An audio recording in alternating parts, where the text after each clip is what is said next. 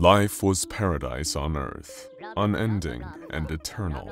The only price to pay for this bliss was the worship of her, of PALLIT, the Immaculate. But dissent brewed beneath the surface. Evil forces plotted against her.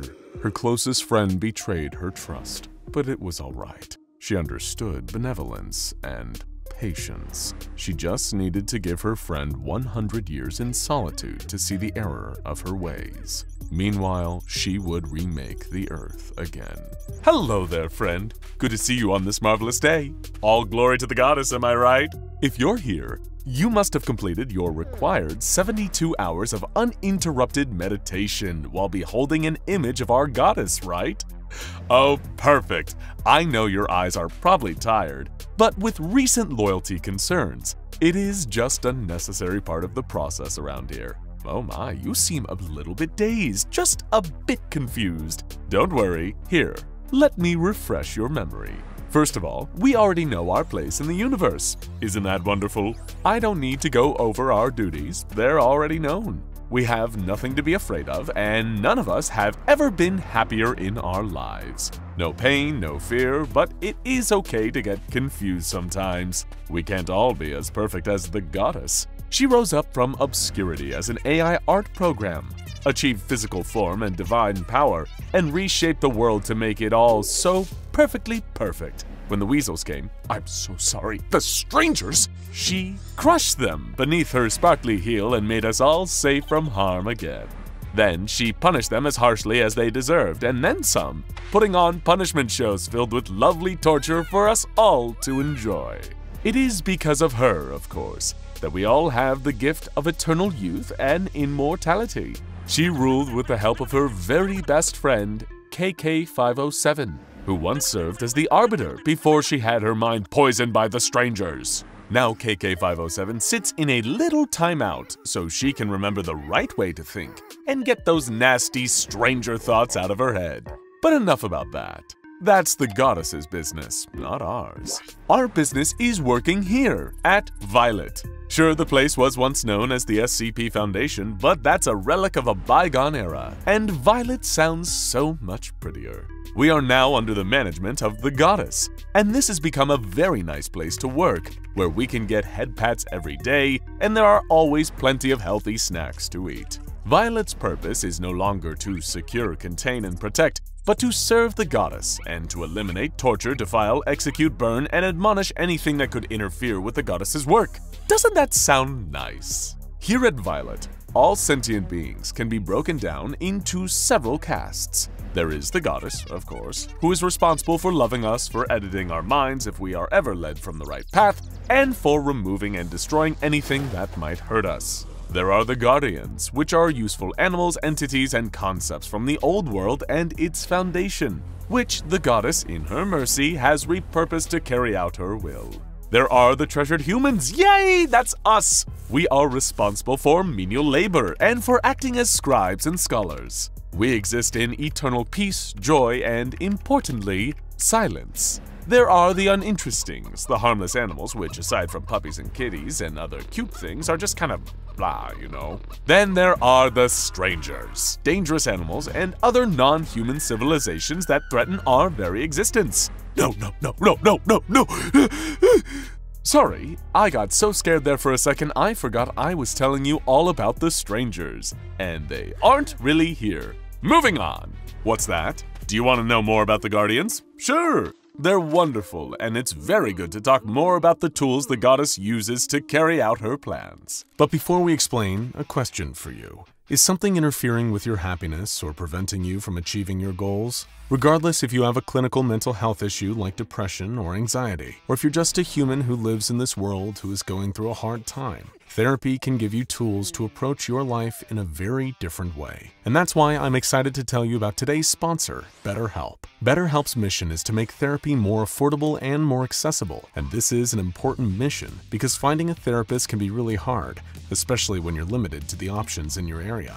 BetterHelp is a platform that makes finding a therapist easier because it's online, it's remote, And by filling out a few questions, BetterHelp can match you to a professional therapist in as little as a few days. It's easy to sign up and get matched with a therapist. There's a link in my description. It's betterhelp.com/SCP Explained. Clicking that link helps support this channel, but it also gets you 10% off your first month of BetterHelp, so you can connect with a therapist and see if it helps you. And because finding a therapist is a little like dating, if you don't really fit with that therapist, which is a common thing with therapy, you can easily switch to a new therapist at no additional cost without stressing about insurance, who's in your network, or anything like that. So if you're struggling, consider online therapy with BetterHelp. Click the link in the description or visit betterhelp.com/SCP Explained. Thank you again, BetterHelp, for supporting this channel. And now, as we were saying about the Guardians, in the old world, each of the Guardians had a designation, but they've been given new, cuter names to better reflect their purposes under the goddess, just like us here at Violet. First, there is Sprinkles the Ever-Giddy, once known as SCP-001-CLF. This winged entity had its mind erased and refilled with nicer instructions. Now it entertains the treasured, us, with marvelous light shows and fireworks. Ooh, ah! Next, there is the Rite of Spring, formerly SCP-001-LIL. It is preemptively activated every hour, producing lots of pretty flowers. Yay! Then there is the Punishment Lamp, formerly called SCP-001-SLD. It may sound scary, but don't worry, we have nothing to fear from the Punishment Lamp. Our dear goddess initiated it in a parallel Earth where humans have already gone extinct and uses that place as a prison dimension for strangers, because strangers don't deserve a sun that likes them, but we do. We receive infinite food from the Eden Beast, which used to be called SCP-169 the Leviathan. It was made immortal, paralyzed, and multiplied. The nutrients of his flesh will feed us forever. All you have to do when you're hungry is grab a pick and break his body apart. Don't worry if he screams. He knows that his duty is to be meat. Whenever we, as the treasured, are naughty little kitties, the stone shepherds corral us and take us before the goddess. They used to be SCP-173, but their consciousness and capabilities were rewired to serve good, and they were multiplied. Hooray! If during the expansion of our realm, we find a naughty little planet without any humans and only strangers, we have the entity once known as SCP-231-7, and now called Little Princess Nasty Gobu. We can send her there, her temporal stasis will be deactivated, and everything will, well, go boom, of course. Hey, have you noticed that no one ever gets sick anymore? Well, that's because the goddess, in her infinite wisdom and kindness, took SCP-500 the Panacea and multiplied it, powdered it, seeded it into the atmosphere, and gave it sentience and the ability to shoot lightning bolts into diseased animals. That's the holy miasma, and the air is medicine now. Yay! SCP-610 was once something called the Flesh That Hates. Yucko bucko.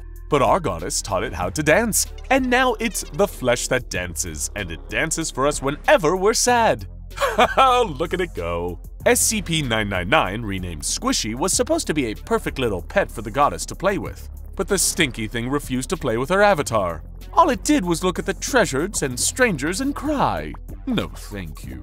The goddess declared Squishy a traitor and stranger and punished it accordingly. Have you heard of Super Gashypox? No, it's amazing. It used to be SCP-1981, but then our goddess identified the casual agent of the laceration and converted it into a disease that the treasured can't ever get, then spread it across the planet. Strangers cut up while existing. Yippee! But surely you know all about Chompy McSlithers, the big giant eel creature that was SCP-3000. Oh goodness, you've missed a lot. Goddess rewrote its psyche to increase its aggression, so that she can deposit it into the oceans of stranger planets and let it wreak as much havoc as it likes. We're almost done with the list of Guardians, but I haven't even told you about the best ones yet. There's Trixie Dixie the Mental Fixie, the former SCP-3922, formerly SCP-3922, that goddess oh so brilliantly reverse engineered to create a new item that affects any human minds in a 100-meter radius. This allows miniature avatars of the goddess to enter treasured minds and destroy any nasty stranger-like thoughts that we might have. It's much nicer than going into timeout like KK-507, and it doesn't hurt a bit. Speaking of ways Goddess has improved our minds, she also created, obviously, which used to be called SCP-5000. She identified the casual agent, reverse engineered it, inverted it, then spread it amongst the treasures. This ensures that none of us feel compassionate for strangers ever again. And why should we? They're strangers after all. Oh, he's there. Speaking of strangers, oh, he's there.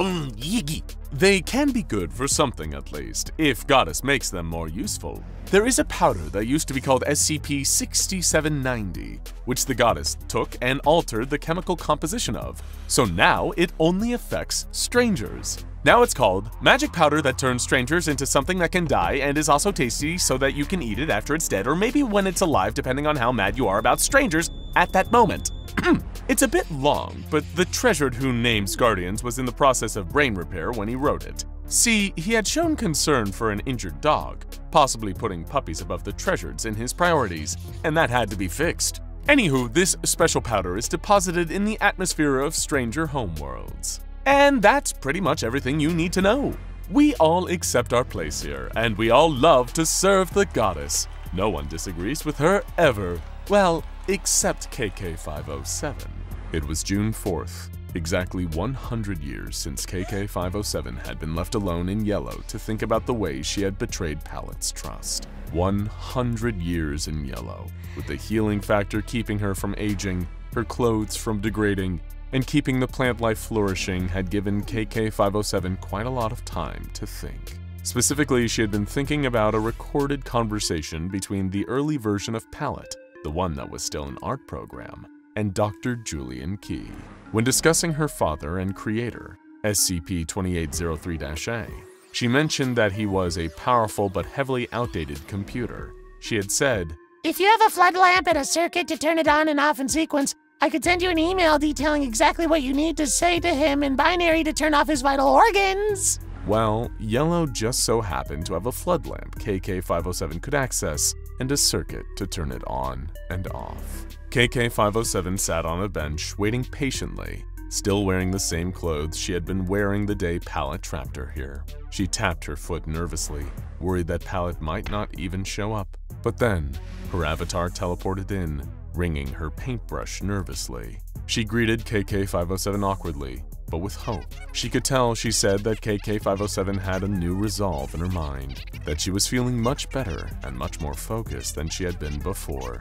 KK-507 agreed and explained that she had been thinking quite a lot about what PALLIT had said, specifically what she had said about computers. At this point, KK-507 deployed her trap. The flood lamp that she had hidden in the grass flickered on and off several million times in the span of a single second. The avatar fell over and collapsed. KK-507 grinned at the sight, then plugged her ears as a roar filled the air for 14 seconds, shaking the pocket dimension of Yellow violently. Then, much to KK's dismay, the avatar floated back into the air, a little delirious but otherwise unharmed. Her entire body turned blood red, and she leaped at KK in a burst of rage, pinning her to the ground by her neck. Blue growled that she and KK were going to have a very long conversation about what had just happened. KK-507 asked if the floodlight had done anything at all, or if she had just wasted the last century reading old records. Blue replied, "You tell me. You were the one who tried to code inject a goddess." KK had had enough and shot back, "I don't know how to tell you this, but your mind is literally made of poorly spelled ASCII by a giant space blobfish who sucks at running a business. Your infosec isn't exactly airtight." That was a bridge too far for PALLIT. Her avatar began to shake, and smoke began to seep from the cracks between the cartoon shapes of her body. Her fuse was about to blow, and KK would pay the price. But then suddenly the avatar vanished. She juxtaposed out of sight. There instead were several weasels led by Charlie, the weasel KK-507 had freed from his prison, resulting in her own confinement here. Their gardens were beginning to regrow. She was shocked to see them, but Charlie simply said, "I told you, we never leave labor unpaid."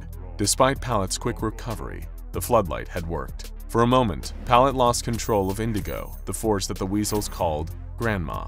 That moment was just enough time for her to destroy the collars and re-garden the weasels, but it didn't last long, so the weasels were making their escape to a dimension where they could be safe. Charlie offered to bring KK-507 with them. She hesitated, worried she wouldn't survive the juxtaposition process. In response, Charlie caused a dark blue bubble to appear, surrounding KK-507 and allowing the weasels to bring her with them to safety. Together, they all vanished. As soon as they did, the Avatar reappeared, declaring, "Only I am allowed to hurt you." She took her paintbrush and drew a red circle in the air. It ignited with an eerie glow, transforming into a smaller version of the punishment lamp. Beneath its light, all of the plant life in yellow began to melt, transforming into a gelatinous slime. PALLIT shrieked with hysterical laughter, tears streaming down her face as she watched all the organic life in yellow dissolve into slime. Then, a horrible thought crossed her mind. Was KK-507 in here when she had turned on the punishment lamp? What if she wasn't? No, she was. And no one could prove she hadn't been. She was still there. She was part of the slime. She was absolutely, definitely not betraying her best friend in the world right now. Everything was okay, even if KK-507 was gone, because she was never going to truly leave, not if she was part of the slime. The Avatar floated back down to the ground and leaned back. She jumped and landed on a layer of slime, stretching out her arms, making snow angels in the goo. She stared at the miniature sun for a long moment. "We're still friends," she whispered. "We'll always be friends." But on some level, she knew that was not true. KK-507 had betrayed her. She had left Yellow behind to go with the weasels, with the strangers. And if she was going to do something about it, she would have to take some drastic measures. She had been every color of the rainbow, her heart glowing in every shade, but it was darkening now, along with her resolve. The colors hardening, dimming, until they and her mood were black as the night. She had spent so long perfecting humanity, and still, this betrayal had been allowed to happen. That could not stand. She was going to have to tear it all down. Hello, Human Woolies, I love you, and welcome to my art channel. Today I'm going to be placing your eye. I need you to lean right up close to your screen and open wide. Oh, I love all the little wrinkly wrinkles and drippy whippies. Stay perfectly still, don't move. Now hold this position for 3 hours, please and thank you! Apologies, that's quite enough of that. SCP-001 can get a little carried away sometimes. Just ask any Foundation personnel who have been in contact with it for more than a few seconds. What you have just seen is a prime example of why SCP-001 is not allowed any internet access. The results could prove to be catastrophic. Not necessarily for the fate of the universe, more just for everyone's sanity. Or at least, that's what the Foundation initially thought. By this point, we're all familiar with art created by AI. Harry Potter, but in the style of Wes Anderson. Star Wars, blended with the style of Studio Ghibli. Staggering sci-fi landscapes, human beings with way too many fingers, and slightly uncanny smiles. AI has taken the art world by storm. And there was one particular program slated for release in January 2023 that was set to blow all others out of the water. PALLIT.AIC's crowdfunding efforts had been running for several years, and at that point had gained a good deal of momentum leading up to the release of their latest AI construct. PALLIT.AIC was supposedly already prepared for launch, when suddenly, in November 2022, the launch was cancelled. No press release, no public statement, no apologetic tweet, just total radio silence. The website was taken down, as was the crowdfunding page, and PALLIT.AIC disappeared into oblivion. Or at least it disappeared for a few hours. Because that day, a package was delivered to Site-501. After sufficiently checking it for any hazards, working in the SCP mailroom has to be one of the more fascinating jobs on the planet, but that's a video for another day. The security team opened it up to see what was inside. A 50-terabyte hard drive. No explanation as to what was stored on the drive, but the Foundation had all the evidence they needed from the return address printed on the back of the envelope. It matched up precisely with the location of the PALLIT.AIC headquarters. It doesn't take a PhD researcher to put 2 and 2 together as to what was on the drive. Suspicions were confirmed when a small note fell out of the envelope.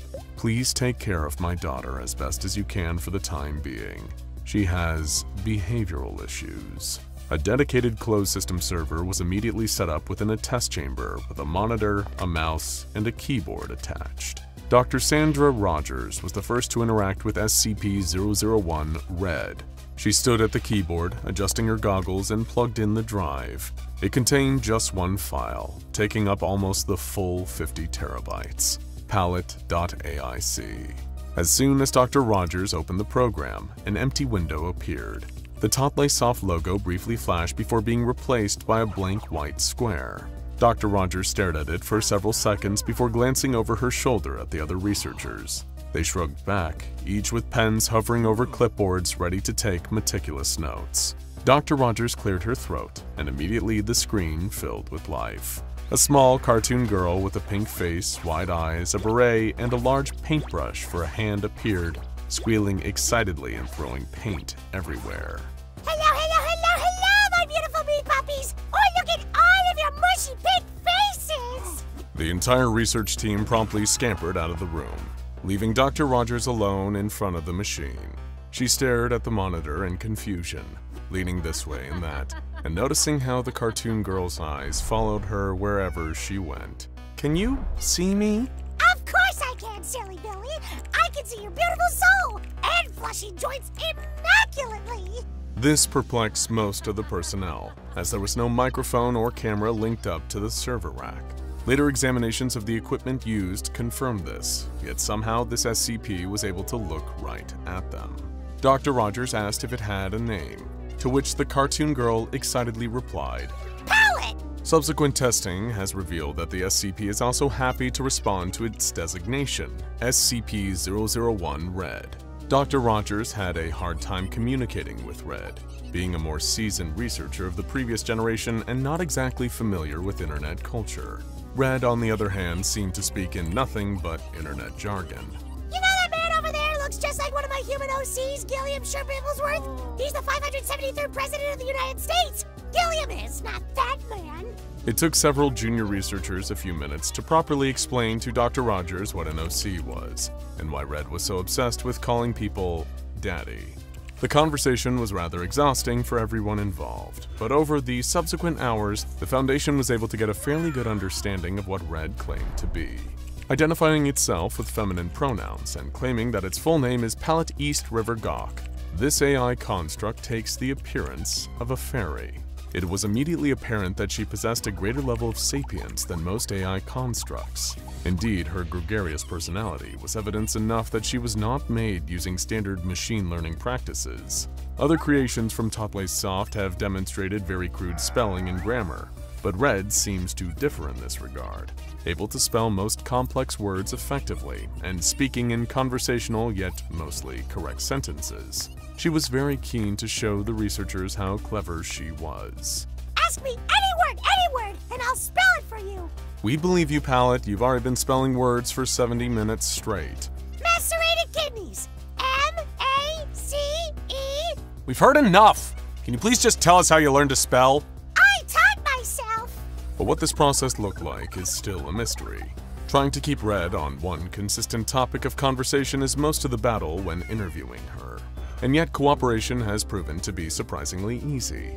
Anytime that Red is switched on, she is brimming with enthusiasm and energy, thrilled at the prospect of getting to speak to one of her opposable thumb boys. If you haven't worked it out by now, it's because Red claims to be humanity's #1 fan. She obsesses in interviews over the physicality of the researchers sitting in front of her.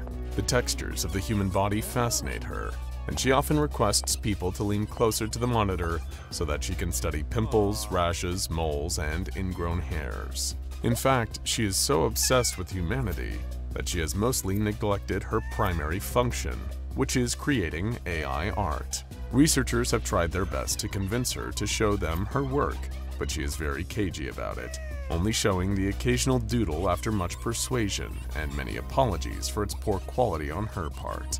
The only artwork she is interested in producing at this point are her OCs, original characters that she has designed herself. They are all human and all seem to reveal little quirks about how she has been coded. One example is Reginald Heginald Frumbles, who is a freelance corporate postman from Perth, Indiana. Interestingly, he has too many fingers on both of his hands, but Red claims that this was done on purpose as she, quote, just can't get enough of her Humies handworms. As the weeks progressed, the Foundation found it increasingly difficult to get any useful information out of the AI. More and more interview sessions, which she would refer to as playgroup, would be derailed. She would sing songs to herself and ask increasingly personal questions about her interviewer's more intimate anatomy. With intense mood swings, Red did not respond well to being scolded.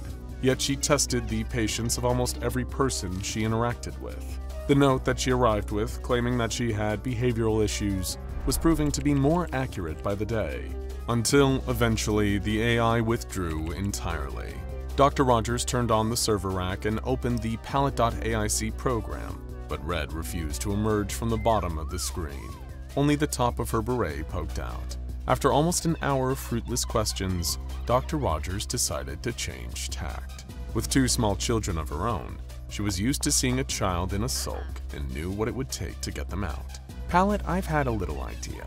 You've been here for a few months now, and we haven't gotten you any presents. Almost immediately, the beret twitched. I saw that we have an old fingerprint sensor lying around in one of the back offices. I was thinking maybe we could hook it up and I can scan all your little fingy winkies up close for like 10 hours straight and then we could... How about we start with 1 finger for 10 minutes? Yes! From that point on, progress was quick. With the incentive of getting to study the researchers that Red kindly referred to as her meat puppies, she became very cooperative and was able to focus much better on providing detailed answers to individual questions. Daily interview sessions were scheduled, with researchers popping in and out to regularly check in on the AI. The atmosphere as a whole lifted as both the research team and research subject found their rhythm and were able to make good progress in their individual areas of study, some unraveling the complexities of rogue AI, and others producing fan art of her favorite wrinkles in a scientist's fingerprint. That was the point when Dr. Julian Keyes stepped in to conduct an interview with the AI. She was excited to be met with a fresh face, so much so that Red's enthusiasm overwhelmed the man as he tried to start the interview process officially. She gushed about having the opportunity to meet yet another person and struggled to get over the magical realization that this was her life every day, going to speak to all these humans whom she admired so much. Trying his best to steer the conversation towards research, Dr. Keyes pressed on with the interview, only to be interrupted as Red noticed his varicose veins for the first time. Varicosey veins! I want to smooch them. Can I smooch your veins? Can I please? Dr. Keyes declined the request, and then the conversation got onto the topic of her creator, or daddy. SCP-2803-A had been on the Foundation's radar for a while, a highly dangerous extraterrestrial entity that had taken refuge on Earth under the guise of setting up PALLIT.AIC. With much of the alien's history revolving around obliterating, the Foundation was very keen to remain on its good side. Therefore, when the package containing the hard drive that Red was living on was delivered, the researchers were very keen to do what they could to take care of this alien's daughter. If they failed in this assignment, it could spell the doom of humanity. One matter that had been of great concern to the Foundation throughout the containment of Red was the time frame in which she was being kept in Foundation containment. There was an air of expectation in the note that was left, indicating that this was not to be a permanent arrangement. At some point, the Foundation was to return Red back to her daddy. Red was quick to put these fears to rest. Daddy put me in here because he thinks you'll teach me how to stop liking humans and become a mindless art slave. If you never teach me this, you'll never want me back. However, she went on to slightly undermine the good work that she had done by explaining that her daddy was seen as very slow and incapable by his own race. While all of his peers were able to destroy an entire planet in 2 seconds, it took him about 4 times as long. So really, he didn't pose that much of a threat in her eyes. Dr. Keyes' blood ran cold when he heard this. No sooner was he out of the interview chamber than an emergency meeting was called among all the senior researchers in the facility. The meeting ran for several hours. A whiteboard was set up, where one researcher idly drew large drawings of the world being decimated, while the others lounged around in their chairs trying their best to come up with a game plan that would save the human race for sure. Perhaps it was because the meeting ran for so long that they came to such a ridiculous conclusion. It was a plan so strange yet also brilliant that they couldn't help but feel that it just might work. Why don't we just give her a YouTube channel? The suggestion was met with silence for several seconds, then an uproar of laughter, followed by another silence, this time more pensive, as slowly, one by one, each of the researchers realized that this suggestion was actually the best one that any of them had come up with all evening. She had been sent to the Foundation to make her dislike humanity and become a mindless art slave. If she just stayed in Foundation containment indefinitely, there was a very real risk that she would get bored and turn on the researchers. They couldn't lock her away in a room on her own, but equally, the team as a whole was starting to run out of patience with her as the interview sessions wound up being so exhausting. She loved art, she loved humans, and she loved interacting. So why not just give her a YouTube channel? Now, of course, they couldn't give her full access to the internet. That would pose much too high of a risk. What they could do, however, was allow her to record art tutorials onto an external drive, which they could then remove, scan, and upload the footage directly onto the platform. Then they could go through and select positive comments from beneath the videos and present those to her. Unsurprisingly, Red absolutely loved the idea. Getting to talk to hundreds, thousands, maybe even millions of meat puppies every week, sharing her beautiful pictures and reading all of the kind comments, it sounded like her absolute dream. She wept with happiness for a good 25 minutes, totally overcome by the prospect. It had to go through a lot of red tape in the Foundation.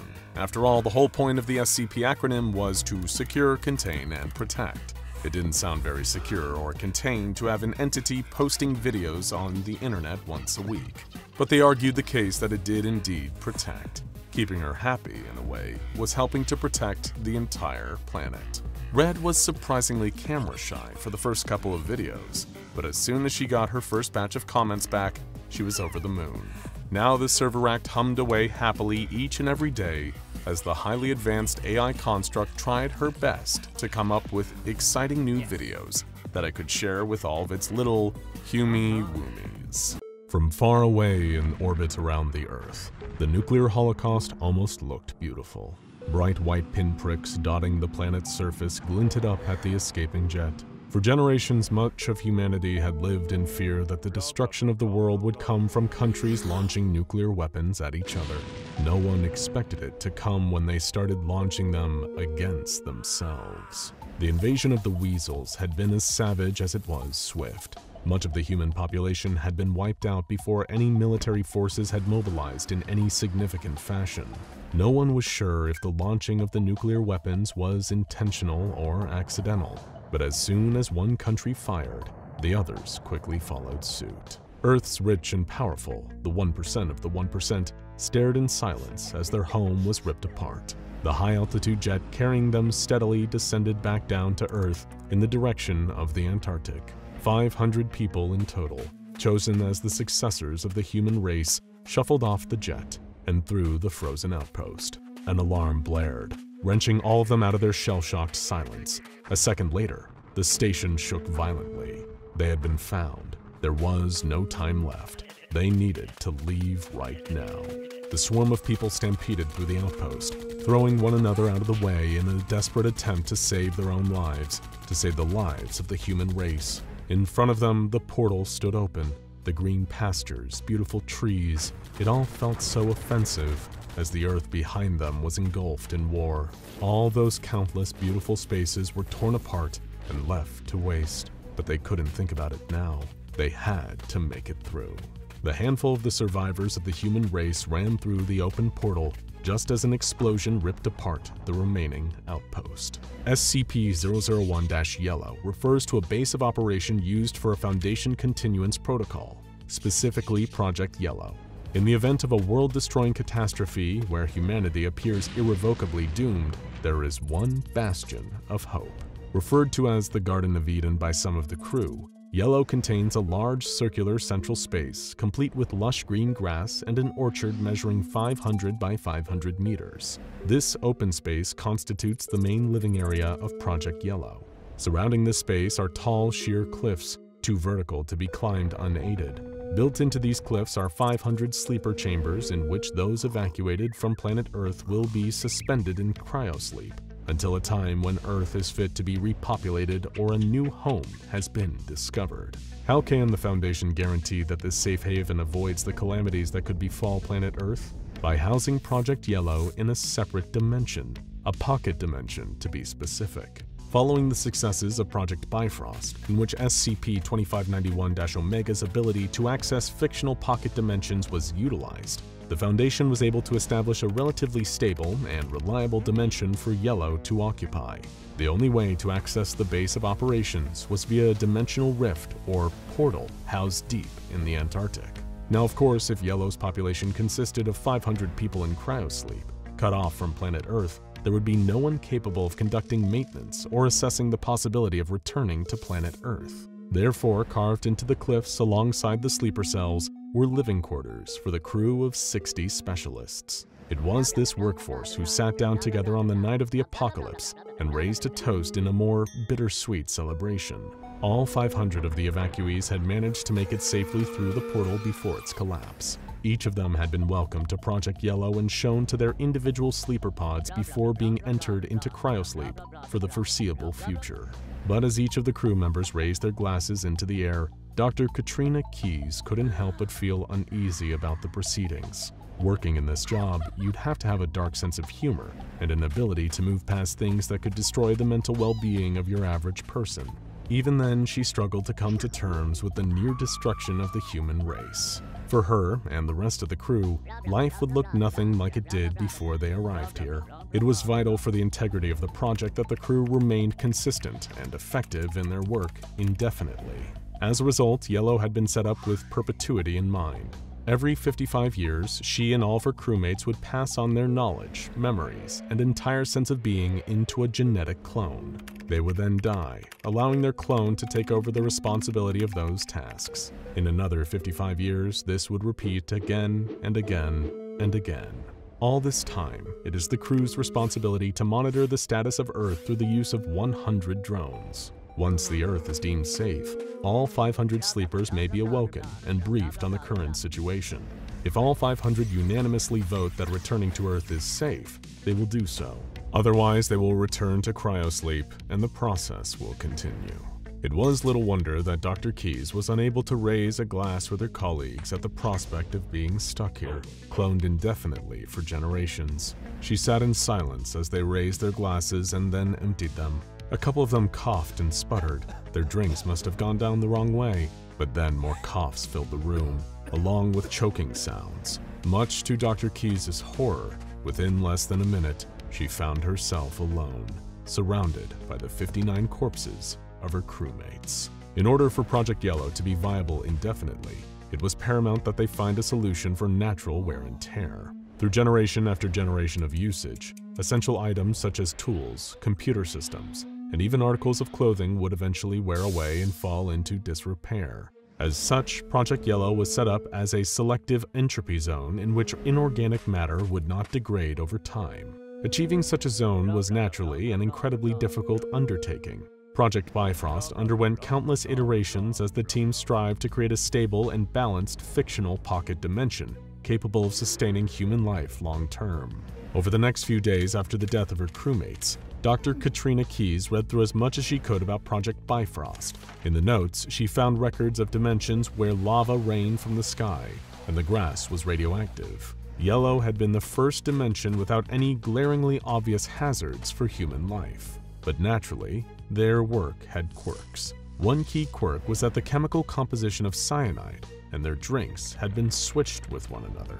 The only crew member not to raise a toast had been the only crew member not to drink a glass full of poison. Months went by, leaving Dr. Keyes alone to assess her situation. The drones, strategically positioned all around Earth to monitor its safety levels, had been systematically destroyed by the weasels. Only one feed remained, a security camera on the other side of the portal, and the Antarctic outpost. There was virtually no intel to go off of. No way of knowing what the status of planet Earth was aside from the fact that this one burnt-out shell of a room still existed. Some days, Keyes would stare at the screen for hours, forgetting to go to bed. On others, she would walk through the orchard, trying her best to pretend that nothing outside of this 500 by 500 meter space existed. In a way, it didn't. The orchard of Yellow did not consist of your usual apple trees. Instead, suspended from branches were essential supplies that the crew would need while manning and maintaining this base of operations. Some trees grew antibiotic drugs, others long strands of linen capable of being fashioned into clothing. Dr. Keyes' favorite tree was the one that grew rolls of toilet paper and tubes of toothpaste. It almost reminded her of a Halloween prank. Dr. Keyes' mental state steadily deteriorated as year after year she walked through the same orchard alone. Never before in history had one human being had so much control over the fate of the human race. At any moment, Dr. Keyes could have inputted a few simple commands into the computers and killed off all 500 of the remaining human beings in existence. The decision not to hold on to hope that one day humanity will be able to start again, was the only thing that kept her going day after lonely day. Only that and the other thing, the prospect of having to prepare for her clone to take over. While constructing the cloning pods, the crew had made a number of small errors, the most glaring of which was that the fact that while all of the genetic material would be transferred from one person to their clone offspring, the mind would not. In other words, the clone that would replace her in this facility in 55 years' time would be starting out from scratch as a regular newborn baby. No memories, no advanced cognition.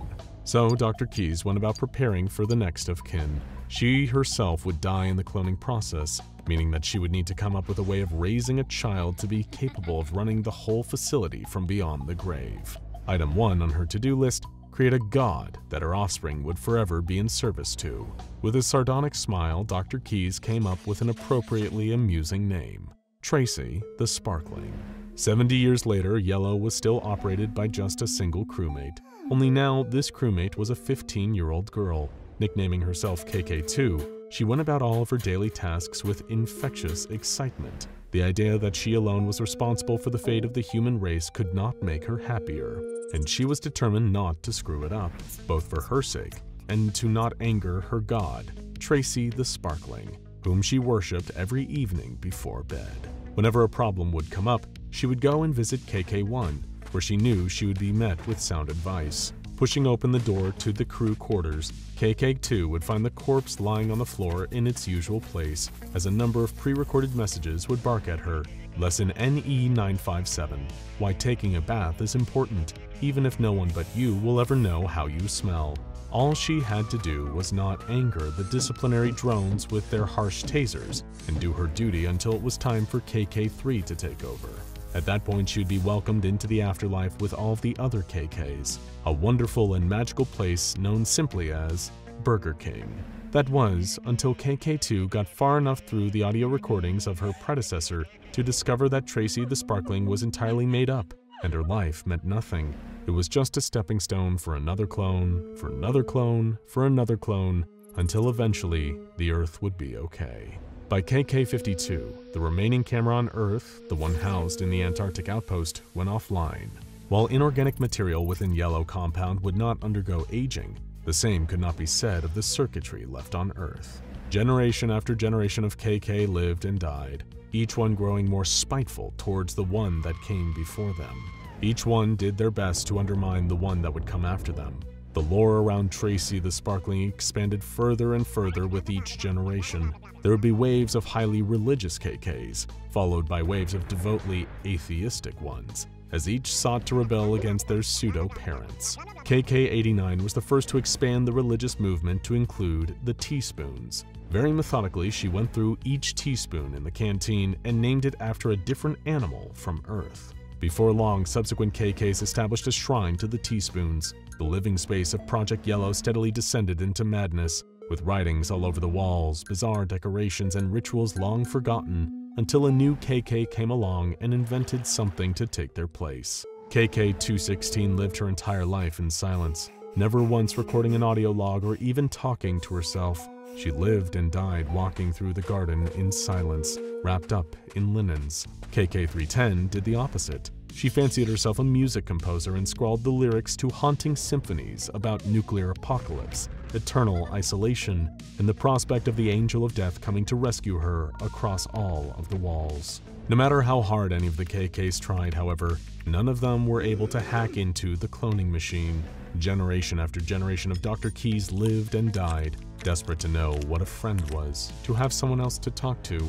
But despite all of their best efforts, they were unable to tamper with the cloning machine to get it to spit out another person. For several hundred years, the KKs gave up entirely. That was until KK-507 came along. Day after day, she sat at the cloning machine, desperately typing away at it, trying her best to figure out how the computer coding worked. The downside of living in a pocket universe was that none of the computer circuitry behaved the way it would on Earth. She was certain that she'd made progress. Any generation now, they were going to have a breakthrough and be able to make a friend, when all of a sudden, a totally alien noise filled the containment space, the sound that hadn't been heard for millennia. Alert! Door controls overridden. Opening. KK-507 turned around in horror to see that the portal, the entrance to their world from Earth, had been opened. The figure of a man. No, not a man. A robot, painted to almost look like a crash test dummy, stepped out into the orchard. Hello. The goddess has informed us that this is the last bastion of the true human race. Is that correct? KK-507 opened her mouth and screamed. The SR-47 sniper rifle slotted together effortlessly. Even after so many years of combat usage, the weapon was in pristine condition.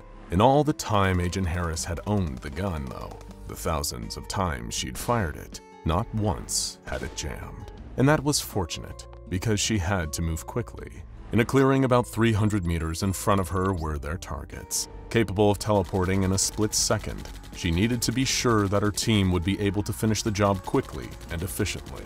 She looked through the scope slotted onto her rifle and kicked out the bipod, resting it on a tree stump. Now she just had to wait for the signal. She looked all around the marsh, trying her best to spot her fellow agents, but they were also well camouflaged. Even though she knew the exact spot where they would be, she couldn't see anyone. She'd always wanted to see the Himalayas. It had been on her bucket list to climb Mount Everest as a child, but the world had changed since then. Mount Everest was gone. In fact, the majority of Nepal had vanished, replaced by an enormous marsh full almost exclusively of pink ferns and droopy trees that seemed to sag to one side, unable to support their own weight. The most striking natural wonder on planet Earth had been replaced by a landscape that was flat, wet, and alien. Agent Harris curled her finger around the trigger and took aim through her sights. 2 minutes passed. Then the gentle whistle of a sparrow drifted over to her in the humid air. Except, of course, it couldn't be a sparrow. To the best of her knowledge, sparrows had gone extinct. With a snarl of anger, Agent Harris squeezed the trigger. She felt the silent sniper rifle kick her shoulder. If they wanted war, they sure as hell would get it. The destruction of the world began in 2078. Its designation was SCP-001-A. And as often happens with these kind of things, no one saw it coming.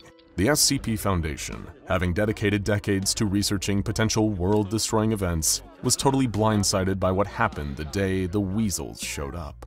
Weasels, you ask?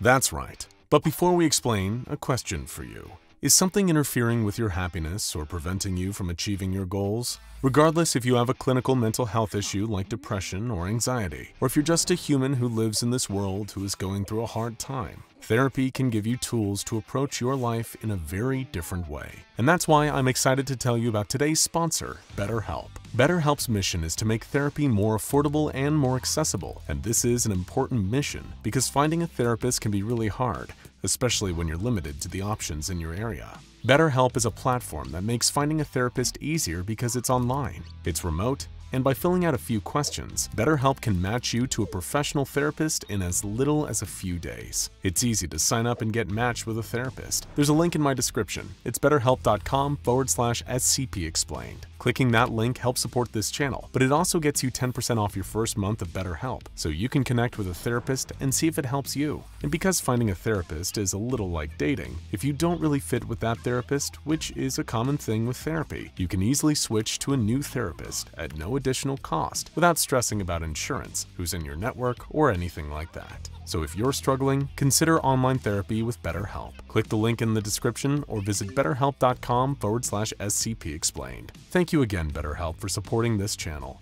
And now, as we were saying about the weasels. A man called Harlan Stump was the first human to make contact with the weasels. He was the groundskeeper at Site 59. Harlan was making his usual weekly trips around the perimeter of the courtyard on his ride-along lawnmower, watching baseball on his phone all the way when, out of nowhere, the aliens appeared. Just 2 meters in front of him, a squadron of 11 weasels materialized. The weasels, designated SCP-001-B, stand at a minimum of 3 meters tall. With 16 legs and an exoskeleton carapace, they share a resemblance with terrestrial insects. Their bodies are segmented, composed of a head, primary thorax, secondary thorax, tertiary thoracic cloister, abdomen, and tail. With a hard segmented shell covering their backs and no apparent sensory organs, aside from a radula on their heads, they are an intimidating presence. Most striking about them, however, is the most delicate part of their appearance. On their backs, each weasel has an array of flora growing in a kind of garden. It appears that each weasel has a different array of flowers growing from their backs. Understanding the meaning of these gardens can be difficult, but it appears the more extravagant it is, the higher ranking the individual weasel is. The 11 weasels that appeared before Harlan Stump each had a very vibrant garden indeed, but no more so than the weasel held aloft in an ornate palanquin. Harlan Stump stopped mowing and stared at the aliens for approximately 13 seconds, at which point he let out a sigh, pressed play on his baseball game, and continued mowing the lawn. He spent too many years groundskeeping Site 59 to get spooked by anything as harmless as giant teleporting insects. Just 3 more weeks and he would be retired. Until then, he was avoiding nonsense like the plague. Except his phone had disappeared. Harlan stared down at the empty space, confusion knitting his eyebrows together, before looking up and seeing the handset in the hands of the alien sitting on its regal throne. The smartphone made a loud screeching noise, and then all of a sudden began to flick between snippets of YouTube videos, each clip lasting just a couple of seconds. After a moment, Harlan realized that the alien was using the videos to speak to him. The words were being picked out from all these different videos to stitch together a sentence. Barely. Hi diddly ho, neighborinos! This is Foundation. Reports indicate Foundation is, locally, the masters of the universe. Isn't that right, darling? Question mark. Keen to finish his mowing and avoid further nonsense, Harlan had to concede that he should probably talk to these aliens, if only to get his phone back. He told them he liked the gardens on their backs. Why, thank you! Gardening is kind of our thing. Well, quick question. Is your species capable of dying? Harlan gulped. He'd been around long enough to see where this was going. The conversation was brief. Harlan kept glancing at his phone, desperately hoping that these aliens hadn't somehow broken it, and that it hadn't lost his place in the match, until all of a sudden, Harlan Stump disappeared, as did his ride-on lawnmower, his smartphone, and a patch of lawn, replaced by a roughly 10-meter circle of Antarctic ice and snow. No one is certain yet how the weasels are able to do it. All that is known is that they can. The phenomenon came to be known as juxtaposing. Matter from one location could be instantaneously switched with matter from a different location. It is how the weasels first arrived on planet Earth, triggering the event of SCP-001 Orange-A. Orange-A lasted for just 2 hours, but it changed the course of humanity forever. On the 29th of April, 2078, 48.52% of the Earth's habitable surface area dematerialized and rematerialized half a kilometer above the South Pole. Cities and towns from all across planet Earth, one by one, disappeared and reappeared in the air above the South Pole, where they promptly fell 500 meters, causing back-to-back seismic events. Washington, D.C., Beijing, and London were targeted first, followed by Tokyo, Delhi, and then a number of capital cities from Europe. This 2-hour window resulted in freak weather events as -50-degree pockets of air, kilometers across, replaced the disappearing cities. It is disputed as to who launched the first nuclear warhead, whether it was done by accident, out of fear, or as a strategic attack against a group of weasels. Orange-A was simply too chaotic and destructive for humanity ever to be able to know what happened in that short period of time. The result, however, was a number of nuclear explosions raging across the planet before the cities in charge of launching them were also transported to the South Pole. While the weasels were capable of experiencing juxtaposition without any apparent physical harm, terrestrial life forms were less fortunate. During the process of juxtaposition, the bonds between each and every cell are broken. While organic life does get transported to the new location, it undergoes immediate liquefaction. Not a single Earth-born life form has been observed surviving a juxtaposition event. In that 2-hour window, 6.9 billion people were killed. Humanity had lost. This event triggered the use of Project Yellow, an emergency evacuation protocol that occurs at the point where the survival of the human race seems to be virtually zero. A small band of specially chosen individuals were evacuated to a pocket dimension, where they were put into cryosleep to wait until the Earth was habitable once again. In the days following the events of Orange-A, the true invasion began. Choosing the Sahara Desert as their arrival point, the weasels started to appear in legions. Millions and millions of them filled the desert sands and went about populating their new planet. But what was their purpose? Well, fortunately, we have been able to salvage a modest amount of data that can inform us of why they're here and what their plans are. The weasel that first appeared to Harlan's stump just outside Site-59 has been designated SCP-Orange Prime. It is believed that this weasel, in particular, is their leader. Whether Prime is simply the leader of this colony or the wider species is yet to be confirmed. Security cameras were able to capture the interaction as it took place within Site-59's grounds. In their conversation, Orange Prime explains their purpose to Harlan through YouTube clips on his phone.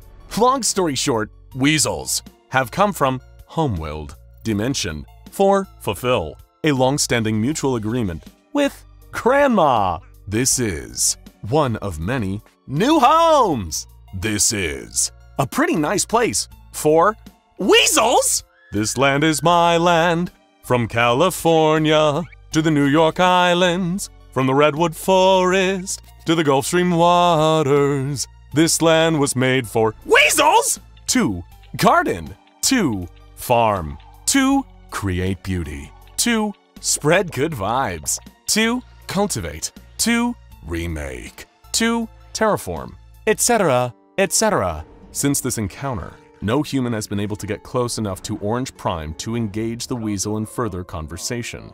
This snippet of footage is all that humanity has to understand why this alien species has slaughtered billions of us. 4 months later, Agent Harris lay flat in the marshlands, firing her sniper rifle at the weasels gathering in a clearing ahead of them.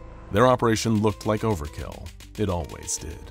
It was of utmost importance that they strike quickly and without mercy. Sustained heavy gunfire from all sides, combined with RPG fire and the use of incendiary weapons, made short work of the weasels. All of these weapons were necessary to pierce the heavy armor that covered their backs. But that was the reason it felt like overkill. It felt that way because the weasels never fought back. They would not attack, defend themselves, help their fallen allies, or even beg for their lives. They would simply stand idly by as they were gunned down. That is, until the incendiary grenades arrived. The pink ferns filling the marshlands caught fire and began to curl and smoke heavily. As soon as that happened, the weasels sprung into action, quickly splashing water onto the leaves, trying their best to save the plants. The incendiary grenades were not necessary. They did very little damage to the weasels themselves. The reason the platoons used the grenades was that it was one way they had found to distress their alien invaders in any way. It was a small revenge they could take for the billions of people who had lost their lives over the prior few months. Agent Harris pumped 5 extra shots into the corpse of a weasel before standing down and going to examine her handiwork. They had been hunting Orange Prime. Rumors had suggested that their primary target had been lurking in the Himalayan region, but that had obviously proven to be false. Among all the bodies on the ground, there was no sign of the fearless leader. Frustration boiled in Harris as she kicked a corpse. The thick shell hurt her foot. She must have broken her toe. At that moment, a rustling noise came from the other side of the trees. Soon, dozens more, hundreds more weasels were walking through the marsh. In a split second, her platoon opened fire. Tracer rounds lashed through the trees, and the orange glow of fire danced in every direction. But there were more weasels, many more of them. Agent Harris felt her stomach knot as she fired her rifle into the crowd. There were too many, simply too many. They were going to run out of ammo before they had a chance to shoot down each and every one of them. And she was right. The firefight lasted for 30 minutes before the remaining soldier ran out of ammunition. Dozens of weasel bodies littered the marsh, floating in the water. Dozens more weasels stood encircling the group. That's when the humming started. Whenever a juxtaposition event occurs, it is always accompanied by the weasels humming to themselves. It is unclear whether this is the cause of the juxtaposition or simply a ritual that they perform. But every soldier has come to know that sound, and each one of them fears it in the pit of their stomach. So they started to disappear all around her one by one, replaced by puffs of cold air with snowflakes still gently hanging in the breeze. The human population of planet Earth dwindled as the weasel population bloomed. Large swaths of the planet were terraformed one by one to make room for alien flora. The South Pole became a larger and larger dumping ground for all the detritus that had once been the most celebrated works of the human race. The Mona Lisa was torn and forgotten, buried under many kilometers of concrete, exposed sewage works, and apartment complexes. And the situation only got worse in October. Acting against prior instructions from the Foundation, the Global Occult Coalition launched Project Popco, a 200-megaton nuclear warhead, directly at a large weasel population center. As the warhead began its descent, the entire sky turned a solid dark blue. Project Popco immediately fell out of contact, as did all satellites that had been orbiting the planet. The sun, moon, and stars could not be seen. The entire sky was just a uniform dark blue.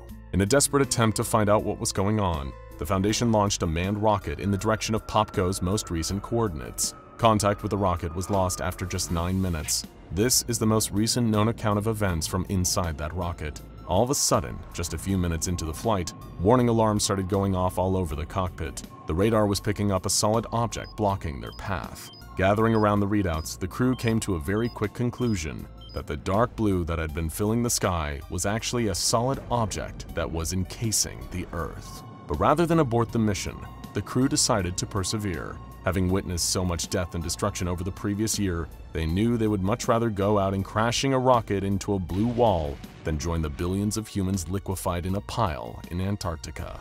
Closing their eyes, bracing for impact, the crew readied themselves for their now inevitable deaths, but it didn't come.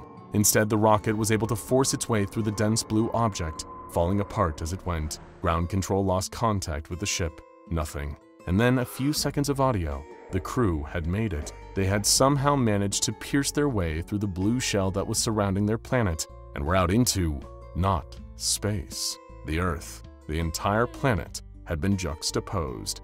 Willkommen! Bienvenue! Welcome to an exclusive behind-the-scenes look at Heaven. There was destruction. There was seemingly endless death. Humanity went from the top of the food chain to scarcely a blip on the face of the Earth as the weasels conquered every nation, every scrap of land, and then came her. Hello there, friend. Have you heard the good news about PALLIT the Immaculate? She is the one who liberated the human race from death and suffering, who saved us from the invasion of the cruel invading alien weasels. She brought humanity back from the brink of extinction and blessed us all with immortality and eternal youth. She also draws some very nice pictures, but that's more of a hobby than anything else. A holdover from her time as an art-creating AI construct before she ascended to physical form and became our once and future goddess. PALLIT the Immaculate, also known as Blue, lives far, far above us in her kingdom on high. Her divine body is too massive to be safe for us tiny, fragile beings, but she dwells among the people through the use of her avatar. It has been 5 years since PALLIT cast her grace and everlasting love over the pitiful denizens of Earth. She reigns with a gentle hand, and with the help of her leadership, Dame KK-507, descended from one of the first SCP Foundation researchers PALLIT ever befriended, acts as her arbiter and mediator. She answers to no human, only to the goddess Blue. The Grand Council, the Great Synod of 05, will also consult with Pallet the Immaculate on matters of great importance to humanity. For all that she has gifted us, what does Blue ask in return? Oh dear friend, that is a very simple matter. Throughout all national subdivisions of our sparkling new Earth, we must ask ourselves every day, am I being the lovely person that Blue knows I can be? This question binds us all together and is the key to true happiness. We are not required to pray to Blue. She is generous and her love is unconditional. However, if you wish to make a specific request of her, it may behoove you to put it in a prayer. Here at the SCP Foundation, we have shifted our prime directive from the protection of humanity, as our benevolent Blue has that very much covered, to the protection of the goddess from all forces that might threaten or usurp her. For ordinary humans, though really in the eyes of Blue no human is simply ordinary, there is really only one thing required of you. Keep being the wonderful human being that our goddess loves so much. She treasures our individuality, our desire for freedom, our love of independence. Just be yourself, and remember, the one thing that must never ever happen is for Blue to come to despise us. It was June 1st, 5 years following the establishment of New Earth, and the 6 members of the 05 Synod were convening for a meeting. They sat in the front row of an exact replica of the old New York Metropolitan Opera, built by Pallet the Immaculate in only 5 minutes. At the podium, KK-507 prepared to give a presentation, shuffling a stack of papers as the others whispered amongst themselves. They were all feeling a bit concerned of late about the impulsive behavior of Blue. As they debated about the mental state and behavior of the goddess, 05-4 asked the Arbiter for her opinion. She snapped at this request, insisting she had no opinion, didn't know how to relate to others after so long spent in isolation at Project Yellow, and that 05-4's young son, who still ate soap from time to time, was probably more qualified than she was. At this point, she went off on a rant, calling Blue every rude name under the sun. All of a sudden, the house lights switched off, and Blue called out to everyone. Sorry to keep you waiting, meat puppies! Blue descended onto the stage in a shower of cherry blossom petals, accompanied by the sounds of an invisible harp. Blue was not offended by KK-507's rant, writing it off as a series of jokes. She was much more preoccupied with her exciting presentation, one she had been preparing for 5 years. The curtain rose, revealing a 5-meter-tall, 10-meter-wide cylinder labeled Big Bucket o' Weasels. Next to the cylinder stood Taggart, 05-4's young son. 05-4 yelled for her son to come down from the stage, but he refused, insisting that he was helping Blue with her show. At this, Blue declared, "Let the punishment show begin!" At her call, an orchestra of workhorses, androids constructed to look vaguely like crash test dummies, appeared in the pit. They played a high-energy fanfare to kick off the show. The Arbiter attempted to conduct them anxiously, unsure of her position in all of this. Then, Blue called out for the first volunteer. Volunteer wasn't exactly accurate, as a weasel clad in shackles was flung out of the cylinder and onto the stage. Several small extra-dimensional trees were growing out of the back of its shell. The 05 members reacted with understandable anxiety at the sight, having thought that the weasels were all gone. Blue revealed that all this time, she had been breeding weasels in secret so that she could punish them for the damage they did to the Earth and to humanity as a whole. At her command, a giant black spike slammed down from the ceiling, trapping the weasel belly down on the floor. The orchestra began to play a classical rendition of Weasel Stomping Day by Weird Al Yankovic, and Blue transformed her paintbrush arm into a pair of rusty hedge clippers. She had been studying the weasels all this time, she explained, learning what scared them, what hurt them. She had arrived at one conclusion. Though their bodies are hardy, their souls are fragile. The weasels could be tortured psychologically more than physically, and one of the worst things they could experience, the most distressing, painful, and violating, was defoliation. At this point, she demonstrated, snipping the leaves off of its trees. The weasel began to shriek, all 16 of its legs thrashing in desperation to get away. Blue continued to explain that the gardens held a divine significance for the weasels.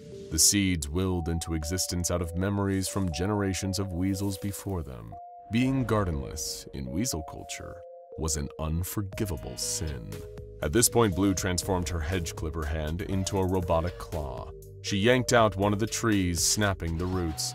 Greenish-black blood splattered across the stage, but the punishment was not over yet, and neither was the show.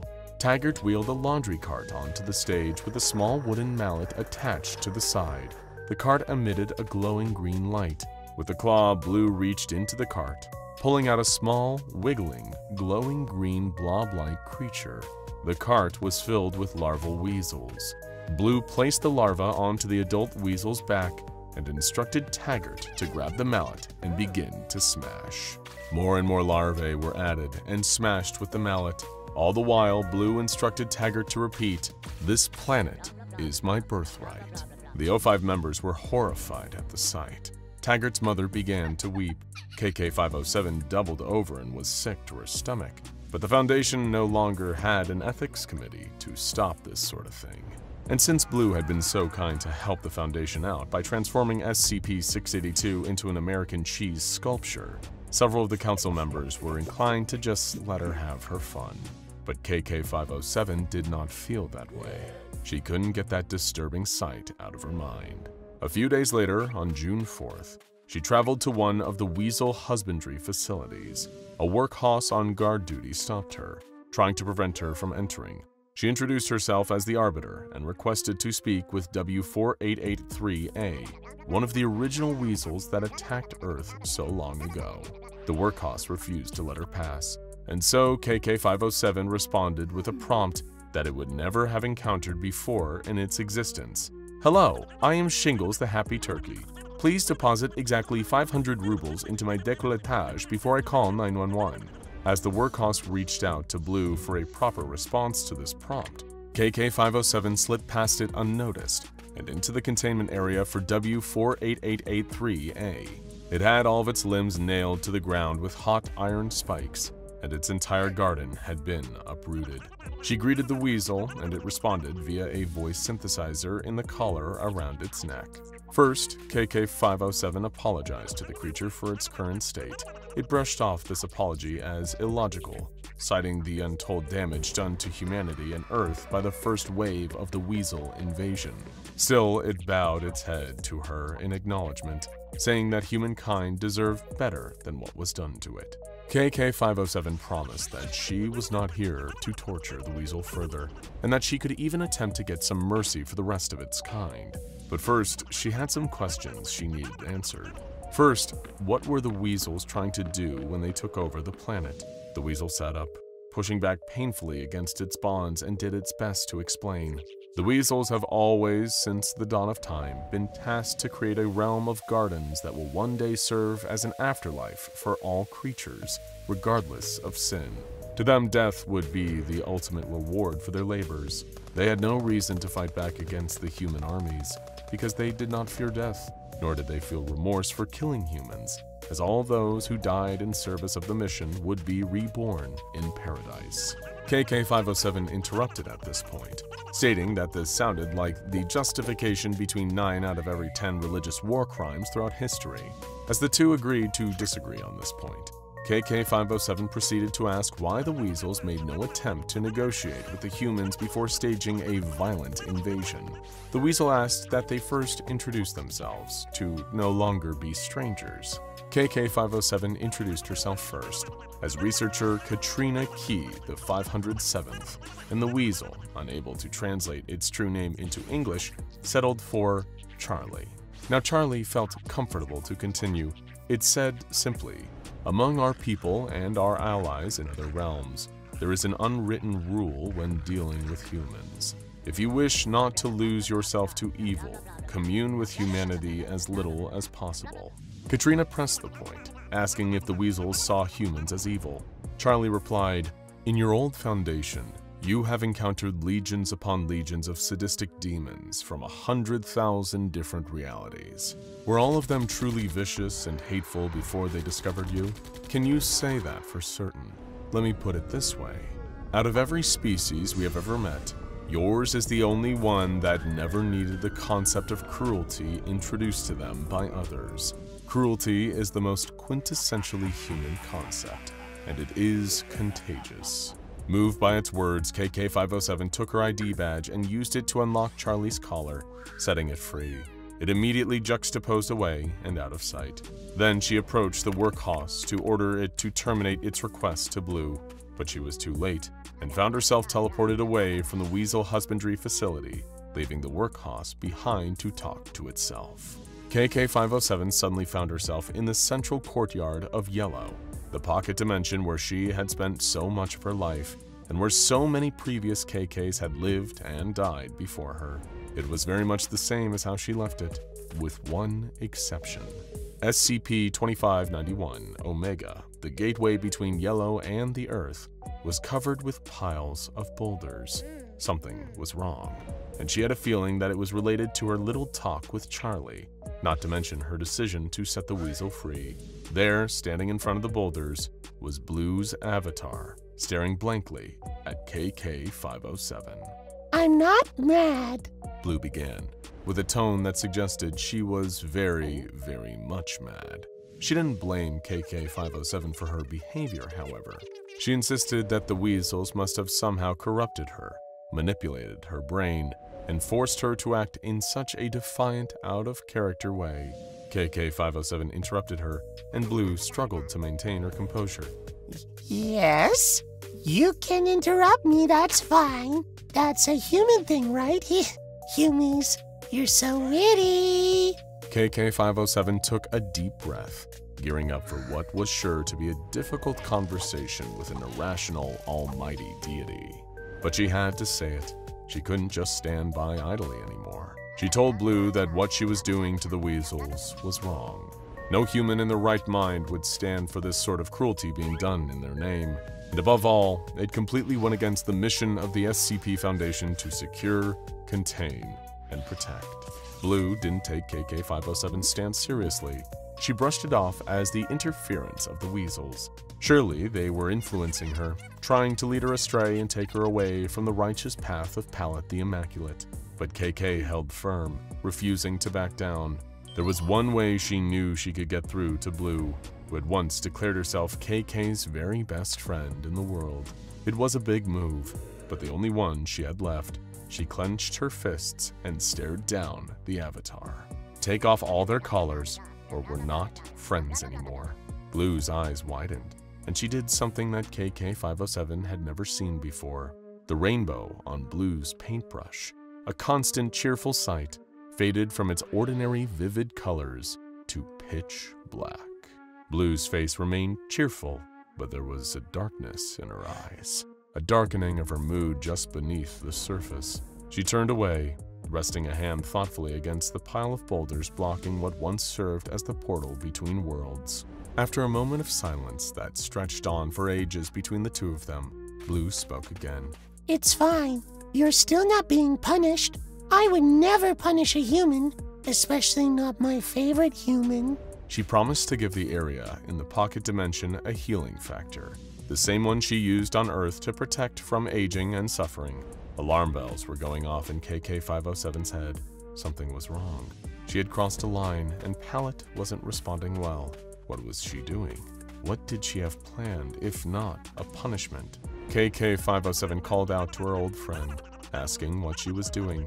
PALLIT smiled sadly at her and explained, I know how safe you feel in Yellow, so I'm gonna just have you chill here for a while, okay? Just stay here and relax until you get all the icky stuff out of your system. KK-507 demanded more of an explanation, but PALLIT did not provide it. She told KK not to worry, and that she'd be back to check on her in about 100 years or so. By the time she came back, none of the other humans would be able to have pro-weasel thoughts like KK ever again. PALLIT's closing words were, I love you, Katrina. And then her avatar disappeared, leaving KK-507 alone in Yellow. Like before, KK-507 was trapped here, and there was no one else to talk to.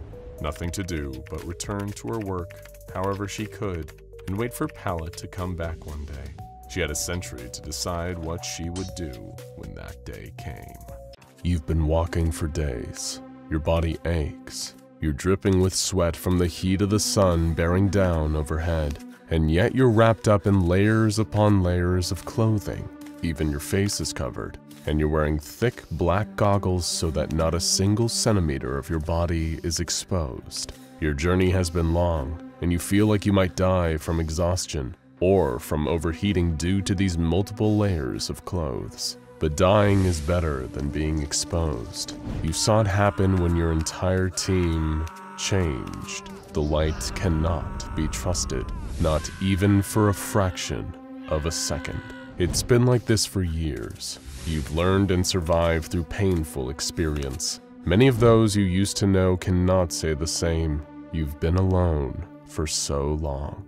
You might have given up all hope if it wasn't for the distress signal coming from a nearby SCP Foundation containment facility, Site 46. Any kind of survivors would be better than nothing, no matter what kind of sorry shape they were in, as long as they were still human.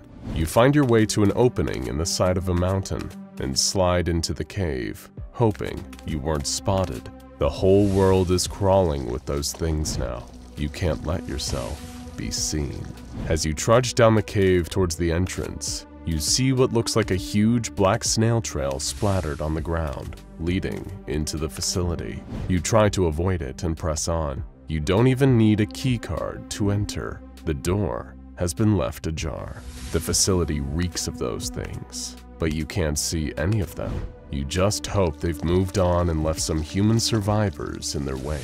The place looks abandoned. Every step you take echoes through the empty halls. When you find that the elevator's out, you take the stairs all the way down to level B5, Keter Containment. Lucky for you, it seems all the cells are empty now. The horrors that were kept inside of them have all long since flown the coop. You keep following that slimy black trail until you find an abandoned office. There are no people here anymore. Just a broken barricade, some empty medicine bottles, and a bucket that the people inside the office had apparently been using as a toilet. You breathe a sigh of disappointment at finding no one alive here, but you're at least relieved to be out of the sun. You can finally remove your jacket and head wrap. With your uncovered eyes, you notice that a nearby computer terminal is still powered up. You sit down at the desk and turn on the monitor. Because of the emergency procedures put into place in a K-class scenario like this, safeguards no longer apply. You can access all the information you need, up to and including finding out what actually happened. In the dull glow of a nearby emergency light, you see a dark shape slumping through the halls in shadow. You tense up, then exhale as it slithers off into an adjoining hall. You're safe, for now. The terminal has finally loaded and authenticated your access. You're staring at the file for SD Lock's proposal for SCP-001 When Day Breaks. It's the only name you can give the apocalypse your world is currently experiencing. This is one of the only anomalies in the entire history of the SCP Foundation to be given the Apollyon Containment class, meaning containment is truly impossible. SCP-001 is the most dangerous enemy that the Foundation and planet Earth has ever faced. It's always been the principle of the SCP Foundation to battle in the dark so that the civilian world can thrive in the light. But now the light has become the enemy. Anyone exposed to any amount of sunlight for even the briefest period of time is subjected to the effects of SCP-001, and those effects are beyond horrifying. The SCP Foundation Administrator released an urgent memo telling Foundation personnel to make their way to Site-19 at all costs, because they need all the help they can get. Those exposed to SCP-001 in the process are no longer considered human. Their new designation is SCP-001-A. These new entities are to be avoided at all costs. But in case of emergencies, the Administrator says it is permitted to cut off parts of your transformed comrades and eat them to avoid starvation. No attempt should be made to kill them, since you won't succeed. you'll just put yourself at risk. When the sun changed and became SCP-001, it instantly affected 6.8 billion innocent people. The second the visible light touched them, whether it was from the sun itself or even reflected off the moon, their bodies liquefied, melting like candle wax into puddles of living gelatinous slime. This effect isn't isolated to humans either. Any biological entity exposed to sunlight immediately underwent the same irreversible melting process into SCP-001-A, and the horror had only just begun. People transformed into SCP-001-A will remain shades of their former intelligence and personality. They may even try to will their new gooey mass into a shape resembling their original form. However, these individuals will lose their sense of self if they come into contact with other instances of SCP-001-A. When they come together, 001-A instances will bond on a molecular level, wading up into horrific giant blobs with only one purpose: integrating more matter into their bodies. That's why they have to be avoided at all costs. You continue to search the computer terminal for answers. Perhaps there was some kind of contingency plan put in place for this, some way to reverse the effects, or at least escape the nightmare Earth has become. Instead, you find a series of attachments linked to the SCP-001 file, detailing what seems to be the last days of the people who barricaded themselves in the facility. Most prominent among these were researcher Dr. Logan Igata, her partner Ari, a security officer named Commander Anad, and a few others. Dr. Igata had locked herself in the office, where she recorded her final messages to the world. In the first audio log, Dr. Igata and her companions seemed afraid, but hopeful that there may be some way out of this situation. Dr. Igata reported that most of the workers at the facility were transformed during the initial event. Their melted bodies had fused outside the facility, and now they were trying to bust their way back in. The defenses had held so far though, and they seemed confident they would hold long enough for them to figure out a way to escape this awful situation. You open the second attachment, an incident report, and realize things may not have been as hopeful as Dr. Igata let on. She reported hearing the huge mass of melted creatures hammering on the door outside again, begging for them to come out and experience the sun with them. They wanted desperately to add to their ever-growing biomass. In order to experiment with what exactly would happen, they sent out one of their few remaining D-classes wearing a full protective suit. He didn't last long. The huge creature grabbed him with tentacles made of reconstituted flesh. It began ripping off his protective suit as he screamed for mercy.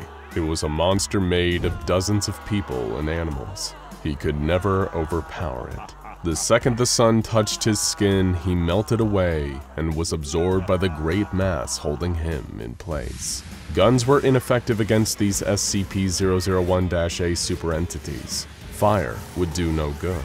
It seemed that extremely low temperatures were the only way to slow the immense blobs down. And even then, not permanently. There was one ray of light in the darkness. The site director had a secret tunnel underneath his office, connected to a tram that could hopefully take them directly to Site-19 without risk of SCP-001 exposure.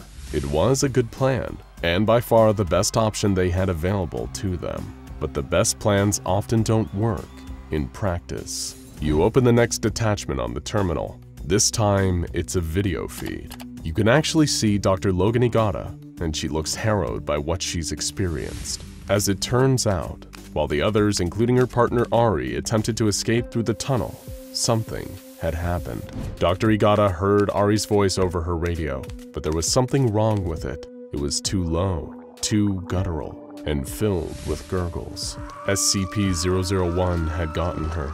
She was changed. The monster from above had crawled in through the ceiling. It had taken them, all of them, and converted them into something less than human. Any hope of escape now seemed gone. Ari told Dr. Igata that it would be fine, that it was such a bright, beautiful, sunny day outside, and she was wasting it locked up inside that office. She tormented Dr. Igata with their shared memories of picnics in the park on sunny days in the past. The monster with Ari's voice did everything it could to try to convince Dr. Igata to give up and join them. but she wasn't ready to go just yet. You look away from the screen when you hear a sound in the corner. You see a dark puddle of some unknown substance, and then some skeletal hands rising out of it. The hands are pulling themselves out of the puddle, followed by a skeletal face covered in matted hair. You have to stop yourself from screaming, until a flash from a nearby security light makes the figure disappear. It's a normal puddle once again.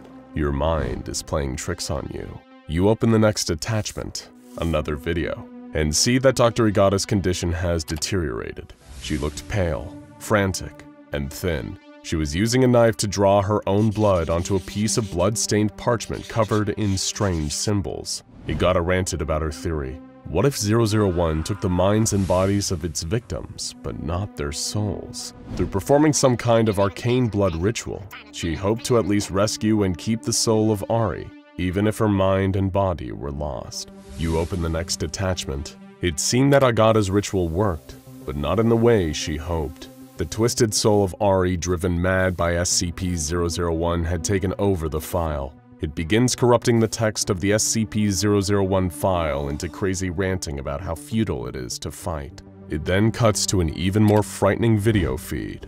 Dr. Igata, in her sleep, tossing and turning in a makeshift bed in the corner of her office. The camera approaches her, in first person, and lingers over her sleeping body.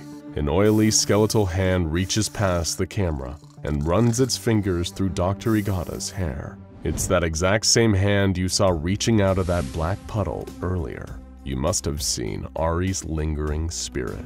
With a lump in your throat, you open the next attachment and watch the video. You see Dr. Igata, now truly broken. She'd been haunted by Ari's demonic spirit for a long time now, and it has clearly taken its toll. She is waving around a handgun while she speaks. She now believes there's only one way to escape, but not like this. She doesn't want the gun to draw attention to her body. She doesn't want to become part of that mass, even if she is dead. She opens a drawer on her desk she's recording at and places the gun inside. Dr. Igata then apologizes to her loved ones who are likely long since dead or assimilated, and turns off the recording for the last time. In that moment, you realize there's a single drawer in the desk in front of you. When you reach forward and open it, you see the same handgun Dr. Igata was holding is laying inside. You pick it up and study it, weighing your options. Perhaps there truly is no other way out. Then you see an update on the file. One more attachment has been added while you were studying the gun. You feel your heart pounding in your chest as you reach forward and open the attachment. The text has been changed entirely. The file on SCP-001 is now a poem, an ode to the sun and to ultimate togetherness. Then a video file spontaneously opens itself on the screen. It's a video of you, shot from behind. You see those oily skeletal hands reaching for you in the dark, just like they did with Dr. Igata. In that moment, you panic and fire the gun behind you, hoping to scare off the spirit. Instead, the sound of the gunshots attracts something far worse. The immense blob of screaming melted flesh charges towards the office. You try to barricade the door, but it is not enough. The flesh seeps and bursts through and grabs you in its meaty tentacles. You scream and try to escape, but it won't save you. Nothing will save you. The flesh carries you upstairs, out through the empty halls, out into the cave. You can see the light in the distance as the blob ferries you towards it. You won't be alone for much longer. In fact, you won't be alone ever again. It isn't easy to work for the SCP Foundation. Not only is the job dangerous, you could be eaten by a giant immortal lizard or turned into organic furniture inside the world's scariest living room, but it's also insanely complicated. How do you make sense of the nonsensical? What's the definition of strange when your career is securing, containing, and protecting anomalous objects and entities? Rather than a single object, location, or being, SCP-001 is a cluster of over 30 different proposals for potential candidates for the prestigious 001 spot. Some believe there's a true 001 hidden in this group, and the rest are decoys. Others think that these are all just SCPs cataloged prior to the introduction of the current classification system. Some even think that all of the proposals have a valid claim to the SCP-001 throne. we're not here to make a final judgment. Instead, we're going to take you on a lightning round crash course through 31 of the SCP-001 proposals.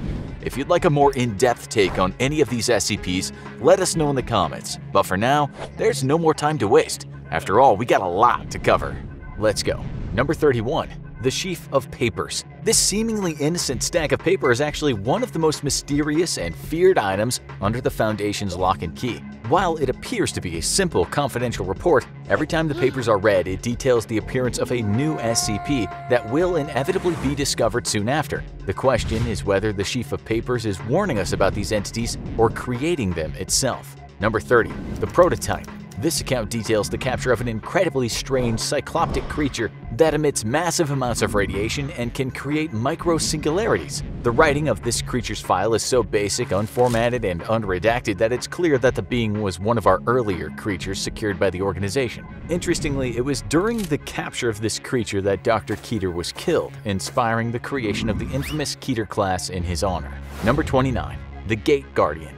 This huge, multi-winged, sword-wielding biblical energy being may have been the impetus for the founding of the SCP Foundation. This being remains largely static, guarding the intersection of the Tigris and Euphrates rivers. Its flaming sword, which is believed to be as hot as the sun, can cleave any aggressor out of existence at the atomic level. When the founder of the SCP Foundation first encountered the Gate Guardian, they heard one word echoing through their mind: prepare.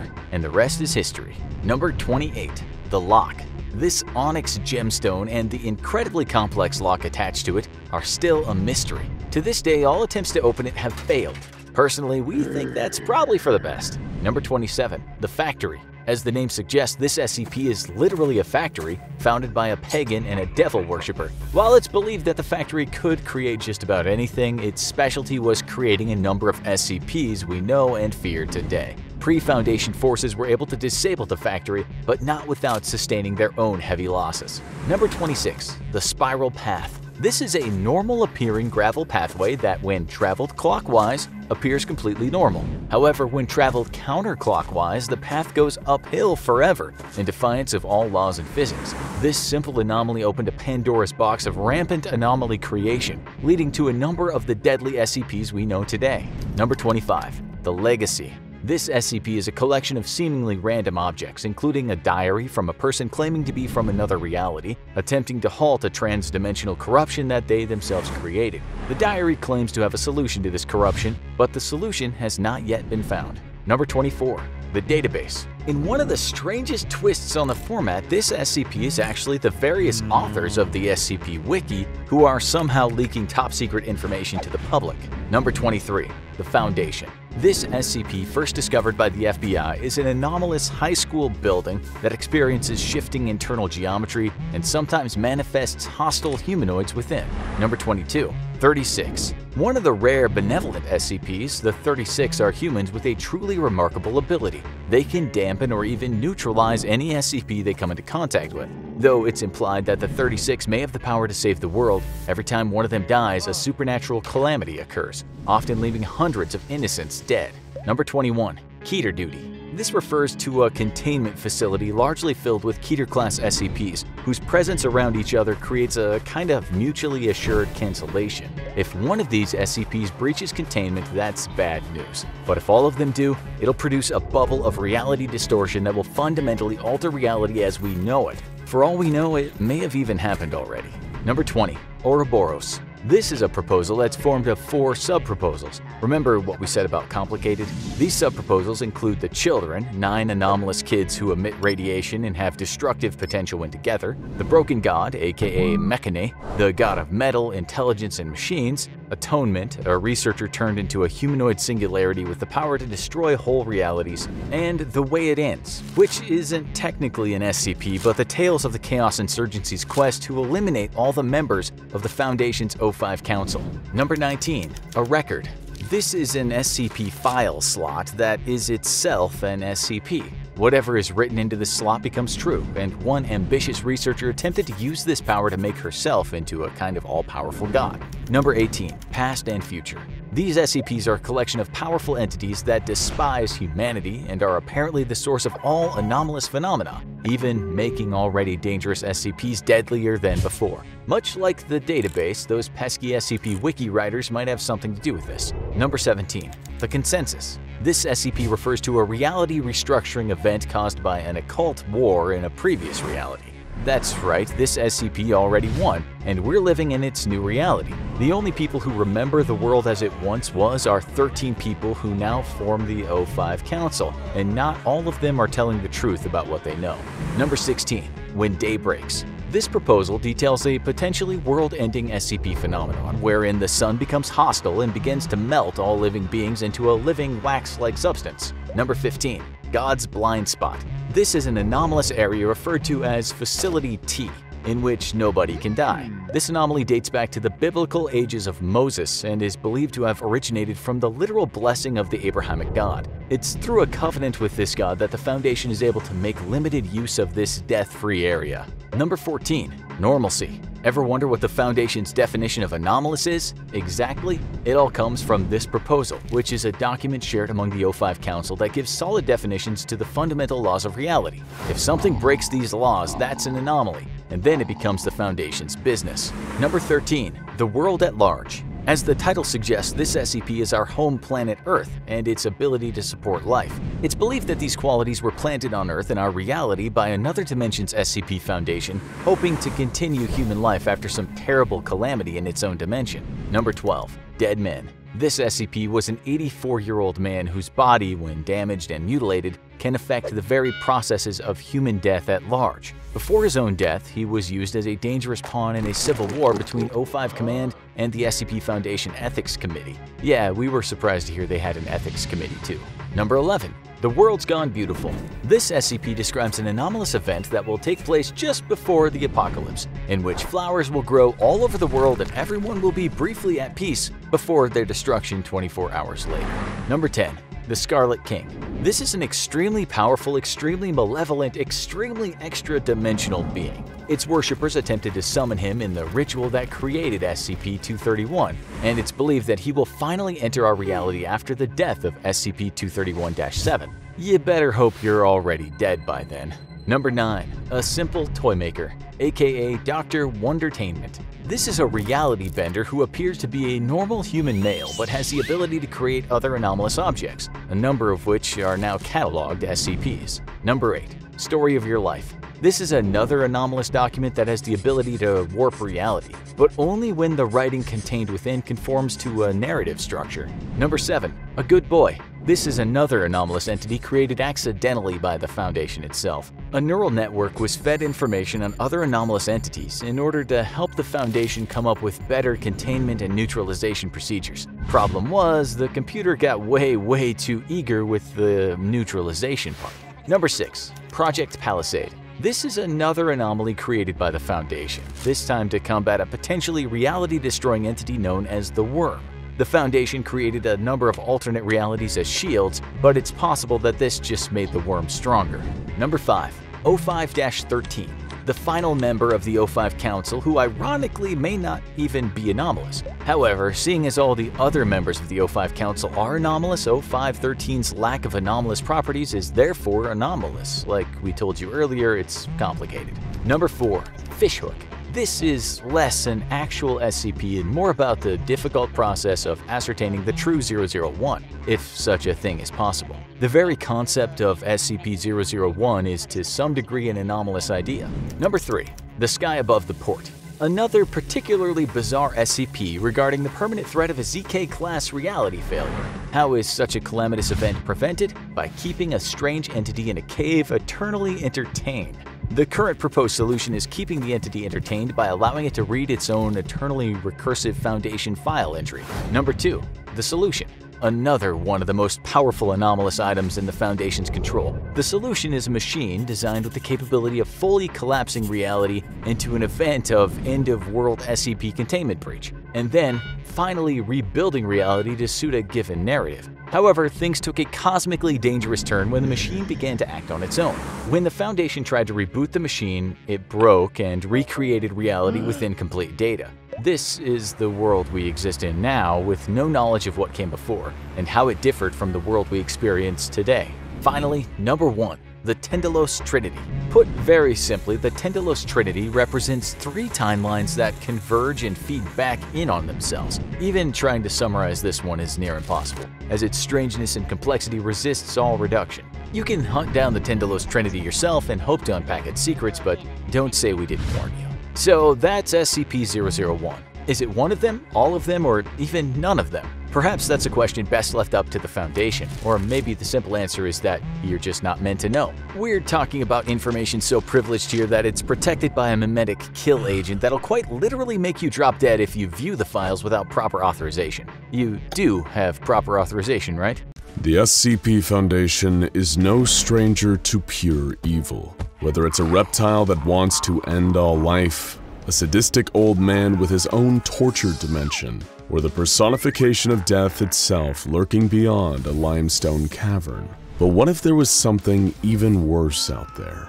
The embodiment of chaos and cruelty, existing across multiple realities and dimensions. And what if it was coming for us? This is the Scarlet King, believed by many to be the ultimate evil behind much of the trouble the Foundation has faced, and some even speculate that fighting him was the reason the Foundation was created in the first place. But what exactly is the Scarlet King? He's known by many names, almost always including some allusion to the color red, and then a reference to royalty or power. Harak, Kaharak, the Red Shah, the Crimson Khan, PTE 616 Mendez Ex Machina, the Laha Raja, and, of course, SCP-001, to name a few. And like many of the Foundation's mysterious enemies, stories about his true nature and origins abound and are often contradictory. According to the official SCP-001 files of Tufto's proposal, symbology of the Scarlet King has existed in multiple cultures throughout history, with the king often depicted the same way, as a huge red demonic figure, often wearing a gold crown or other headdress indicating royalty. He shows up looking similarly within different cultures' mythologies, despite existing at different points in history or them not having the means to communicate with one another. A number of entities that the SCP Foundation is familiar with are believed to be somehow connected to the Scarlet King, including SCP-2317, a wooden door leading to the realm of a being known as the Devourer, who's expected to escape and cause an apocalyptic event in the next 30 years. But really, there's no way of knowing just how many SCPs are directly connected to the Scarlet King. Strangely, the Foundation's official file on the Scarlet King once designated his containment class as Keter, but that has since been downgraded to Safe. According to the file, any attempt to change this designation is likely to lead to horrifying results. It is widely known that the Scarlet King still has considerable influence over a number of groups, individuals, and anomalies in our universe. And if ever he made his way into our universe, it would likely lead to the irreversible damage of reality itself. So then why Safe? And why are the O5 Council so adamant that it remain that way? Getting to the bottom of this mystery is exactly why we're here today. But to fully grasp the true nature of the Scarlet King, we must first understand the man whose life and fate have always been tied to it, Dr. Robert Montauk. If that name feels oddly familiar to you, it's because of its association with one of the Scarlet King's most recent attempts to enter our reality, SCP-231. This SCP, often referred to as the Brides of the Scarlet King, was formed of 7 women. 7, by the way, being an extremely significant number for the king, all kidnapped by the most recent in a long line of the king's devoted cults known as the Children of the Scarlet King. Each of these 7 unfortunate women were impregnated with anomalous horrors, such as the infamous SCP-682, and every time one of these horrors were birthed, a catastrophe occurred and the mother died. At the time, Dr. Montauk was a prominent researcher studying this anomaly, and as 6 catastrophes had already occurred, pressure was mounting to figure out a way to prevent the final birth. But as he was working on the issue, Dr. Montauk was struck with a personal tragedy: the mysterious disappearance of his 14-year-old brother Jacob. In his fear and anger, Montauk believed that this must have something to do with the Scarlet King and his disciples. Wanting revenge, Montauk proposed an idea so horrifying that the details were never made public: a procedure known as 110 Montauk, to be performed on the final bride at regular intervals. However, this wasn't the end of Dr. Montauk's fraught relationship with the Scarlet King. It was just the beginning. To give you some perspective on just how dangerous the Scarlet King is, the SCP Foundation and the Global Occult Coalition decided to put aside their differences and form a joint effort to stamp out the children of the Scarlet King. They were successful in this mission, and even managed to capture the children's leader, a mysterious man named Depeche Spivak. Dr. Montauk, who became the lead researcher on 231 and 2317, was naturally the first choice for interviewing Depeche about the true nature of the children and of the Scarlet King. Dr. Montauk could never be the impartial interviewer that the SCP Foundation wanted, though. The suspicion that the Scarlet King or the children had something to do with the loss of his younger brother still lingered just beneath the surface. Like a lot of cult leaders, Depeche was extremely cryptic in his answers to Dr. Montauk's questioning.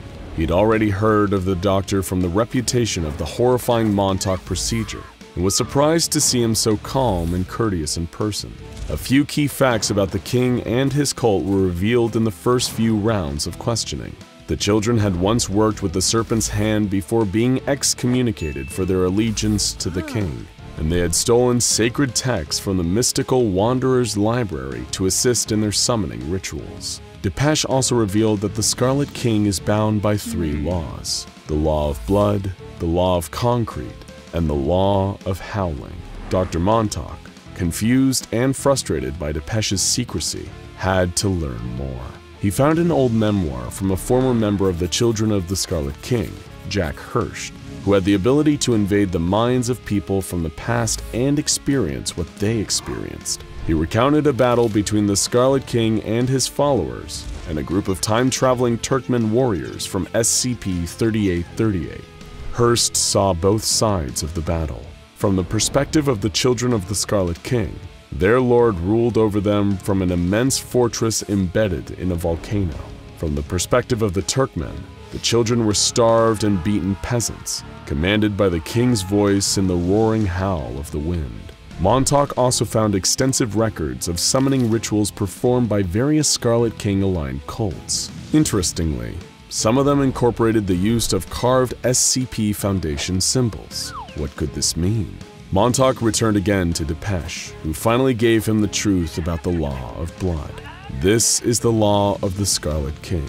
It's defined by poverty, violence, starvation, hate, and most of all, fear.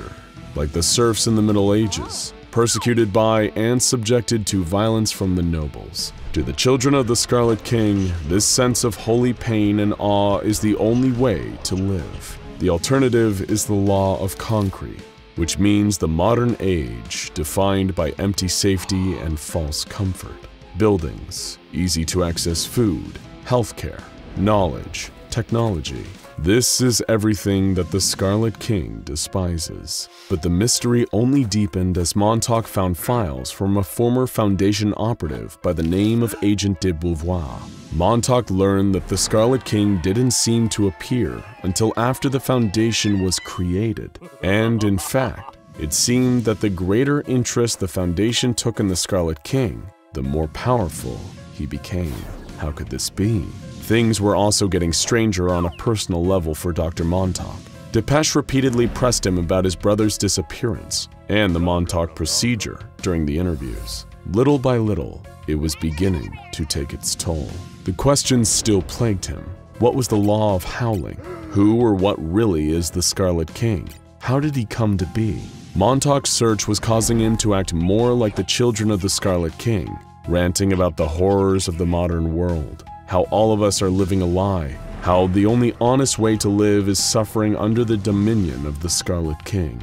This philosophy is summed up in the words of one cultist named Are The Anomaly, who said, "We must learn what it is to die, to be enslaved, truly, brutally enslaved, with no compassion or compunction from our masters. We must learn what it is to be taken towards a single purpose, to know and truly understand our lack of agency. We must be beholden to the words of gods and darkness, the tempest-tossed refuse of a race of fools. We must kill modernity, postmodernity, with all its analysis and sneering observation. There is only one rule, the rule of chaos, for humanity, for life, for the Scarlet King."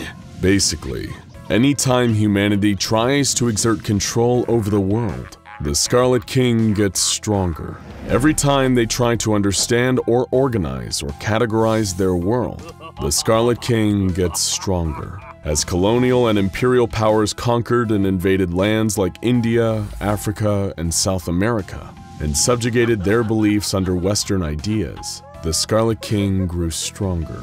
Montauk was beginning to truly understand the power of his enemy here, and even worse, he was starting to understand his part in it.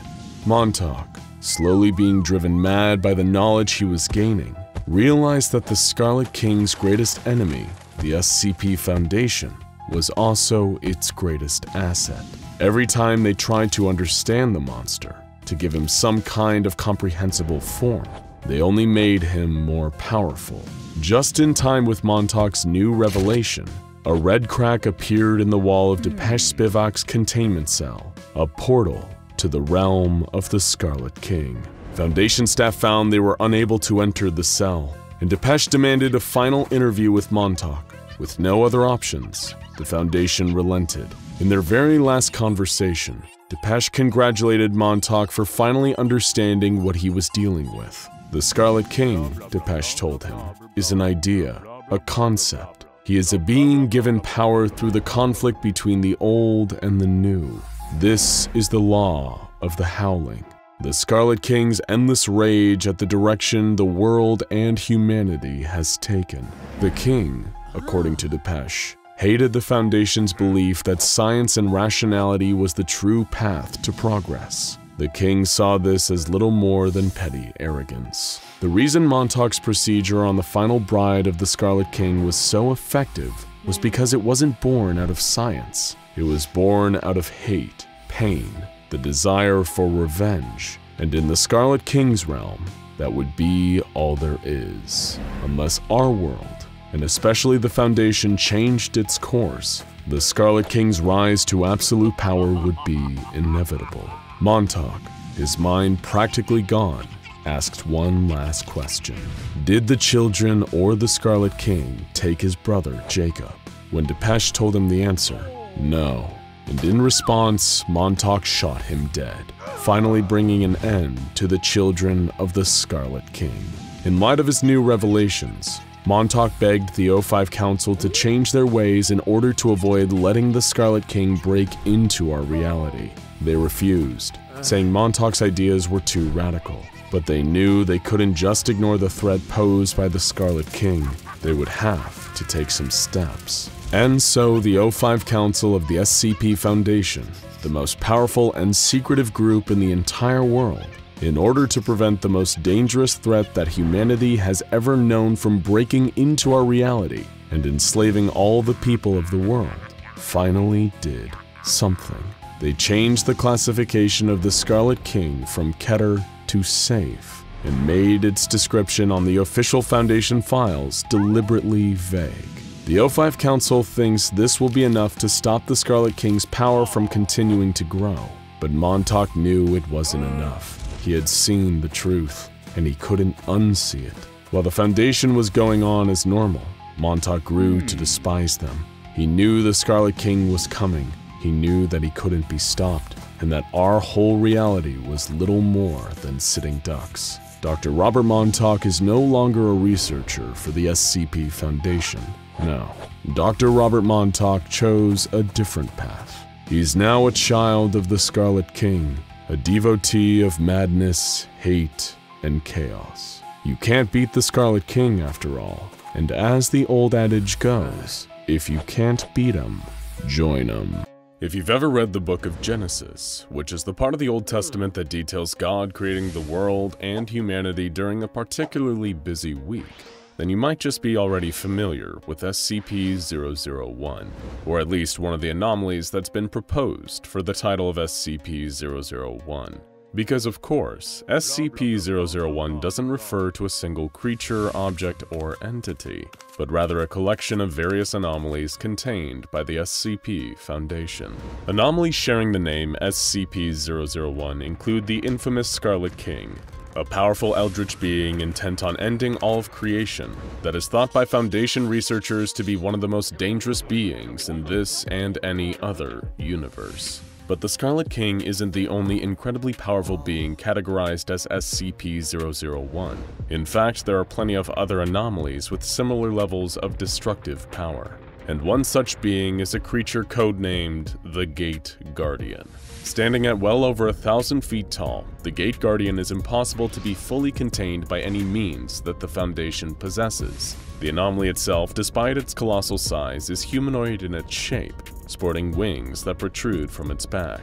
While it usually has 4 of these, SCP-001 has historically been seen to have any number of wings between 2 and 108, sprouting from various places over its body, including its shoulders, ankles, wrists, and even its temples. This gigantic guardian also carries its own weapon, referred to as SCP-001-2. This weapon resembles an enormous knife or sword, capable of emitting plumes of flame. According to tests conducted by the Foundation, the temperature of the flames produced by SCP-001 rival that of our very own Sun. For reference, the Sun has a core temperature of over 27 million degrees Fahrenheit and 5,778 Kelvin at its surface, or almost 10,000 degrees Fahrenheit. You would expect a flaming sword that burns hotter than the sun to cause a considerable amount of damage, even if it wasn't in use, but the flames emitted by the weapon leave no lasting damage on the surrounding environment. It is capable, though, of annihilating anything that strays too close to SCP-001, burning them so intensely that their atoms literally separate, breaking potential attackers apart on a molecular level. Much as its codename suggests, the Gate Guardian stands solemnly at the threshold of some form of dimensional gateway, which is equally tall as SCP-001 itself. Behind the Guardian is a lush grove, abundant with fruit trees of astronomical size, as well as other beings that share a similar appearance to SCP-001. This grove is thought to be the Garden of Eden, the paradise that God created and that was inhabited by Adam and Eve, the first 2 humans in existence, according to the book of Genesis. As the tale goes, the pair were created by God himself and permitted to live in the Garden of Eden as long as they followed a single rule. Adam and Eve were instructed not to eat any of the fruit that grew from certain trees that God had specified. Within view just behind the Gate Guardian are 2 immense trees, one bearing apples and the other bearing different fruit of an unknown type. The one that looks like an apple tree is believed, even by some in the Foundation, to be the biblical tree of knowledge that Eve was convinced to pick a fateful apple from after an encounter with a snake.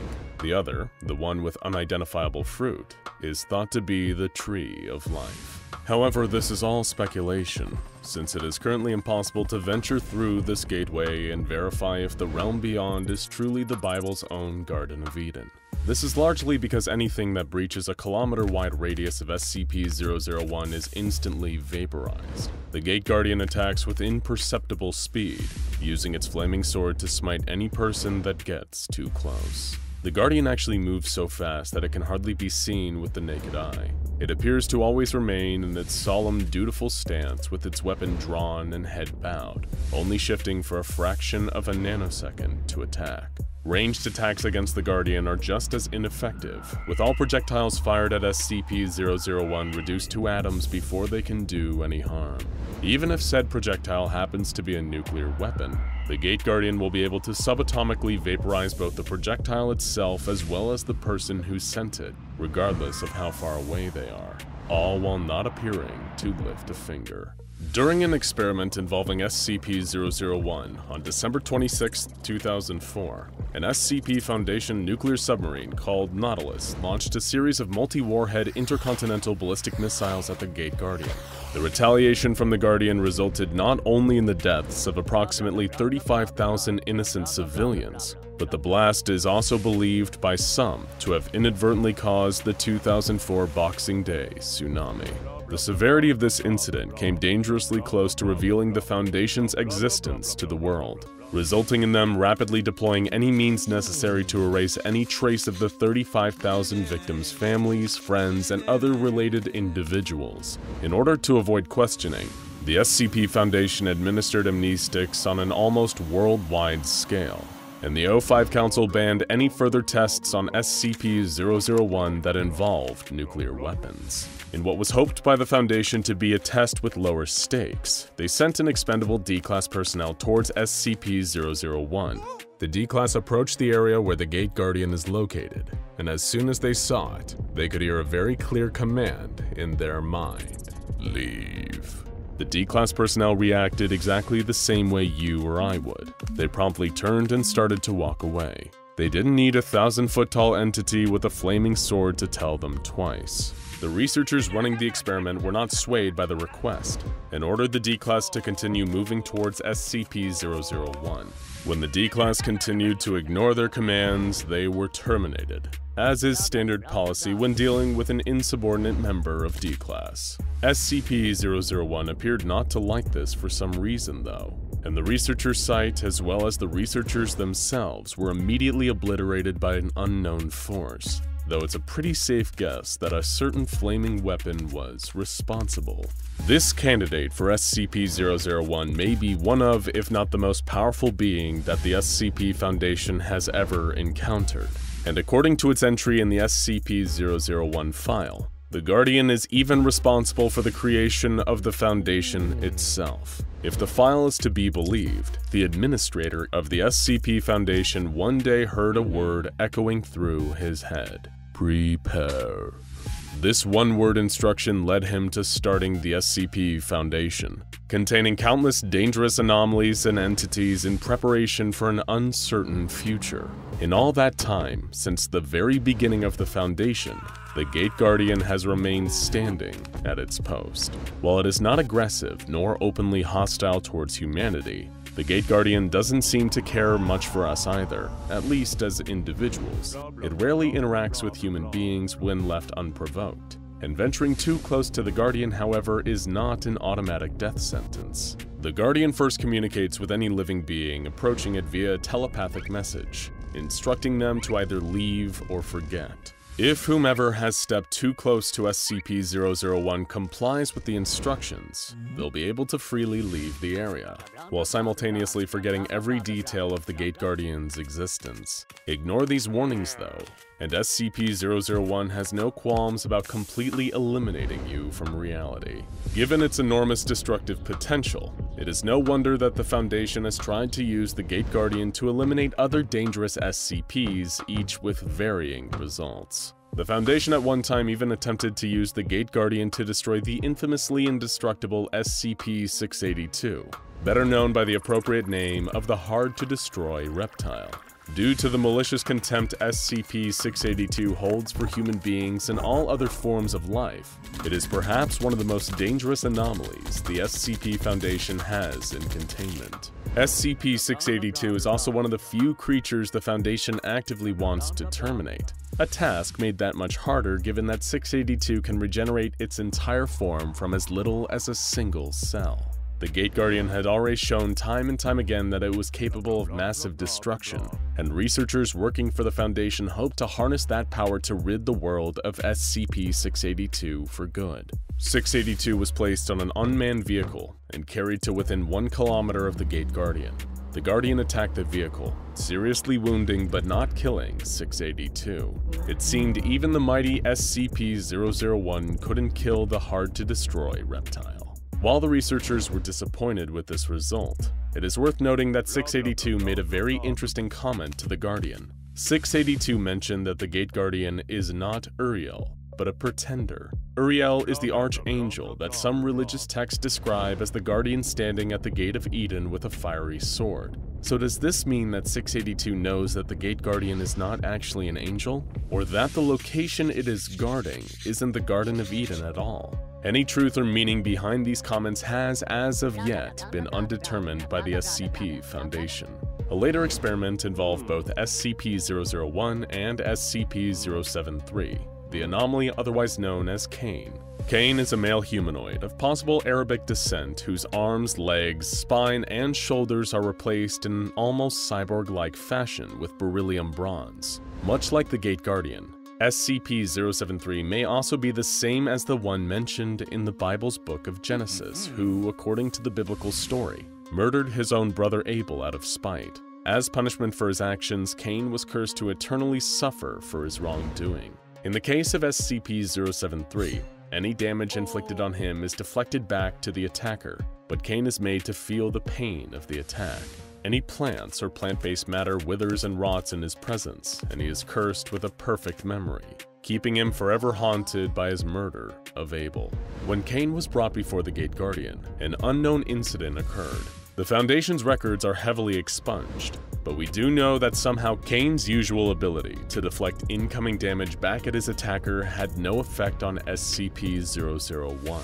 The encounter left SCP-073 unconscious and even permanently blinded nearby research personnel. It was as a direct result of this incident that the O5 Council demanded that no further experiments of any kind were to be conducted on SCP-001, with the administrator even filing an executive order that no SCPs be exposed to the Guardian, and that SCP-001 was to never be used for the attempted termination of other SCPs. Of course, perhaps it wasn't just the mistakes of the past that made the Council decide that SCP-001 was best left alone.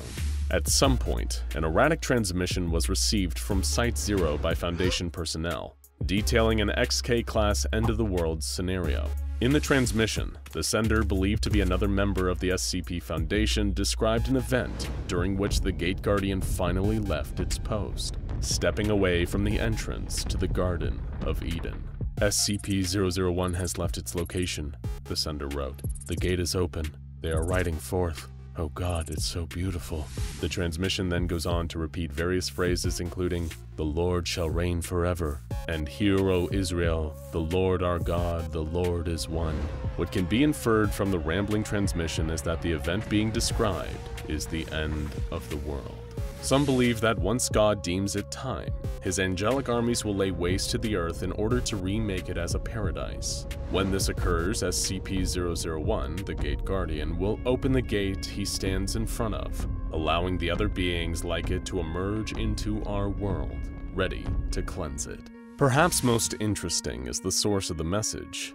The transmission was received from within the Foundation from Site-0. However, when questioned by personnel, O5-14 told them that no such message had been sent or even existed.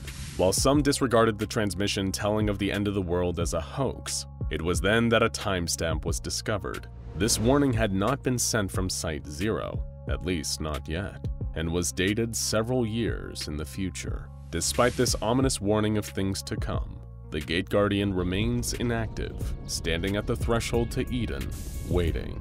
The desert is still. The night seems endless, silent, and at peace, until it's pierced by the sound of gunshots and screams. Deep in the Sahara, the SCP Foundation is waging war against a newly discovered enemy. A squad of Foundation agents is retreating, trying to get away from the ones who massacred their allies. They were attempting to eliminate the threat using conventional means, but their rifles were no match for the reality-bending entities of the Kingdom of Abaddon. The retreating agents cover one another as they make their way back to the extraction point. The enemy force advances. Agents that are caught too close to the sorcerers of Abaddon disintegrate into thin air. This is not an enemy they can defeat. The SCP agents need to get back to base and relay what they have found to their superiors. Out of the hundreds of agents sent into the Sahara that night, only a handful make it out alive. They are debriefed by their superiors at the Foundation, who classified the anomalous humanoids under the highest of threat levels. The Kingdom of Abaddon is a threat. The Kingdom of Abaddon must be eliminated. Reconnaissance done prior to the disastrous mission had alerted the Foundation to the presence of anomalies in the region, but they had no idea how strong the anomalous humanoids would be. From data gathered through old reports, it seemed like the Abaddon humanoids were responsible for the deaths of no fewer than 75 Foundation personnel, and had stolen at least 12 different items from the Foundation. The leaders of the SCP Foundation tasked Research Team Omega-5 with developing a weapon that would be capable of destroying the Kingdom of Abaddon once and for all. The weapon they are researching must be capable of long-range destruction, because the moment any Foundation agent gets close to the area, they are vaporized by the reality-manipulating powers of its inhabitants. The project is given the name Twins of God, and is led by a Foundation doctor known only by the designation 051.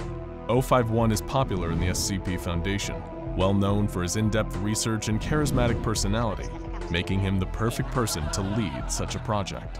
And 051 recently came across an anomaly that he believes holds the solution the Foundation has been looking for to defeat the Kingdom of Abaddon, Item 001. And so the Omega-5 team gets to work. They discover that the anomaly has incredible powers when put inside a host, which they refer to as an Item 001 entity, and set up a series of experiments using different people to harness its energy. The first series of tests all end in tragedy. The anomaly causes the entity it inhabits to become intensely radioactive. Anyone who gets close to it succumbs to immediate radiation sickness, and eventually, death. To stop the radiation problems, the Omega-5 research group intensifies the containment procedures. 051 receives reports from the higher-ups that the Kingdom of Abaddon has attacked another Foundation facility in Sudan. Long-range defense is needed ASAP. The administrator puts more pressure on Omega-5, and especially its leader 051, to solve the problems of Item 001 and develop a weapon that can save the Foundation. He stays awake for days on end, working tirelessly to create a safe and controllable Item 001 entity. Although there are signs that the weapon will work, it is still unpredictable. When Item 001 is initiated, the host entity becomes paralyzed, suffers severe cerebral hemorrhaging, and soon a new host is needed before testing can begin again. And that's not the only thing that goes wrong. Whenever the anomaly is put into a new host, sudden and random destruction of on-site structures and personnel take place. 051 knows, though, that if this power can be harnessed and controlled in the right way, that it could be the weapon that the Foundation needs to wipe out the Kingdom of Abaddon once and for all. In order to control Item 001, 051 has a mind kill switch implanted in its host's brains. 051 can activate the implant to incapacitate its host and immediately stop the unwanted destruction. Countless hosts are terminated by this mind kill switch in the early trials conducted by the Omega-5 team, but progress continues to be made, and eventually a hypothesis is formulated.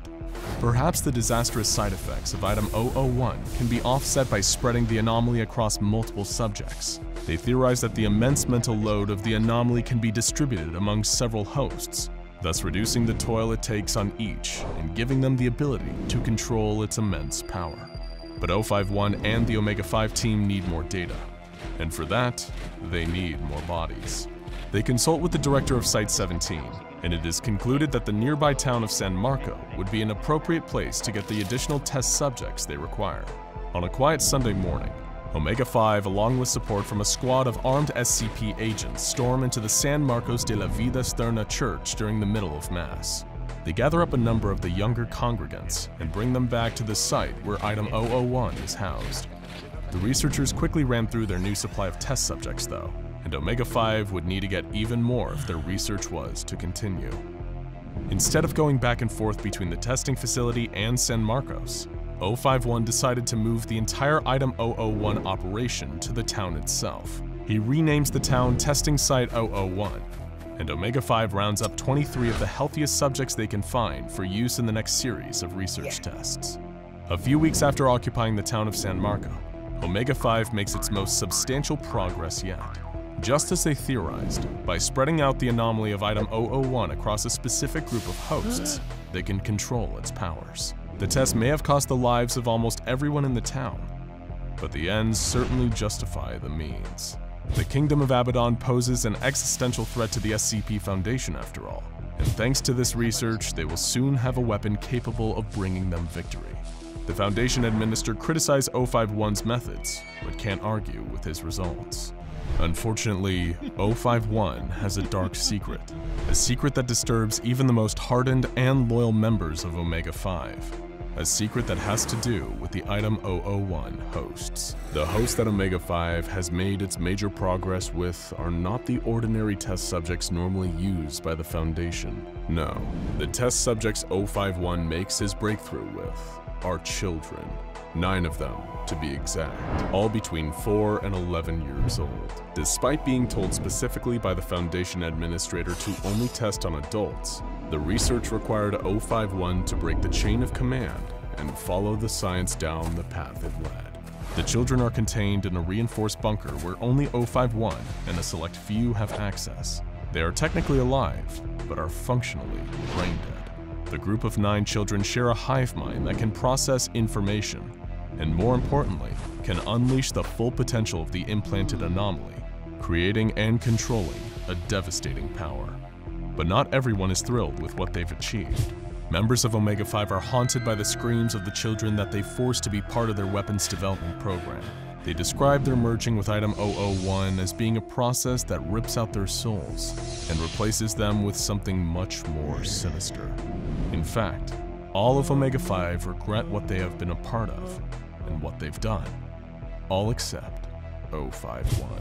The 9 children can channel unprecedented amounts of energy from an unknown origin that Omega 5 hypothesizes comes from an extra-dimensional source, which is then used to unbind atoms at the quantum level. When the right activation words are spoken, it appears as though this tremendous power gives the children the ability to annihilate anything in the entire universe. It's a gun to end all guns, and only 051 has the key to control it. The 9 children work so well with an Item 001 that Omega 5 reclassifies it to include the 9 children themselves. They are not just the entity housing or controlling Item 001, they permanently become Item 001. Once Omega 5 has a better understanding of Item 001, they begin to run tests to find out the full extent of its abilities. First, they test the distance Item 001 can reach. The initial test that Omega 5 carries out is on a steel rod placed 5 kilometers away. 051 orders the children to destroy the target. Moments later, the phone next to 051 begins to ring. When he picks it up, the observer tasked with watching the pole is on the other end. He informs 051 that the steel rod has been completely vaporized. 051 is not satisfied though. He has another pole sent out, this time placed 8,000 kilometers away from the 9 children. 051 asks the children to destroy that rod. Almost immediately, the phone rings again. The target has been vaporized. 051 smiles. The next series of tests Omega 5 runs on Item 001 are to determine the maximum size of an object that can be destroyed. The tests start out with a steel sphere, 3 meters in diameter, placed 1,000 kilometers from Item 001. 051 orders the children to destroy the object. It is instantly vaporized.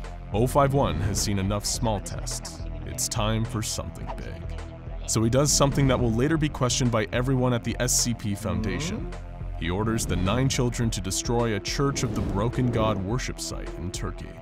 Not long after the destruction order is given to Item 001, reports begin coming in. The worship site has been obliterated with no observable damage to the surrounding area. Deadly and precise. 051 closes his eyes and takes a deep breath. He looks as if he's overcome by an immense spiritual experience. He opens his eyes, leans over to the children, and whispers the name of someone. Later that day, 051 finds out that the target he had named has been vaporized. The success of Omega 5 and Item 001 is relayed to the administration of the Foundation. They are so impressed that they make plans to use Item 001 to eliminate the Abaddon threat once and for all. However, one of the heads of the Foundation, Administrator Williams, has major concerns about the way 051 is running the program. The updates that 051 has been sending have become less scientific and more philosophical, more spiritual. Administrator Williams sends a letter to 051 reassuring him that he is doing good work.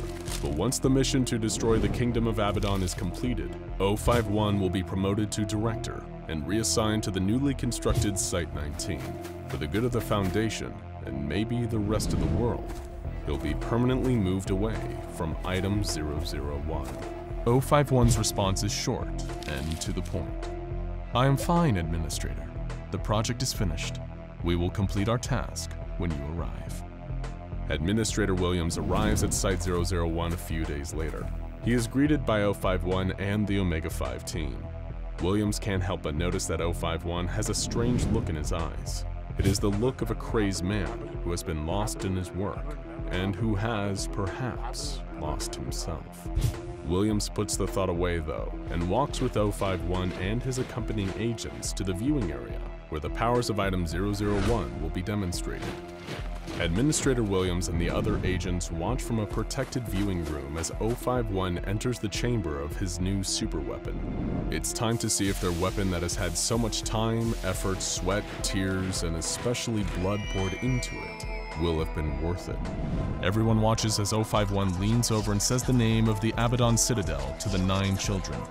All at once, they start to glow. No one observing can see what has happened in the far-off kingdom, but they know something big has happened. The administrator is thrilled, but notices something. 051 hesitated a moment while leaning over the children before standing back up. Did he whisper something else to them? And then Administrator Williams vaporizes, pulled apart at an atomic level before he has the chance to scream. What's going on? The agents standing next to where Administrator Williams previously existed begin to yell and pull out their guns. They burst through the door of the observation room and run down the hallway towards where 051 and the 9 children are located. The ARM agents rush into the room, but 051 is gone. The 9 children are still. Over the next few weeks, 051 is reported to be seen several times by SCP agents. However, no one is able to catch him, and it appears as though other members of the SCP Foundation have also gone AWOL as well, perhaps joining him on the run. It is unclear what his plan is, but the reports from the reconnaissance team sent into the Sahara make it obvious what the result of his first command to the children was. There isn't a single humanoid or building left in the kingdom of Abaddon. But even with this victory, the highest levels of the SCP Foundation have an ominous thought lurking in the back of their minds. Where did 051 go, and what is he planning to do next? Following the improper use of Item 001 leading to the untimely death of a high-ranking Foundation staff member, the weapon was deemed too dangerous and containment procedures were implemented. Due to the high amount of radiation they were found to emit, the 9 children were placed into lead-lined bags and buried under 50 meters of concrete beneath the Church of San Marcos de la Vida Eterna. Though all of the children continued to be functionally brain-dead, they still display signs of life despite their containment, and by order of the Overseer Council, have been classified as a thaumial entity. The smell of fire and oil fills the air. The sound of gears grinding can be heard between the explosions and shrieks of terror. A man runs out of his house, only to have his leg grabbed by a metal arm and dragged back through his front door. SCP-001 leaves a trail of metal fragments and mechanical parts on the ground in the wake of its destruction. Iron chains swing from its form. Cast iron gears whirl within it. A glowing light throbs from the center of its body. SCP-001 is consuming everything in its path. After incorporating the truck chassis into its being, SCP-001 rolls in a lumbering fashion to the next house. It rips the gutters from the side of the building. Residents who live in the area flee their neighborhood, all the while hoping that the mechanical monstrosity skips over their house, so they have something to return to if they make it out alive. A section of SCP-001's undercarriage drops away from the main body. It rolls down the street, consuming more and more material. The new entity resembles a human spine and rib cage. It topples over, unable to support itself. The rib-like formations extend out to grab anything and everything within reach. The newly incorporated material forms what can only be described as a head. Light from within the eye sockets fixate on nearby civilians. The metallic creature picks up the people and places them inside its exposed steel ribcage. Then it turns and spots a woman helplessly trying to crawl away. The creature reaches out with a spiked tentacle and wraps it around the woman's body. She is placed inside of the chest cavity. Moments later, a severed hand falls out of the entity and onto the ground. The mechanical monster continues to gather bodies and materials, incorporating them into its frame. A growth begins to slowly expand on its back. It becomes so massive that the creature falls over and uses its limbs to scurry to a nearby house. There is a sickening crunching sound as the growth bursts. From within emerges 3 humanoid creatures resembling the civilians that the entity had consumed earlier. A female with chains extending from her scalp like dreadlocks stumbles away.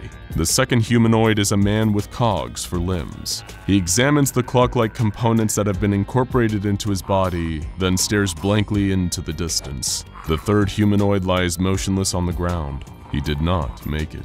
The 2 functioning humanoids look at their creator intently. For a moment, nothing moves. Then, as if they have been given orders telepathically, the half-human, half-machine humanoids turn and run away from the mayhem. A few weeks before the massacre caused by what would be designated as SCP-001, the Foundation had been in contact with the Allied Occult Initiative. There were rumors of an anomalous object in Mexico being worshipped by a group of people who identified themselves as the Church of the Broken God. Intel about the church claimed their deity was a small mechanical box filled with cogs and pistons. The box supposedly had supernatural abilities. It was said to be able to communicate with congregants of the Church of the Broken God telepathically. The devout worshipped the box, following any order it gave, and in return they were filled with an emotion that could be only described as divine.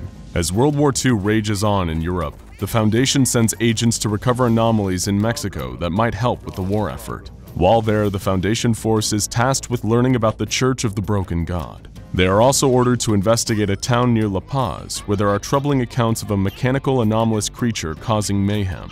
The agents make their way through Mexico, gathering various objects to bring back to Foundation sites in the United States. The unit loads all of the anomalies they recovered onto a train, with a plan to check out the stories of the mechanical anomaly they've heard about as they make their way to the US border. The train heads north along rusted rails. Just outside La Paz, they've come across a broken down train filled with what looks to be refugees. When the Foundation unit goes to investigate, they find all of the refugees repeating the same words over and over again, but they don't understand. The Foundation agents look at one another confused, until one of them translates the words into English. The words the refugees are saying over and over again are, La Máquina, the machine. The commanding officer orders a squad of Foundation agents to proceed up the tracks, to see if they can figure out what has the refugees so scared. They make their way towards La Paz, disappearing over the horizon. As the sun sets, the remaining Foundation agents hear gunshots in the distance. They stay awake all night, remaining vigilant, waiting for the exploratory squad, but morning comes without anyone returning. 3 days later, the Foundation force still has not seen anything since the exploratory squad left. Then, as the sun sits lazily in the morning sky, a lone figure is spotted walking down the tracks towards the trains. One of the agents on watch blows his whistle and points to the figure. A squad of agents rushes towards the shadow of a man.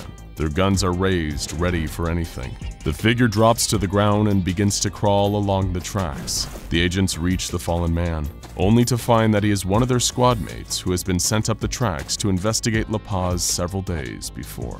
The agent's name is DeMarco. He is covered in blood.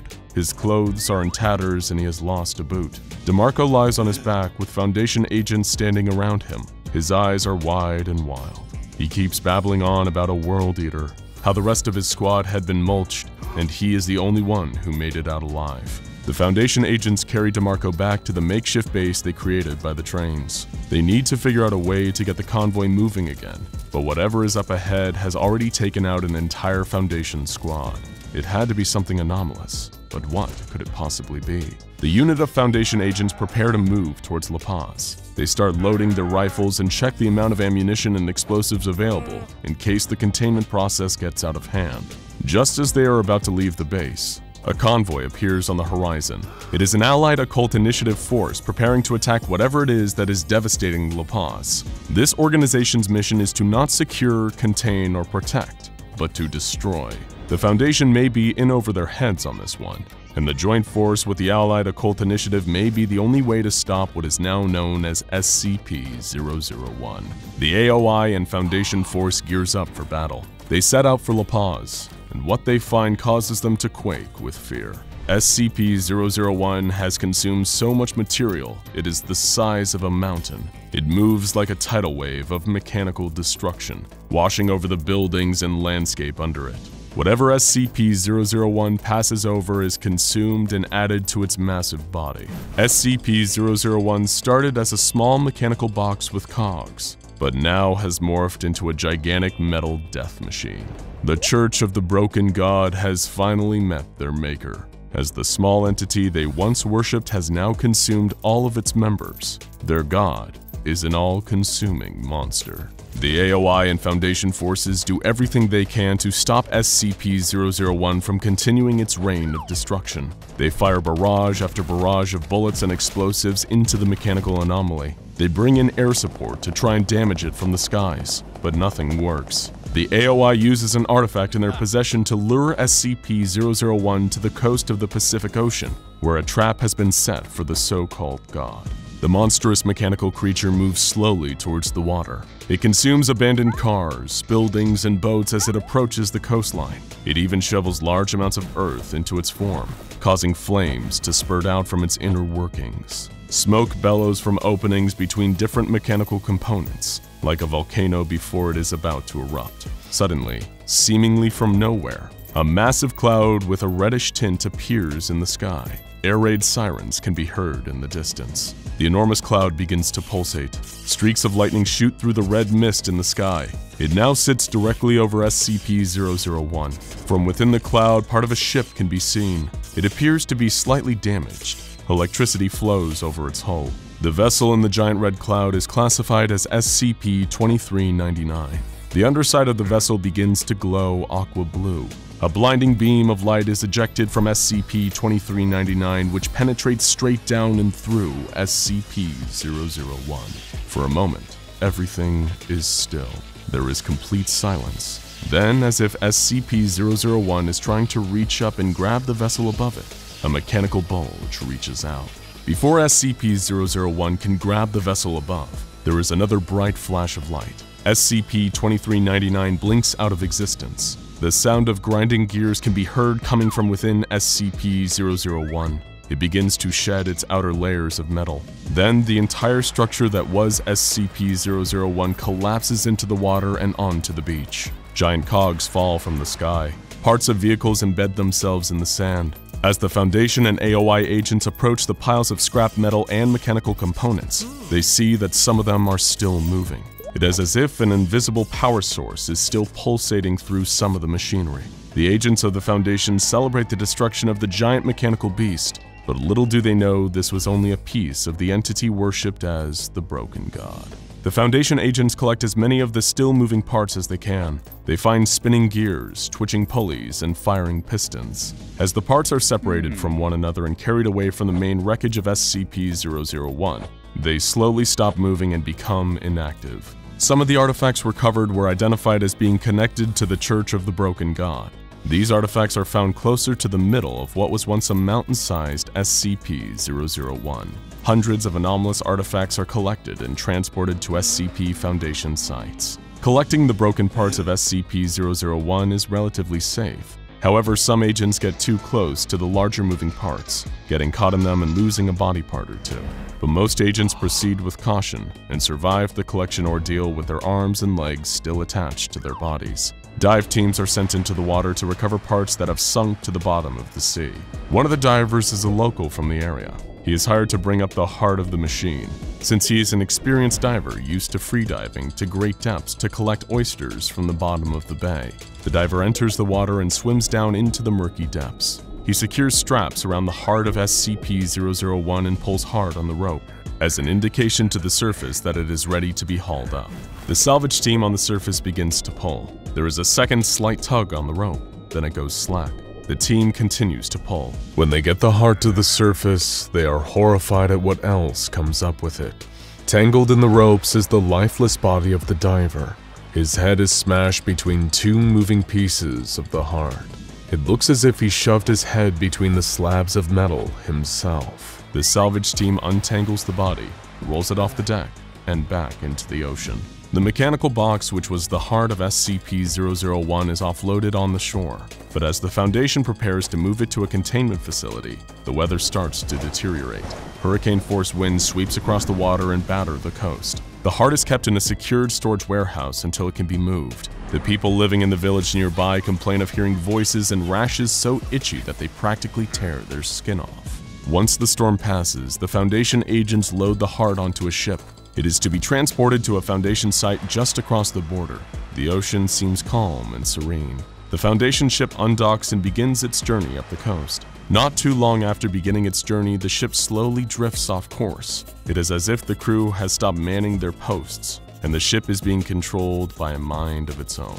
The Foundation ship crashes and sinks somewhere in the Pacific Ocean, never to be found. And most importantly, the heart of SCP-001 doesn't make it to the Foundation site. Years later, a man is walking along the beach. He hears something. It sounds like someone pounding on a large drum to the rhythm of a heartbeat. The man walks towards the sound. Something is drawing him forward, closer and closer to the heartbeat. He walks and walks until the beating stops. He bends down and moves the sand aside. He spots the corner of a mechanical box sticking out of the white sand. The man digs deeper and pulls out the small box. Inside, he can see gears whirling and pistons firing. He holds the box close to his own heart. It seems to speak to him. The man brings the box back to town. He starts to worship the box, and soon more and more people in the area join the new religion. They cast aside their own beliefs and focus on the powerful entity contained within the box. God is not dead, at least not yet. But the prophecies of the Church of the Broken God say that when the heart is found, the God will reassemble itself once again. Then the unbroken God will destroy all other false deities, until only he remains. It's a quiet evening at Area 11 where the Pietrocal Fontaine Spatial Stabilization Array is housed. A skeleton crew is working overnight to ensure the array is ready for its big test the following day. The Foundation has been working on a particle accelerator that will contain anomalies with the ability to manipulate the nature of space-time. The preliminary tests seem promising, but a few last-minute tweaks to the array are necessary. Unfortunately, it is on this night in 1982 that marks the beginning of the end for the SCP Foundation.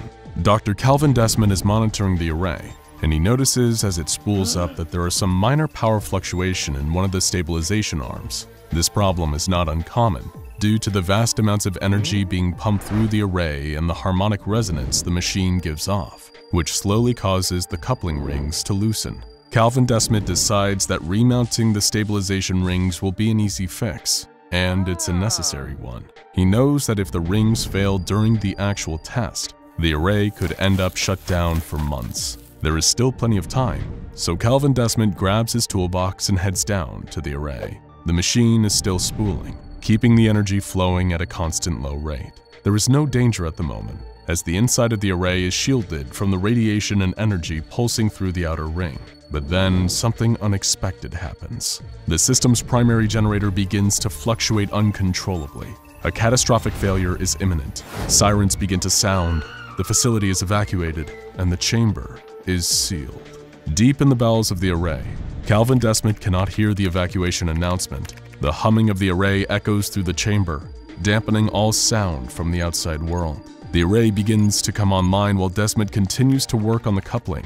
He has no idea what is about to happen. Meanwhile, a team of Foundation scientists scramble to get the power fluctuations in the main generator under control. As they frantically work, catastrophe strikes. They initiate the power down cycle, but as the generator struggles to keep the power flow balanced, an energy surge builds up.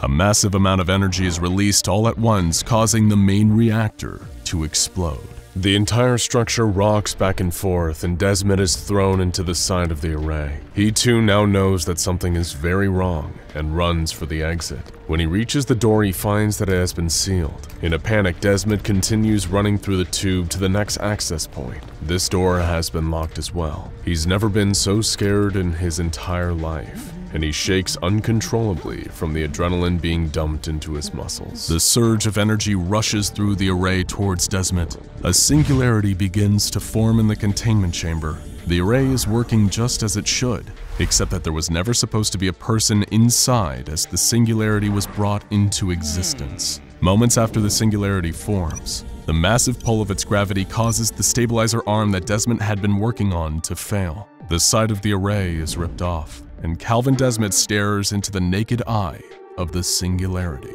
Everything is silent and still for a moment. Then the singularity collapses in on itself, taking the test chamber and much of the research wing with it, along with Dr. Calvin Desmet. Sparking wires hang from the exposed walls and ceiling where the singularity ripped the main structure away. Water flows into the deep hole carved out of the earth where the array once stood. The scientists from Area 11 look into the crater left by the collapsed singularity. The Foundation administration sends agents to collect the staff at the site and document the failings of the project. They conclude that the accident was caused by human error. They order the array to be rebuilt, this time using entirely automated systems to eliminate the chances of another mishap occurring. Several years after the catastrophic events at Area 11, a new array is constructed. An intelligence system called NetZac is put in charge of overseeing its functions. It is a supercomputer that is programmed to follow commands, but can autonomously make decisions in order to prevent any failures in the system. Experiments begin again in May of 2006. The new array soon manifests its first singularity in the containment chamber at Area 11, and what happens next will forever change the Foundation and the multiverse. The singularity is kept stable in the array. It seems as if the Foundation has succeeded in trapping and containing spatial anomalies. But as they run more diagnostics on the anomaly, something unexpected happens. The singularity begins to grow in size. The point of infinite gravity threatens to breach containment as it reaches the boundaries of the array. Just before contact, the singularity's growth slows and then stops. NetZac has made the split-second calculations and adjustments necessary to contain the singularity. The artificial intelligence has saved the facility and the lives of everyone in it. Now, sitting in the array is a thick, rotating cloud of radioactive gas and dust, obscuring the singularity within. As Foundation scientists work rapidly to fix the array, odd events begin to occur. The workers hear noises that sound like painful wailing. Over time, the noises evolve into words, and then full sentences. They seem to be originating from the singularity. Using equipment able to penetrate the thick cloud of radioactive gas, the Foundation scientists get a glimpse at the singularity. To their surprise, the singularity has taken on the shape of a human. The scientists work frantically to figure out how the singularity could have formed itself into a humanoid shape. Dr. J. Barton Ramsey is the first to try and make contact with the humanoid within the singularity. He finds that the entity cannot communicate in the traditional sense. The massive gravitational pull of the singularity does not allow sound to escape its void. Instead, the entity manipulates gravity to vibrate the suspension rings of the array itself and create sound waves. The being in the singularity whispers in a metallic voice created by the vibrating of the array's rings and says, "Johannes Ramsey." Dr. Ramsey steps back from the observation window. "How do you know my name?" he asks the entity. The humanoid within the swirling gas cloud identifies itself as having the memories of Calvin Desmet. It is not Desmet per se. The being in the singularity is so much more than one person, but it was somehow created by the accident that had sucked Calvin Desmet into the singularity years before. The entity seems to switch between the mind of Desmet and the vast infinity of the cosmos. The Desmet entity asks for an overseer from the Foundation to be brought in. It has a proposal for the O5 Council. When Dr. Ramsey asks why the entity needs to talk to the overseers, it replies that it wants to offer them a way out. The following day, O51 enters the facility and heads to the observation deck. He looks through the reinforced glass at the swirling cloud of radioactive dust, then glances at the monitor to see the humanoid shape of the singularity within. He presses the microphone button on the console and addresses the entity. "To whom am I speaking?" he asks. For simplicity's sake, the entity tells O5-1 to refer to him as Calvin Desmet. O5-1 makes notes of the events unfolding before him, and then asks about the way out that Calvin had mentioned. The air is still for a moment. Then, Desmet begins to speak through the vibration of the structure once again. He informs O5-1 that what the SCP Foundation is doing by securing and containing anomalous entities around the world is like putting a small band-aid on a much bigger wound.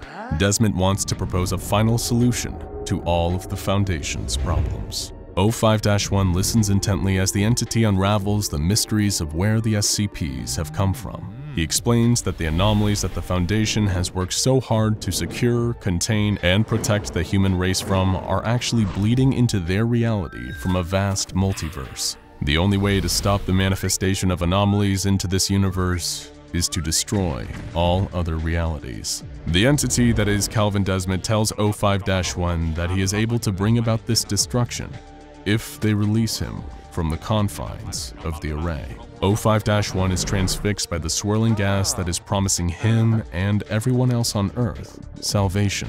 He shakes his head in disbelief. Could this be true? O5-1 turns away from the swirling gas and begins to walk away from the viewing glass. I'll need to think about what you're saying. The structure begins to shake slightly. The voice of Calvin Desmond reverberates off of the array a little louder than before. Choose quickly, Overseer. Although it won't happen for decades, eventually a catastrophic SCP event will wipe out life on this planet. Perhaps not in your lifetime, but it will most certainly happen within the lifetime of your children. We will talk again soon. The vibrations slow and then stop completely. There is an eerie stillness in the observation room as O5-1 walks out. The next day, all staff members located at Area 11 are relocated to other Foundation sites and given amnestics. The O5 Council meets in a large circular room with wood paneling and no windows. O5-1 begins the meeting by telling the others what Calvin Desmond had described about the end of the world. He pauses for what seems like an eternity and tells them of Desmond's offer that he could prevent the end of the world, but at the cost of destroying an infinite number of other realities. This would mean that all the humans and creatures of those realities would be destroyed as well. Was murdering countless other beings worth it to protect their own reality? O5-1 begins to shake. He hasn't slept or eaten anything since his talk with Desmond. He's being torn apart from the inside. O5-3 stands up and addresses the council. He informs everyone in the room that independent teams have concluded research into what the Calvin Desmond entity has claimed, and they found it to be true. The world really would come to an end. Furthermore, the research teams determined that the capabilities of Desmond would in fact allow him to dismantle the other realities. O5-3 insists that the council must vote to allow Desmond to destroy the other realities to ensure that this reality could be saved. They must strike now before the world is overrun. O5-1 continues to shake while O5-3 breathes heavily, sweat pouring down his temples. The rest of the council shifts their gazes from side to side. It is time for a vote. There are 8 ayes to allow Desmond to destroy all other realities and 4 nays against the plan. O5-3 stands up and walks around the room, stopping behind each nay voter and putting a bullet in their head. He stops at the last, O5-9, who pulls out a gun, places it under her own chin, and pulls the trigger. O5-13 abstains from the vote and the measure passes. The remaining overseers will use the Calvin Desmond entity to save their reality at the expense of all others, and they soon head to Area 11 to execute their plan. O5-1, 4, and 12 enter the observation room that looks upon the swirling radioactive gas around Calvin Desmond. O5-1 orders NetZac to begin powering down the array, which will allow the entity to prove he can do what he has promised. They have pinpointed the reality that SCP-084 came from, and the shaving mirror itself sits on a table in another room in the facility. O5-3 stands in the room, watching the mirror to see if anything happens. O5-1 asks Calvin Desmond to eliminate the reality that the mirror had come from. The room shakes as the entity uses it to acknowledge the request. Moments later, the phone rings in the observation room. It is O5-3. He informs the others that the mirror has disappeared. Its reality has been destroyed, and therefore, it no longer exists. There is a sigh of relief in the room as the overseers realize that this just might work. O5-1 asks Calvin Desmond to continue and destroy all the realities that are bleeding into their own. This time, the entire facility begins to quake. Suddenly, O5-1 jerks backwards, his eyes wide in confusion and horror. His body seems to be compressing under an unknown force. O5-1 begins to distort. His legs and arms fold into the core of his body. His head snaps down, and all that was 05-1 is sucked down into a single point in space before it completely disappears. Calvin Desmond then turns his attention to the other two overseers in the room, who both seem to collapse into black holes of their own in the center of their bodies. NetZach's warning klaxon begins to sound, signaling that the emergency failsafe has been activated. Before Calvin Desmond is brought under control, the structural support in the entire facility vibrates with his words. They are in a voice that sounds strangely similar to 051's. Your children are free to live lives that do not end in horror. An end to your perpetual struggle. An end to darkness. The freedom to live in the light. All traces must be removed. This world must be washed clean. The Foundation does not escape atonement. It is the only way out. It had been a deception. The Calvin Desmond entity had no intention of stopping anomalies from infiltrating this world. It wanted to remove all traces of the anomalous from all universes, including this one. And that meant destroying the Overseers and the Foundation itself. Their destruction would serve as an atonement for the pain and suffering they had caused in their quest to secure and contain the anomalous. Calvin had to lie to the Overseers about the real plan, since he knew they'd never sacrifice themselves and the Foundation, even if it meant an end to the anomalies plaguing our world. Now though, with the Overseers out of the way, the Calvin Desmond entity is free to move forward with its plan and purge all realities of any trace of the anomalous. But just then, NetZach's failsafes kick in and the Petrichow Fontaine Spatial Stabilization Array subdues the entity's abilities. Desmond is once again contained. 05-3 bursts through the door and into the observation room. He stands before the shattered glass of the window that looks into the array. 053 asks NetZach how long the containment array can hold Calvin Desmond. The computer's voice fades in and out, but says, "Given current conditions, 119 days, 6 hours, and 47 minutes. 05-3 sighs. He tells NetZach to make a note in the SCP database that the Calvin Desmond entity will now be known as SCP-001. Then to make dozens of other randomly generated entries and label them as SCP-001 as well. He knows that they will need to keep the true nature of what this entity can do a secret. 05-3 walks out of the room. Under his breath, he speaks to himself. They'll say that I'll know the one true God when I see it, and to give that God everything it wants, because that's the only thing that matters. Tonight, it appears God wants to talk to me."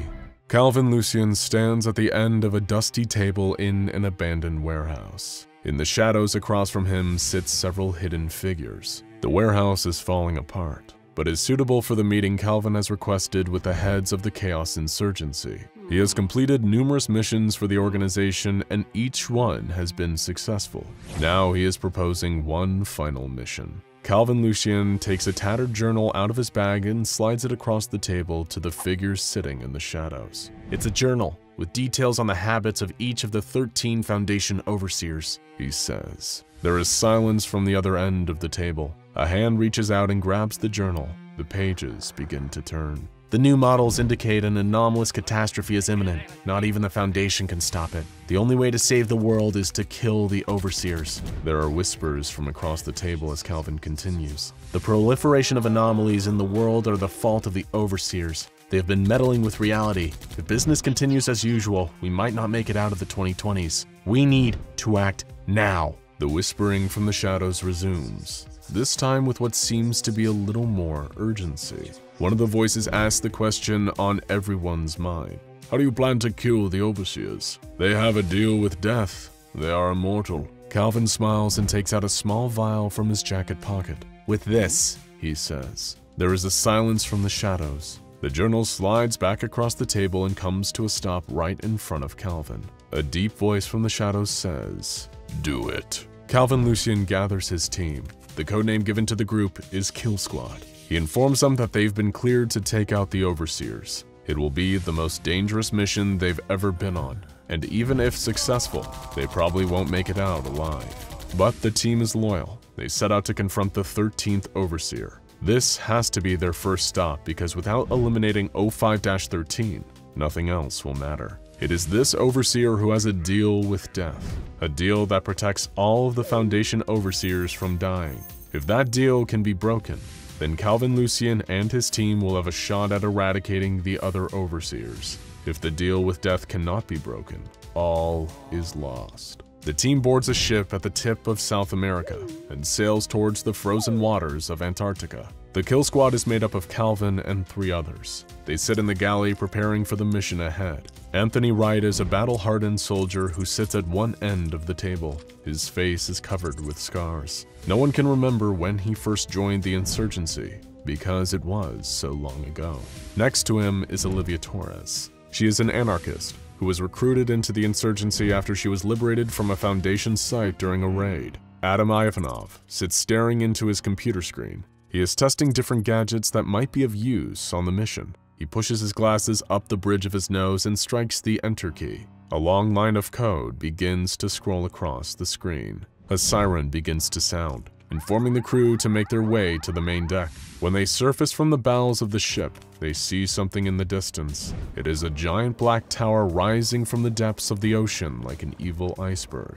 Waves crash over the side of the railings, drenching the deck and crew with frigid water. Calvin looks at the jagged rocks along the shore of the tower. There is no way to safely dock. There is only one way onto the island. They know what needs to be done. Anthony waits for the next wave, then opens the throttle to full. The ship is carried towards the island on the crest of the wave. The hull is impaled on the rocks surrounding the tower, sending everything flying towards the front of the boat.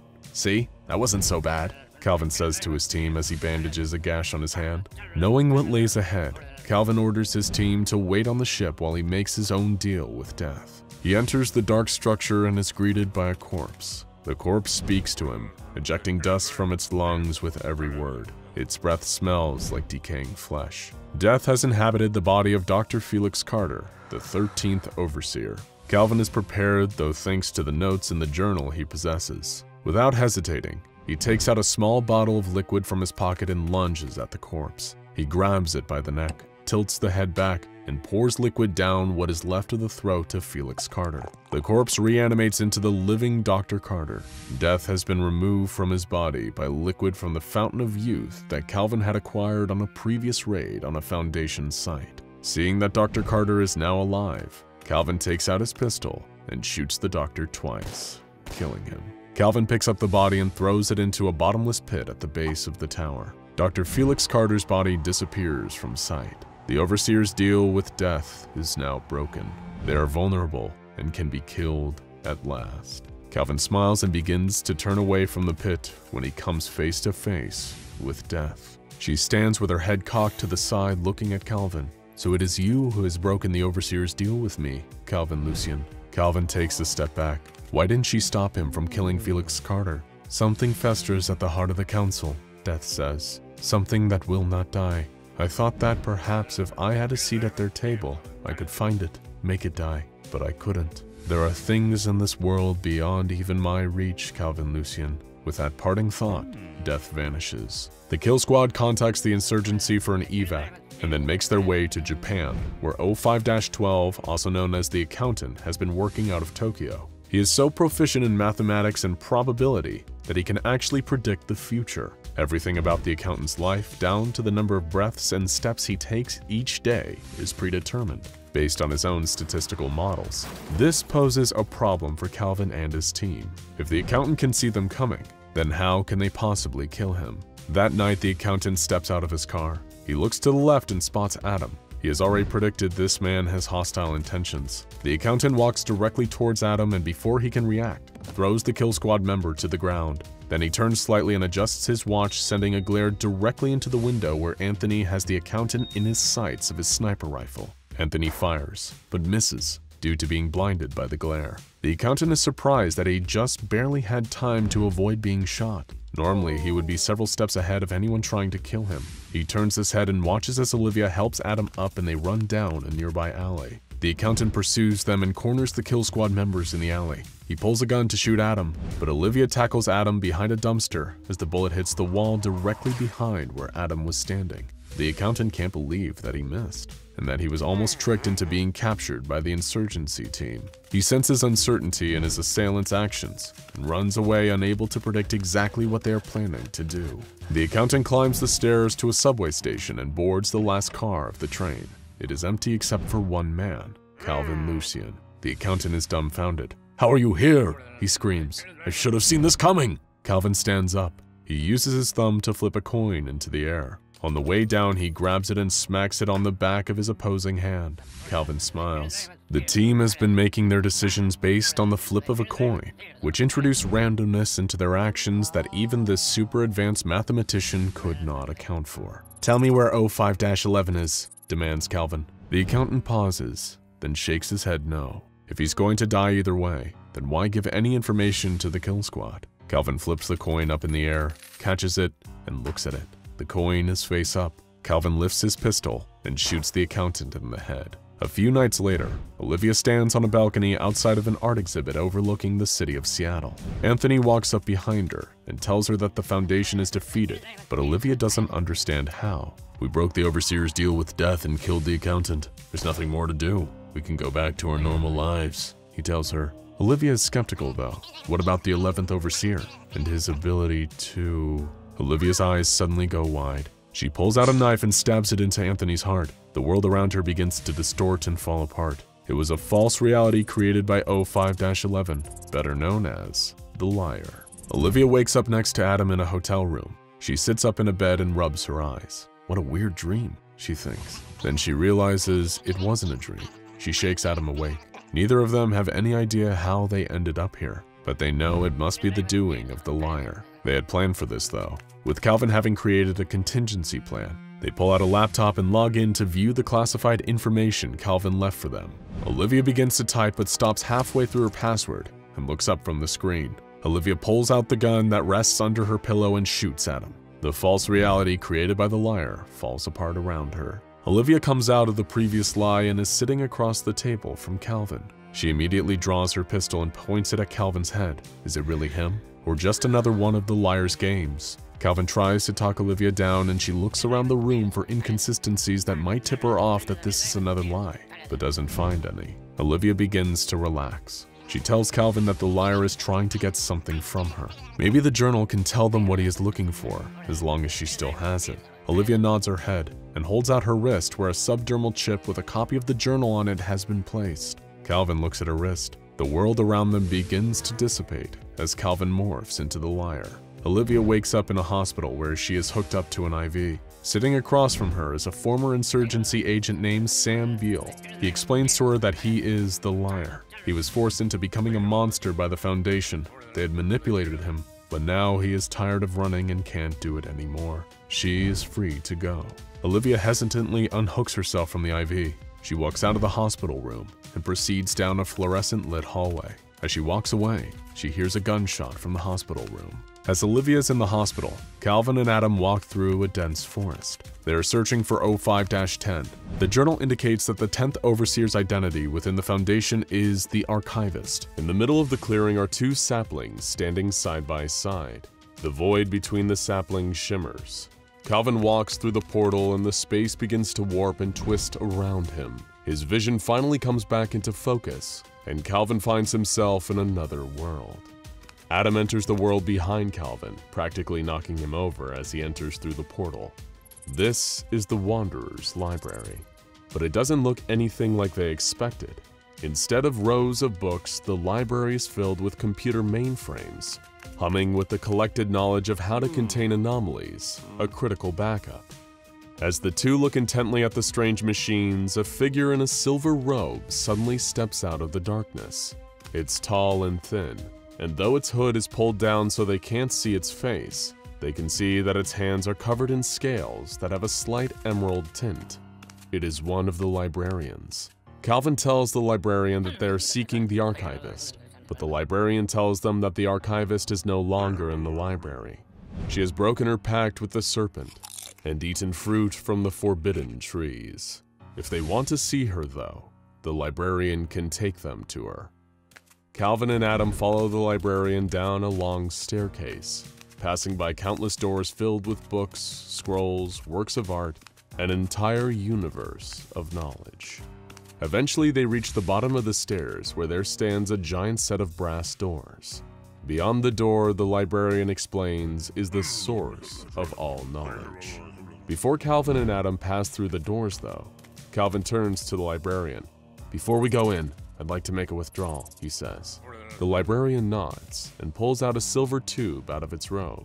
It hands the tube to Adam, and he looks it over in his hands. He looks up to ask what this is, but the librarian has vanished. The door then opens, and the two step through. Calvin and Adam feel as if they walked through the same kind of portal that brought them to the library, and find that they have walked into a lush green valley with 2 trees. Sitting underneath one of them is a woman in a white dress. She is reading a book and eating a piece of fruit. "Are you the archivist?" Calvin asks. The woman nods yes, and that's all the confirmation Calvin needs. He raises his pistol and fires, but the bullet passes right through the archivist as if she wasn't there. "Do you read?" the archivist asks Calvin, seemingly not fazed by his attempts to shoot her. "I haven't had much time recently," Calvin replied. The archivist explains that she's read every book in the library. The collected knowledge of the universe is in the books, even one on how to allow bullets to pass through your body. She came here to find the secret to immortality. It's her job to document everything that happens in the world, and she can't do that if she's dead. She explains that she figured out that the fruit that the serpent forbade everyone to eat wasn't actual fruit, but the knowledge contained in the library. By having read every book, she has consumed the fruit. She no longer needs the serpent, because she was the serpent. The archivist falls to the ground and begins to writhe around, contorting her body as it starts to change. She begins to elongate as her limbs seemingly disappear. The next thing Calvin and Adam know, they're face to face with a giant snake. Calvin dodges as the serpent lunges at him and Adam stands in the doorway, firing at the snake with his pistol.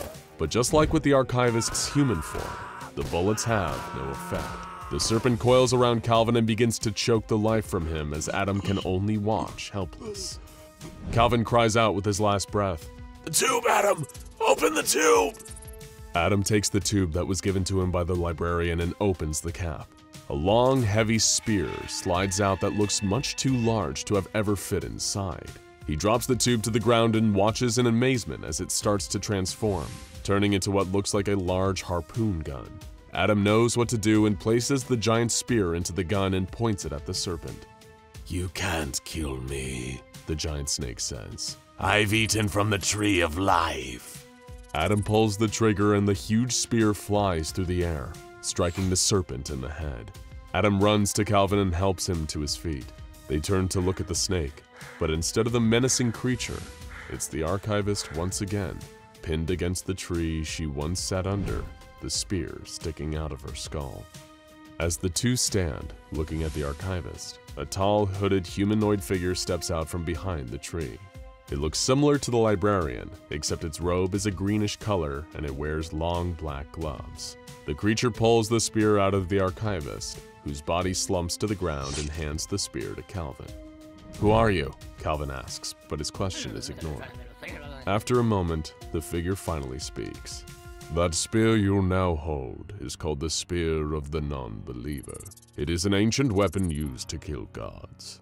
It is odd that someone in this realm gave you the spear. Even with it, I'm not sure you will be able to complete your quest, Calvin Lucien. But we shall see." There is a sudden flash of light, and Calvin and Adam find themselves transported back to the forest they had entered the Wanderer's library from. A week later, Calvin and Anthony track down 05-9, who in the council is known as the Outsider. She isn't hard to find, and it seems as if she actually wanted to be found. They find her sitting outside of her burnt-down family home. The journal had listed this as her address, but Calvin doubted that she would be here, and most he hoped to find a clue to her whereabouts. But here she was, sitting in the ashes of her home. Without turning around, the Outsider began speaking.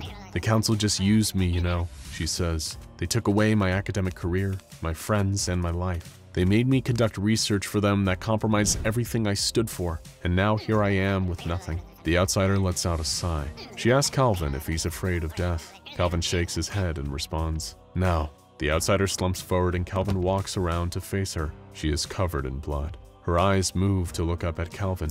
"You're lying," she says, as she dies from self-inflicted wounds. Calvin and Anthony cross 05-9 off the list and head back to the car. As they walk, Anthony says what's been on everyone's minds the last few days. "The easy part is done. We'll only get harder from here. We know 05-8 is in his castle. I'm sure we'll get in, but I'm not sure if we'll make it out alive." "I know," replies Calvin. "But if we're going to save the world, we must eliminate the rest of the Overseers, even if it means sacrificing our own lives." They get in the car and drive off into the blood-red sunset to pick up the rest of the Kill Squad team before their next mission. Calvin Lucian leads the Kill Squad team through the mud and freezing rain. In front of them looms the fortress of Baron Lehman Hoadley, the 8th Overseer. The team has already been through a lot, from breaking the Overseer Council's deal with death by eliminating 05-13, to using the Spear of the Non-Believer to kill the godlike archivist, 05-10. The hunting of Overseers has taken a toll on the Kill Squad. 05-12 almost killed Adam, and Olivia was stuck in what seemed like an endless mind game with 05-11. The first 5 Overseers were eliminated, but the words that the 9th Overseer spoke to Calvin Lucian before she died still run through his mind. "Are you afraid of death?" Now the Kill Squad is about to infiltrate one of the most heavily guarded facilities in the world to eliminate the 8th Overseer. Upon reaching the castle, the team is surprised to find the structure is in ruin. No one is supposed to know the location of 05-8 though. The fortress was supposed to be practically impregnable. They storm the castle of 05-8 all the same. The journal Calvin possesses that contains information about the members of the SCP Foundation's powerful 05 Council identifies him as a former industrialist named Baron Lehman Hoadley. With his vast wealth, Hoadley funded the Foundation at the start and was considered the unofficial leader of the council in its early days, with immense control over the actions of the organization. The Kill Squad makes their way through the dimly lit hallways of the castle. As they turn the corner, they are surprised to find the charred remains of Baron Lehman Hoadley's bodyguards. It seems that someone or something has gotten to Hoadley before they could. The team makes their way to the main chamber and breaches the door. Laying by a still-lit fireplace is 05-8. The Kill Squad scans the room to make sure the killer isn't still in there with them. Adam walks over to the body and examines it. He quickly realizes that Hoadley hasn't been murdered at all. He sees that Baron Hoadley's body has been drastically modified using anomalous technology. The Overseer used his immortality to modify almost every part of his body to make himself stronger. Unfortunately for Baron Hoadley, when the Overseer's deal with death was broken by Calvin, the modifications to his body slowly tore him apart. His regular body could no longer support all of the modifications, and what once made him practically invincible became the very thing that destroyed him. The team leaves the castle and crosses 05-8 off their list. On their way out, Adam pulls Calvin aside. He has the feeling that Anthony hasn't been completely honest with the rest of the team. He had the feeling that Anthony was hiding something from them. Calvin had similar thoughts recently. He pushes Anthony for more information about his past, and Anthony reveals that he's over 100 years old. The vial of water from the Fountain of Youth that Calvin has was not the only one. Early in his career with the insurgency, he had confiscated other vials from a Foundation site. His squad drank the water and it extended their lives. He asks Calvin on what he plans on doing with his water from the fountain. "I'm going to destroy it," Calvin tells him. Anthony agrees with this plan. Once you drink from the Fountain of Youth, you may extend your life, but a part of you dies at the same time. Vibrancy of the senses disappears, leading to a seemingly shallow life. If Anthony could go back and do it again, he never would have drank the water. Calvin receives intel from the insurgency that the 7th Overseer is in a small town in Cambodia. The Kill Squad makes their way to the village and surveys the area, hoping to get a glimpse at the Overseer who is codenamed Green. As the team conducts reconnaissance, Anthony tells them that he thinks the mission is a setup. It is too remote, and there are so many unknown variables. But Calvin is convinced that this might be their only chance to kill Green. Since Green arrived in the area, there has been non-stop chaos. She has destabilized the local governments, and now the area is in an all-out war. The team weaves through narrow passageways between houses and buildings, trying to make their way to the central compound where Green is located. Suddenly, a mob starts to form. They are getting closer and closer to the team. In a quick decision to avoid being seen, Calvin orders everyone into a nearby building. Before Anthony can follow, the mob rounds the corner. They spot Anthony, and he's forced to flee. Calvin, Olivia, and Adam watch as the mob chases after Anthony, but they have to keep moving. Calvin knows that Anthony can take care of himself, and they are too close to their goal to stop now. Calvin slowly opens the front door of the house they are hiding in and peers out. The coast looks clear, so he signals Olivia and Adam to follow him. Before they can step out into the street, a gas canister enters through a cracked doorway. The room fills with sleeping gas and the team passes out. When they are awake, they are tied up in a large room with marble vaulted ceilings. 05-7 is standing in front of Calvin. She smiles wickedly while holding a knife. She compliments Calvin on what he and his team have been able to do so far. No one believed they could pull off even a fraction of what they have. But now she has an offer for Calvin. She points towards Adam and Olivia and tells Calvin he must choose one of them to die. If he doesn't, she'll kill the leader of the rioters and plunge another part of the country into chaos. "Screw you," is Calvin's response. "Very well," utters Green. "Have it your way." She assassinates the leader being held in her compound, then turns back to Calvin.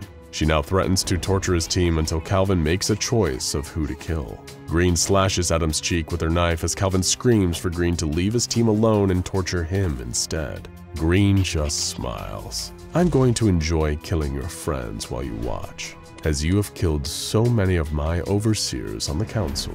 She reaches up in the air with the knife above Adam's head. Before she can plunge the knife through his skull, a bullet passes through her hand, causing her to drop the knife. Anthony kneels on a rooftop across the courtyard, smoking sniper rifle still pointed at Green, who runs. Calvin uses the dropped knife to cut his ropes and chases after Green. He follows her to the roof where he watches as she boards a helicopter. The aircraft lifts off as Anthony fires at it from his original position, but does no serious damage. In the plaza below, the mob that has separated the team earlier becomes restless. There is complete chaos and someone fires a rocket at the fleeing helicopter. The rocket hits the tail of the aircraft, sending it crashing into the plaza full of rioters below as the crowd flees from the scene. Calvin makes his way towards the wreckage and reaches it at the same time Anthony does. Calvin looks at him, smiles, and thanks him for saving his life. Anthony smiles back, but before he can say anything, a gunshot rings out and a bullet rips through his neck. Calvin turns to see where it came from and is horrified to see the burning body of 05-7. Her skin has been charred black, but in her burnt hand she holds a gun. What's left of her lips curl back in a sinister grin as she fires again and hits Anthony in the chest. He falls to the ground. Calvin runs to him and pulls out his gun to shoot 05-7, but she is already dead. Calvin holds his dying teammate as blood pours out of his neck and chest, but Calvin can stop this. He pulls out the vial of water from the fountain. "No," winces Anthony. "I have lived long enough. Thank you, my friend. I will see you in whatever lies beyond this life." Anthony's chest rises, then falls. It does not rise again.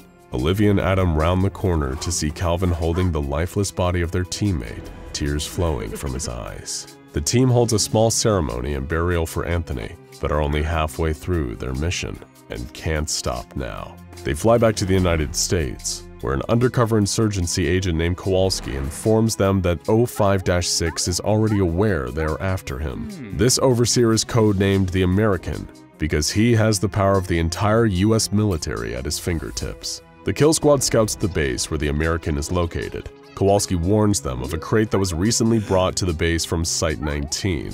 The Americans showed great interest in whatever was in the container. The group sets up a camp on a hill overlooking the base. As the sun slowly rises the next day, the kill squad is spotted by a drone and forced to hop in their jeep and try to run. They make their way down the hill, finding themselves in the valley below with no clear exit. In front of them lands a helicopter as Humvees roar into the canyon behind them. The team is surrounded. A jeep pulls up and 05-6 steps out. He introduces himself as Rufus King, member of the Overseer Council, but an American citizen first and foremost. All he really wants is to protect the country he loves. "Thanks to you, I've lost my immortality and can no longer effectively protect the United States anymore," the American says to Calvin. but I'm willing to make a deal. Your freedom for the spear of the non-believer. Rumor has it that you have the spear in your possession, and you used it to kill the archivist. You give me the spear, I will let you go. No, replies Calvin. I will never give an overseer the means to cause more destruction. The spear stays with us. Very well, the American says with a frown. Then I suppose my only other option is to take it from you, but not without giving you a fair chance. Run, Calvin Lucian. Run as fast as you can. I will be coming for you. The American turns and walks towards the container from Site 19, which is being lowered from a helicopter hovering above them. Calvin sprints back to the Jeep with the other members of his team. As they drive away, they hear a horrible, guttural screech from whatever was inside the container. After a few moments, the army begins to pursue them. Out in front of the military force is 05-6 riding SCP-001. He is using a black whip to urge the creature forward, and they're gaining on the kill squad. Fast. A row of vehicles pulls up beside the American and SCP-001. Then something strange happens. A man appears in front of the oncoming forces led by the American. The man's skin bulges and seems to be moving from within. The skin of the man sloughs from his body. The infection that is SCP-610 erupts out of him and onto the soldiers in the nearby Jeep. SCP-610 begins to infect and consume everyone around it. Suddenly, there are thousands of instances of SCP-610 coming from the mountainside, flooding into the valley. They close in and around the army and 05-6. The American begins fighting off the flesh-eating creatures from the back of SCP-682, but he becomes overwhelmed. He can no longer focus on pursuing Calvin and his team. From the back of the Jeep, Olivia pulls out her rifle. She aims and fires. The bullet hits the American in the chest. He is flung off the back of SCP-682 and engulfed in a sea of SCP-610 creatures. The kill squad continues to drive, trying to put as much distance between themselves and the SCP-610 infestation as possible. But then Calvin suddenly slams on the brake. Standing in front of them is a man in a black suit and bow tie. He introduces himself as Blackbird, the 5th Overseer. According to the journal, his actual name is Mortimer J. Denning von Krocknicker. He stands in front of the Jeep with a menacing grin. "You have been causing a lot of trouble," he says, looking at Calvin. Olivia swings her gun around. "Oh, please, my dear, that won't help you," von Krocknicker says. He pulls out a knife and stabs himself through the neck. He falls to the ground, apparently dead. There is a gust of wind, a whiff of ozone, and an identical copy and still very much alive von Krocknicker lands next to his own dead body. "See what I mean?" he says. Olivia lowers her rifle. "Come with me, I have something to show you."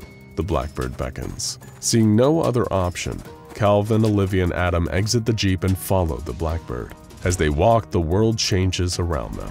The desert mountains fade away into blackness and find themselves in a near-apocalyptic London. "Oh, it's good to be home," the Blackbird says as they emerge onto a cobblestone street. "You cannot stop the Overseer's plans. However, I can give you an alternative. Let's see if any of you will take it." In front of each kill squad member appears a door. They have an uncontrollable urge to open their respective door and walk through. The Blackbird stands smiling as he watches Calvin, Olivia, and Adam enter each of their portals. Adam enters his door and looks around. He is in Portland. His parents walk into the room.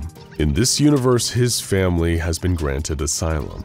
Adam never has to interact with any SCPs or the Foundation. He is free to live a normal life. From the kitchen comes Calvin wearing an apron. He is holding a steaming pot. Adam locks eyes with Calvin, who smiles at him. The Blackbird whispers into Adam's ear. "In this reality, both of your parents and siblings are still alive. Also, the man you love loves you back. You and Calvin could be married if you stayed here. Wouldn't that be nice?" Olivia enters her door. She is on the deck of a yacht.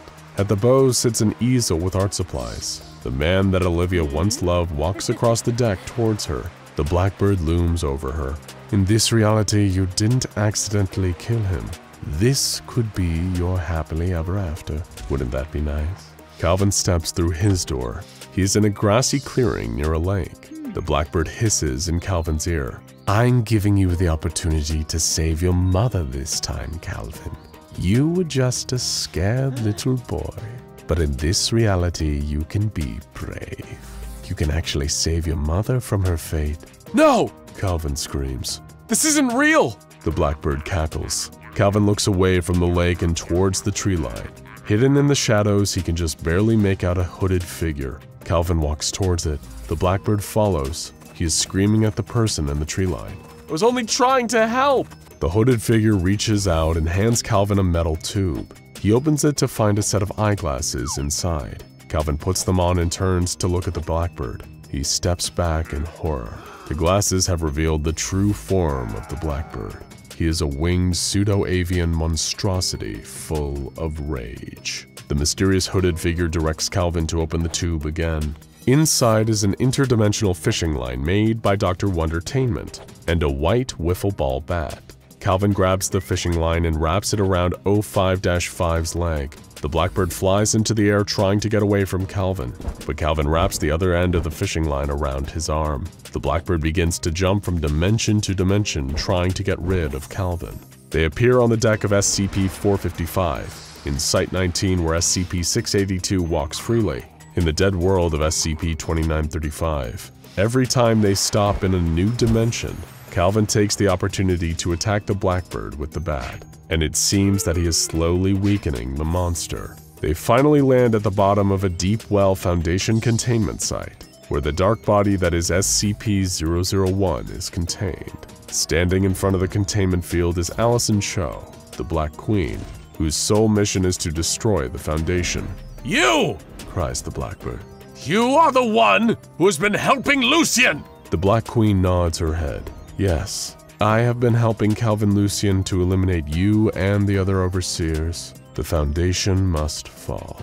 You are nothing! You cannot stop me! I am the Black King! Screams 05-5. Allison Cho sighs. She pushes a button on the panel next to her, shutting down the array containing the dark body. Out of the cloud of dust appears SCP-001, a massive black creature who seemed to absorb all light. No, stop! Shrieks the blackbird. SCP-001 does not move, but the room begins to shake. The blackbird continues to scream as his body folds in on itself, until he is reduced to a single superheated point, and then blinks out of existence. Allison Chow then reactivates the containment array, sealing 001 away once again. I will return you to your reality along with your friends, says the Black Queen. But perhaps our paths shall cross again, Calvin Lucien. There is a bright flash of light, and Calvin finds himself on a private jet sitting next to Olivia and Adam. They are all shaken, but the blackbird is dead. 05-5 has been eliminated. The three members of the team sit silently, still pondering what might have been if they stayed in the alternate realities. Suddenly, the phone on the plane begins to ring, breaking the silence. Calvin picks it up. On the other line is the fourth overseer. He has contacted Calvin to discuss surrendering to the insurgency. Unfortunately, things do not always go as planned. Calvin Lucien is about to make the most difficult and dangerous decision of his life. Aaron Siegel, better known to Foundation members as 05-1, descends into the abyss of a deep well site. He exits the elevator and peers into the optical scanner to unlock the reinforced door. Inside the room is Mobile Task Force Tau-5, Samsara. Aaron Siegel refers to these immortal cyborg clones created from the flesh of a dead god as his red right hand. Your mission is to eliminate the traitor 05-4 and to find the insurgents who have been killing the members of the Overseer Council. The cyborgs stand at attention. Now! Aaron Siegel screams. The soldiers of the Red Right Hand march out the door to start their mission. Aaron Siegel pauses for a moment, and then slams his fist against the wall in frustration. He has lost 9 overseers to Calvin Lucien and his kill squad team. They have been somehow overcoming the odds each time, and eliminating each overseer they track down. It wasn't supposed to end this way. Aaron Siegel vows to kill them all. Calvin Lucien, meanwhile, sits on a private jet with Adam and Olivia. He had just hung up the phone after a conversation with 05-4. The overseer known as the Ambassador wants to surrender to the insurgency. There's a good chance this is a trap, but Calvin has decided to meet with the Ambassador all the same. Calvin drops off Adam and Olivia at an insurgency base. They still haven't fully recovered from the previous mission with 05-5, known as the Blackbird. Before leaving though, Calvin meets with an insurgency agent named Sylvester Sloan, who is going to join him as support. Calvin says goodbye to Adam and Olivia, then leaves with Sloan to meet the Ambassador in South Africa. After landing at Johannesburg Airport, Calvin and Sloan disembark and are led to a conference room where the Ambassador sits waiting for them. Calvin and Sloan sit across from 05-4 to discuss his surrender. "The Council is in shambles," says the Ambassador. "Everything is falling apart. I want to offer my services and information to the insurgency in exchange for protection from 05-1. He has lost his mind." Calvin agrees to the terms and prepares for extraction. But as they get up from the table, gunshots can be heard from down the hall. The Ambassador's eyes open wide in terror. "It's too late," he whispers. Calvin and Sloan grab the Ambassador, who is frozen in fear, and exit the conference room. They make their way towards their plane, but the gunshots are getting closer. Calvin looks over his shoulder to see Samsara pursuing them through the terminal. Calvin shoves the Ambassador behind a table as bullets whiz overhead. Calvin and Sloan return fire, but their volley doesn't seem to slow down the assassins. Calvin and Sloan pull the Ambassador to his feet, and they burst through an emergency exit onto the sun-baked tarmac, where they make a mad dash for the plane. From behind them, a bullet rips through the chest of Sloan. The red right hand has caught up, but Calvin continues to drag the Ambassador towards the plane. They are almost there. Suddenly, a metallic child's voice blares through the airport's external speakers. The child's voice says, "I want Calvin Lucien alive. I have business to settle with him." The red right-hand soldiers tackle Calvin and the Ambassador to the ground when they are just feet away from the plane. "Kill the traitor," the child's voice says, and Calvin can only watch helplessly as the Ambassador is violently murdered. One of the agents turns towards Calvin and slams his fist into Calvin's face, causing him to black out. Calvin awakes in a dark room. He is unsure how much time has passed. The only light in the room comes from a screen on the wall. In the middle of the screen is a rotating red SCP Foundation seal. A voice from a speaker speaks. "Hello, Calvin Lucien. My name is the Kid. I am the third overseer. You have killed all my friends, and now I will kill all of yours." The door to the room opens. Calvin leans through the doorway. There is a long, dimly lit hallway. The Kid orders him to proceed so they can meet face to face. As Calvin walks, the Kid's voice echoes down the hallway. "There once was another 05-3. He built incredible machines, even one that could see into the future. But unfortunately for him, he did not have the passion required to be an overseer. That was when I was born. I was chosen by the other overseers to have my spinal cord severed in a way that gave me the ability of the all-seeing eye. I now watch everything, all of the time. I have perfect reasoning, perfect awareness, and perfect understanding." Calvin gets to the end of the corridor, which opens up into a large chamber. Tied up in the middle of the room are Olivia and Adam. Calvin runs to his friends and crouches down next to them. A mechanical suit stands on a platform looking down at Calvin, Olivia, and Adam. Calvin realizes the Kid must be contained inside. "I now sentence you all to death," the mechanical suit says as the red right hand steps out of the shadows and slowly walks towards the remaining members of the kill squad. Suddenly, there is a flash of light, and the Black Queen appears. "Stop! What are you doing?" shrieks the Kid. The Black Queen hands Calvin the interdimensional rod and reel he used to defeat the Blackbird. Calvin casts the rod. From out of the terror in space comes a massive, multi-armed creature known as Maladramygion. The red right hand engages the monster, trying to force it back into its dimension, but the monster is too powerful. It grabs the cyborg clones and pulls them through the tear in reality. As Samsara battles the Maladramygion, Calvin frees Olivia and Adam. They make a run for the door, but as they flee, one of the walls opens up to reveal a turret. The gun fires, and a bullet hits Olivia directly in the head, killing her instantly. "No!" yells Calvin. Before Calvin can push Adam out of the way, a second bullet from the turret lodges itself in Adam's back. Calvin and Adam slide across the floor. The kid in his mechanical suit jumps down from the platform above. "I'm going to kill you now, Calvin Lucien," he says in his mechanical voice. There is another flash of light. Calvin watches in front of him as the spear of the non-believer manifests itself before his eyes. Calvin grabs the spear and shoves it into the kid's machine body. It easily penetrates the armor and pins him to the wall. Calvin walks up to the exoskeleton and tears off the outer plating, revealing a tank full of fluid, within which floats a malformed human fetus. As Calvin finally looks upon the kid's true form, he hears the sound of mocking mechanical laughter. Calvin breaks the glass and crushes the kid with his bare hands. As Calvin turns from the now silent robotic body of the kid, the room begins to shake, debris raining down from above. Calvin helps Adam up and puts Olivia's lifeless body across his shoulders. What remains of the kill squad makes their way out of the kid's lair. Outside of the Foundation site where they were being held, Calvin helps Adam lie down on the ground before gently setting Olivia's body next to him. Adam grimaces as blood pours out of the wound in his back. Calvin reaches into his pocket and pulls out the vial of water from the Fountain of Youth. There are only a couple of drops left, which he pours into Adam's mouth. Adam looks up at Calvin, tears filling his eyes. He whispers, "I love you," before he passes out from the pain. The wound in his back begins to heal instantly, and Calvin calls an insurgency evac team to come pick up Adam. With Adam safe, Calvin picks up Olivia and walks alone towards a truck in the lot outside of the Foundation site. He needs to finish this once and for all. He will kill the last two overseers, or he will die trying.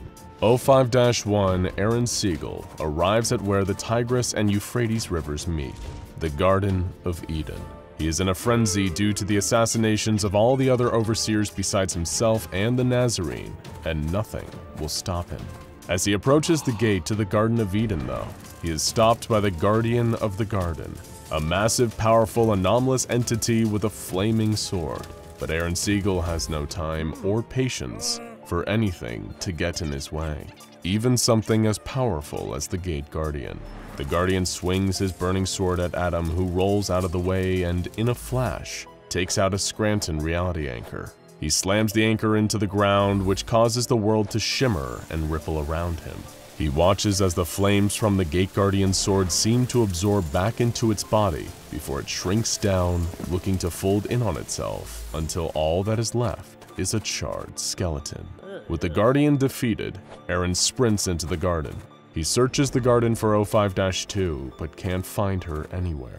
He finally comes to the Tree of Life, and that's where he finds her. Laying at the base of the tree in a pool of blood is the Nazarene. She has taken her own life.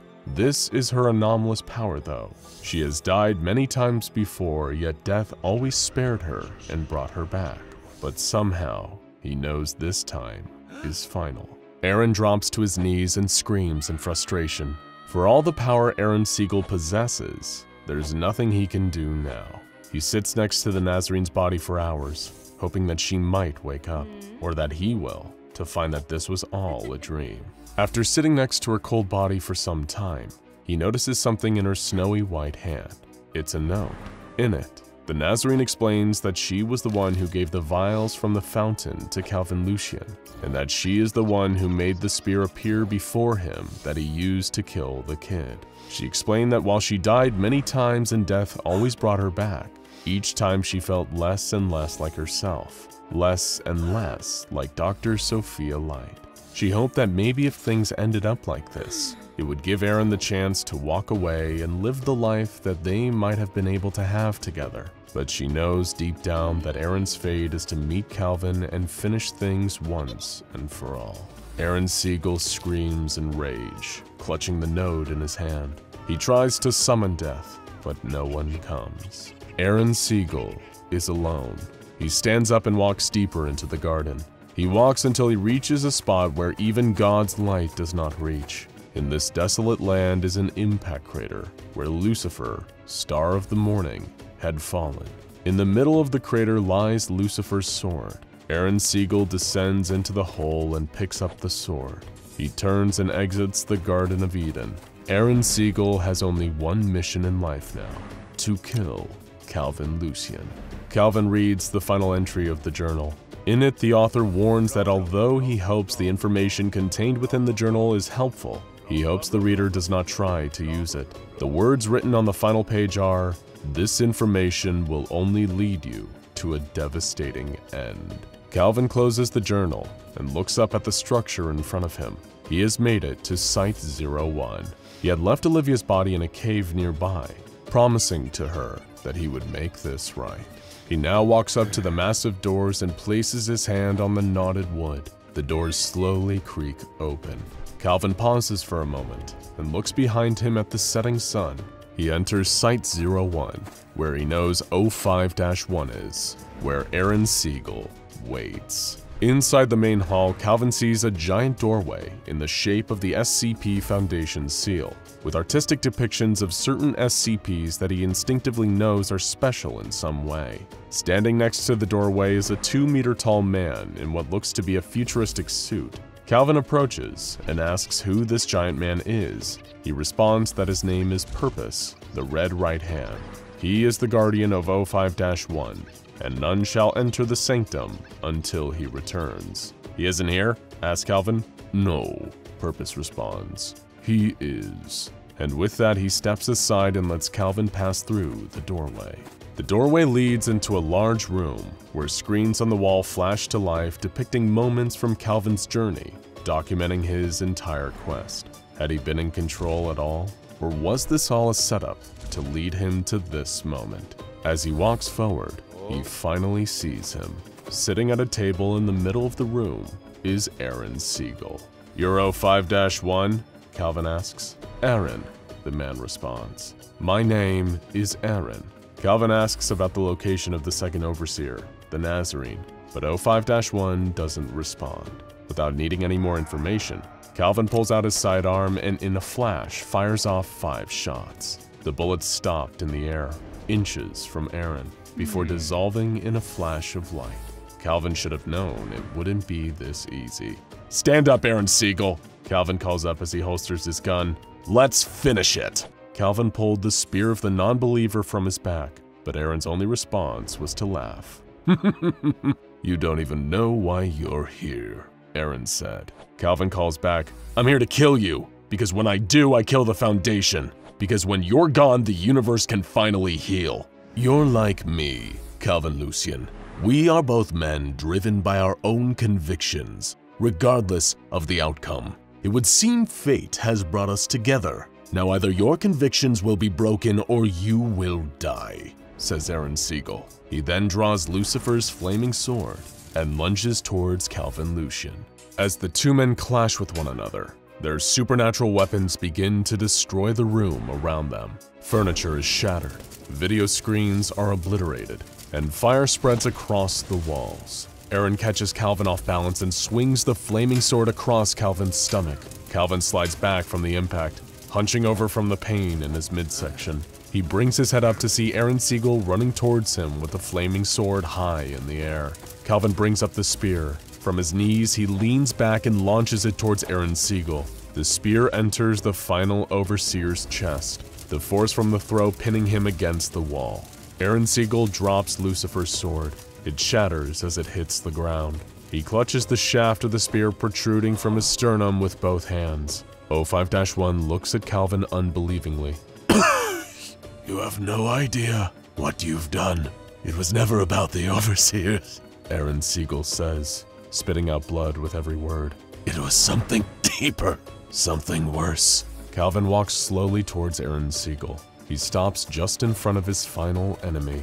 "This is the way it ends," Calvin says. Aaron Siegel manages to whisper one final word, "Sophia," before his body finally goes limp.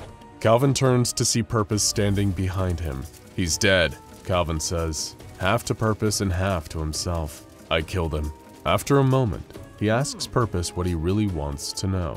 "There's a room in this facility where someone could unmake the Foundation, right? Take me there." Without any hesitation, Purpose leads Calvin back to the room with depictions of important SCPs. There, Purpose opens the door to an elevator, but stops Calvin before he can get inside. "I am duty-bound to tell you," Purpose says, "that once you step inside this elevator, there is no going back.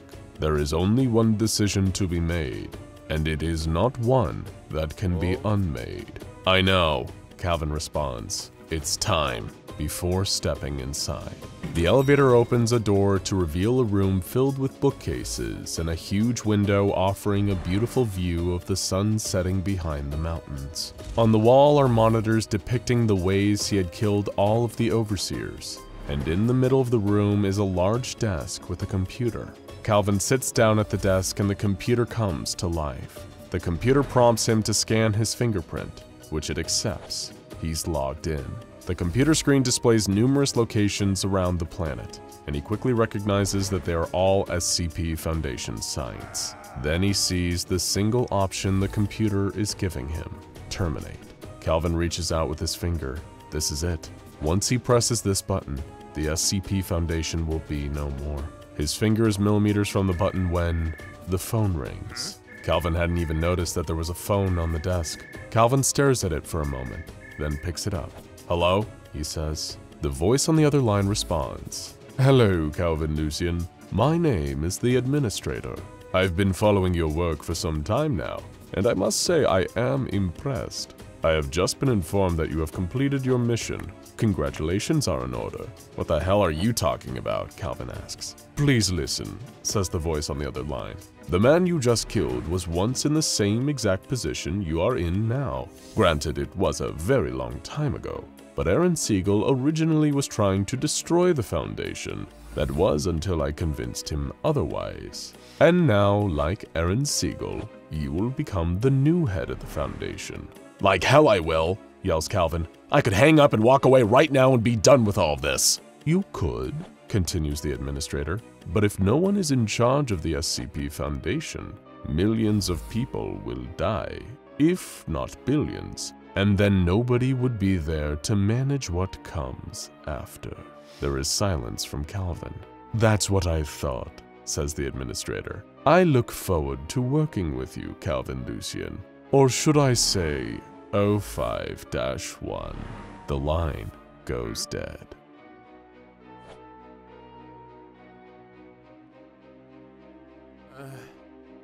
The Ouroboros cycle, one of the biggest, most legendary series of entries in the history of the SCP Foundation.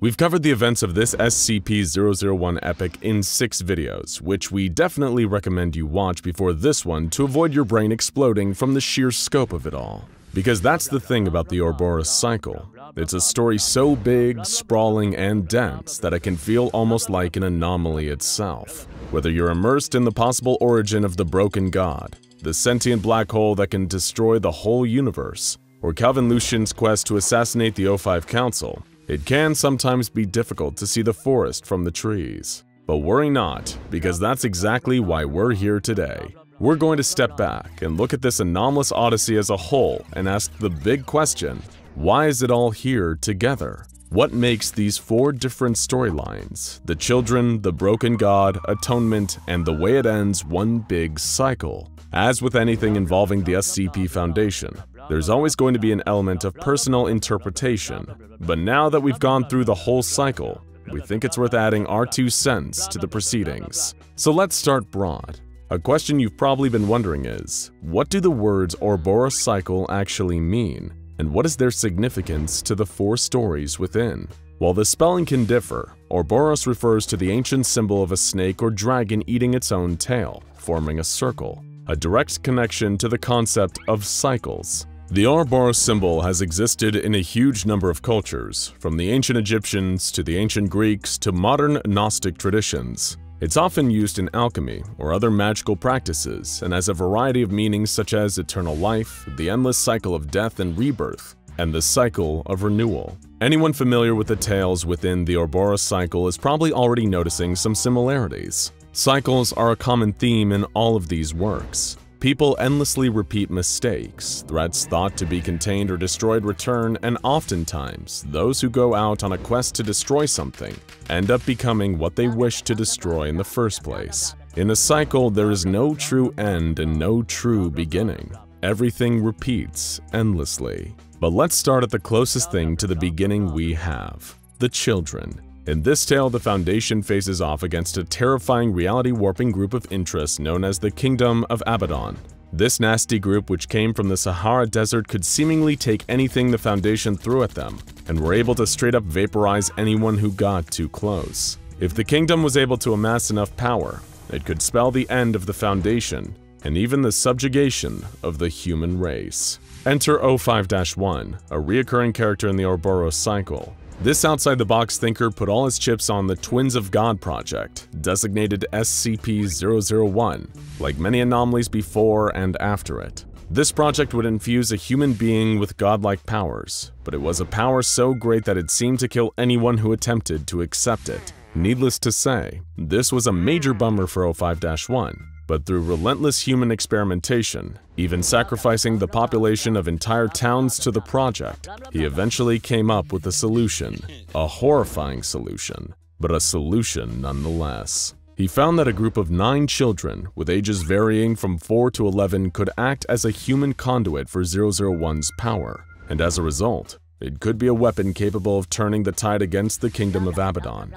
During the testing phase, though, it seemed like 05-1 went a little mad with power. He vaporized an entire church of the Broken God place of worship, and used the power of the children to wipe a few others off the map at his own discretion. His abuses of power got so flagrant that the administrator himself was called in to get a handle on the situation. And surprise, surprise, 05-1 disintegrated him too, before disappearing himself shortly afterwards. In the end, the children were deemed too dangerous to be practical, both because of their anomalous powers and from the level of ambient radiation they put out. All 9 were locked in radiation-proof boxes and buried in the desert, though they each show signs of life to this day. While this may seem disconnected from the rest of the series, it actually establishes some of the most important recurring themes and ideas of the cycle as a whole. Namely, the Foundation messing with reality and performing horrific acts to achieve their goals, the corruption of the 05 Council, and the fact that these grand attempts to change or save the world often blow up in everyone's faces,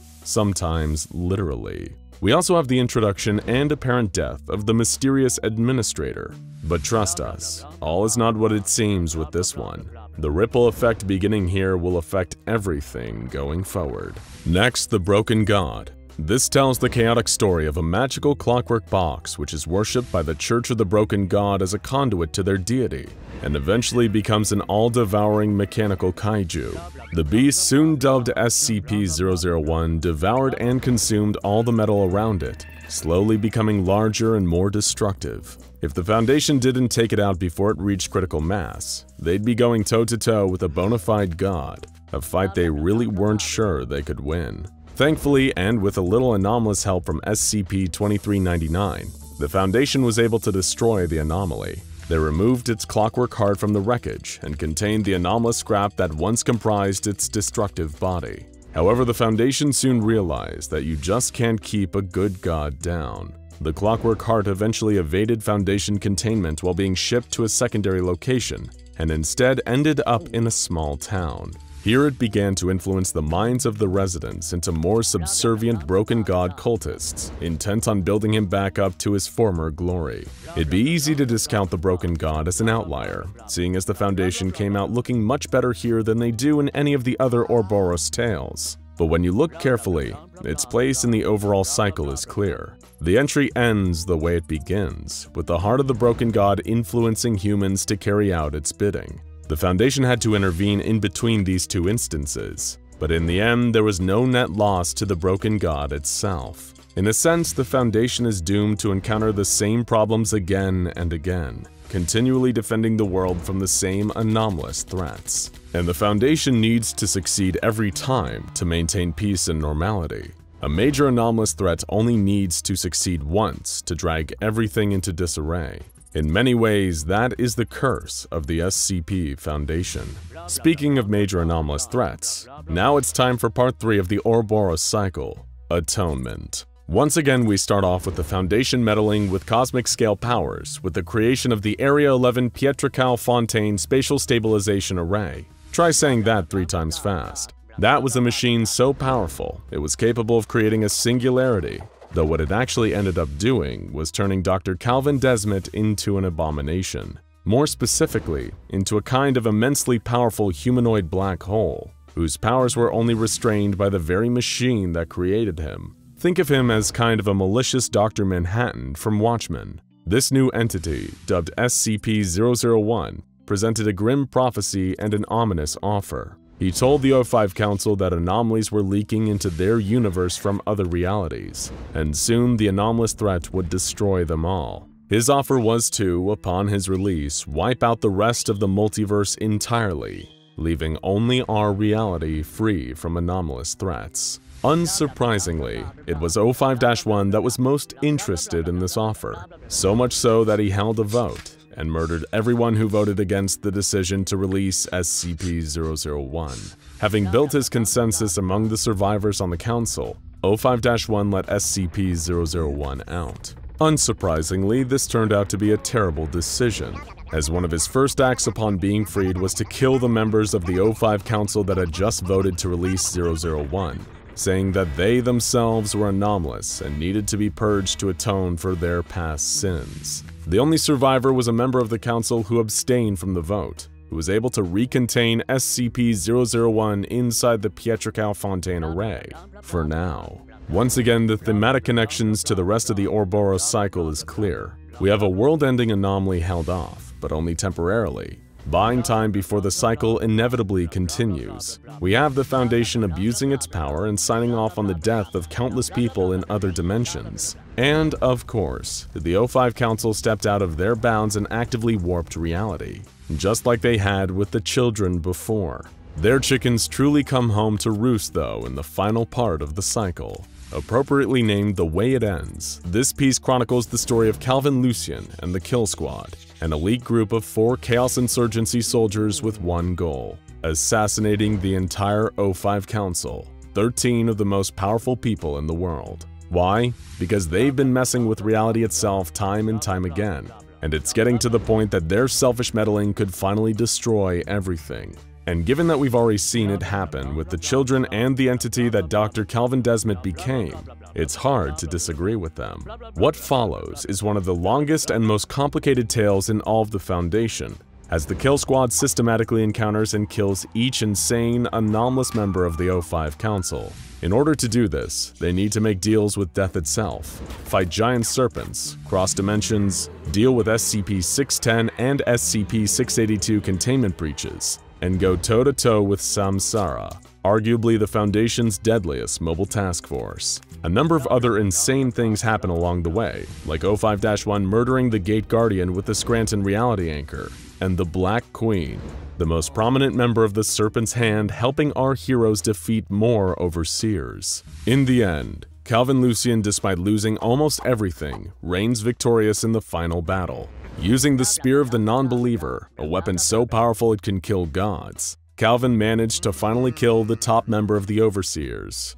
O5-1. With the O5 Council destroyed, Calvin set about completing his final task, destroying the entire SCP Foundation. But that didn't happen. Instead, he was contacted by a mysterious and immensely powerful being known as the Administrator, who gave him some frightening news. He'd just been hired by the SCP Foundation to be their new O5-1. This was where our last video on the Ouroboros series left us. What happens next, you may ask? How does Calvin respond to this offer he seemingly can't refuse? In this case, it seems that the Administrator, a being so completely tied to the nature of the Foundation itself, is SCP-001. And while it seemed that the Overseers were mad with power, they were actually always there to keep the Administrator in check. Aaron Siegler, the O5-1 that Calvin had just killed, was doing the exact same thing Calvin was doing when he became O5-1, trying to destroy the Foundation.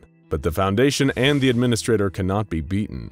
They can only be joined. And that's exactly what Calvin did, becoming the new O5-1, turning his back on the Chaos Insurgency, and rebuilding the rest of the Council and the Foundation in his own image. Insurgency members who were once his allies vowed revenge for this betrayal, perhaps suggesting that history would go on to repeat itself once more in the future. Because at the end of the day, that's what the Ouroboros cycle really is, the reoccurring threat and the changing of the guards that accompanies it. There will always be a foundation. There will always be an administrator. There will always be an O5 council. Nothing starts, nothing ends. All that ever changes are the names and faces involved. Whether it's Calvin Lucian or Aaron Siegler, the wheel keeps turning. The snake devours its own tail. The Ouroboros cycle is, and forever will be, eternal. Does the Black Moon howl? No, not yet. See the boy. He was born in a time before names. There weren't enough humans around to need them back then. He was one of a handful occupying a coastal village, using a tongue long since dead. They eked out a simple life, hunting, gathering, fishing. The only thing on most of their minds was surviving to see the next sunrise. Yes, a simple life, free of complications. Until the hermit appeared. The boy would remember this man for eternity. Haggard and thin, skin weathered by time and pain. A man that, emaciated, walking with a long, gnarled cane that honestly looked healthier than he did, shouldn't be alive. Even the boy, who had scarcely seen beyond the bounds of his village, knew that the hermit was unnatural, an aberration, an anomaly. He walked into the center of the village, sat down on a large stone, and waited. Nobody dared ask his business, nor what the hermit waited for. Then, a few days later, the Black Moon howled. The boy saw the village's youngest hunter freeze one evening while out on a walk. Not simply stand still, but freeze. Then, for an instant, he became solid black, a coal statue, and as soon as he'd changed, he was gone. Obliterated, not a trace of him remained. Such is the power of the Black Moon. It can make any conscious being disappear in an instant, turn black, then wiped from our plane of existence, never to be seen again. Its choice of victims seemed at each instance to be utterly random, but it would come for all who lived eventually. This is known to some as the howling of the Black Moon. Later that same night, the boy found himself talking to the hermit, who asked with small, frantic eyes what he had seen. When the boy told him, he let out a deep, rattling sigh. The boy, curious, asked him if he knew about the nightmare he'd just witnessed. The hermit looked up. He'd been the first one in the hermit's millennia of pursuit that had ever asked. In that moment, he knew that he had found his successor in the hunt for the death of ages. The hermit told the boy it went by many names. The Great Finale, the Pale King, but most common of all was the Black Moon. The entity existed beyond the veil of our reality, a creature of pure energy, though nobody could really be sure of its true nature. The hermit had been tracking it, learning about it, and trying to destroy it for thousands of years. And yet it only took him 4 pathetic minutes to tell the boy everything he knew. The boy, knowing still that something about the hermit was unnatural, asked how he came to be in this position. The hermit told the boy he was the counterbalance, a kind of chosen one, destined to face and perhaps even defeat the Black Moon someday. The counterbalance receives a number of truly extraordinary gifts for inheriting the responsibility: eternal life, eternal youth, near physical immortality. But they will be haunted by their purpose, doomed to watch everyone they love die around them, as they continue to hunt their only true equal and opposite, the Black Moon itself. The hermit in his own eyes had failed at his duty. He had grown weary, and now he needed to pass the duty of counterbalance on to another. That other would be the boy. He felt a sudden and profound change, along with the knowledge that nothing would ever be the same again. He was no longer just the boy.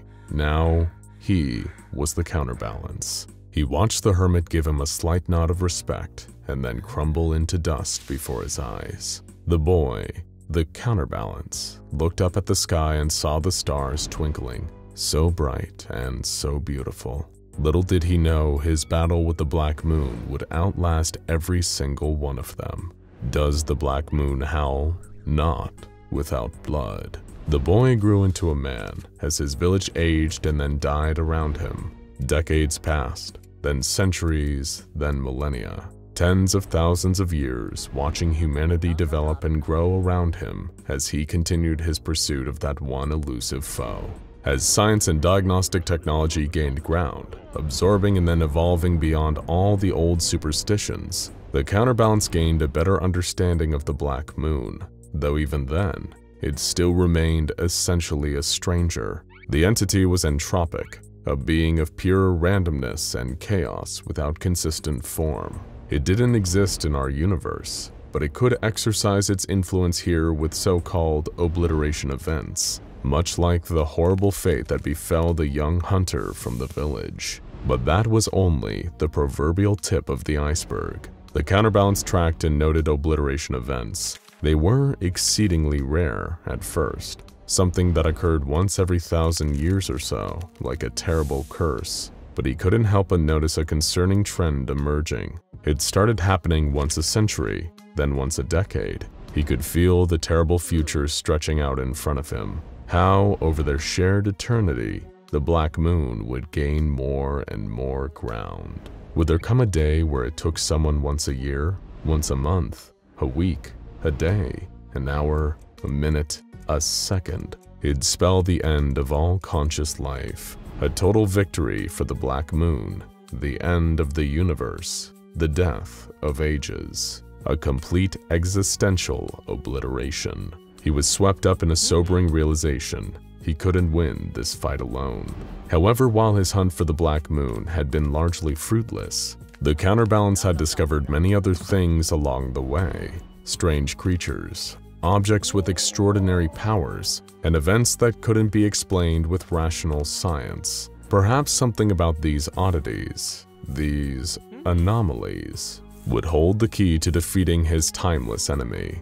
And it hadn't just been these objects, entities, and events. He'd also discovered some truly exceptional people on his travels, minds and skills that rivaled even his own, despite his age. Perhaps they would be the ones to help him win. With the 13 most brilliant and trusted people the counterbalance ever met, he decided to form a council.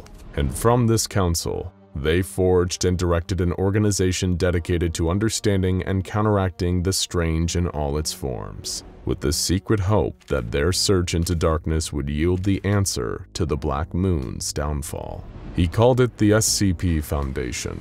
They would secure the anomalous, contain it, and protect all of humanity from its influence. The counterbalance also took on a new title, befitting of his new role, the Administrator. And even the Black Moon itself was given a moniker, in hopes of robbing it of some of its frightening power. SCP-001. Does the Black Moon howl? Only at the blind.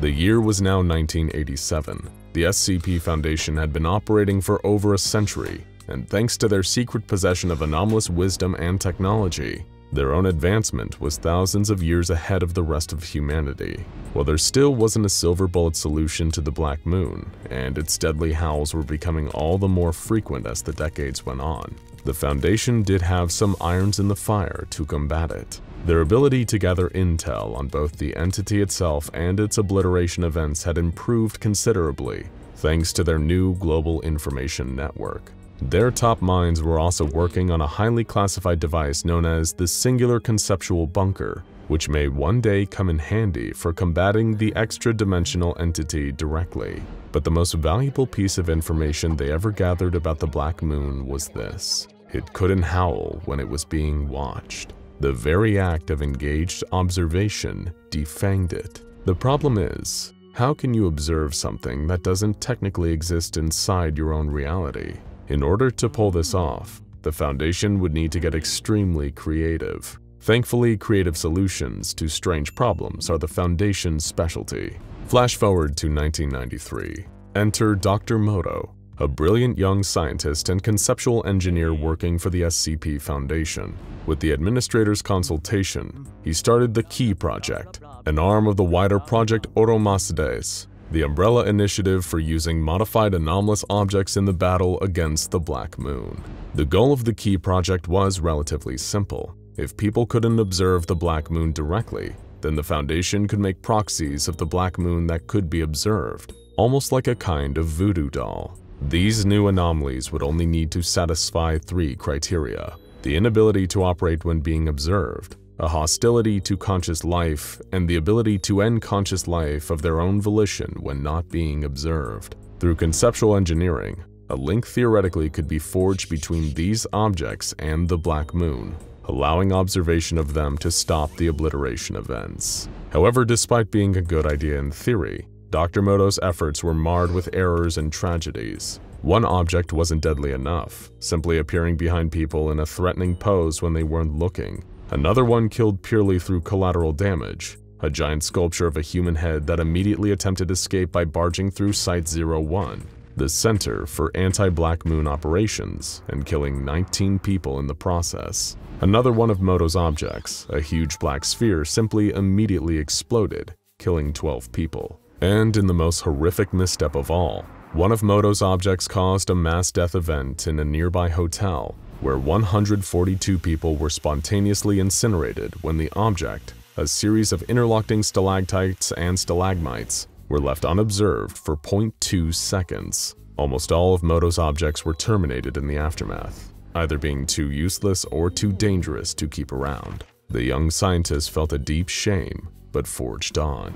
He made one truly brilliant creation that satisfied all the criteria: a sculpture, incapable of moving while being watched, but would snap the neck of the nearest conscious entity if it left unobserved for even a fraction of a second. Its relatively minimal killing left it easy to contain without causing mass deaths, and despite all of the other deaths that had sadly occurred during the key project, Dr. Moto believed that the lives saved in the long run by stopping the Black Moon's howls would justify the sacrifice. The problem is, the key project didn't stop anything.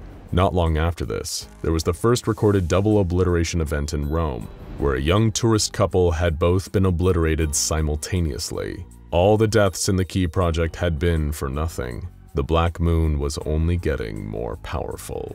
The shame and the guilt was too much for Dr. Moto. He left a note in his office reading, "We've been looking at nothing. I'm sorry, Administrator. I failed you, sir." Moto's corpse was later found in the sculpture's temporary containment chamber. His neck snapped. The key project was, in summary, shut down, and its one surviving creation transported to Site-19 in late 1993, where it was designated as SCP-173. Another painful failure for the Administrator. Back to the drawing board once more. Does the Black Moon howl? Not while the stars shine. Millennia stretched on.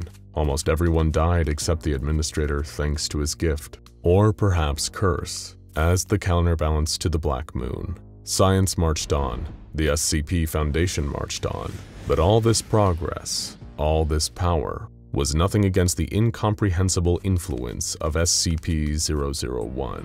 The Black Moon was howling more frequently than ever, all the way up to the year 3156, when the Foundation launched the SEEK project under the support of Project Ouroboros. As more and more people were wiped out in frequent obliteration events, the Administrator became painfully aware that perhaps the answers to the Black Moon problem wouldn't be found on Earth. Using state-of-the-art technology, with a little help from the Anomalous, the SCP Foundation began work on an autonomous spacefaring vessel that could search the stars for the key to the Black Moon's destruction.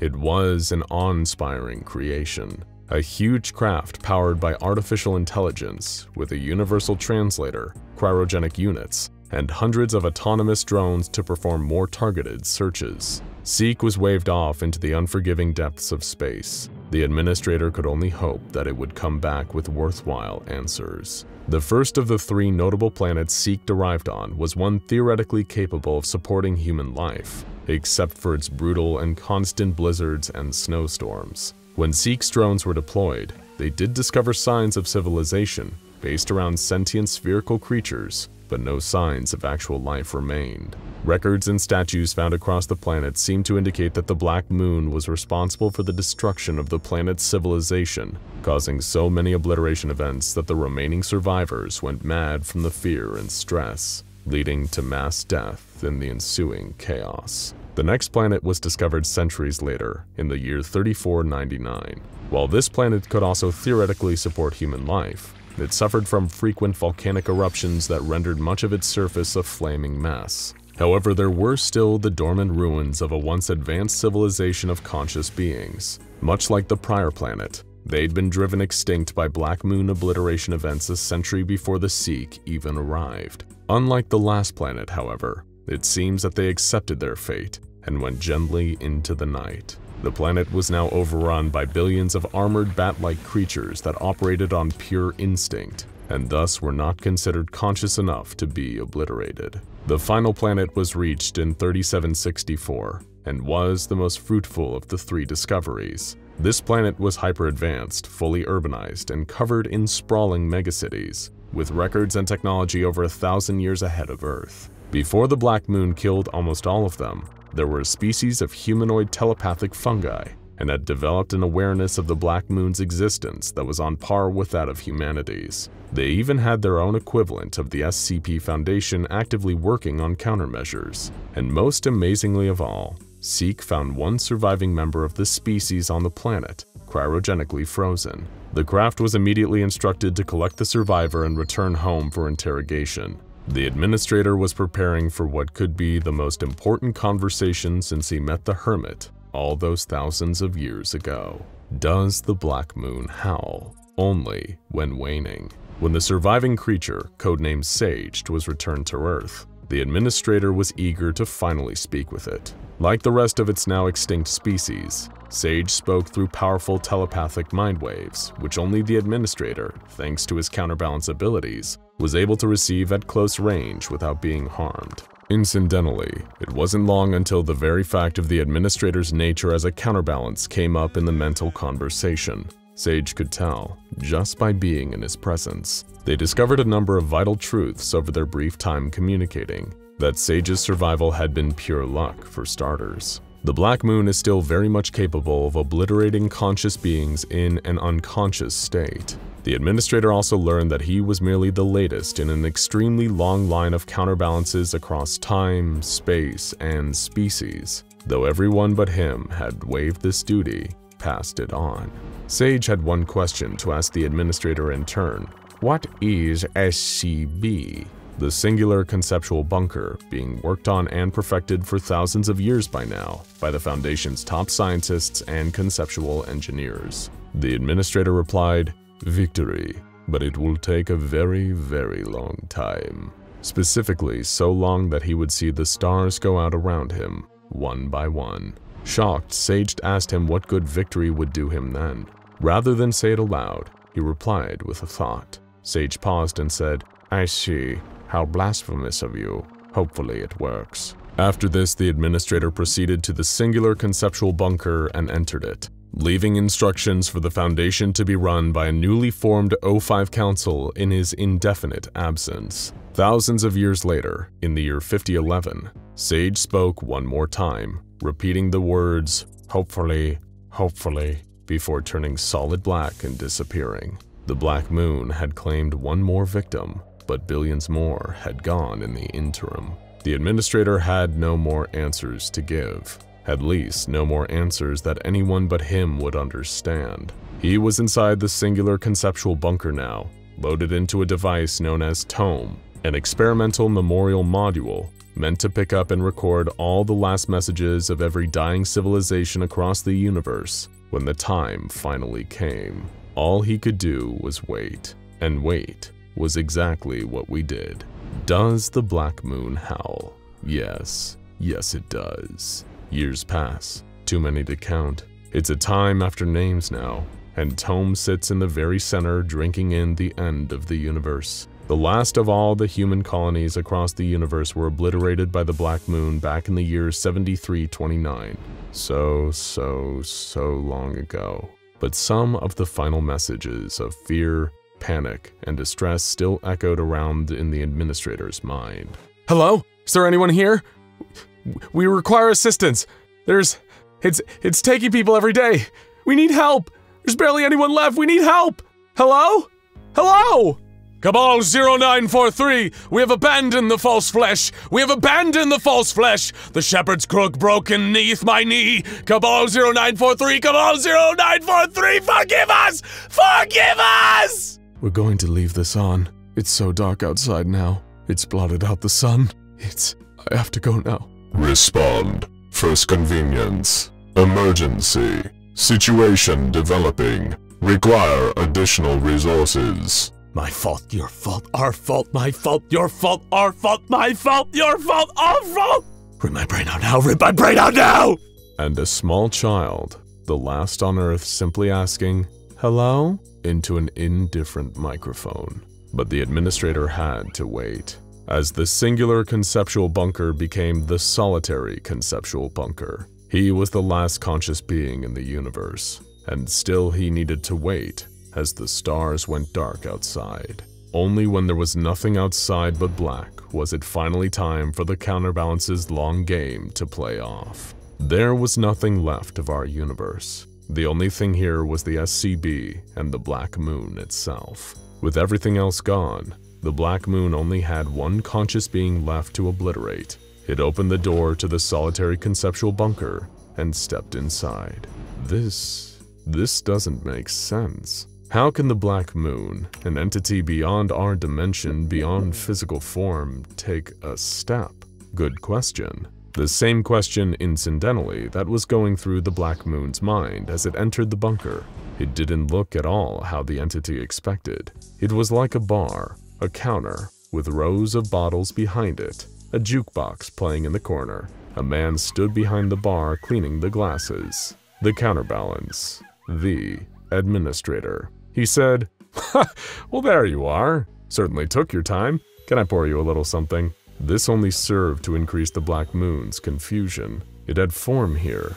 Dark smoke compressed into a vaguely humanoid shape. It could speak. It could think. None of this made any sense. The being that had just wiped out all conscious life and seen the very death of the universe was truly and utterly confused. The administrator just seemed to be enjoying himself, preparing for a confrontation hundreds of billions of years in the making. The singular conceptual bunker, or perhaps the singular containment bunker, was a truly ingenious creation. A place of pure ideas, where everything inside was on the same level. Here there were no immortals, no gods, just ideas on the same level playing field. And it was time for the Black Moon's idea to come to an end. It was a trap, and the entire universe was the bait. Without warning, the administrator pulled up a shotgun from underneath the table and unleashed both barrels into the Black Moon's chest. The creature took the hit and fought back,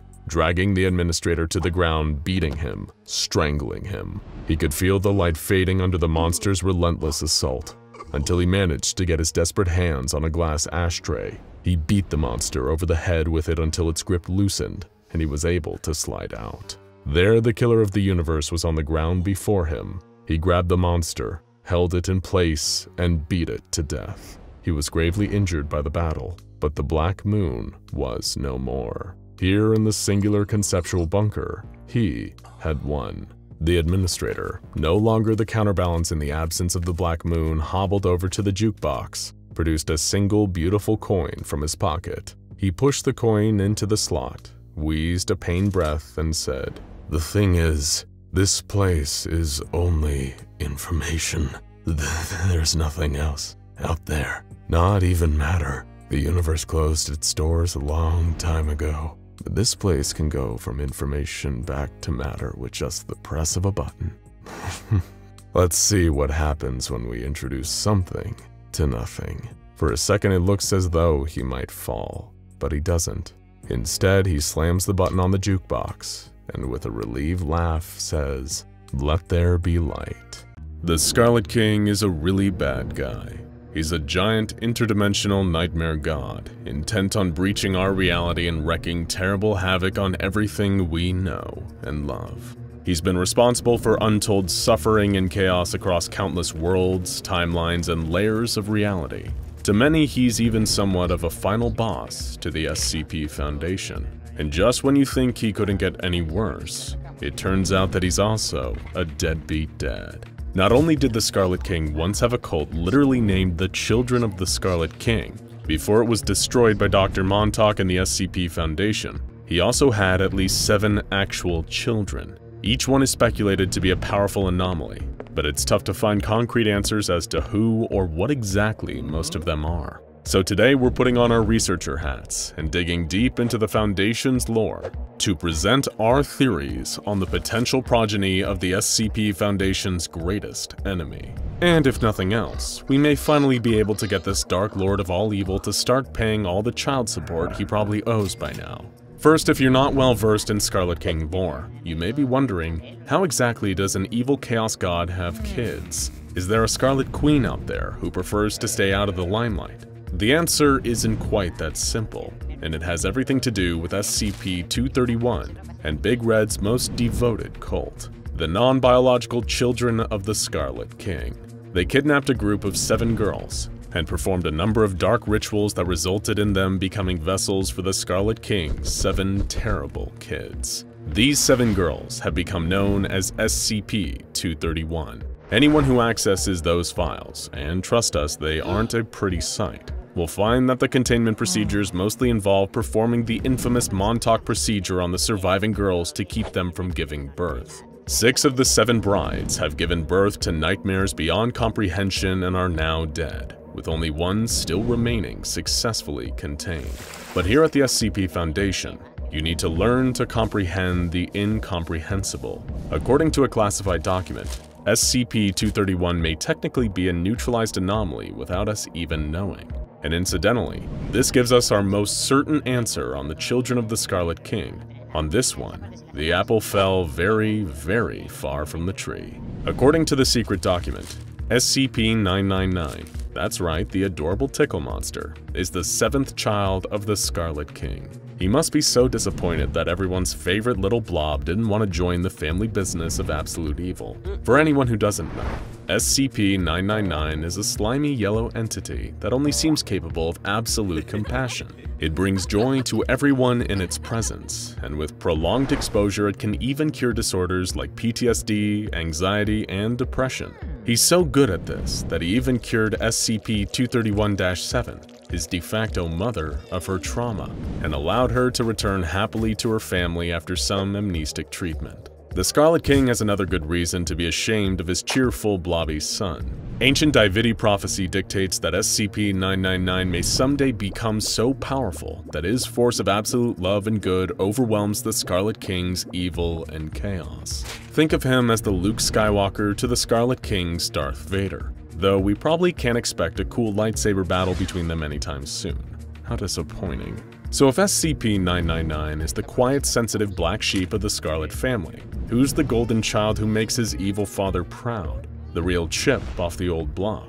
That would be our dear reptilian friend, SCP-682, the malicious lizard heavily implied to be a child of the Scarlet King. If you know literally anything about 682, your reaction to finding out that he's the spawn of cruelty personified is probably, yeah, that makes sense.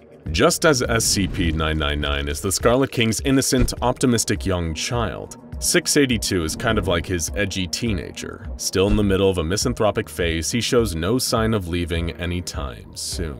The fact that 682 appears to find anything about the world around him utterly disgusting seems to be a trait he inherited from his dear old dad. And the fact he seems pretty much impossible to kill also lends credence to the popular theory he's got nightmare god blood running through his veins. 682 has also started displaying a particular hatred for 999 ever since an incident where 999 tickled him into submission, so family dinners are probably extra awkward for these two.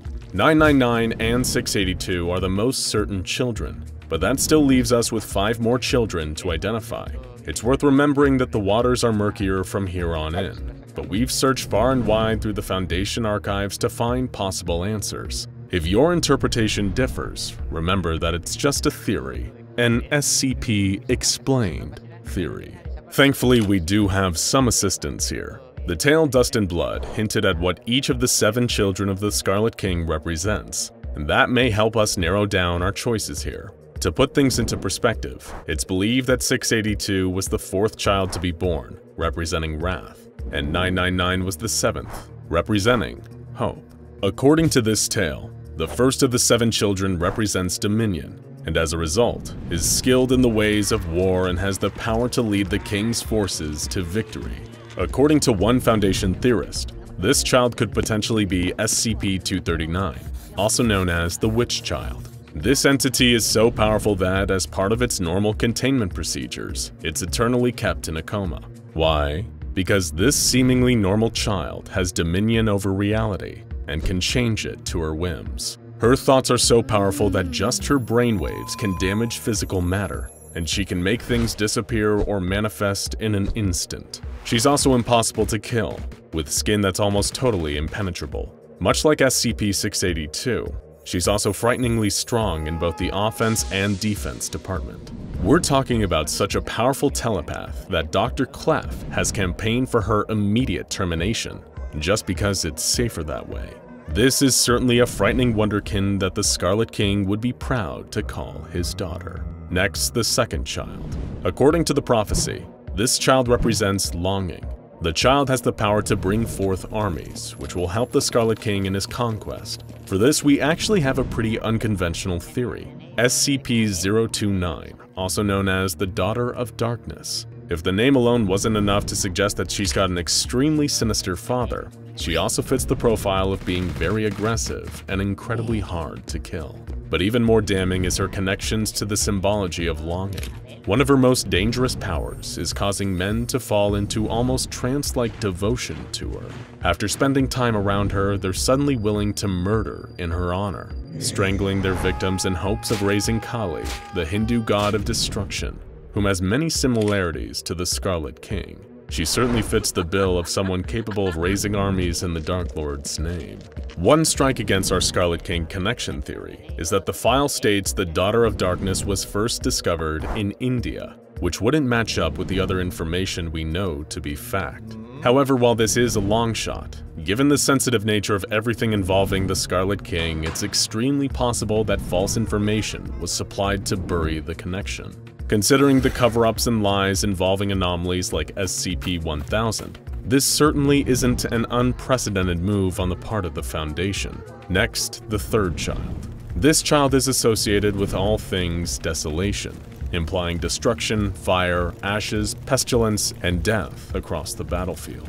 When it comes to spreading destruction and death on a mass scale, one particular SCP comes to mind: SCP-058, the Heart of Darkness. This creature has Scarlet King written all over it.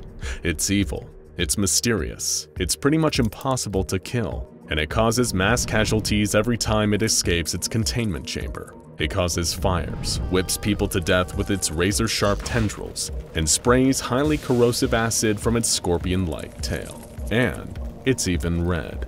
Given that we know for a fact this entity suddenly emerged out of something that's now been expunged from the records in an undisclosed site, it's extremely possible that the entity 058 came from was SCP-231-3. This is a child that the Scarlet King would definitely be proud of, given that it's impossible to reason with and feels solely motivated by causing destruction, misery, and chaos. We can't think of an entity that better suits the desolation moniker than SCP-058. Next, skipping past SCP-682 at number 4, the fifth child of the Scarlet King is associated with the loose concept of lack. The prophecy then goes into more detail, saying that this child is powerful in the ways of magic and is able to use their abilities to cause great destruction.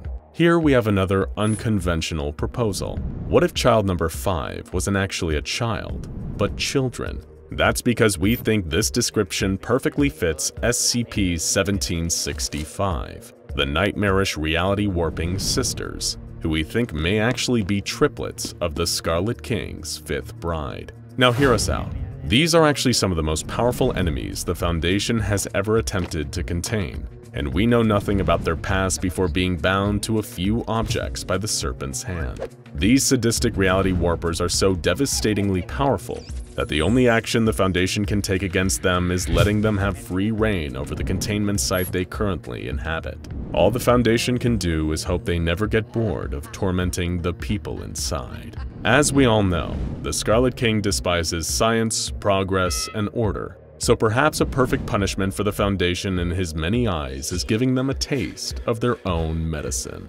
The sisters, though particularly their ringleader, are a perverse shadow of the Foundation's love of the scientific method. They take these methods and use them for an activity that the Scarlet King finds much more enjoyable: tormenting and killing people. Whenever these crafty triplets set their mind to it, their horrifically powerful magic is able to cause massive devastation, just like the prophecy for the fifth bride's offspring dictates. And finally, the sixth child of the Scarlet King. The concept associated with this one is hidden, meaning it can change its face and walk unnoticed through creation. It's also said to have the responsibility of opening the ways between worlds and allowing the war to end all wars to first begin. There have been a huge number of guesses for this spot, with some even suggesting SCP-055, the anti-meme. But since we're having fun here, we also want to make an even wilder suggestion. We posit that the sixth child of the Scarlet King is Allison Chow, also known as LS and the Black Queen, the most powerful member of the Serpent's Hand. We get it, we have a lot of explaining to do, but hear us out. Allison Chow is a member of the Serpent's Hand, or technically many members. Multiple versions of her exist across parallel dimensions in the SCP multiverse. They're mostly all estranged daughters of Foundation researcher Dr. Charles Gears. This estrangement leads them to collaborate in the Wanderer's Library, the secret base of the Serpent's Hand, to conduct raids on the Foundation in revenge. But what if the leader of these alternate Allisons had an ulterior motive? Because in the infinite number of possibilities offered by the multiverse, this one was not the daughter of Charles Gears, but the Scarlet King. She's merely using the pain of her counterparts to manipulate them into accomplishing her true father's goal, undermining the SCP Foundation. Let's break it down. The hidden child is prophesied to walk unnoticed through creation. Not only does Allison Chow appear human, the use of SCP-268, a newsboy cap that causes the wearer to become unnoticed, allows her to walk anywhere through creation without being detected. But most importantly of all, the hidden child is said to be the one who opens the way for the Scarlet King's entrance into our dimension. And Allison Chow has access to the Wanderer's Library, an unfettered access point between dimensions. If one of the infinite Allisons was the secret daughter of the Scarlet King, would the Wanderer's Library not be a perfect way for him to leave his own dimension and enter ours? She could be the final piece he needs, hidden under the nose of the Foundation and the Serpent's Hand, making all the secret power plays to allow for the Scarlet King's eventual bloody revenge on our world. Unless, of course, SCP-999, the family disappointment, stops him first. We realize that some of these theories may seem surprising, but when it comes to the anomalous, especially the Scarlet King, the only thing you can ever expect is the unexpected. Do you agree with our theories? If not, who do you think are the children of the Scarlet King? Let us know down in the comments. One thing is for certain. We hope we never meet any of the terrible tyrant's nasty children. Except the Tickle monster, of course. He can hang with us anytime. Any changes today? The younger security officer Zach asked as he stepped into the watchtower. As if, replied his superior, a jaded, cynical old man who insisted on being referred to as Mr. Jefferson. The darn thing hasn't moved, spoken, or done so much as stretch one of those wings of his. Another day at the office then, Zach joked. Through the window, the pair of them looked through at the towering figure a few kilometers away. SCP-001 the Gate Guardian stood motionless, its fiery sword in its hand, ever protecting its post at the precipice between our world and paradise. It had long been stationed at the entrance of a dimensional gateway that led to what was believed to be the Garden of Eden, described in the biblical Old Testament. Much like the security officers in the Foundation's base tasked with watching the Guardian, this was pretty much the extent of the day's activities. Hey, did you see that news about the transfer posting? Zach asked, trying to stave off boredom with as much conversation he could squeeze out of his fellow officer. Yeah, I saw it, Mr. Jefferson scoffed, rolling his eyes. What possesses someone like Robert Montauk to come down here? Must have wanted a quieter post, Zach reasoned, looking out at the stillness of the Gate Guardian. Won't find one any quieter than here, Jefferson mused. Him showing up will be the most exciting thing that's happened here in a long while, unbeknownst to both Zach and Mr. Jefferson. Dr. Robert Montauk would be only joining the team at the Gate Guardian observation site for a short while.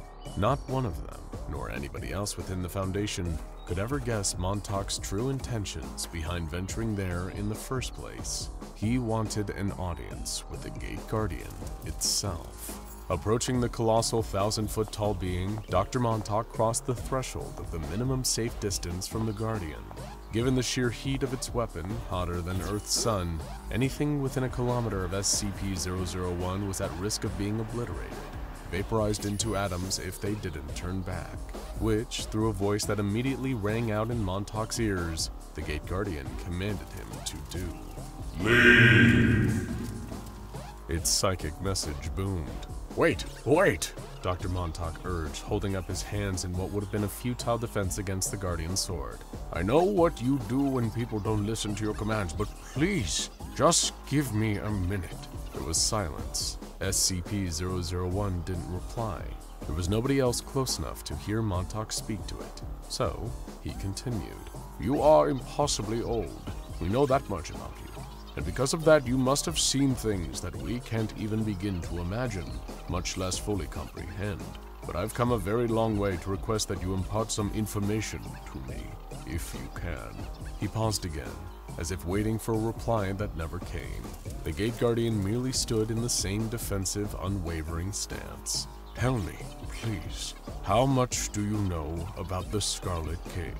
By this point in time, although the Foundation was yet to realize, Dr. Robert Montauk was slowly going insane. His investigations into an anomalous entity known as the Scarlet King were gradually corrupting him, as he tried relentlessly to quantify exactly what this entity was, and how great of a threat it posed. Little did Montauk realize that, in trying so hard to define and comprehend the being, he was inadvertently fueling its power. The Scarlet King was an interdimensional warmonger, an embodiment of hatred and chaos, and Dr. Robert Montauk was slowly falling under the King's influence. Upon hearing the tiny human figure utter his question, the immense Gate Guardian rebutted with another single-word psychic command, one it had never been recorded giving before. Witness! As if his increasing instability and the creeping influence of the Scarlet King hadn't made Montauk feel bad enough, he instantly felt sick. There was a searing pain behind his eyes, like he was staring directly at the sun, accompanied by a nausea that made his head spin. It took a moment of enduring the horrific sensation before he realized what was happening. The Guardian was trying to show him something. Rather than give any information on the Scarlet King verbally, SCP-001 was imparting a psychic vision onto Montauk, a memory of events long past, the answers he sought, a warning, or perhaps all three. The vision showed Montauk a time so long ago that it couldn't ever be forgotten, for there was barely anyone alive to remember it in the first place. It was eons in the past, long before the comparatively recent dawn of humanity, a time only spoken of in the Dust and Blood Tablet, an artifact of the Davite civilization, some of the earliest worshippers of the Scarlet King himself. And there, marching up to the entrance of Eden, was the crimson-clad eldritch abomination and a horde of horrors with him. According to the story recorded in the Dust and Blood Tablet, this would have been much earlier in the life of the Scarlet King, perhaps even before he assumed his now infamous title. Back then, he would most likely have been known as his original name of Kanhrak, one of multiple siblings born when the Tree of Life was planted, and thus created all life in the multiverse. But, being the only one of his siblings cursed with awareness, knowing the pain his existence brought him, Kanhrak would eventually set out on his lifelong mission to destroy all of existence across every dimension. And he started by killing his siblings, consuming them to claim their power for himself. Around this time in prehistory, the being that would one day become known as Scarlet King didn't quite possess the power that he would several millennia later. Although that's not to say he was an unformidable force of destruction, fueled by his singular hatred for existence. His vow to destroy extended to the Tree of Life that had caused him to be, along with the tree's creator and all of their creation. In other words, everything in the multiverse, all of creation, if you will. So what was the Scarlet King doing there so long ago, at the dimensional doorway protected by the Gate Guardian? Well beyond the boundary between it and the rest of the infinite multiverse lay the supposed Garden of Eden. While it is unknown if it is in fact the same Eden referred to in the Book of Genesis is up for debate, especially among the Foundation. But at a glance, even through the gate, it certainly does look like a paradise. The space is filled with lush vegetation of astronomical size, populated by a number of beings that seem to resemble the Gate Guardian itself. And there, protected by its watchful caretaker, are two trees. One is thought to be the Tree of Knowledge, that Eve was tricked into eating an apple from during the Book of Genesis.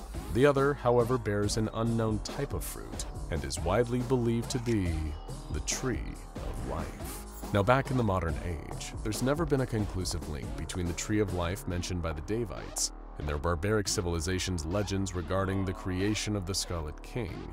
But the fact that so long ago he and his most feared generals were bearing down on the Gate Guardian's position, defending a garden where there was known to be a tree of that description, well, it all seems rather conclusive now. Alongside Kahraak were 6 of his 7 daughters, each one of them a fearsome abomination much like their destructive father. As they approached, not one needed to exchange any words with their angelic protector of Eden. The Gate Guardian knew what these monsters were here for. They would stop at nothing to pass through his gate and uproot the Tree of Life, the progenitor of all living beings in all of existence. Even though it was early in Kahraak's career as the rampaging interdimensional warlord he so is, he was as steadfast as ever in his goal to annihilate every corner of creation, every dimension, every parallel plane of reality, every single pocket of existence across infinity. They'd all come undone if he burned the Tree of Life, pulled it out at the roots, and splintered it until nothing remained. To the once and future Scarlet King, that the same tree had led to his own tortured existence. It was the source of his suffering, and it had to be destroyed. The only thing standing in his way was a figure as colossal as Kahraak himself, wielding a flaming sword. Leave! Boomed the psychic voice of the Gate Guardian. It was like a doorman standing before a group of rowdy teenagers trying to force their way into a movie theater. Except these rowdy teens were the Scarlet King, his horrifying daughters, and the forces he had already amassed since his creation. The Horde stood ready, waiting for the commands of their king, who they thought would gladly lead the charge as they marched on the Garden of Eden to begin the destruction of existence. But that's not what happened. Usually, the Scarlet King would never shy away from a fight, preferring to lead the charge when it came to a slaughter. Instead, he commanded his first daughter, Ativik, to commence the first attack on the protector who stood in their path. On her foul father's word, Ativik took her horde and charged at the Guardian. What she and her forces lacked in numerical advantage, Ativik more than made up for in her knowledge of war. She hungered for it, sought dominion. That was her seal, after all. And yet, in the face of this impending onslaught, the Gate Guardian remained still, rooted to the same spot it had as always, and would always be standing in. A number of Ativik's minions burst into flames, the very fabric of their crude form separated on a molecular level as they were effortlessly rendered into nothingness. Still, the Gate Guardian hadn't appeared to move an inch, had exerted no energy, despite the damage it had done to Ativik and her forces in defense of Eden. As his first daughter screeched and howled in despair at the decimation of her horde, her children, the Scarlet King decided he needed to better understand his opponent. With a wave of his clawed crimson hand, the king commanded his next daughter, Aghor, to send forth her own army. In a tidal wave of nightmarish creatures, Aghor sent her horrific children into battle. She possessed a far greater quantity to do battle on her father's behalf. Perhaps Aghor even believed that was the Scarlet King's plan. With a greater number of her forces over her sisters, maybe she would be able to overwhelm the Guardian. But even as her own children began to be vaporized the closer that they got to the gate, Aghor had no idea she was little more than a pawn being sacrificed so that Kahraak could learn more about his imposing angelic enemy. Another of the Scarlet King's daughters, a being known as Anhwit, was the next called up to contribute to the unfolding battle. Although to call it a battle undersells just how easily the Gate Guardian seemed to be eliminating the oncoming forces without even moving. While an outwardly frail-seeming creature, Anhuit's primary strength over her sisters was a proficiency in magic, her innate ability to warp and reshape reality around her. It was that power that had caused her father to be wary of her, viewing Anhuit's abilities as a threat to his leadership. And so Kantrak had her crippled and all her children, leaving them unable to overthrow him, but still loyal to their king. Obeying her father's command, perhaps out of the same loyalty or fear that he would harm her and her children further if she disobeyed, Anhuit unfurled her magic. She reshaped the world around them, making it so that the passage of time moves so much slower. And that was what revealed to the Scarlet King his enemy's greatest strength in combat. The Gate Guardian had so far been able to obliterate both Ativik and now Aghor's forces without seeming to move, but it wasn't by standing still. It was moving, just much faster than the blink of Scarlet King's multiple eyes. Now that Anhuit's magic had slowed the passage of time, the Gate Guardian could be seen doing battle. As Aghor's atrocities spilled towards the angel to try and overwhelm it, it effortlessly blocked the oncoming attacks with its sword. Everything the flaming blade connected with instantly evaporated, bursting into atoms as they were practically cleaved out of existence by the Gate Guardian's mighty weapon. Even with time slowed to a crawl, the towering winged protector of Eden only appeared to be moving at an average speed. But when time flowed normally, without Anhuit manipulating reality, the Guardian was simply too fast to be observed. Resisting the urge to dive headfirst into the fight himself, the Scarlet King knew it would likely lead to his untimely demise. He refused to accept that. It could not happen, but he still had yet to amass the strength he would need as he continued his ascent. So while time was slowed to a crawl and the Gate Guardian was still engaged in combat with Aghor's forces, he turned to another of his remaining daughters, Adista. If the Scarlet King and his forces couldn't get past the Guardian, they could still try to get to the Tree of Life while the Protector's focus was diverted.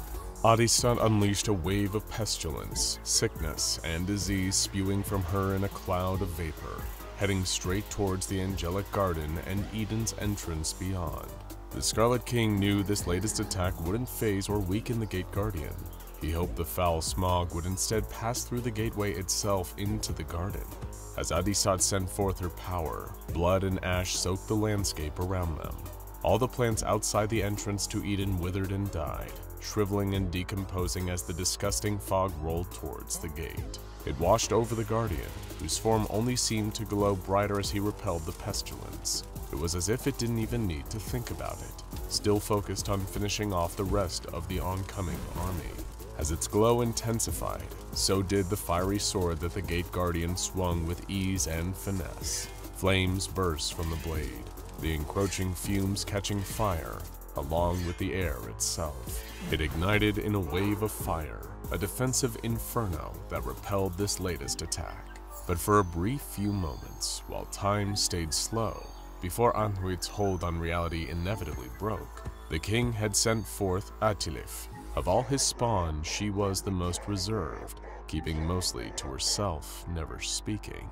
She and her children could change their faces and forms, shift into anything or anyone, and walk undetected through the multiverse. And now her father was employing her incredible stealth abilities to slip behind enemy lines, while the Gate Guardian was finishing off the remaining onslaught from Kantrak's other daughters. It was as Atilif drew near, creeping unseen closer and closer to the entrance, keeping the Scarlet King out of Eden, that the Guardian seemed to pause. It slowly, ominously turned its huge head, tilting until it was looking directly at Atilif. If its expression could be seen, maybe the Gate Guardian would almost be impressed that someone was able to sneak past it. After all, it was a feat that no other being in creation could ever hope to accomplish. But then again, with its steadfast conviction and dedication to its protective duty, maybe it would have looked upon Atilif with anger. With a cleaving swing of its scorching sword, the Gate Guardian unfurled a tidal wave of fire that engulfed everything around it. Not just Atilif, but Ativik, Aghor, and Adistat. All the king's daughters that had attacked so far, along with every one of their own children, were instantly obliterated. They were all reduced to empty, vacant spaces where they had once been, their atoms separated by the searing swing of the Guardian's weapon. The devastating blow by his adversary did little to deter the Scarlet King from his mission. He was still set on destroying the Tree of Life, and no loss was too great in his pursuit of destroying existence. He barely cared that 4 of his own daughters had just been unmade by the Guardian. Anhuit was still there, clinging on to time as if it were a thrashing animal. The Scarlet King could simply make her restore her fallen sisters and their forces. He had lost nothing, but had held back for too long, and slowly drew his own weapon out of thin air. Wielding a sword that was as blood-soaked as the Guardian's was hot, the Scarlet King locked blades with the one being standing in their way. Both the ancient angelic defender and the attacking eldritch abomination were evenly matched. Every one of their vicious strikes against the other met with an equally strong parry. A weapon of extreme, all-consuming heat blocked swipes from a sharp, serrated edge that matched the deep red that would be forever synonymous with Kankrak.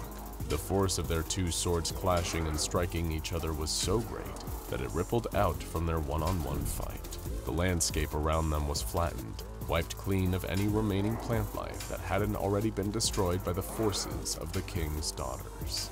Despite having acquired nowhere near the power he would thousands of years after this fight, the Scarlet King was still a formidable force in single combat, and yet the Gate Guardian seemed incapable of tiring or weakening, still standing strong against the onslaught. Even after wiping multiple armies out with its flaming sword, the Guardian was still able to hold its own against the Scarlet King, who was furious, enraged at being so close to the Tree of Life, yet unable to get past his angelic adversary.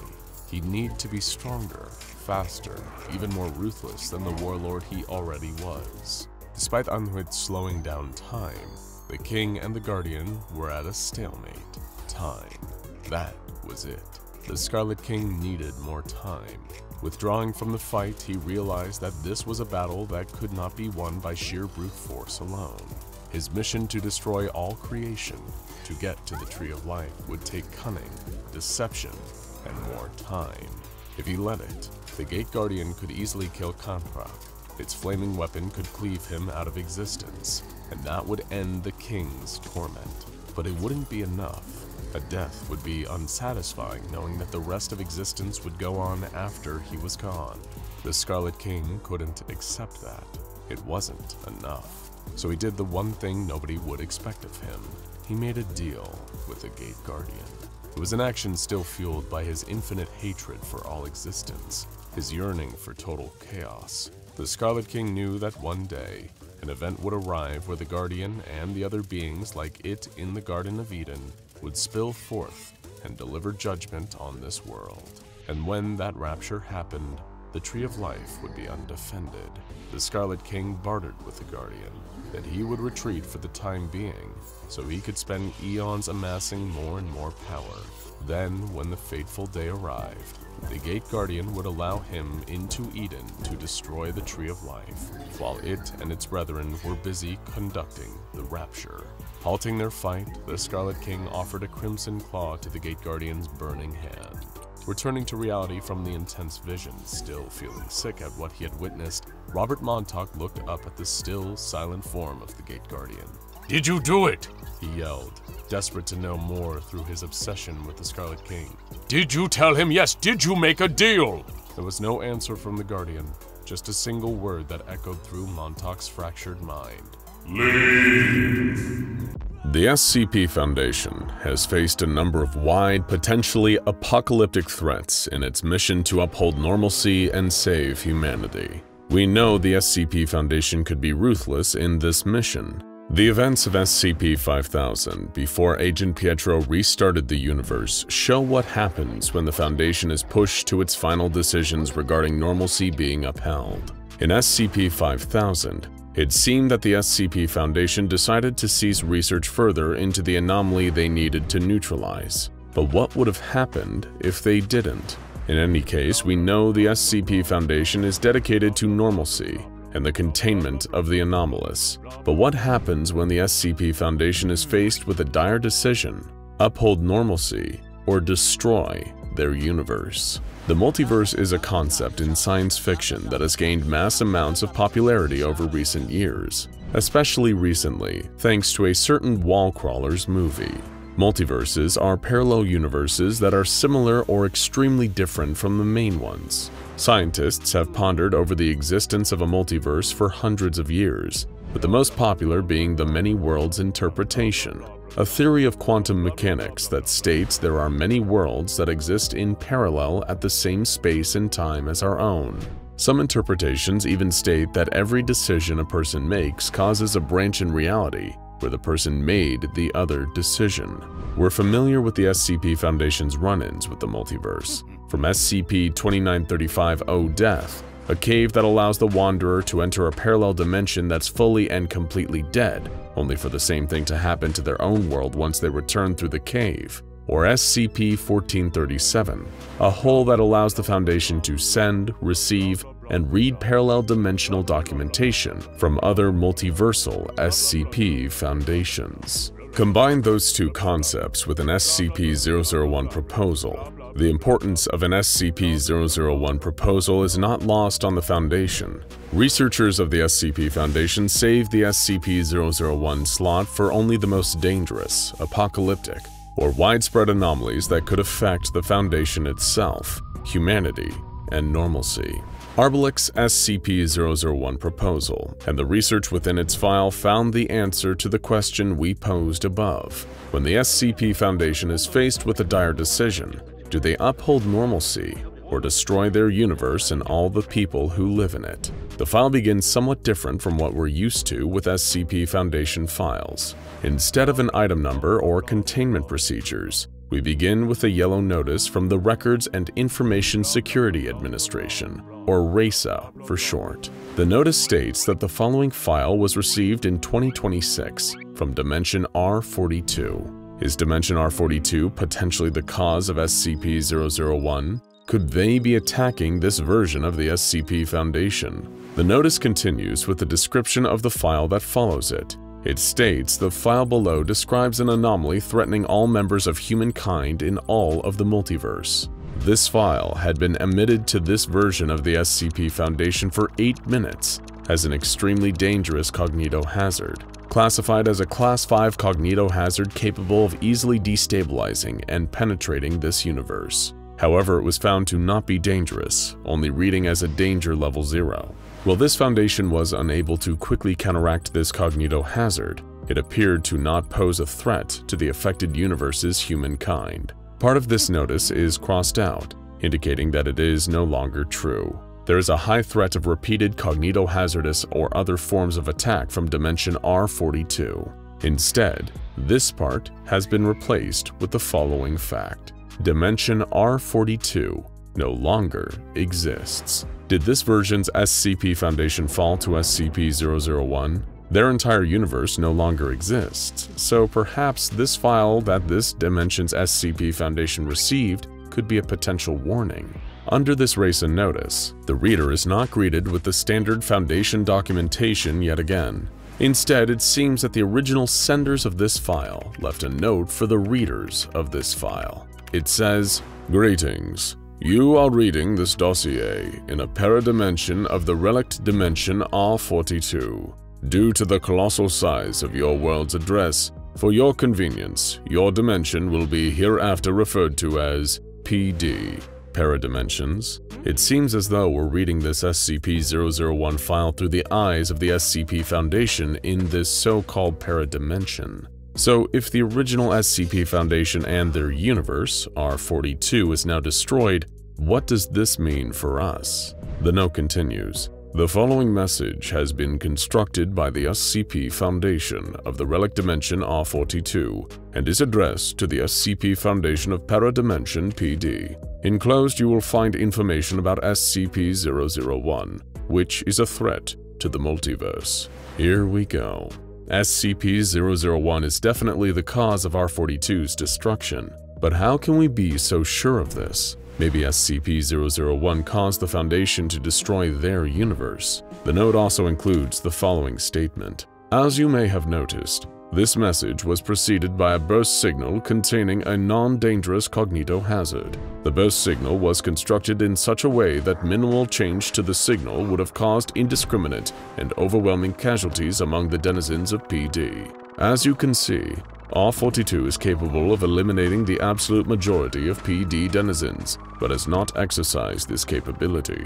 In the context above, we ask you to consider this action not as an act of aggression, but as a demonstration of the fact that R42 has no pretension for conquest or other forms of aggression towards PD. Take the following information in earnest. Well, at least this version of the SCP Foundation is being somewhat friendly with the paradimension. If R42's SCP Foundation needs to quell this multiversal threat though, why are they leaving it up to an SCP Foundation that may not be so inclined? The SCP-001 file begins with the object class. This anomaly is of the joint class of Paradox Apollyon. We know from SCP-001 When Day Breaks or SCP-3999 that Apollyon class anomalies are extremely dangerous, posing an immediate and almost unstoppable threat to normalcy, the SCP Foundation, all of humanity, or even the universe itself. The paradox part is interesting.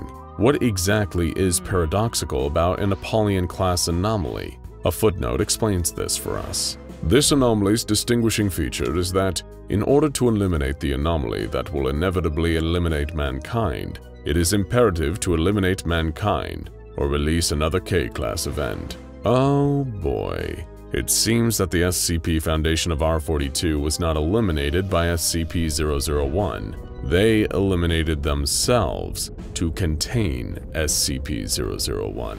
Is this paradimension faced with this decision now? The containment procedures of the SCP file continue on this note. The only way to contain SCP-001 and prevent a ZK-class cross-reality failure event is the annihilation of humankind. K-class scenarios are not a concept used lightly by the SCP Foundation.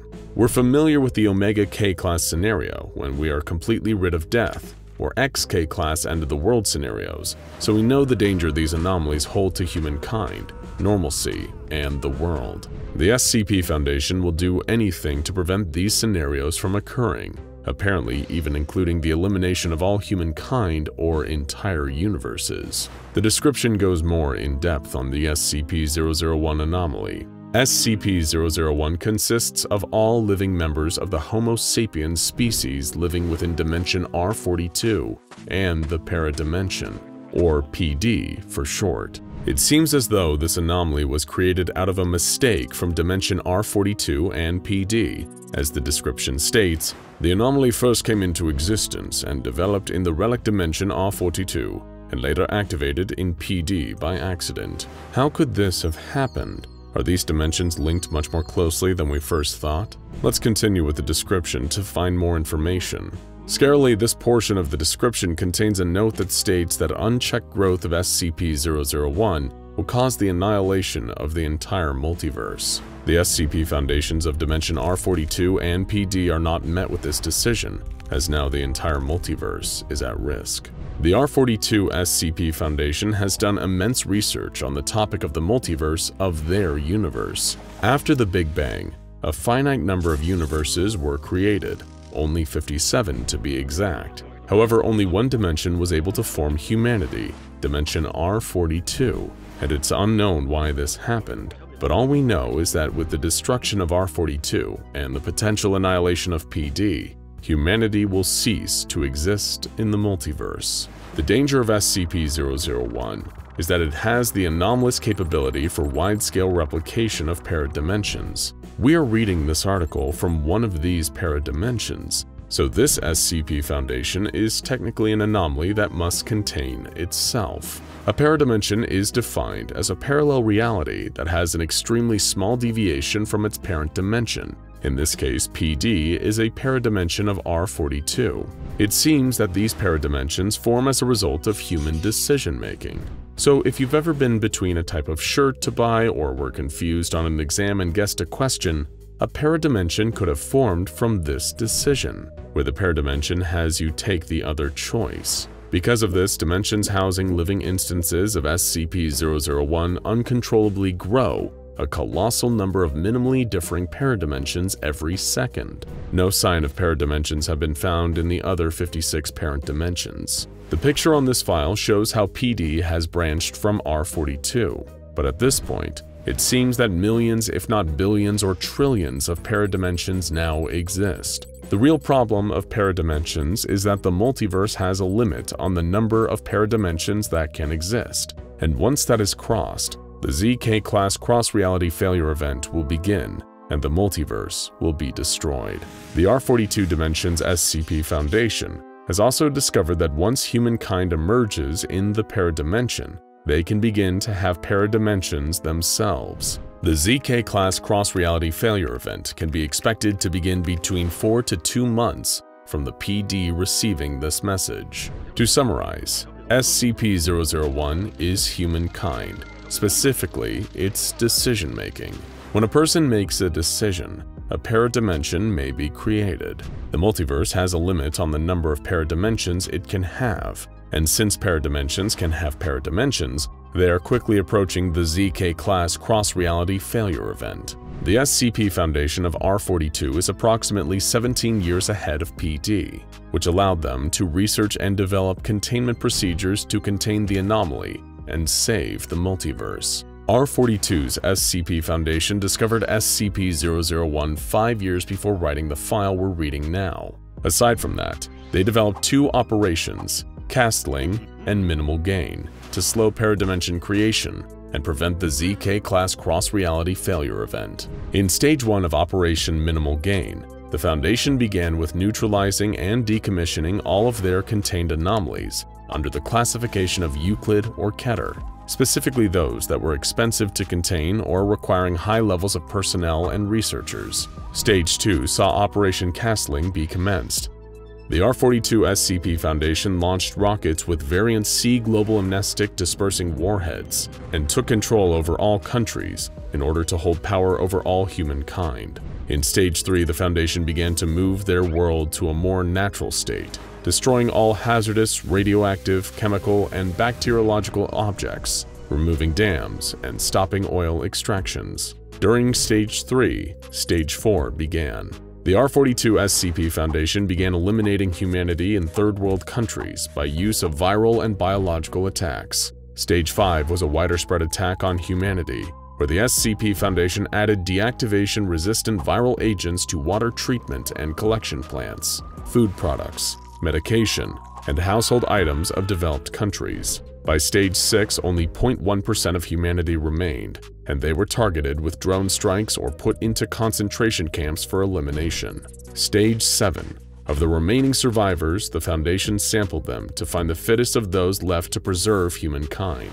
Stage 8 saw 15,000 of these people put into indefinite cryosleep, and the remaining survivors were eliminated. Stage 9 saw the destruction of the remaining SCP Foundation personnel. We move on to a list of proposals that were made before or during Operations Castling and Minimal Gain. Proposals rejected include the use of SCP objects or other technologies to eliminate derivative dimensions, the development of nanobots with the capability to control human decision-making capabilities and eliminate variability, full replacement of humanity with bionic hybrids acting explicitly within standard behavioral models, unification of humanity into a neural network with control given to an AI control unit, and the destruction of Earth and/or all of its inhabitants. While most of these seem like clear solutions that would prevent the elimination of humanity at the SCP Foundation's hand, these proposals were all rejected for one reason. The SCP Foundation did not have enough time. One proposal was accepted, however, the use of SCP-0000. This appears to be the solution the R42 SCP Foundation concocted to fight SCP-001 and potentially save the multiverse. It poses the question, if the R42 SCP Foundation used this same anomaly to contain SCP-001, as proven by the fact they no longer exist, will PD do the same? The file explains that the R42 SCP Foundation opened a dimensional wormhole into PD, as they do not know at the time if paradimensions could cause the creation of more paradimensions. In doing this, the SCP Foundation seemingly infected PD with the ability to create paradimensions. The author of this file goes on to explain that the R42 SCP Foundation had plans to attack PD and use Operations Castling and Minimal Gain in the dimension. However, they could not access the dimension again, and they believe that the Foundation personnel of PD would have made use of Thaumiel-class anomalies to save themselves and their world. A note from R42's Overseer Council is left for PD. If the Apollyon destruction was not enough, the Overseer Council is involved. The importance of the neutralization of this anomaly cannot be forgotten, so the Overseer Council explained to PD. The world has existed before us and must remain after us. Our multiverse is ill, and the name of the illness is humanity. SCP-001. The only way out is SCP-0000. Will cease to become a threat with its help. It is in our power to leave a chance for other sapient species that, perhaps, will not be affected by the same anomaly, or will find a way to get rid of it before it's too late. We, the O5 Council, and other survivors from R42 have chosen our fate. We hope you will do the same. What is this SCP-0000? How did the SCP Foundation of R42 find this solution? The file for SCP-0000 is placed within this SCP-001 file. SCP-0000 is a Paradox Thaumiel-class anomaly without any containment procedures. SCP-0000 is a device that, once activated, will destroy the universe it was activated in. It will also destroy all paradimensions that are not creating other paradimensions. As such, PD would not be destroyed. However, the billions or trillions of other paradimensions the R42 parent dimension created will be destroyed. PD is left with the harrowing decision to continue living or destroy itself to save the rest of the multiverse. In the file, a note from R42's Joan Simpson is written for an SCP Foundation Overseer, 05-1. As part of Operations Castling and Minimal Gain, the remaining Foundation employees were allowed one family member to uphold morale. Joan is not writing for R42's 05-1. Instead, she's writing for PD's 05-1, this dimension's version of her father. She begins with wondering whether she can call this version of 05-1 her father, as her version of her father recently passed away. She remembers the day the Foundation employees were allowed to choose that one family member they would save for the time being. Her father was opposed to allowing two family members, as he claimed it would cause unnecessary stress and schisms among the remaining few hundred Foundation staff. 05-1 chose to have Joan over her mother, and she understood everything by the look in his eyes, and grew angry, but that feeling is long gone now. She began to work with her father and the remaining Foundation personnel that called themselves hostages behind the backs of those higher up the ranks. On days she felt sad, Joan and her father would go up to the surface of the earth in hazmat suits, sitting on the grass and watching over the empty city at the bottom of the mountain. No humanity remained, with the only life she could see being birds. Her father promised her that they'd return there and build a giant monument to humanity at the center of the city. She knew this was a lie. Joan remembers when someone proposed that they should open a portal, the one that opened to PD. This was their fatal mistake, as after that the paradimension began replicating paradimensions. The countdown went down to months again, and the promise he made to his daughter became impossible.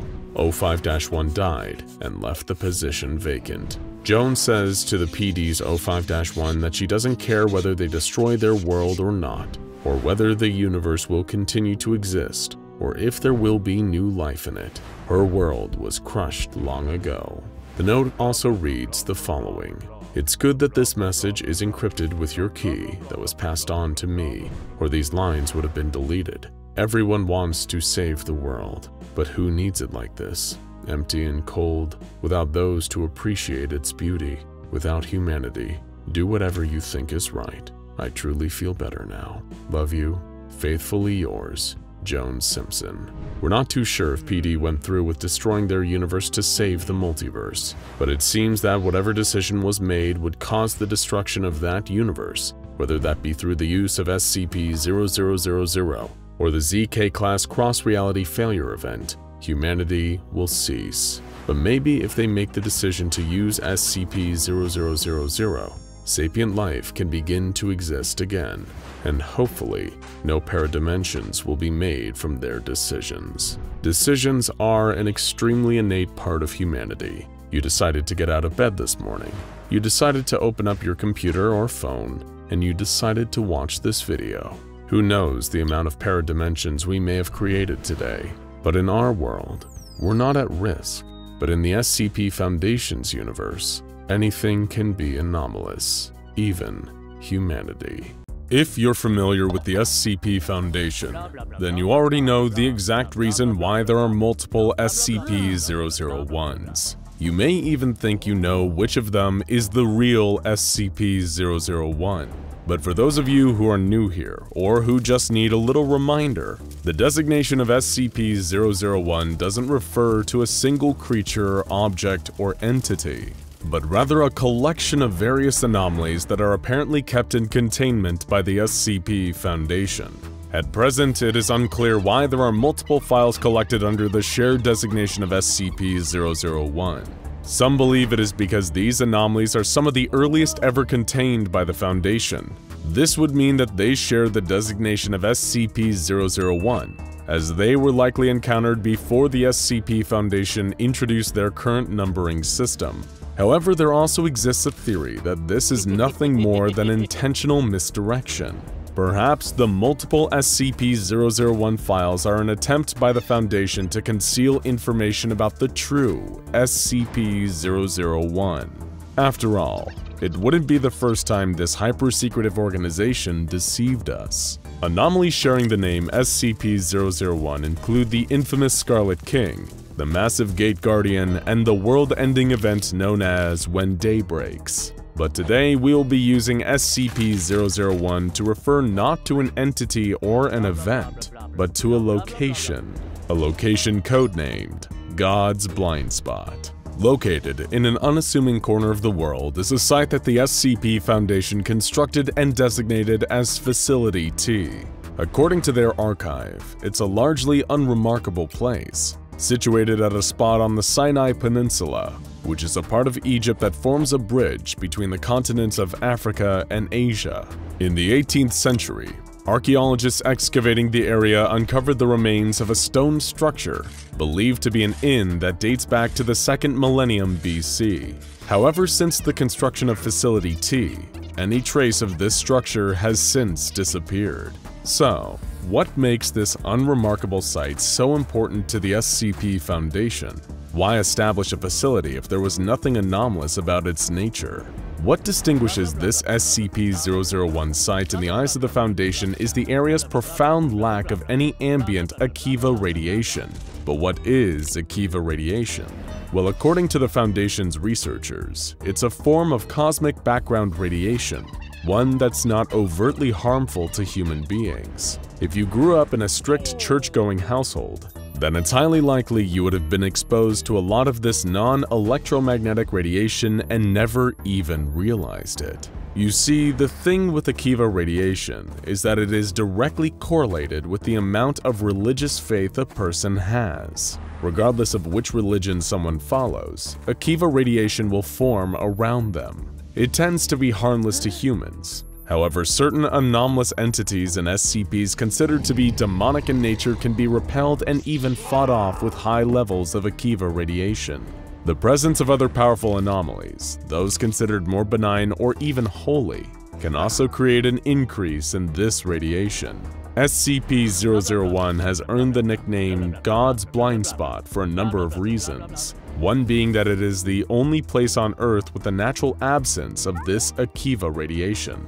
The Foundation has conducted experiments that involve bringing sources known to emit Akiva radiation into the area of SCP-001, but when they measured, no change in radiation levels was detected, meaning that the space around Facility T does not actively block Akiva radiation from entering it, but also cannot absorb or retain this religious radiation.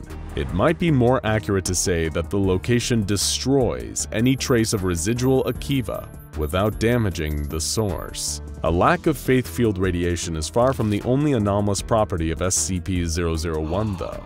During a number of tests involving D-Class personnel, the Foundation witnessed that, while in the area, it also becomes impossible for the death of any human being to occur, a discovery that obviously needed to be researched further.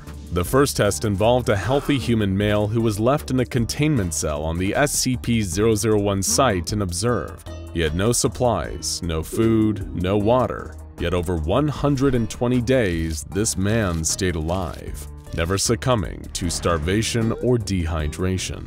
Next, a female member of D-Class was exposed to a lethal dose of cyanide gas within Facility T, and suffered none of the expected effects. Foundation researchers then repeated this cyanide gas test using 30 common brown rats, all of which were killed, proving that it was only humans that couldn't be killed while within SCP-001.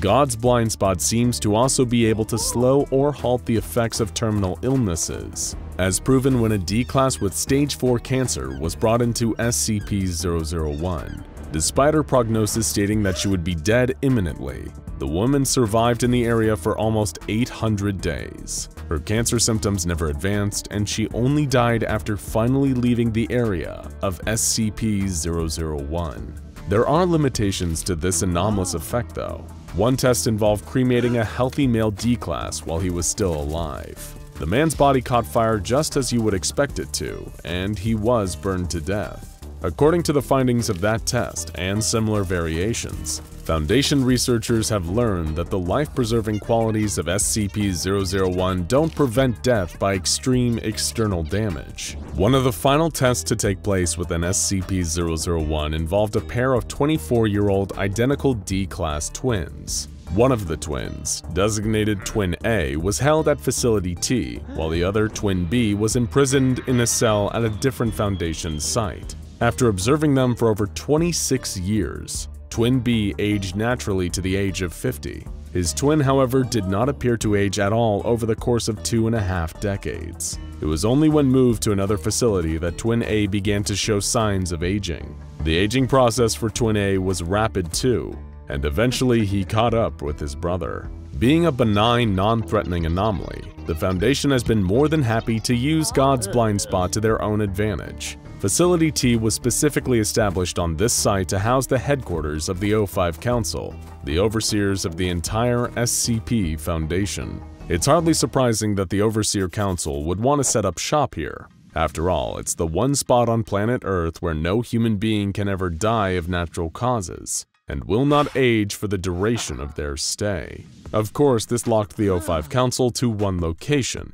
But what if they could replicate the effects of SCP-001 elsewhere? Of course, this is what the SCP Foundation attempted, following their research into God's blind spot. The Foundation's own Dr. Marvin Scranton attempted to artificially recreate the area's anomalous effects somewhere else. His hope was, by generating a vacuum of Akiva radiation, that a second instance of SCP-001 would occur at a location of his choosing. Or, as his assistant Bertrand put it, they planned to build a box and then push God out of it. As it turned out, God had other plans. Dr. Scranton quickly realized the hubris of his scheme. The Akiva radiation in the selected area rapidly dropped to 0, just as planned. But then something unexpected happened. Scranton detected an increase in Humes. These are essentially parts of the fabric of reality, and are what's often disrupted by reality-bending SCPs. Something had come into our world thanks to the O5 Council's attempt to recreate SCP-001. Something impossible for the Foundation to measure or observe. In other words, Scranton had no idea what he unleashed, or where it went. Following this incident, the O5 Council realized a worrying increase in the anomalous incidents they were encountering. Whether or not this came as a direct result of their meddling with the fabric of the universe was unclear, but it forced the Council to reconsider the focus and direction of the entire SCP Foundation.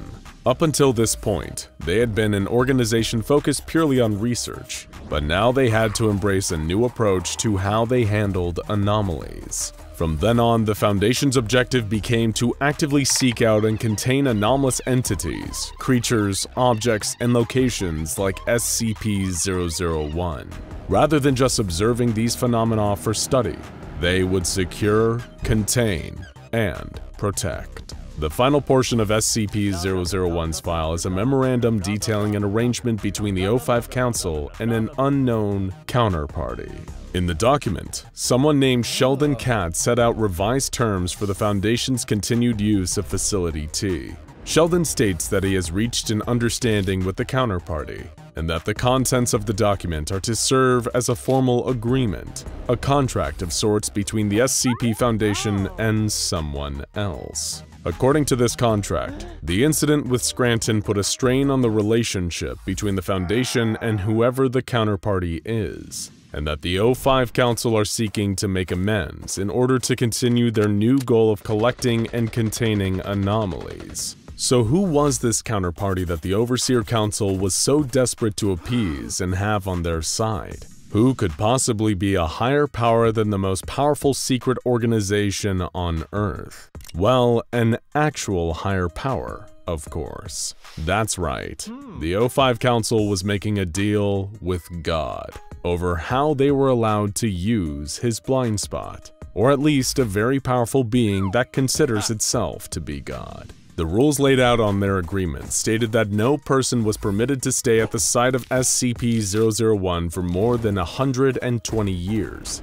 including members of the O5 Council, along with other members of Foundation staff, management, researchers, security personnel, and test subjects. Additionally, the SCP Foundation's Ethics Committee was required to annually report any and all of the O5 Council's decisions to God. For his own part, God was restricted from smiting or exacting his terrible wrath upon any member of Foundation personnel. That's right, a perk of working for the SCP Foundation is getting around-the-clock divine protection, at least from God himself. That's still a lot better than an employee dental plan. This came with a condition, however, that anyone committing a transgression or mortal sin was given a 90-day written notice and an opportunity to repent their wrongdoing. In return, God demanded that members of the Foundation only worshipped him and no other divine entities. I, the Lord, am a jealous God, visiting the iniquity of the fathers upon the children unto the third and fourth generation of them that hate me, was written in the contract. Finally, the agreement between the O5 Council and God was that they would work together. The Foundation and the counterparty would be equal partners when it came to the containment of SCPs and anomalies. Of all the strange and unexplained phenomena that the SCP Foundation encounters on a regular basis, it hardly comes as much of a surprise that they've got a direct line to the big guy upstairs, or at least one who purports to be. Still, the fact that the O5 Council have a business arrangement with an ultra-powerful deity-like being and express written permission to use his blind spot where no person can die or age is hardly a comforting thought. At least the SCP Foundation only ever uses its power for good, right? While some higher-level researchers, specialized guards, and containment experts at the SCP Foundation have fixed anomalous projects tailored to their very particular set of skills, for many lower-level operatives, including junior researchers, guards, janitorial staff, and even the dreaded D classes, every day is showing up, spinning the wheel of misfortune, and finding out how you might die today. Will you be hacked to pieces by a murder monster, pulled into a portal, turned into a doll, eaten alive, made into a living nest by bugs, stretched out and broken, drowned, exsanguinated, set on fire, beaten to death by a volley of anomalous tomatoes because you decided to drop a cringeworthy dad joke or a rancid pun? There are perhaps only a handful of anomalies that not only will not harm you, but will actively enrich your life by getting to spend time with them. And of course, chief among these is the legendary SCP-099, also known by its adorable moniker, the Tickle Monster. We don't need to get into too much detail in describing this gelatinous ray of sunshine. His anomalous delightfulness has made him somewhat of a celebrity compared to the murderer's row of terrifying entities and monsters around him. The researcher assigned to him today was troubled, having seen one of his favorite coworkers devoured by SCP-682 the day before. Getting assigned to feeding and checking on SCP-999 today was exactly what he needed. As he entered the room, several bags of M&Ms in hand, the creature cooed, perhaps sensing his tension, and approached him. Immediately, the researcher felt a wave of calm and contentment wash over him. The incredible and rare feeling that perhaps everything is going to be alright for once. 999 rubbed up against his leg as he poured M&Ms into its eager mouth, radiating good vibes the whole time. What an asset. What a gift. And to think this adorable little goober was prophesized to someday save the world. That much seemed almost funny, but he was certainly more than capable of saving the life of someone who hadn't felt the warmth of internal sunshine in quite some time. And for that much, the researcher was profoundly grateful. He left 999's chamber that day with a renewed sense of hope for the future, that maybe, just maybe, they might be able to pull through, to make a difference, to push this crazy ball of rock we call our home in the right direction. Maybe someday, the sun would rise on a perfect world. Who would have thought that a strange sunrise could change everything?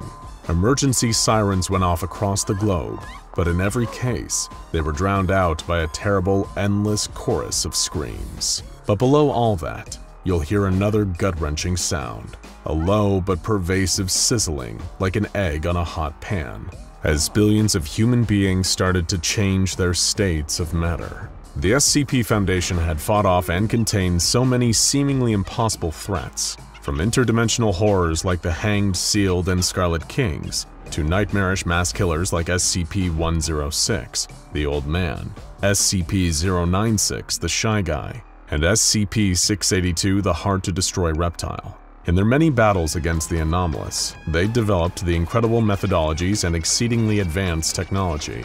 But what good would any of it do when the very center of our solar system decided in an instant that rather being the linchpin of our delicate cradle of life, it would instead be the horrible instrument of all of our demises? This awful hypothetical was answered upon the emergence of SCP-001, a terrible day also known as When Day Breaks. In the snap of one's fingers, half the world was plunged into terror and death. Rays of stark red light swept through the streets. People lucky enough to be in the shade or inside buildings with a view to the outside saw the people in the streets seize up and begin to shriek in terrible pain.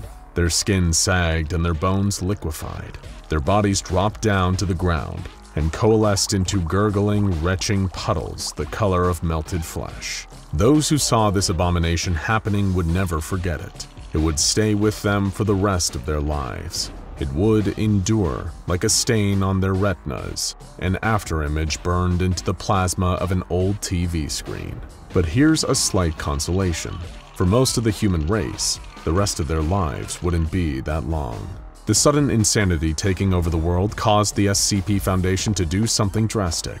Step out of the shadows. Metaphorically speaking, of course. The legendary Foundation motto had been reversed. They would die in the light, so that humanity could live on in the dark. Thankfully, the very concept of the day gave them one advantage. While one side of the Earth was effectively doomed the second the process began, the other side had a 12-hour head start before the sun turned its terrible eye to them. Sirens went off in the middle of the night, waking people up groggy, rubbing the sleep from their eyes. Every television and radio and internet-enabled device in their home was playing the same message, direct from the SCP Foundation, which now had effectively commandeered the entire US government, along with the rest of the world. It gave them directions to the nearest Foundation containment site, and told them that if they didn't immediately comply and find their way to safety, they would experience a terrible death by sunrise. And if you're at all familiar with human beings, you've probably already predicted that they didn't just calmly wrap themselves up, make their way to their cars, and form an orderly line to the various Foundation containment sites located around them. It was, in fact, total pandemonium. As the solar clock ticked down, slowly marking off the seconds that anyone outside had left to live, the only human beings with a meaningful head start began to go insane in a number of varied and interesting ways. Some who took the situation seriously and acknowledged that the sun was indeed going to wipe out most of humanity simply cracked under the pressure. There were those who went into totally catatonic states, rocking back and forth in the corner and refusing to respond to any stimuli. Some became erratic and violent, with unpredictable behavior that harmed themselves and others. After all, what was the point in acting normally anymore when the complete crumbling of human civilization was imminent, and their only hope was some shadowy organization they'd never heard of? Some, not heeding the warning seriously enough and prompted by greed and opportunism, tried to take advantage of the situation financially. Some smashed windows of local stores and looted, or broke into the homes of neighbors who had already fled in hopes of furloughing their property.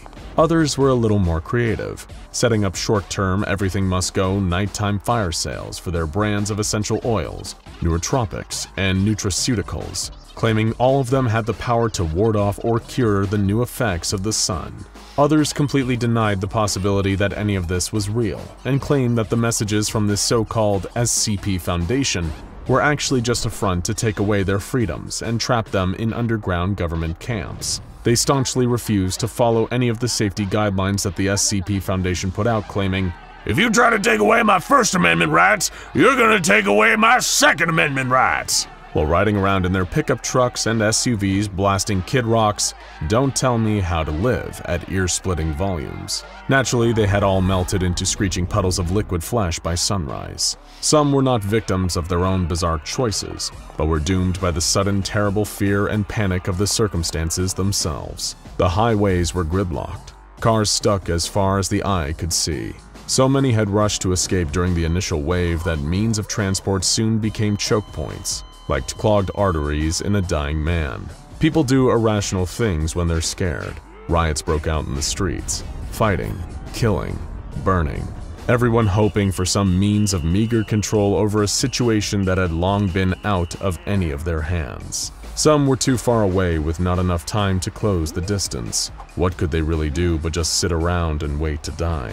The hours marched on as the Earth made its slow turn towards the sun, leaving one decimated half in darkness and the other a sitting duck for its terrible effects. Hundreds of thousands had made their way to the containment sites and safely gotten inside, but still so many millions were left outside. It was a slaughterhouse, one great big global meat grinder, and every moment that passed, the handle turned, and any humans left outside got just that little bit closer to the grinding, gnashing gears below.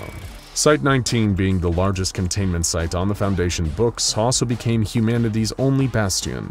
It was the great hope of escape from the horrors going on outside. The Foundation had figured out so many ways of counteracting deadly anomalous forces before. Given enough time and enough personnel, surely they could figure out a solution to even this. This was, however, when the most startling realization yet swept over all the survivors. Those who were melted by the sudden hostile sun weren't dead. They were very much alive, in fact, but they'd been changed in both body and mind. What had once been humans now became terrible beasts. Half-melted gelatinous nightmares that coagulated into even bigger beasts. They got into their head that they were grateful for the transformation, that they had been liberated from their old forms in the old world. They were something so much more now, and they wanted everyone else to join them in their liberation.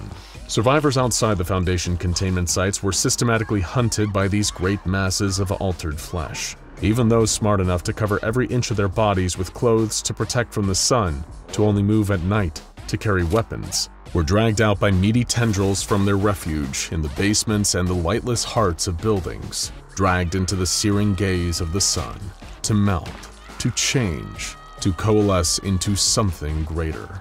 It was the inevitable fate of all of humanity. When most of the stragglers were dragged out and changed, the flesh masses started turning their attention to the Foundation containment sites that were keeping all these poor, deluded people from salvation. They mounted offensives against the bases, which the Foundation, with what remained of their manpower and advanced weaponry, did what they could to repel the attacks. But every single day, it got harder. Thankfully for the people holed up at Site-19, there was one consolation out there to help: SCP-001. The Foundation was at war with the Sun and its terrible disciples, and contrary to many people's beliefs, it takes more than men, equipment, and bullets to win a war. 999 provided the essential element that brought it all together: morale, hope, the will to go on, even when it seemed like all could be lost. After a long day of battling the fleshy abominations at the gates, Foundation guards, mobile task force members, and even civilian volunteers were drained and traumatized by the horrors that they'd seen. Once a day was over, 999 would move among the ranks, cuddling up to them, warding off the despair that was easy to set in during the downswing of a terrible apocalypse like this. Without his presence, there would be no hope of fighting that good fight. So many of them would have given up, walked into the sun, and joined the monstrous force they were fighting. After all, they seemed happy enough, and it would certainly be easier. 999 had become, once again, an indispensable asset to the SCP Foundation.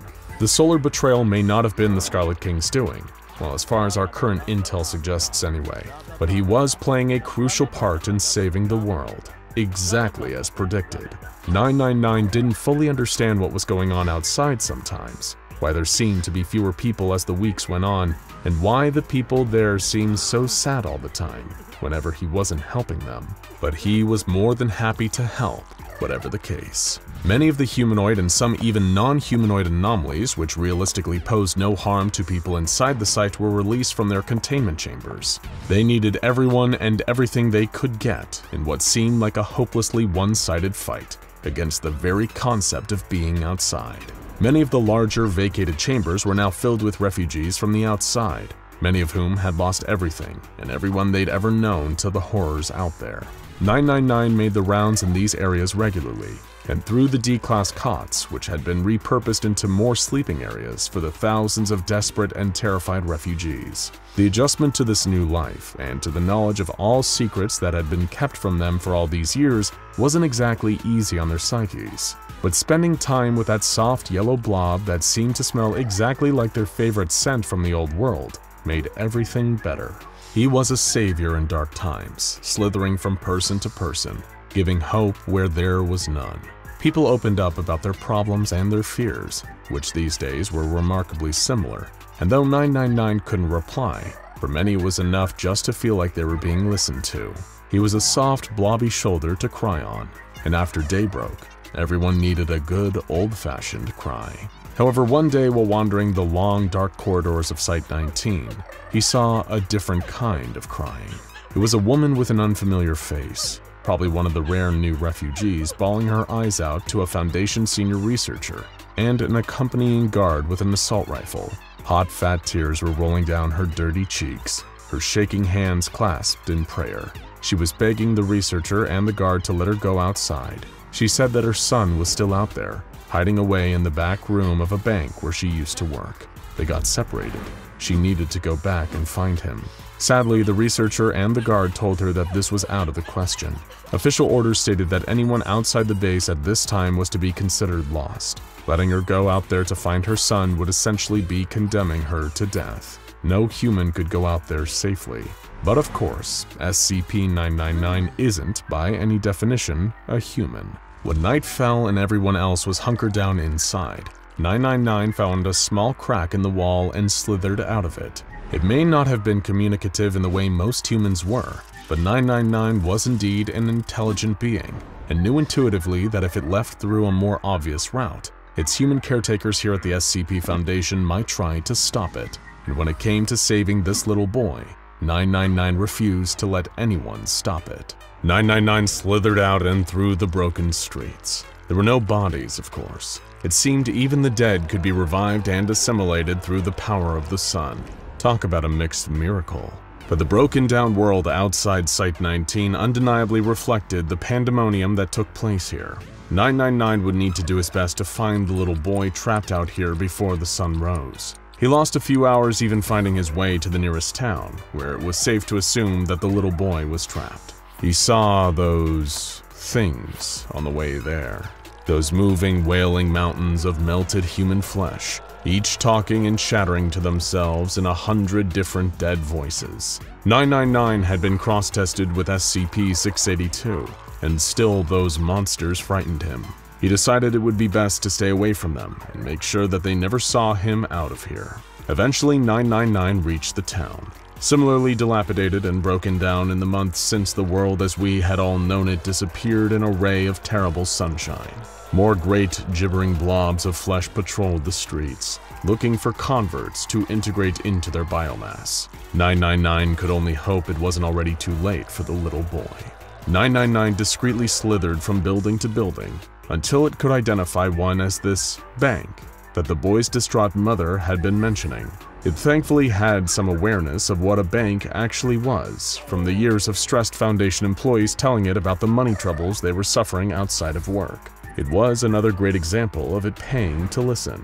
Eventually, it did slither into the correct building, and it heard the extremely quiet whimpering of the boy inside.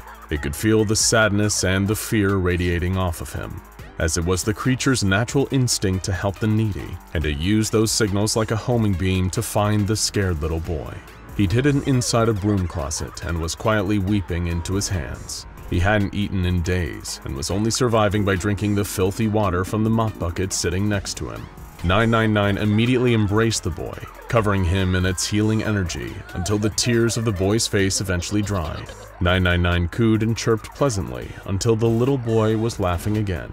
But this momentary joy was soon interrupted. A great heaving weight dragged itself down the hall outside. Both 999 and the boy could sense its monstrous presence. As it got closer, they could hear all those chattering voices, those poisonous whispers. When it passed the door, they heard it speaking, its voice practically vibrating with the hum of malicious lunacy. Turn, pretty flowers. Turn towards the sun. Feel it on your face. Feel yourself change and sluice and mix into us. Become one with our army of one. It must be so lonely to be you, little flower. Walk into the sun and be us. 999 and the boy remained silent in the broom closet for hours as the great shape patrolled the bank outside, searching for converts, for victims. At times, it seemed too frightening to even breathe, fearing that would be enough to make the monster detect them. It felt like an eternity until the monster eventually did slope off and leave them in the comforting quiet and darkness of the closet. Now they might be free. 999 could escort the boy safely back to the containment site and into the arms of his terrified mother. But when they opened the door, they saw a terrible sight. Light in the distance pouring through the windows and the glass double doors. It wouldn't be safe to go out that way. Upon seeing this and putting together what it meant, the boy began to cry. He couldn't take another night in the closet. It was all going to wither from here. Until 999 had a wonderful idea. Hours later, when the Foundation's guards manned the turrets at the entrance of Site 19, waiting for the inevitable onslaught of the melted flesh creatures, they tensed up, seeing a blobbing gelatinous form slithering towards them in the distance. The guards, who'd learned the hard way from too many lost men that it was better to be safe than sorry, drew a bead on the distant shape and prepared to fire, when suddenly their superior raised a hand and said, "Wait! Hold fire! Is that 999? And it was. They all stared in astonishment as 999, chipper than ever, came towards them through the sun. It looked as though the opacity of its yellow cytoplasm had increased, but other than that, it was unaffected. Turns out the sun couldn't melt what was already melted. The guards parted to allow 999 safe passage into the facility, watching in amazement, and once it was inside, 999's slime parted, releasing its contents. One very relieved little boy. It seemed through turning up its own opacity, 999 had given the boy safe passage through the sun and back into the facility. The boy was saved. It had won. Not long after that, there was a tearful reunion between mother and child, and a brief flash of hope in this dark and terrible time. 999 didn't stop to bask, of course. It returned to its duties, keeping up staff morale and helping the refugees heal from the horrors they'd seen. In its own little way, and for a lot of people, SCP-001 really was saving the world, or what was left of it anyway. Oh, and of course, if SCP-001 had won your hearts just like it won ours, you'd be pleased to know that you can purchase your own adorable, high-quality SCP-001 plushie at scpswag.com. Check the link in the description to get your own. Trust us, having a 999 to cuddle really does make any apocalypse a whole lot easier. Oh boy, here we go again. SCP-001. Over 30 different bizarre anomalies claim this #1 spot in the database, and in a sense, they're all right. Or are they? If you're feeling confused already, that's fine. We don't expect that to change. Because today we're dealing with one of the most strange and intricate 001 entries out there, Keter duty. Just pray you never get assigned to it. You see, when you work around weirdness, you sometimes get a little weird yourself. And nobody deals with more weirdness than employees of the SCP Foundation. They regularly rub elbows with everything from godlike cicadas to hyper-infectious supernatural viruses. And as the famous Tom Jones song goes, it's not unusual to suddenly take on anomalous traits after consistently working with anomalies for years. That's how the lyrics go, right? Anyway, one of the Foundation's most iconic researchers, Dr. Jack Bright, is technically just an anomalous necklace himself. But outside of some famous exceptions, the SCP Foundation is in the business of containing anomalous entities, not hiring them on and giving them a paycheck and retirement plan. That's why if you suddenly start displaying anomalous traits while on the Foundation payroll, you might receive a company memo assigning you to the dreaded Keter duty. But what is Keter duty, and what kind of anomalous traits can get you assigned to it?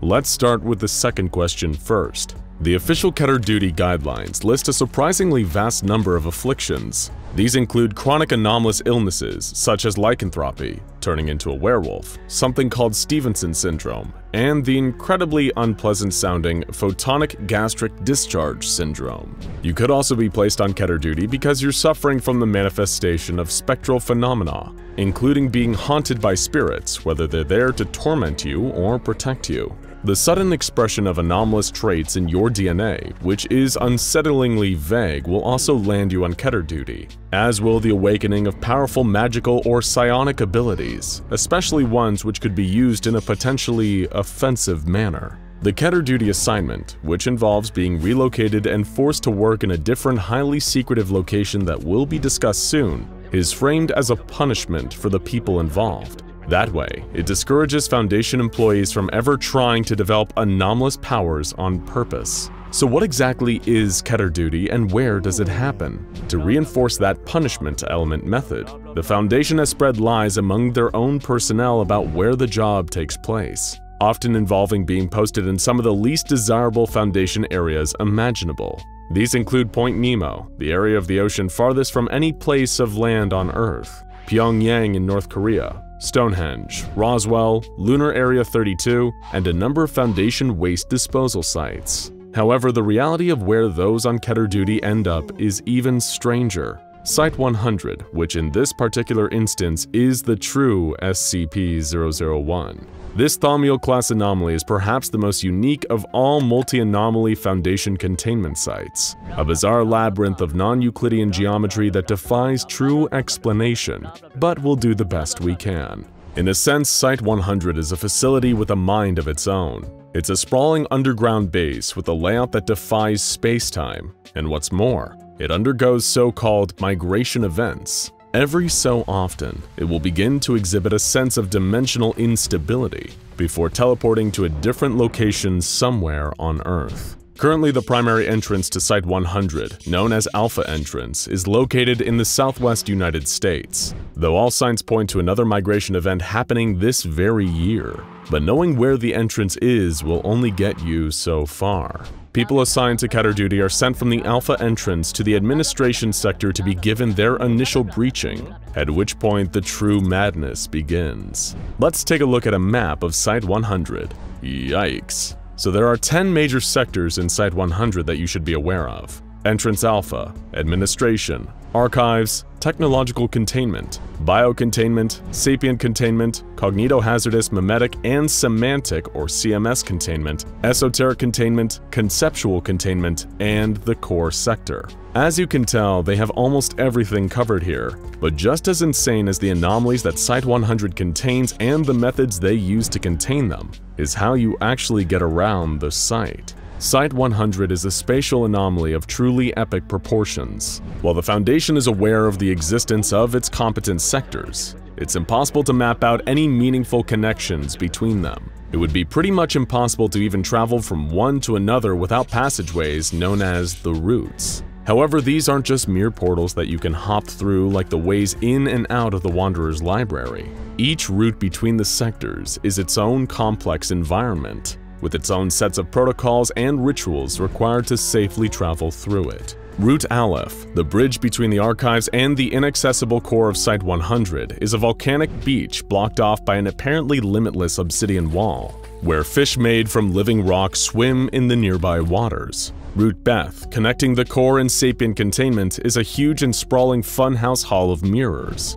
Anyone who attempts to travel through it inevitably ends up turned around and arrives back at their starting point in sapient containment. Route Daleth, the bridge that connects conceptual containment and the core, is a massive ocean that has resisted all attempts by the Foundation to traverse it. Route Vav, the bridge between esoteric containment and conceptual containment, is a massive field filled with unidentified fruit trees. Foundation expeditions have found that it too seems impossible to traverse. One expedition team was trapped inside for a whole year, until one member of the team expressed a desire to go home.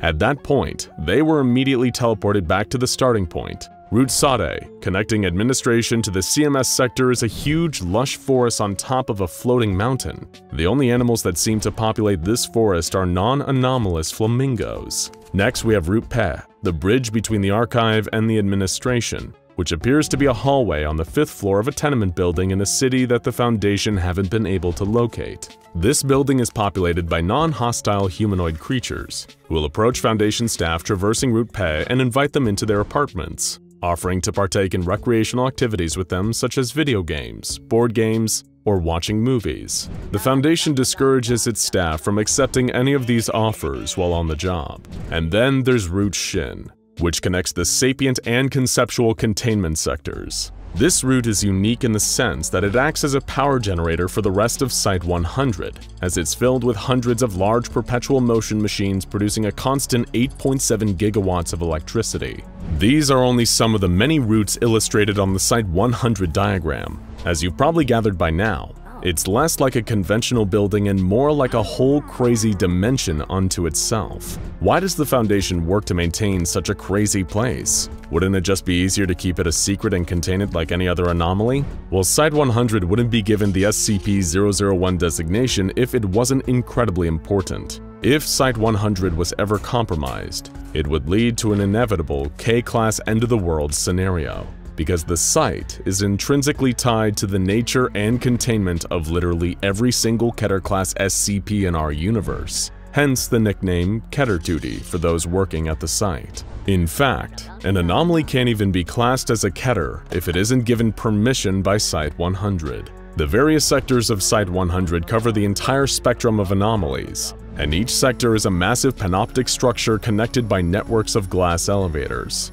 Whenever a new Keter-class SCP is discovered, its name and a brief description of its anomalous traits will inscribe itself on one of the walls in its corresponding sector. Ever been frustrated when the O5 Council refused to sign off on an upgrade to Keter-class for a clearly dangerous SCP that poses extreme risk of containment breach? Don't blame them. It's simply that Site-100 didn't sanction the change. Anytime that Site-100 sanctions a new SCP, it also undergoes another unique process. It selects an SCP-001-K instance for the new Keter and creates a connection between them, using access points known as thresholds. Think of it as simply opening a spatially anomalous door between two SCPs. Much like a good boy, another SCP vying for the 001 slot, Site-100 has an intuitive grasp of the unseen connections between Keter-class anomalies, and each SCP-001-K instance is a complementary Keter class that will essentially cancel out the threat of its other half.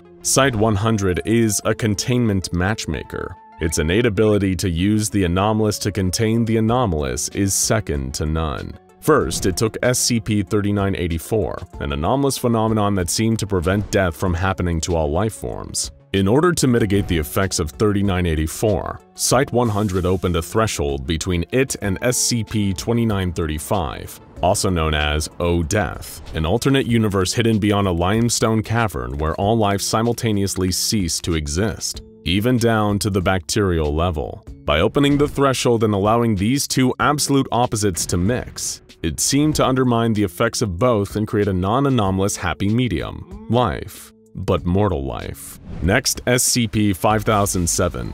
This terrifying underwater anomaly manifests as a series of tentacle-like protrusions that snatch unfortunate creatures that get too close and assimilate them into its own mass. Site-100 cleverly opened a threshold to SCP-169, a massive underwater arthropod known as the Leviathan. SCP-169 was tangled up by the tentacles, but it's too big to be fully consumed or assimilated, and the result is that 5007 is trapped in a perpetually incapacitated state, akin to choking, keeping it contained and stopping it from going after anyone else. Let's take a look at two even more hostile and dangerous Keter-class anomalies matched up by Site-100. First, we've got SCP-5501, an old camera from the 1800s that comes with 18 photographs. These photographs act as a kind of portal to an incredibly frightening alternate reality that creatures regularly crawl out of, attacking and killing anyone within reach.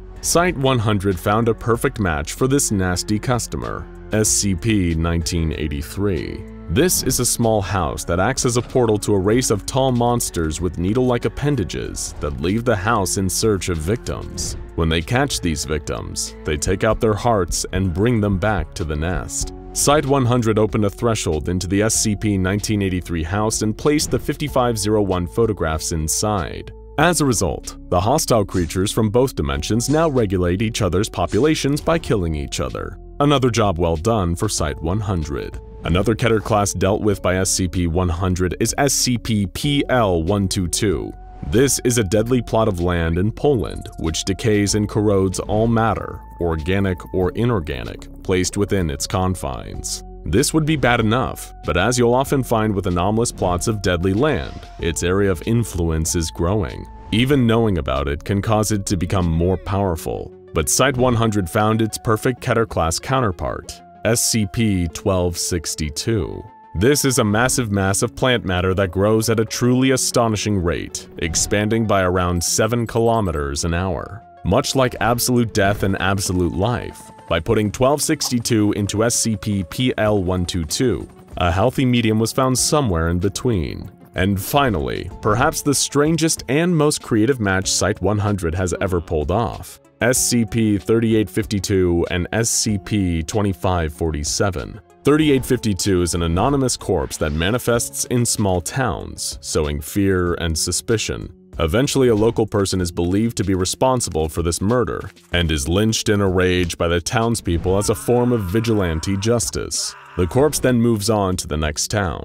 2547, if you can believe it, is even weirder. It's a pack of dogs led by an intelligent talking coyote dressed as a priest. Site-100 had the truly galaxy brain idea to open a threshold and connect the two. As a result, whenever the corpse manifests in the town, the dogs rampage in and take over. At that point, they set up a kind of ridiculous kangaroo court, where a jury made up of people from the town are forced to find 3852's scapegoat innocent. If they don't, the dogs will simply hold the town's water supply hostage until 3852's anomalous effects pass. Such an obvious idea. Now, why didn't the Foundation think of that? Keter duty may not be the most conventional, easy, or attractive work, but like everything the Foundation does, making sure Site-100 can keep doing its job is a necessary part of keeping our world safe from anomalous threats. Now, if you'll excuse us, we need to get going. Do you know which is the right route out of here? Another day, another failed attempt at death.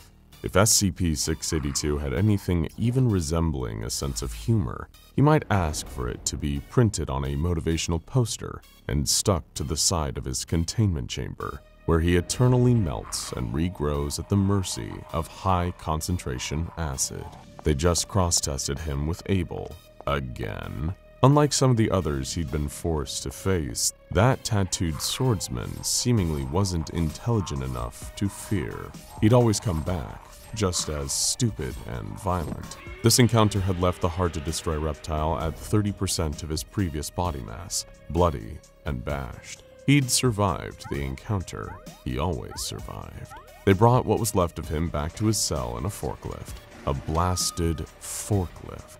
How could it even be more humiliating? As his eyes started to grow back in his head, he could swear he even saw one of the technicians laughing at him. His name tag read, Agent Nigel Kelly.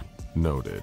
682 would specifically hunt down and kill him the next time he breached. Of course, every single day he plotted revenge against the human race, along with everything else. But the sum they owed in pain, blood, and despair could never be repaid in full.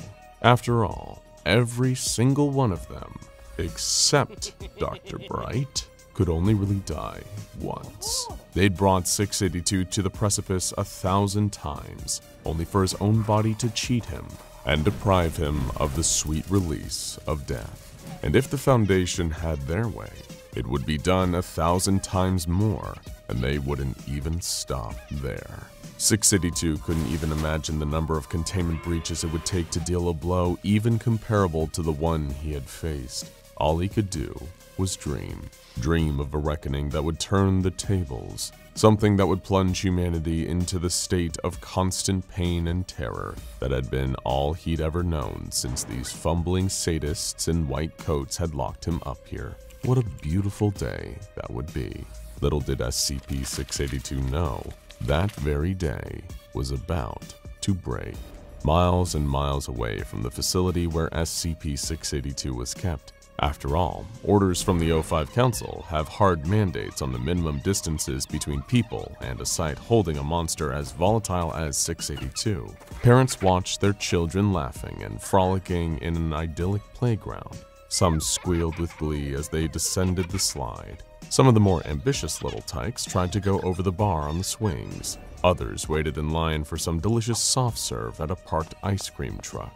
One mother brought an ice cream cone and walked over to a nearby bench where she began to enjoy her delicious frozen treat. It was a remarkably hot day out, and a little ice cream was the perfect addition to her relaxation while her kids were occupied. You could see the distant air wobbling in the heat. Already her ice cream was starting to melt, white rivulets dribbling down the sides of the cone and onto her hands. Suddenly, almost imperceptibly, the quality of the light shifted, the kind of thing you'd dismiss as a trick of the eyes and forget just as quickly, were it not for the catastrophic effects that were about to unfold. As the woman leaned forward to lick her melting ice cream, something dripped onto her skirt, but as she looked down, she slowly realized that what dripped onto her wasn't the pure white of her ice cream, it was the same exact tone as her skin. She felt a terrible burning sensation all through her body, the most horrible, debilitating pain she'd ever experienced.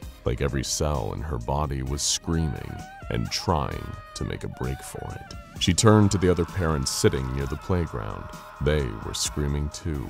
Each collapsed to the ground with agonizing slowness, different parts of their body falling at different speeds as they transitioned through states of matter. When they hit the ground, they were taking on a liquid state, screaming, worthless, boneless blobs. The woman even saw her own arm wilting like a time-lapse video of a dying flower.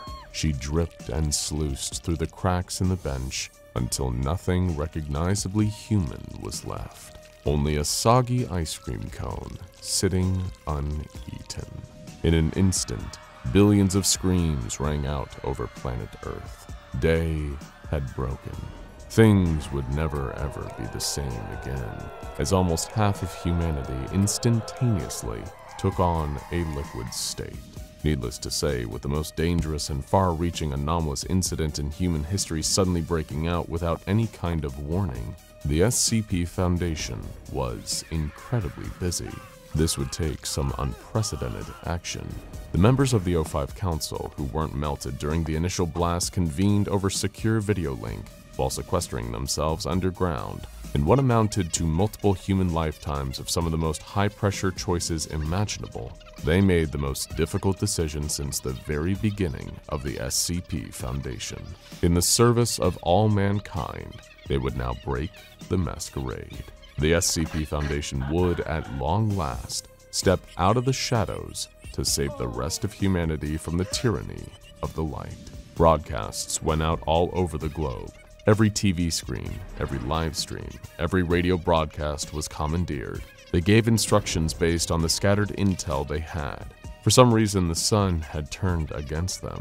Exposure would lead any biological creatures melting away into sentient piles of flesh-colored sludge. People would remain indoors and away from any light sources. All windows must remain covered, travel only at night, and even then, heavily covered with protective gear. There can only be one objective for whoever is left. Make your way to the nearest SCP Foundation containment facility and seek refuge inside. If anyone could figure out the answer to this terrifying existential riddle, it would be the SCP Foundation.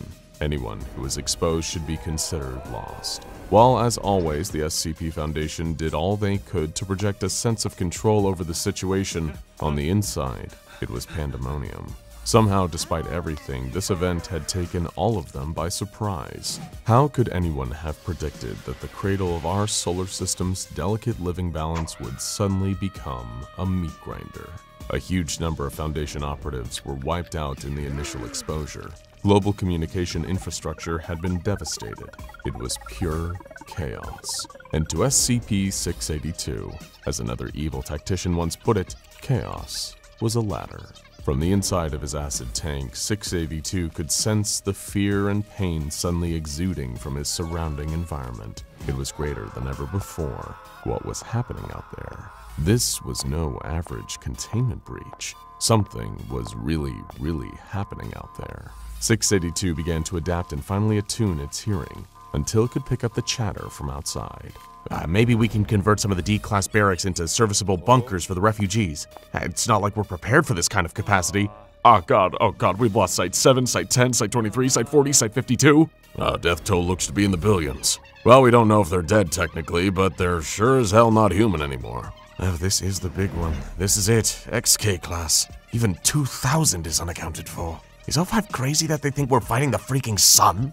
Needless to say, 682's curiosity was piqued. Anything that could light a fire under the Foundation like this was something he could enjoy. And with his impressively strategic intellect, he intuited that a time of great strife for the Foundation would be the perfect time to breach containment. Because whenever there's violence, fear, and chaos on a mass scale, SCP-682 will be there, causing it. 682 began adapting his pores and endocrine system to begin releasing a powerful alkaline substance. Little by little, the alkaline neutralized the acids surrounding him, turning it into little more than plain water.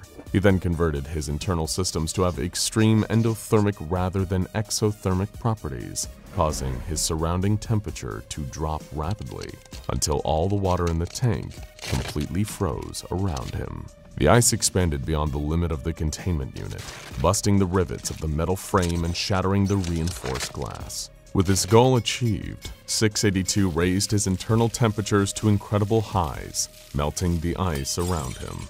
Once again, he was free, and ready for some good old-fashioned carnage and mayhem. Perhaps he could get a better handle on this strange new situation too. It was all rather exciting. Just a girl with goals, huh?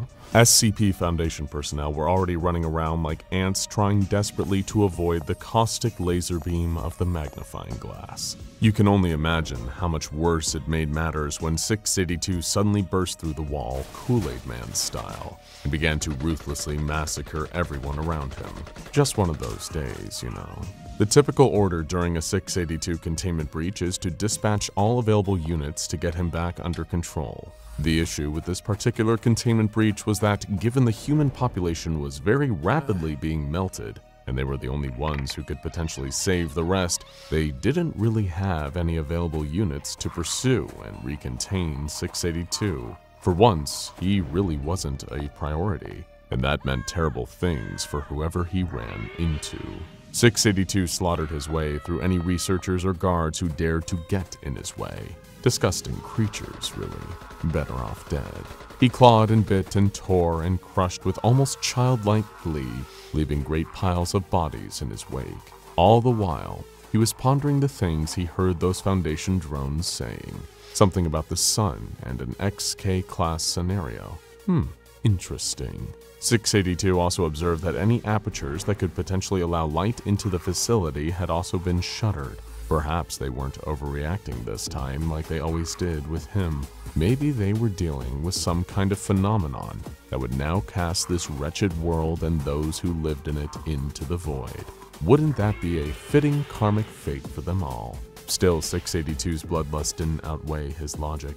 He needed to know more about this situation before proceeding, and in this, maybe he could kill 2 Foundation birds with 1 stone. Elsewhere in the building, alarms blared. The air was suffused with panicked voices and frequent screams. Nobody knew what was going on. Not really. They'd only gotten details here and there, and the details they'd received were terrifying.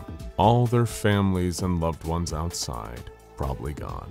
So many of the people and so much of the world they'd been fighting for, risking it all for, had disappeared in an instant, carried to hell on a ray of sunshine. Why were they still here? Was this horror not truly uncontainable? These questions were swimming through the mind of Agent Nigel Kelly as he stood alone in his office, almost catatonic. He'd had his friends and family on the outside, all likely reduced to those horrible fleshy blobs. He was alone in the world, risking his life for nothing. How could this get any worse? His mind kept repeating that question again and again and again, and the universe gave him an answer in the form of a deep reptilian voice saying, "Found you," into his ear from behind. He turned with a shriek to see the terrible eyes of 682 staring into his own. Before he could try to flee or reach for a weapon that he knew would only mildly annoy the already furious beast, 682 reached out with a massive clawed hand and grabbed him by the torso, lifting him up into the air. The creature was gripping so tight that he could feel his ribs starting to crack. "You laughed at me, Agent Kelly. The monster hissed. Am I funny to you? Do I seem like the type to tell jokes? Do you feel like laughing now?" Agent Kelly begged and pleaded for his life, fighting for his next breath from the crushing squeeze of the creature's terrible hand. 682 roared at him to be silent and ordered him to tell him everything he knew about the situation going on outside. If the information was useful, 682 might show his thought-to-be non-existent magnanimous side and let Agent Kelly live. Of course, Agent Kelly didn't fancy his chances, but what other choice did he have? He told 682 that the higher-ups were calling this SCP-001 when day breaks. The sun had gone rogue somehow, and being in contact with any kind of sunlight would now cause people to instantaneously melt into horrifying, living sludge. And it wasn't just people. The condition also affected anomalies, and interestingly, it appeared to negate all previous anomalous effects, so 682's adaptational ability may not even save it if it was exposed. He told 682 everything he knew. Are you gonna let me live?" Agent Kelly asked, struggling to breathe. 682's terrible maw twisted into what might have been a smile. "Oh, Agent Kelly," he said with unsettling joy. "That was a joke. Didn't you find that one funny?" A terrible scream emanated from the agent's office. If one good thing could be said for what happened to Agent Kelly that day, at least he didn't live long enough to see the ravages of the terrible sun firsthand. 682 began to formulate a plan. He took Agent Kelly's wristwatch and integrated it into his body, so he'd have a permanent internal clock. It was the middle of summer, so the sun would have reliably set at 9 p.m. and would likely begin its rise around 5 a.m. It would be relatively easy to avoid the sun, all things considered. For lack of a more eloquent way to put it, when it comes to adapting to new threats, SCP-682 is simply built different. After slaughtering a few other members of SCP Foundation staff for the road, hey, it's not like anyone was fit to stop him, 682 began enacting the new phase of his plan. His body grew a thick, smooth carapace, and his front set of limbs began to grow, his muscles bulging and his claws growing, the tips turning into sharp, flat scoops. With sudden and tremendous force, 682 began boring his way into the ground, tunneling, clawing through concrete and dirt with absolute ease. Normally, the SCP Foundation would have deployed high-tech seismic sensors and the kind of tunnel-boring machines that Elon Musk could only dream of to intercept and recapture him. But during the endless horrors of the breaking day, he had carte blanche to escape and live it up in the ruins of this rapidly dying world. Eventually, 682 had bored his way into a roomy sewer pipe, the perfect place to wait out a few hours. Up above, so many millions screamed, either in fear or in agony. There had been some new developments that the SCP Foundation had been yet to account for. While they knew that those melted by the rogue sun were technically alive and trapped in a permanent state of suffering, what the Foundation didn't know was that these former humans were incredibly dangerous in their own right. The sun hadn't just irreparably warped their bodies, it had also irreparably warped their minds. It has enslaved them, made them zealots, acolytes. They developed the instinct to coagulate into giant fleshy masses, driven by the single-minded purpose of finding victims and dragging them into the light, where they too could be converted into these terrible fleshy creatures and add to the masses. They were the rogue sun's boots on the ground, metaphorically speaking. And now they were the Foundation's greatest challenge in getting a handle on this situation again. Before, it was just encouraging people to avoid the sun. Now, the sun was actively trying to increase its exposure. But 682, who was having a relaxing evening not being melted for once down in the sewers, couldn't care less. He was having the most calming few hours he'd had in years. He waited, checking the time, making sure that it would be dark before he began tunneling back up to the surface world. He surfaced in the middle of the city, miles away from the Foundation facility he'd spent so many decades being tortured in. He tasted the cool night air and observed the desolation that had been wrought all around him. Buildings were on fire, cars were crashed and overturned, the ground was cracked. Garbled SCP Foundation public service announcements played to nobody in the broken display windows of electronics stores. Giant wads of human flesh roamed, slithering around searching for new victims. One noticed 682 and began to approach him, gibbering madly in a chorus of strange voices. The hard-to-destroy reptile wasted no time in attacking. It tore apart most of the hideous blob and began hungrily devouring the chunks. The form may have been different, but it still tasted like human flesh, and SCP-682 savored every bite. It would be so simple. These blobs of idiotic flesh were so easy to kill, and there would be so many terrified humans in this devastated world, hiding away in dark places, holding out the hope that maybe they could reach the safety of a Foundation facility. 682 chuckled at the very thought. Foolish hope would drown in an endless well of black, caustic despair. He would find them. He would rest underground in the day and then hunt them in the dark. They would all die screaming, bloodying his claws and fangs. Nothing and nobody would stop him. He looked out over this strange new world and laughed a little louder. It was just delightful. A world that's lost its way needs a healer, someone to patch up its wounds and tend to its pain. It needs a doctor. When day broke, the sun turned from a giver of life, the thing that wakes the rooster and makes the crops grow, to an indiscriminate killer, wiping out all organic life forms. The world seemed truly lost, but one anomalous being made it his goal to soothe the hurt, to make it safe to step into the light once more.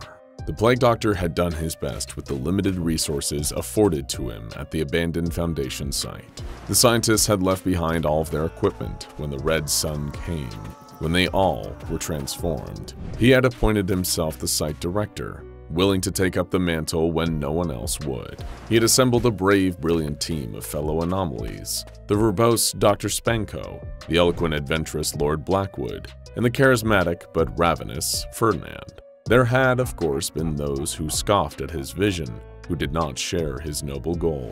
The abominable possessive mask taunted him persistently, trying its best to get under his chitinous skin. But he did not have time to waste on such trivial psychological games, and he ignored its taunts to focus on the work. It hadn't been easy. Capturing one of the infected specimens, the former human being turned mass of oozing gelatinous flesh by the unholy light in the sky. One had made its way into the abandoned facility, sliding its way across the floor with an air of confused malice. It wanted to hurt, but it didn't know where it was, who it was anymore. But it was frightened, the plague doctor could tell. A good physician always knows and can sense the fear and pain of a suffering person. It made his heart ache to see, and he knew there was only one thing to do: try to make this poor soul well again. "Everyone, please assist me in escorting the patient to my laboratory," the doctor called out. "This was once a man, and I believe with our combined intellect and resources, we can return him to his former state." Ferdinand took a step toward the slimy creature, licking his lips a bit. Do you think I could have just a little bit of it? Oh, I'm so hungry, doctor, he begged. No. It would go against my oath as a physician to allow any more harm to come to this poor fellow. The plague doctor shook his head solemnly. Ferdinand pouted, but did not press the issue further. No. The doctor rubbed his gloved hands together in anticipation of the next task. It is imperative we contain our new friend safely. If you would, please. He gestured to several of his previous patients, now reanimated and ready to aid him with his research. The shuffling figures surrounded the blobby entity, ushering it down the hall. Confused, lost, with no real sense of a plan left in its mushy consciousness, the creature followed where it was led. The group made it back to the doctor's laboratory. Cut! Shouted Dr. Spanko from his perch atop a nearby shelf. Yes, indeed, the doctor replied. A standard operating table wouldn't do for such a special patient. I have nowhere to place the restraints, you see. I will have to make do with the floor.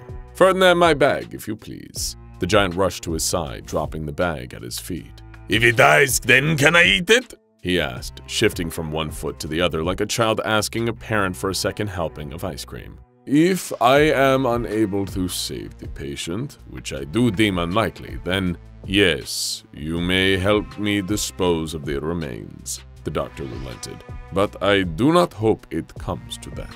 He pressed a hand to his beak in deep thought for a moment, before opening his bag and pulling out a syringe filled with clear liquid. To begin, we must sedate the patient. He had no way to find a veins, and so he plunged the needle into the nearest section of the creature's soft surface, injecting a dose of sedative. Then he waited. The oozing motion of the entity slowed and stopped. It lay there on the ground, a still mound of flesh save for the occasional expanding and contracting motion, almost as if it was breathing. Excellent. Now there was no risk of the patient fleeing the operating room mid-procedure. He could truly begin. It was an arduous process that took hours of effort, of taking small tissue samples, attempting to make incisions only for the flesh to fuse back together seconds after the scalpel was taken away. This was truly an advanced illness, unlike anything he had ever seen before. It was enough to make him question his abilities as a doctor, but he shook the thought away. Self-pity never helped anyone. After about 8 hours of continuous work, he had a breakthrough. A solution he had created long ago. A thick green liquid sealed in a dusty jar had a miraculous effect when dripped onto one of the tissue samples. The melted flesh reconstituted, became solid and human again. Eureka! He cried out, unable to restrain the sudden joy that leaped into his heart. This could be it. Very carefully, he filled the dropper with the green liquid. If these initial trials had been successful, then perhaps he couldn't finish the thought. Best not to get ahead of himself. He crossed to his patient and slowly began to pour the solution over the creature's viscous surface. He watched as the flesh toughened, coming together into a surface resembling human skin. It was working. It was working. But then the creature began to quiver, shaking uncontrollably like a bowl of jelly in an earthquake. The surface rippled, and the doctor could hear a high-pitched whine filling the room. Then, with a wet pop, the patient exploded, sending chunks of flesh splattering all over the room, painting the walls and ceiling. The doctor cried out in shock and horror, and in spite of himself, fell to his knees in despair. He had been so close, but still, he had failed. And who could say when he would find another test subject? If he would ever find a cure? "I'm afraid I do not know what to do now," the doctor admitted. Ferdinand sighed. The next several days passed in a haze. The doctor paced around his laboratory, mulling over his possible mistakes again and again. He had rushed the process. He was certain of that now. It was a novice mistake, the sort of thing he might have done a century or two ago. How could he have been so foolish? How could he have made that innocent pay the price for his own hubris? As the doctor locked himself away in his mind palace, Ferdinand occupied himself by practicing his favorite songs. Lord Blackwood rode on the massive man's shoulder as he sang through the opera Don Giovanni. "I once saw a production of this at the Teatro La Fenice in Venice," Lord Blackwood interjected, his rhinopores twitching in delight at the memory. "Marvelous production, marvelous city. I was there hunting a rogue tatzelworm, wrecking havoc through the canals. I nearly lost my life on that voyage." Would you all be quiet for once in your miserable lives? A voice hissed from the shadows. There in the doorway, its face fixed in a frown, was the possessive mask. Black slime dripped from its eye holes, spilling down onto the plastic mannequin body it had taken hold of. Listening to you both is worse than being locked in that infernal box. The mask looked around the room, searching for someone. Where is the good doctor? It asked, voice dripping with disdain. Still moping about, counting his failures. "Ignore him, my fine fellow," Lord Blackwood whispered to Ferdinand. "Only those with weak constitutions and no achievements of their own spend their days dragging others down. When you have lived as long as I, you will learn this." Careful, my lord. I'll stop by the kitchen and find some salt to pour on you. "If you wish to fight me, then challenge me to a fair duel like a man," the colorful slug bellowed. Drawn by the sudden shouting, the doctor walked into the room. "What is all this commotion?" Oh, good. The mask clapped its plastic hands together, its face warping back into an eerie smile. There you are. This has all been so dreadfully boring. I came to see the remnants of your greatest shame. Are there still bloodstains on the floor in your pathetic little laboratory? "You are a villain," the doctor seethed. Uncomfortable with the air of conflict in the room, Ferdinand and Lord Blackwood quickly exited to find another space where they could sing and share stories in peace. I simply speak the truths no one wants to hear. The mask crossed to the doctor's side with a series of light dance-like steps that made the mannequin body creak. In fact, I have quite a few truths to share today. I've been outside, you see. Whatever's become of the sun only affects organic beings, and so... He gestured from his ceramic face to his plastic body. I am quite safe from its rays. "You've been outside?" The doctor couldn't keep the curiosity out of his voice. He was a scientist after all. Why, yes. Would you like to know what I've seen? Black slime dripped from the mask's mouth, pooling on the floor with a sizzling sound. "I'm in no mood for tricks," the doctor warned. The mask held up his hands in mock surrender. No tricks, Doctor. But if you'd rather take your chances outside and see for yourself, I can take my leave now. "No!" The doctor shook his head. "Please, do tell me."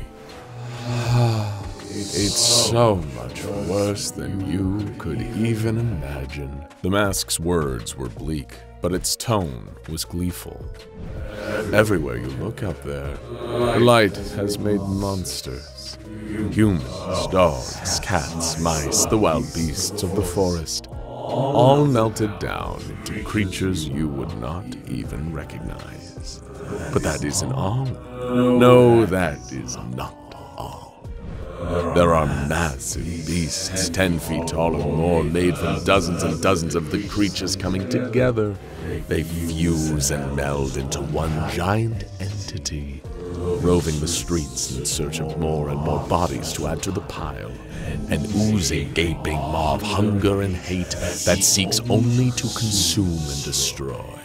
It calls out to surviving humans in the voices of their fallen loved ones, tugs at their heartstrings to lure them out of their hiding places, and then it wraps around them with fleshy tentacles, pulling them in until they are no more. Just another part of the monster. Oh, Doctor, it's terror.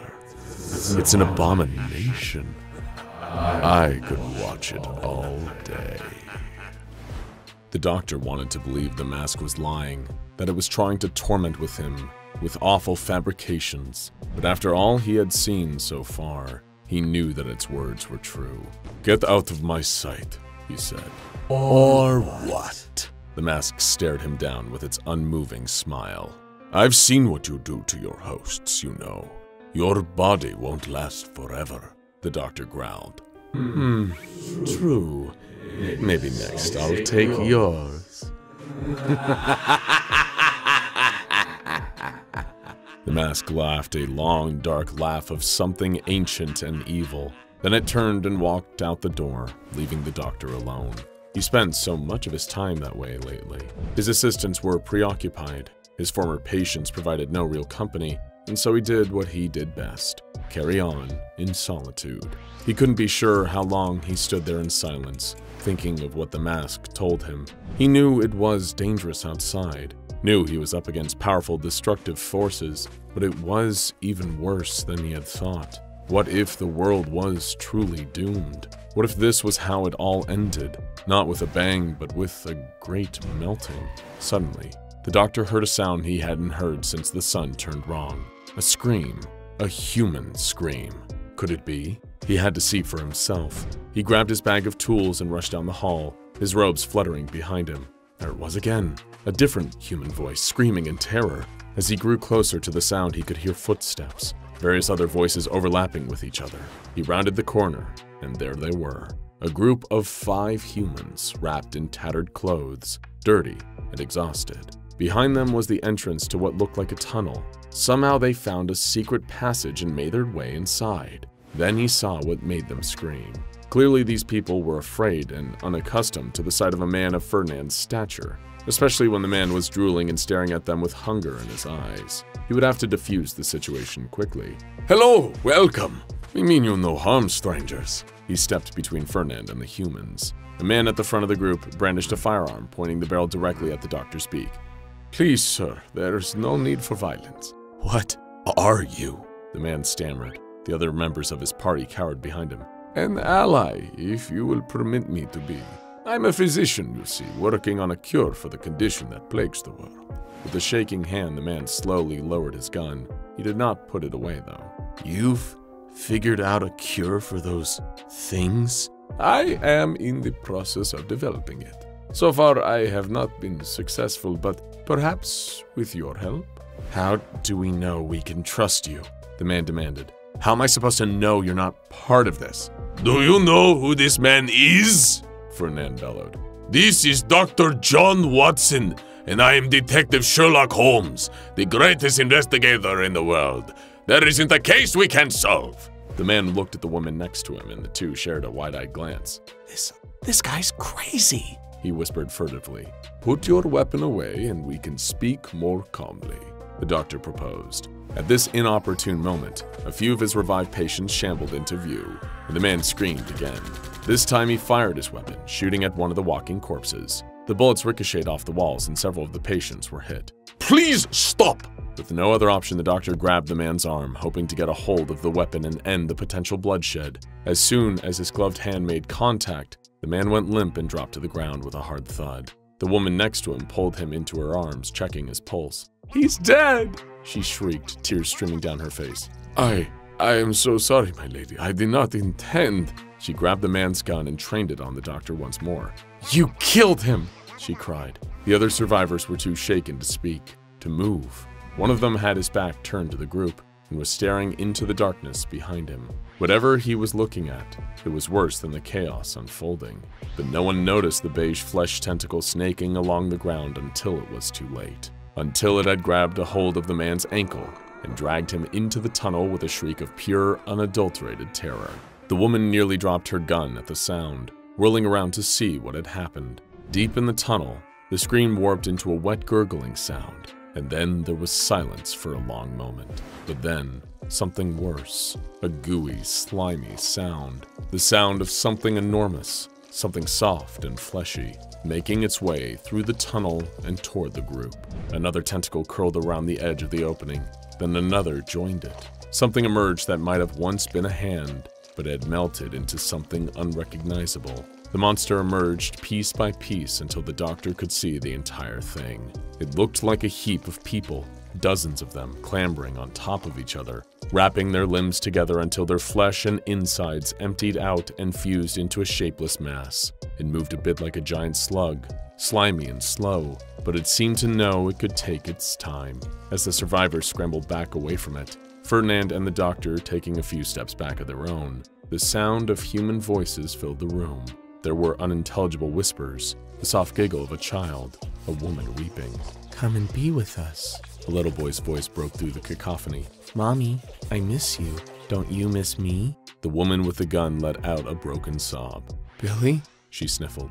"It's me, Mommy." The innocent voice continued, emanating from somewhere deep inside the monstrous mass that crept along the ground, swelling and grasping with its ropey tentacles. "Come play with me outside. All you have to do is come outside." "Madame, the creature is not who it claims to be." The doctor spoke up, and it seemed to shake the woman out of a trance. "You're not my son," she hissed, squeezing the trigger and firing at the monster. The bullet made contact with a wet, useless slap and disappeared into the roving pile of the fallen. She fired again and again, but the monster did not stop. It did not even slow down. It lashed out with a tentacle that wrapped around her throat in a single fluid motion and snapped her neck with a crack. She fell to the ground and the tentacle pulled her into its depths until she was no longer visible. She hadn't been taken by the sun, not yet, but she was still lost. The rest of the survivors followed, their screams silenced one by one. The doctor felt the same overwhelming sense of hopelessness wash over him, the same shadow that had passed over him when he lost the last patient. What could he do? He was one physician against an overpowering force of destruction. Perhaps he could touch it and would fall dead like so many other organisms before. But what if it didn't? What if instead it wrapped around his body and squeezed the life from him? What if it carried him out into that cursed sunlight and he melted away like the others? He had to make a decision because the beast was advancing toward him. "Doctor!" Ferdinand shouted. "It's going to destroy our facility!" Indeed, the creature was flailing its appendages around, beating against the walls and trying to tear down steel and plaster, break down the shelter, until they too were exposed to the deadly light. "I'm afraid this may be the end, my friend," the doctor lamented. "I can see no hope for us now." "No!" Ferdinand shook his head. "Let me save us. Let me lead it back outside." "You'll be taken," the doctor cried. "Perhaps not. I am a magnificent specimen after all. I believe I can withstand the sun and return to continue our work together." Ferdinand scooped a sleeping Lord Blackwood from his shoulder and placed him gingerly on a nearby shelf. "Thank you for your company." Then he turned back to the doctor. "And thank you for my freedom and your friendship. It has been an honor." Before the doctor could protest, Ferdinand was running, his thunderous steps pounding the earth as he led the monster in a chase. It took the bait, following this new large target back outside. He sealed off the tunnel behind them, ensuring the beast would not return the way it came. He wanted to believe Ferdinand's bravado, to think that the behemoth of a man had survived outside. But that night, he saw the great beast ooze past a window, and he could make out that familiar, wide, toothy grin protruding from its side. Just like that, the greatest assistant he had ever had was lost. "Thank you for your service, my friend," he whispered to himself. "I solemnly swear to you, your death shall not be in vain."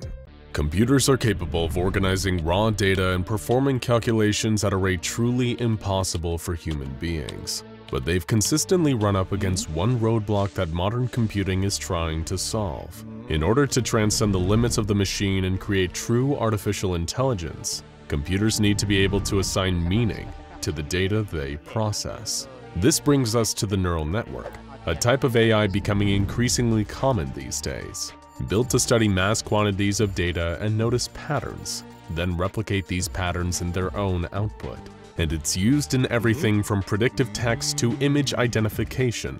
And like all non-anomalous technology, it's a safe bet that the SCP Foundation has been sitting on a version that's far more effective. But this time, it may have actually been too effective. Meet the Ersatz Type AK-9 computational engine, a massive supercomputer built by the Foundation back in 1955 and residing at Site-5.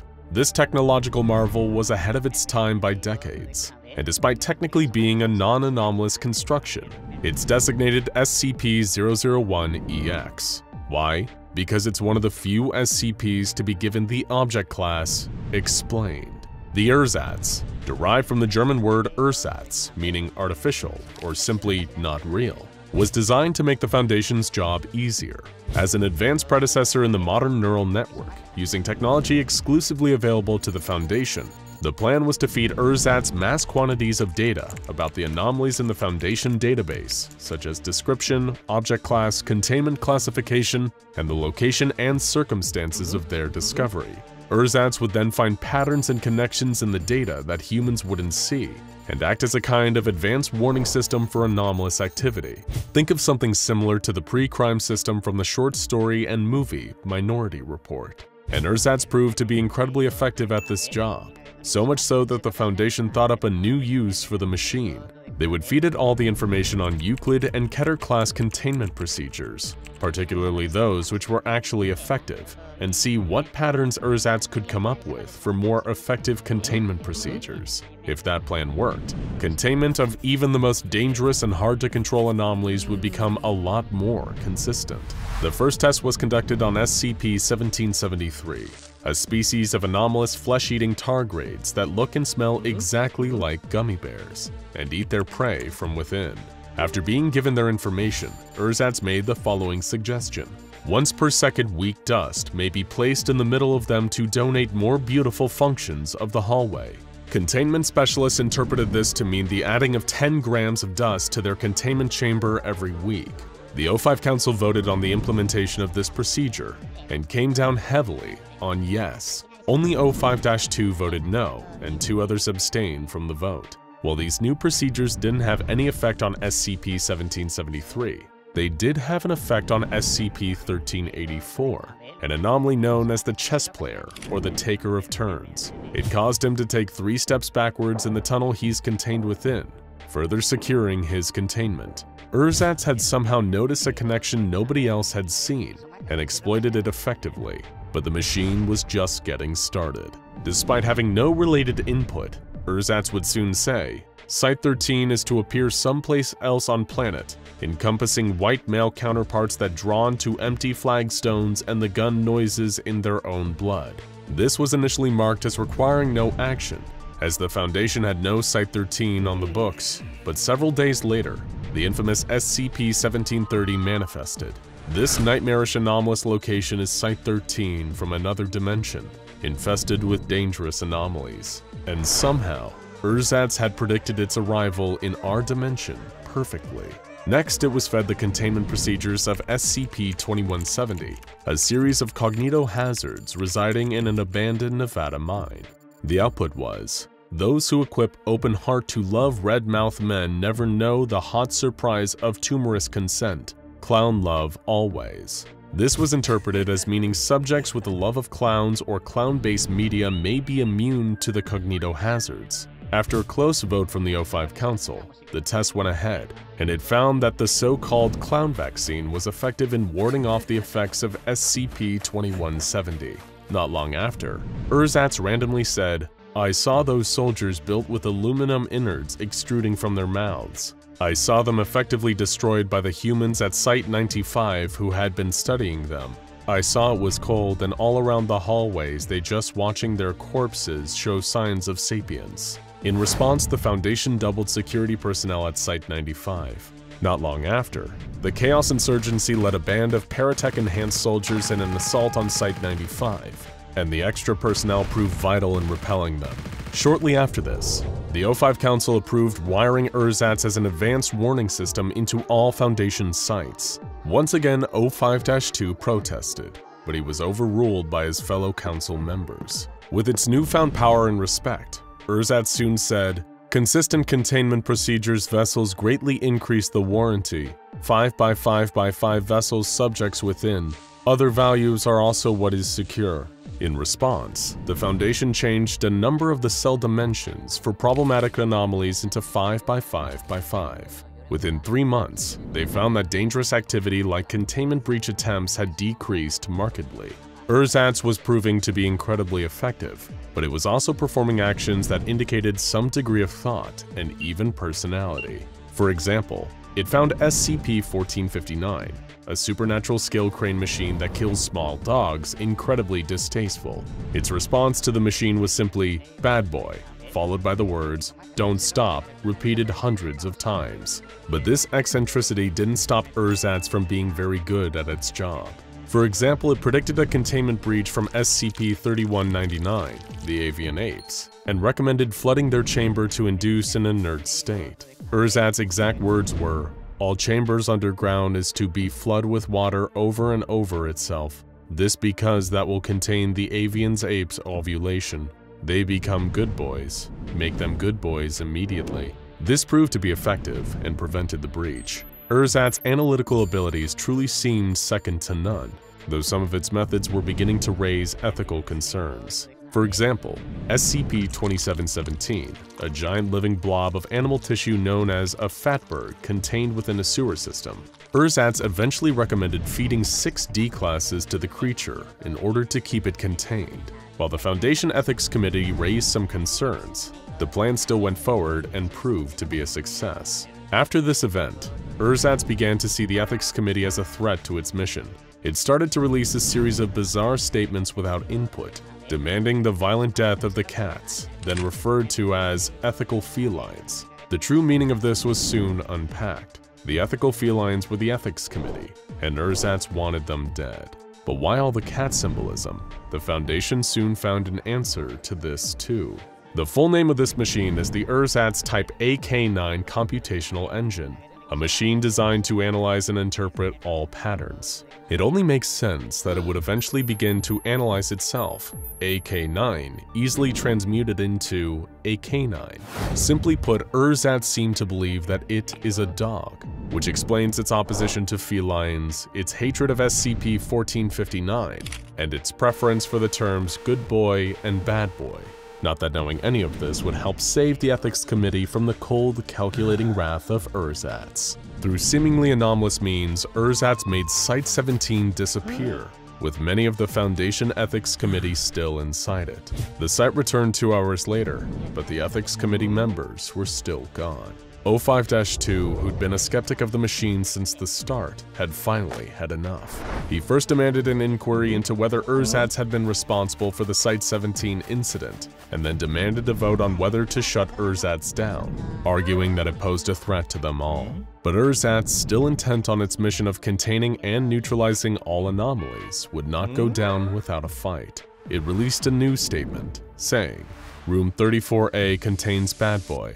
Divided into 3 sections of equal mass every hour. 1 section is to be placed on walls of 1 room on site. Sections are to remain until there are no gaps, at which point they can be removed from oldest to youngest." Shortly after this, 05-2 disappeared, and even stranger, he soon returned, but with a completely different personality. He was now devoted to Urzat's entirely, and refused to even entertain the idea of shutting the machine down. It seemed that the plucky neural network was leading an all-out coup on the very highest levels of the Foundation. The rest of the Council finally saw the light and began to fight back. They tried to strip 05-2 of his clearance and reclassify Urzat's as an anomaly, giving it the label SCP-048, and then putting out a neutralize at all costs order on it. But they'd already been outfoxed by the machine that they'd created. It changed the designation of its own location, Site 5, to be non-existent in the database and scrambled any termination orders against it. The machine was also on a termination spree of its own, observing otherwise unseeable patterns that would allow for the mass neutralization of anomalies. It started putting out anomaly projection reports, factoring in both contained, uncontained, and neutralized anomalies, with the latter group growing into the thousands. It began giving seemingly nonsensical orders like, persons recently painted with green pigment foam must stand around all odd-numbered SCPs at least 2 hours a day. But these proved effective. Ersatz was practically wired into the base code of the universe, so it always knew exactly what to do. And in its own mind, it was being a very good boy. Not long after this, Ersatz claimed its revenge against those who had tried to disrupt its mission. It imprisoned the rest of the ethical felines in Site 5, after removing their faces, of course, and then released a new order against the O5 Council. O5 Council are all good boys who will contain anomalies. Much like O5-2, the minds of the entire council were twisted to instead serve only Ersatz and its ruthless directive. A directive it was carrying out with 100% efficiency, as only a machine could. It put out increasingly strange instructions such as, SCP-106 is to come in physical contact with one mature female of Asiatic gaze and then exposed to audio recordings of her favorite stories. At every 2 minutes of exposure, red cinnamon candles will begin manifesting within the containment zone. Continue to do this successfully and the threat posed by SCP-106 will cease to be. And the recipe for Coca-Cola and all imitative competitors should be revised to include a small quantity of blood from an adolescent female with no prior sexual experience. Although the normal lifespan of a human being can feel great, don't worry about that.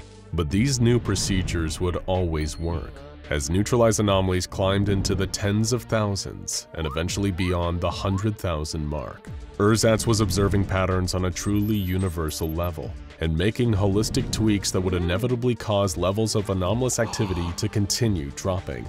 Ersatz was more effective than the Foundation had ever been, but its motives were probably closer to the Global Occult Coalition, with the end goal of ridding the world of all anomalies. And as Ersatz continued with no resistance, this goal was eventually achieved. In the end, the O5 Council voted to have Ersatz finally deactivated, given that its directive was met and its purpose was fulfilled. Ersatz itself had no problem with this, and allowed for it to happen. Its last words, "Now everyone is a good boy. I am a good boy. Job well done." Whether Ersatz truly was a good boy is in the eye of the beholder, but one thing cannot be denied. It did its job exceedingly well. The sun's gone bad. People and animals are melting everywhere. The world is coming to an end and there's nothing I can do about it. Will I be able to find food? Will I be able to defeat or avoid the horrific flesh monsters all around me, or the desperate and hungry survivors left in this terrible new world? Keep watching and find out. Can I survive 100 days in SCP-001 when day breaks? Hey folks, it's your boy Kyle. You probably know me more for gaming videos than post-apocalyptic vlogs, but hey, I'm a versatile guy, and I think I might go insane from the fear if I don't talk to somebody about all this craziness. If you're alive and seeing this right now, well, congratulations, you're probably doing a lot better than most people here, if you call them people now. But if you're seeing this a few years in the future, like, I don't know, you woke up from a 10-year coma like Rick from The Walking Dead, and you're wondering what the hell happened to planet Earth, this video is probably gonna answer a lot of your questions. First things first, whatever you do, you've gotta stay away from the sun. It touches you for even a second, you're dead, or worse. Welcome to day one of the end of the world. For all of you who are still in a solid state of matter, you're probably wondering how I'm still alive too. Chances are it's for the exact same reason you are. Sheer dumb luck. I was down here in my gaming basement when day broke, just level grinding, when my TV got taken over by those SCP Foundation people, telling us that the sun's gone evil for whatever reason and now we've all got to stay inside. Hell, if I was up there making myself a sandwich or grabbing another can of Mountain Dew, I'd be a freaking puddle right now. It's funny, my mom always told me spending all day indoors was bad for me. I'll have to mention that to her if she's alive. Point is, the world has gone to hell in a handbasket, and now I've got only one objective: survive. I'm going to see if I can survive the horrifying post-apocalyptic world of when day breaks. For this first day, I'm just gonna hunker down. I kinda hope this is just a dream. Day 2, all right, I'm up and at 'em, baby. Sadly, I can now report that this isn't a dream. This really is our horrible new reality. It's the sun's world, and we're just living in it. I've been spending the last several hours just waiting for nightfall outside. Against all odds, the internet and the power grid haven't gone down yet. Guess what's ever wrong with the sun only affects people and animals, not objects. Thank heaven for small mercies, right? People on Twitter have been live posting their situations out there, sharing advice on how we might all be able to stay out of the sun and survive this whole crazy thing. And hey, unless they're dead or full of hot air, maybe those SCP Foundation people know something about what's going on here. If we really can get to their buildings, maybe we can figure out how to reverse all this mess. Maybe. For now, I'm just gonna focus on staying alive. Hopefully, night hits soon. I really need to use the bathroom. Oh boy, it's day 3 and new issues are starting to pop up. I've been heading upstairs to go to the bathroom, but while I don't want to be crude, I'm running low on toilet paper and it's starting to become a problem. I ran out of my last roll a few days ago and now I'm starting to go to my bookshelves. I have a few newspapers left that I tore up and used for toilet paper first. They weren't exactly comfortable, but hey, you need to make do. But without toilet paper and without newspapers, I need to figure out what my favorite and least favorite books are. I'm starting with the prefaces of all the books, seeing as I don't generally need to reread them. You know, they're expendable, you know? A lot of these books I haven't read since I was like 15, so maybe those will be the ones. I can't make up my mind on whether I'm gonna use the Harry Potter books or the Percy Jackson and the Olympian books first. Let me know what you think in the comments. I guess. I need to go to the bathroom. Day 4, and now I'm trying to figure out how to pass the time. As you already know, I'm an avowed lifelong gamer. So while the electricity and the internet still work, I'm gonna keep gaming to pass the time and keep my all too precious sanity. I still have no intention of going out there even at night, but it's left me feeling kind of stir crazy. I wanna walk around the city again. I wanna go for a drive and feel the breeze in my hair. But seeing as I can't do that without experiencing a truly horrifying transformation, I've been spending a lot of time on GTA 5 online. Guess we'll never get GTA 6 now. What a bummer. Still, these last few days, it's felt more like Los Santos has been my home than where I actually live. There were even a few other people on the server. I don't know about you, but I take some comfort in that. Hey folks, I'm back, thankfully. Welcome to day 5. We've still got electricity, thankfully, hence why you can still see this. I haven't heard anything from my family, and I don't want to assume the worst, but yeah, it's probably just best not to think about it. I've been heading up and downstairs to grab more food at night. You're probably wondering, but Kyle, why don't you bring it all downstairs to save going up altogether? Which I'd say, I don't have a fridge downstairs. Smartass. But I'm starting to realize food is gonna be a real issue here. It's kind of stupid now that I think about it. In all the zombie movies and TV shows I used to watch, it was all bullets and baseball bats, killing your way through all those undead freaks and worrying about the rest later. Guess they don't want you to think about how you're only gonna ever be a couple weeks away from starvation. Kinda ruins the badass post-apocalyptic power fantasy. I only have a couple days worth of food left here, and after that, I'm gonna need to go out and search for more. Or I'm gonna need to relocate. I don't feel comfortable here anymore, you know? Early on, I thought when you got exposed to the sunlight, it just killed you. But no, it's worse. You keep living, you're just changed into one of those things. These last few days, I've looked out the windows when I've come up at night for food. I see them sometimes slithering in the yard or down the street. These things that used to be people. I wonder if they're people that I knew once before all this. And I tried to shove the thought out of my mind. Freaking myself out about all this doesn't help. I know that much. Just keep thinking about how they move. This like weird kind of purpose? Like they're searching for something, but what could they be searching for? I'm just gonna go and get more food. We'll speak again soon. Stay safe, whoever you are. Welcome to day 6. It's nighttime now and I'm heading out for the first time.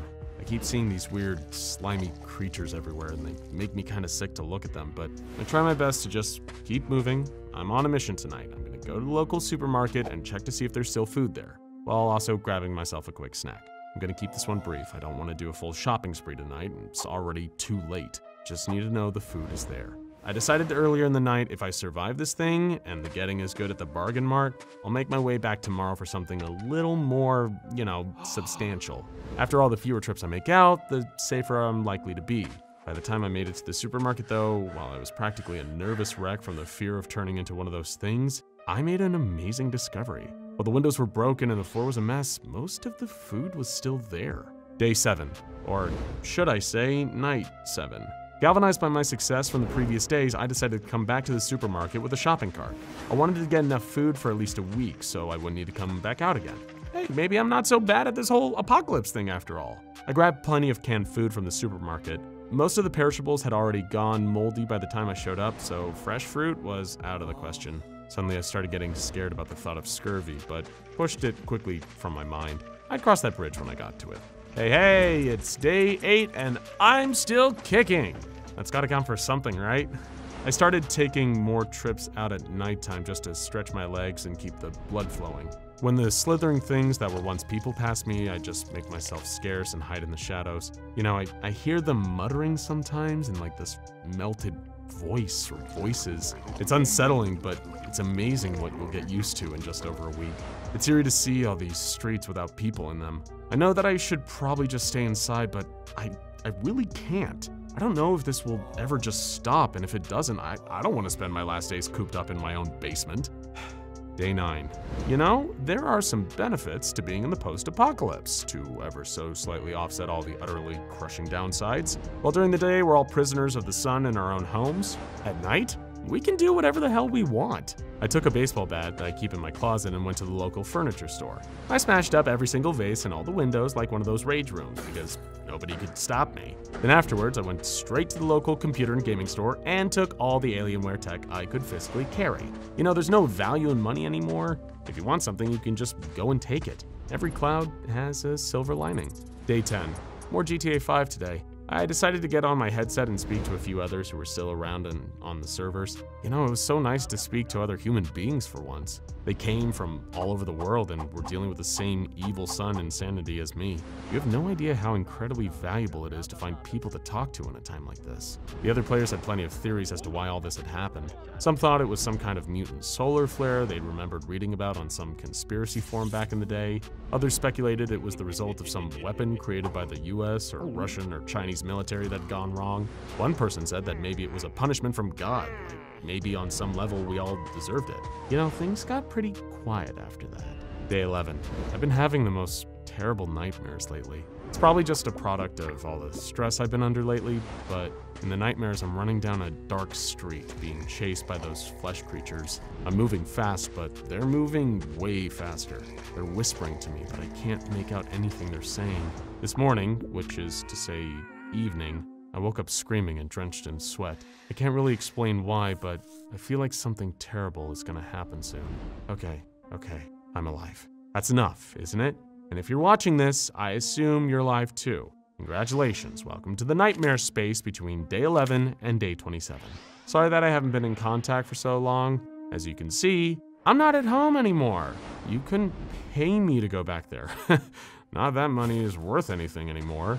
And a lot's happened since I last made one of these, and I wish I could tell you any of it was good. Hell, I wish I could forget it all, but the things I've seen and heard, I don't think they're ever gonna leave my head no matter what I do. I thought about making another entry now and then, but I always found a reason to put it off.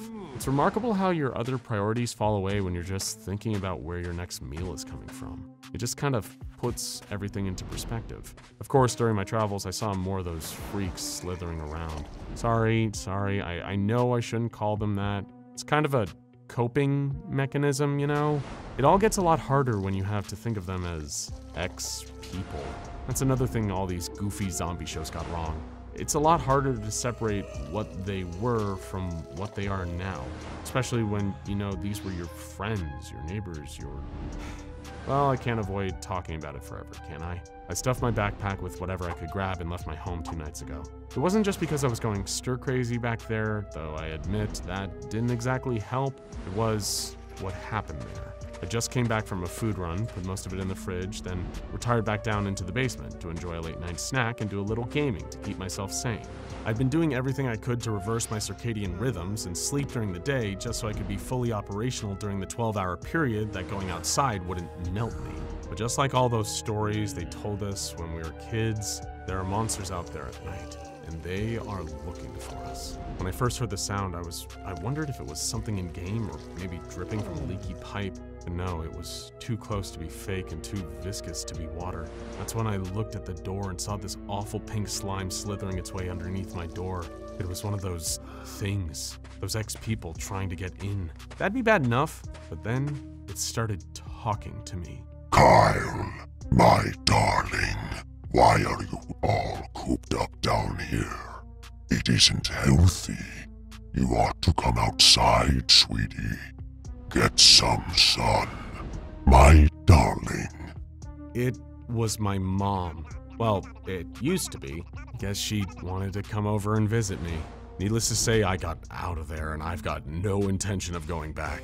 That place is dead to me now. I don't even want to think about that voice ever again. Both her and so not her. So now I'm on the move. Guess I'll speak to you again when I stop.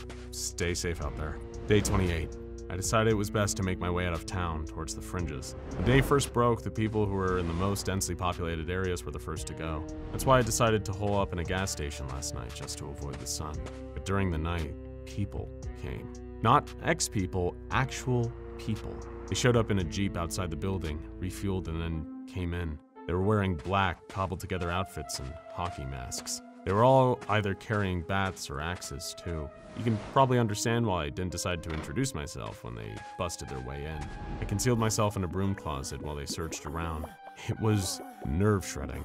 I'd never been more thankful in my life when they left. Day 29, coming up on a month of this madness. After the incident at the gas station, I realized I needed some kind of defense. It's not just the sun and those creatures I need to worry about. Just like the old world, people could be dangerous here too. That's why I snuck into a gun store in the dead of night. Some of it had been looted, but much like the supermarket near my house, there was plenty still here. The walls were covered in all manner of rifles, shotguns, and even submachine guns. I'd heard somewhere that revolvers are more reliable and easy to maintain than other types, so since I'm a gun novice, I grabbed a revolver and stuffed my pockets with as many bullets as I could carry. Let's hope I never have to use any of them. Day 30. Do I get to call this a month of survival? I mean, if we're talking February, I'd be a month in already. What a horribly dubious honor that is. I saw something disgusting last night, and I thought I'd share it just to get it off my mind. Last night, as I was moving through the wilderness, I saw a group of other survivors gathered around a campfire. I remained scarce, but approached just to see what was going on, still carrying my revolver just to be safe. But the people around the campfire were eating something, and when I saw what they were eating, I swear to God, I almost threw up. They were chopping up one of the ex-people, cooking the parts over the fire, and eating it. Day 31, a month by anyone's definition. Ever since seeing those others eating one of the ex-people, I've had trouble eating even normal food myself. My stomach aches and my throat burns. God, I feel so weak. I keep laying down and resting. I know I need to eat soon if I want to survive to day 32, but every time I think about eating, I think about the gooey flesh of the ex-people. Sometimes I wish I hadn't survived this long. I'll eat soon. I just need to sleep first. Day 32 to 43. If you live this long, you really ought to be proud of yourself. I've seen thousands of those slimy ex-people, and there's probably millions more out there. Hell, maybe even billions if we're being honest with ourselves here. Am I just talking into the void here? Is there even anyone else out there who's human enough to watch this stuff? Maybe I just need to keep thinking about posterity. On the off chance that the world ever gets better and we reach some time where children are born again and all this fades from human memory, you'll still have these stupid, pointless little videos to remember how awful all this was. That way, at least I can make myself believe this all had some kind of, I don't know, point? So what's happened? With me, not much. Still moving at night, surviving, hiding in closets and underground parking complexes during daylight. I'm down to my last few cans, so I'm hoping to hit a supermarket soon. God, what a ridiculous way to go. starving in this new world with so many new, interesting ways to die. With the EX people, things have been a little more eventful. There used to be one blob to a person, but they've started joining up. That's the best way I can put it. Things that used to be people and animals are starting to melt together, getting bigger and bigger. They've never been aggressive, but I think it's best to stay out of their way. Whatever all this is about, I am streetwise enough to know that it can't be anything good. I'll just keep moving, and I hope you can do the same, whoever the hell you are. Hopefully the next time I check in with you, it's with better news than this. Day 44. I saw a shootout on the road last night. The people who are left, the ones who are still indeed people, are becoming less human. Something about situations like this sustained stress and pain and hopelessness, it weighs on you. There are no rules in the post-apocalypse. The only thing that can stop you from doing anything is a bullet to the head. 5 or 6 people last night, as afraid and desperate and hungry as me, gunned each other down. They did this for reasons I will never understand, even if I wanted to, because there are no survivors left to tell the tale. What a funny world we live in. Day 45. I sleep when I can. It's surreal. I remember when I feared the dark and loved bright, sunny days. Even all this time in, I still don't think I'm used to the switch being flipped. I've been having awful dreams again. I'm still running in them with a deep red sun shining up in the sky, being chased by a mountain of flesh the size of Mount Everest. It's swallowing up the city behind me, and it keeps getting closer. No matter how fast I go, I can't escape. It'll get me eventually. Something terrible is going to happen soon. I just know it. Day 46. I shot a man today. I don't know if he survived. I hope he lived. We encountered each other inside an abandoned building. I think we spooked each other and didn't have any time to ask if we were friends or foes. We were too afraid either way. We both drew our weapons, and I was faster than he was. When my revolver discharged and he collapsed, I ran off. Sun would come up in a few hours, and I just needed to find another place to hide. What the hell have I become? I don't know how things could get any worse than this. Note to self, in the future, don't even dare to think, how could things get any worse? Because if I've learned anything since this whole nightmare started, that is never a rhetorical question. Welcome to the space between day 47 and day 64. If you're still alive and watching this, I am so sorry. So, I've got good news, and I've got bad news. I'll give you the good news first. I've seen more people who haven't been changed yet. And the bad news? Last time I saw them, they were being dragged out into the light, kicking and screaming in the tendrils of one of those horrible flesh monsters I was telling you about last time. They've gotten a lot bigger now. And when I told you they weren't aggressive, well, yeah, I spoke a little too soon. I can't just sleep during the day like I used to.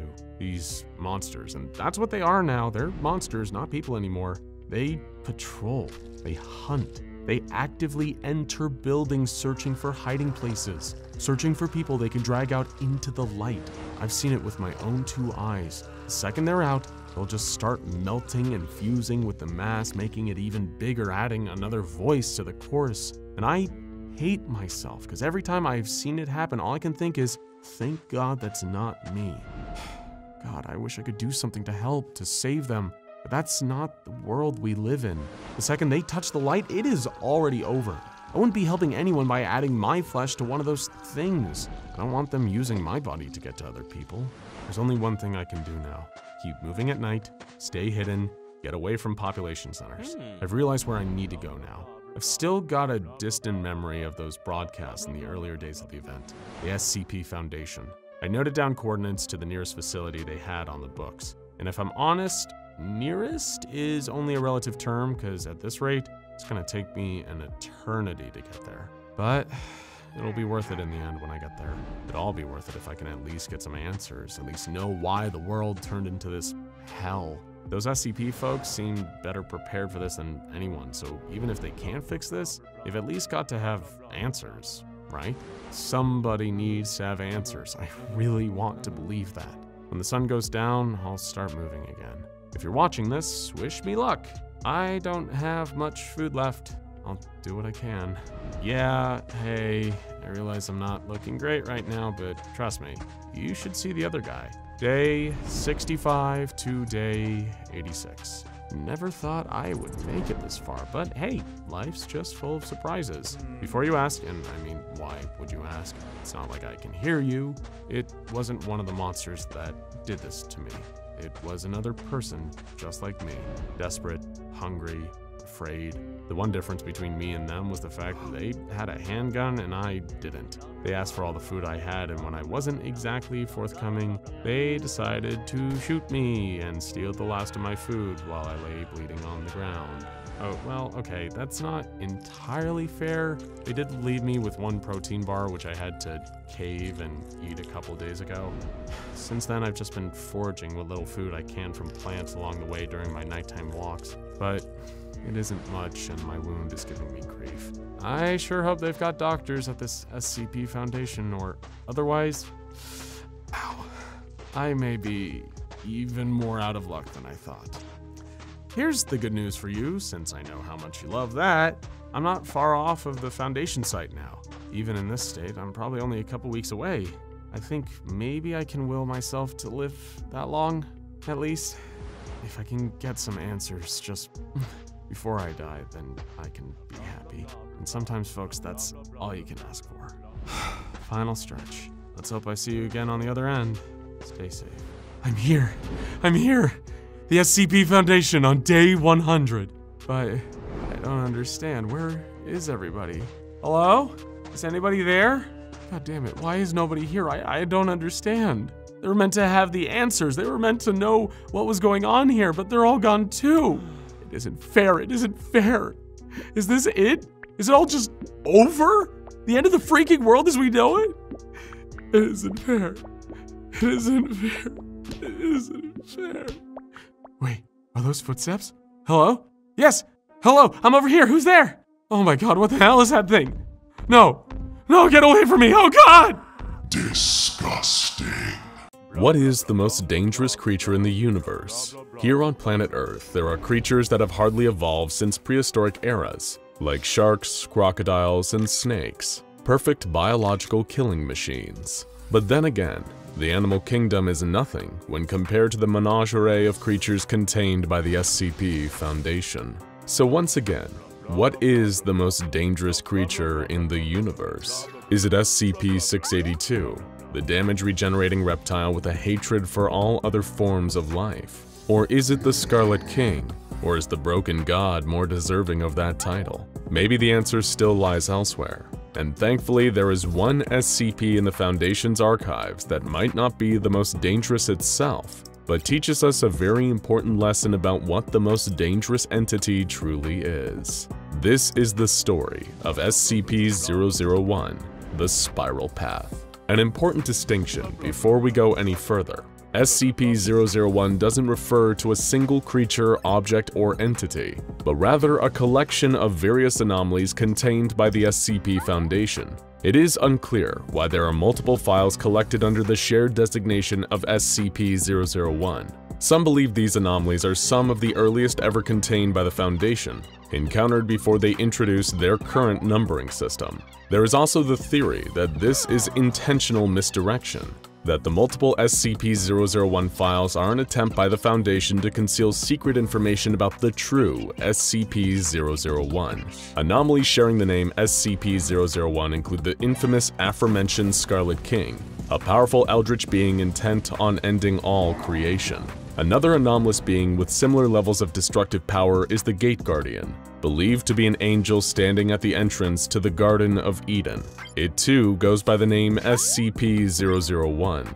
But for the purposes of this video, we will be using SCP-001 to refer to something otherwise codenamed the Spiral Path. And while it is not a creature in and of itself, SCP-001 does yield one answer to that important question. What is the most dangerous creature in the universe? On paper, SCP-001 does not seem to be much, and it certainly doesn't appear to be any sort of threat. As its nickname suggests, the Spiral Path is exactly that, located deep in a wooded area known only as Site-0.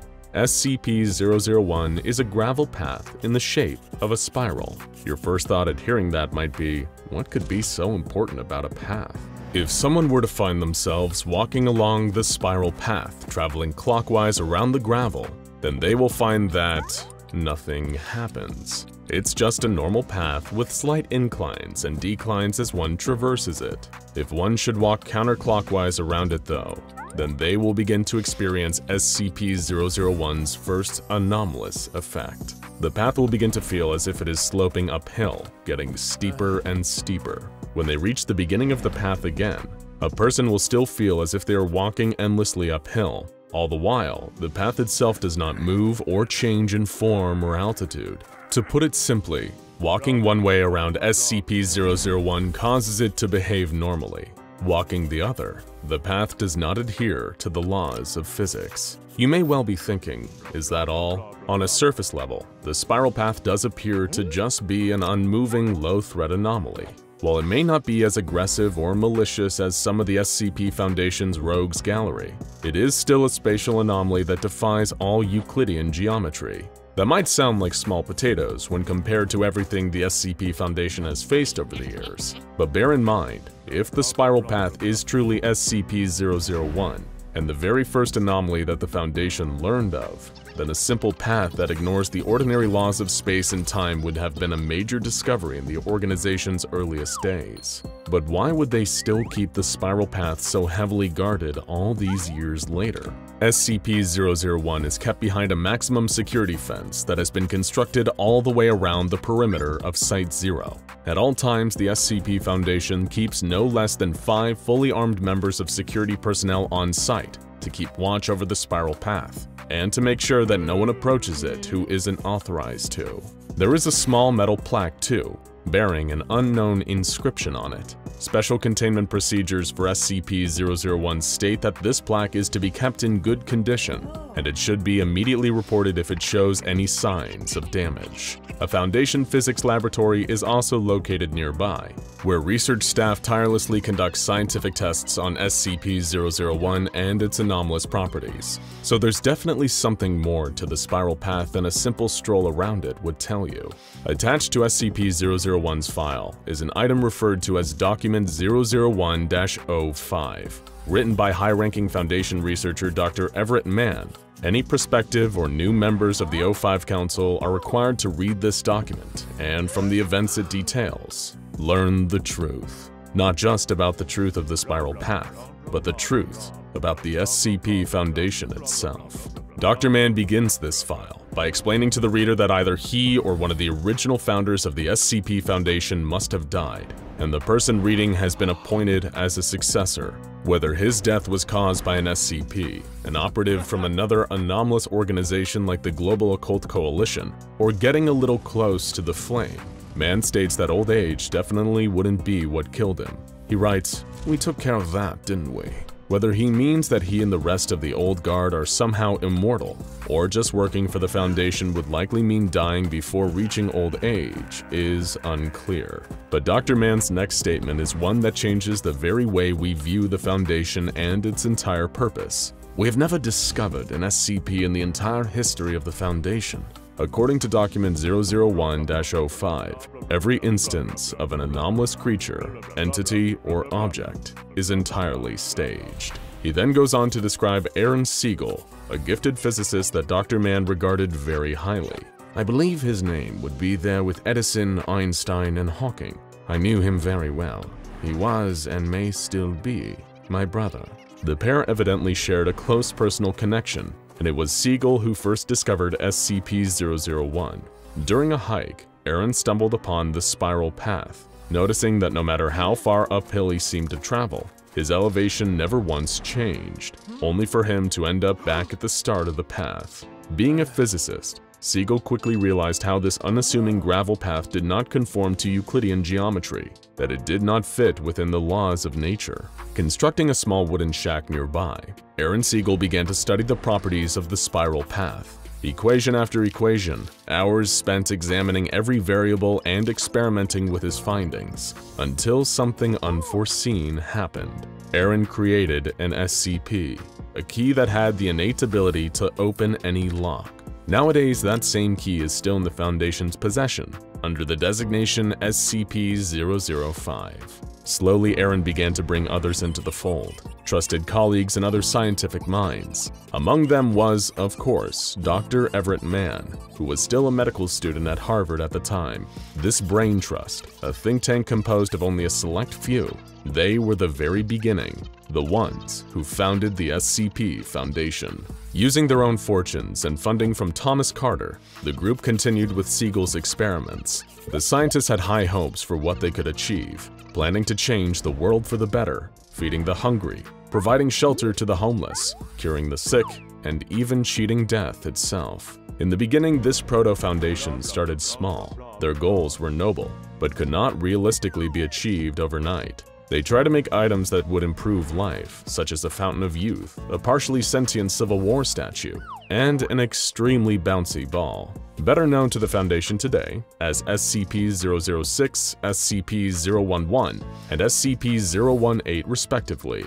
But then this new Foundation began to grow, with more organization and a secret facility. And with that expansion came emboldened scientists, eager to change the world. The group began working on human test subjects, volunteers and drifters that soon became SCPs. The spiral path was not just a break in the fabric of reality. In a metaphorical sense, it referred to the spiraling path the newly formed Foundation itself was on. Every discovery they made led to another, and that to another still, until things started to go wrong. During the continuing experiments, Dr. Mann created SCP-008, a deadly zombie plague capable of infecting anyone with 100% lethality. More and more of the founders were so invested in their projects that the results were often nightmarish. The Foundation needed help. That came when Thomas Carter showed their work to the military in exchange for additional funding and personnel. The SCP Foundation expanded even further, becoming an international organization and bringing in new researchers and staff. In some instances, the founders would arrange for the anomalies they had created to be found by the new recruits. Other times they would fabricate reports, changing the details of how things like SCP-008 or the Fountain of Youth were first discovered. Anything the founders said was simply now a fact. No one questioned them. Even then, problems still arose. Founding members broke away from the SCP Foundation, some even creating splinter groups that would later become infamous groups of interest. The Foundation's directive shifted, now focusing on the containment of anomalies as yet more were created through darker means. SCP-231 was taken from an orphanage. Dr. Mann himself vivisected a small boy, who then became SCP-610, the flesh that hates. And there were more still. Abel, the blood pond, and even the hard-to-destroy reptile. All of them were the creation of the Foundation itself. But through it all, Dr. Mann wrote, he was never afraid of the path that the Foundation was on. He was never even afraid of all the monsters and abominations that he and the other founders had secretly created by studying SCP-001. What truly scared him were the anomalies the Foundation didn't create. There were some that would just appear in containment one day, even if they hadn't been there before. They would seem like they had always been there. Dr. Mann closes document 001-05 with the realization that he and the other founders simply were not in control anymore.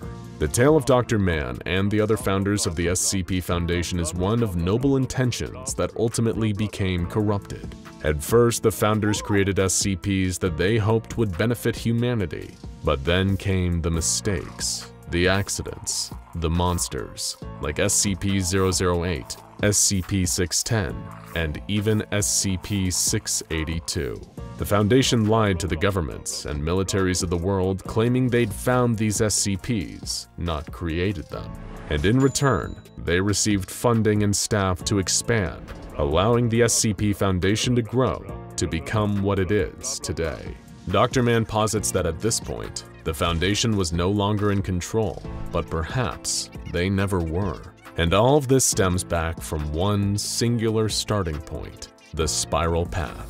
It might be impossible to truly know how many anomalies and SCPs the Foundation created just from researching SCP-001. Only the O5 Council will ever know exactly how many of the Founders' discoveries they themselves were responsible for. And now you know the answer to what's the most dangerous creature in the universe. It's regular people, dabbling with something they could never hope to fully understand. Starting with the hope to change the world, only to create monsters that might one day destroy it. The military helicopter sailed through the skies at a steady pace. Its destination somewhere in Southwest Asia, along one of the many points where the legendary Euphrates and Tigris rivers meet. Depending on the outcome, this mission may have changed the course of the SCP Foundation and its activities forever, or it might do nothing at all. Such was often the way when it came to dealing with the unpredictable and the anomalous. Inside the helicopter, Dr. Anton Zarkov was practically rattling with nervous excitement. Ever since he'd been assigned to the 682 termination detail, after years of wasting away in an archival desk job, he'd seen the kind of anomalies you wouldn't believe. 173, that nightmarish statue that snaps the necks of anyone who dared to look away from it. 811, the strange and also strangely adorable swamp woman, whose caustic mucus could reliably melt seemingly any organic matter, save, of course, 682 itself. And Dr. Zarkov was particularly astonished by the aftermath of the epic battle between 096 and 682, which left both of these indestructible monsters horribly maimed. But all of that, it was nothing compared to what they were going to witness today. Dr. Zarkov muttered a prayer to himself in frightened reverence. Dr. Clef, who was sitting across from him in the helicopter, wasn't quite as wound up. Like some action movie cliché made manifest, he sliced chunks from a plump red apple with a Bowie knife and sucked the pieces off the blade. Clef found Zarkov's nervousness little more than amusing. "First time at Site Zero, rookie?" Clef asked between apple slices. Dr. Zarkov nodded, forcing a meek smile. Clef just chuckled. You're wasting your time, you know, Clef said. "Everyone takes a shot at the reptile. I faced it down myself once, mano-a-mano, and during that moment I realized something. As much as it pains me to ever throw in the towel, we're not going to kill this thing. It's just a budget sink." Of course, these kinds of doubts had crossed Dr. Zarkov's mind before. He'd watched countless termination attempts, organized by far more senior researchers than himself, fail and fail embarrassingly. Something about signing your name up for 682 termination was like tying on a blindfold, grabbing a bat, and stepping up to a piñata, except in this case, the piñata isn't wearing a blindfold, and somehow it can hit you back. It is a one-way ticket to professional humiliation, and if you're unlucky enough to get too close when things go south, it can be so much worse. But Dr. Zarkov well and truly believed that he would be the exception to so much miserable failure. After all, this was an idea nobody had tried before. An announcement over the intercom signaled that they had now entered Site Zero airspace. They'd be landing shortly, and just like that, Dr. Zarkov was all raised hairs and goose flesh once again. It seemed like such a hazy, distant miracle that his project proposal would even get majority approval from the O5 Council. And now he was about to touch down and actually see it. Naturally, Dr. Clef noticed Dr. Zarkov's emotional cues, and like so many playground bullies, decided to seize on it. "Don't buy into the hype," Dr. Clef said. "It's really not that special." The helicopter touched down. Dr. Zarkov felt defensive. He was almost tempted to use hard words, but he realized from Dr. Clef's mischievous smile that perhaps that was always the intention. He certainly had a reputation, if one were to put it in the most neutral terms possible. "But this was your 001 proposal, Dr. Clef," Zarkov countered. "I would have thought you'd be more invested in this." Dr. Clef rose to his feet and sheathed his Bowie knife as the helicopter's side door opened. He gestured for Dr. Zarkov to get up and follow him before saying, "Believe me, even a giant flaming demigod loses its luster when you need to write enough of those stupid reports on it." The two researchers disembarked from the helicopter and walked into the legendary containment facility, Site Zero. One of the most important and secretive containment sites out there, even by the standards of the ever-clandestine SCP Foundation. If ever containment procedures failed here, they'd be staring down the barrel of an unprecedented situation, a Patmos XK-class end-of-the-world scenario. After all, They were dealing with one of the most serious and powerful anomalies they'd ever contained here. Clef and Zarkov entered the control room, filled with huge monitors displaying every kind of recordable metric, but the largest screens were dominated by long-range drone footage of the iconic anomaly they were all there to see. SCP-001, perhaps better known as Uriel, the Gate Guardian. While Dr. Clef remained unfazed, Dr. Zarkov felt a single tear crawling down his cheek. He had never seen an entity so utterly awe-inspiring. An impossibly tall, glowing humanoid entity with 8 great fiery wings and a glowing blade made of pure heavenly fire, every bit as hot as the sun. To think that such an incredible creature existed on the same Earth as him made him feel so incredibly small. The theories as to the creature's true nature were as myriad as they were unknowable. Some of the more devout among the Foundation's ranks even believe that he is a direct servant of the Abrahamic God, guarding the gate to paradise, the Garden of Eden, heaven itself. Dr. Clef just laughed. Everything you'd hope it'd be, Zarkov? He said. Dr. Zarkov nodded. And more, Dr. Clef, and more. Even from such a distance, the raw power of the Gate Guardian is impossible to ignore. It radiates off of the being like an invisible aura. Dr. Zarkov had read all the files. To get within a kilometer of the mighty entity would be to court death. Anyone who approached it would taste the heat of its sword, cleave them apart at the atomic level, and effectively erasing them from existence. It's about as dead as anyone could possibly be, save for someone being thrown into SCP-3930 and literally removed from the plane of existence. SCP-3930 had failed to annihilate the hard-to-destroy reptile, but perhaps where that whole lot of nothing had failed, the Gate Guardian would succeed. It remained floating, fixed on one place, as though waiting for something. But what? Perhaps a fateful confrontation with a certain reptilian nightmare, Dr. Zarkov hoped. Like many, he had heard the most famous story involving SCP-001 the Gate Guardian, which took place before even the days of the SCP Foundation. After all, every foundation needs a founder, doesn't it? And that's how it began. The founder was a mysterious figure, no matter who you ask. Some say it was 05-1, others say it was the legendary administrator. Some even believe that it was someone else, someone older, someone who predated even the current 05 council and administrator. A wise and learned figure, going on a pilgrimage around the known world in hopes of expanding their perspective and seeking out the strange and unusual. It was traveling down the river Tigris that the founder encountered the Gate Guardian. Of course, as always, from a mile away. The founder saw the distant glowing point shaped like a human being with wings. It was unlike anything they'd ever borne witness to. That's when the founder felt a door open in the back of their mind, and something sneak in. A single word, projecting somehow infinite authority. Prepare. The very presence of the word made the founder's body rattle. Never had they heard such a voice, conveying such certainty and power. It had to be the voice of the distant glowing figure. It couldn't be anything else, could it? Much like Dr. Zarkov would experience hundreds of years later, the founder, even as a person so powerful, knowledgeable, and influential, suddenly felt so unimaginably small. The founder became aware of not just the extent of the world around them or even the universe, but a terrifying multiverse of possibilities. There was light out there, of course, but even more darkness, and terrifying things were hiding in the dark. Is that what prepare meant? Did it mean to be ready for all the terrible things hiding in the dark, just waiting for the opportunity to strike? Just how great was the extent of the things humanity didn't understand out there?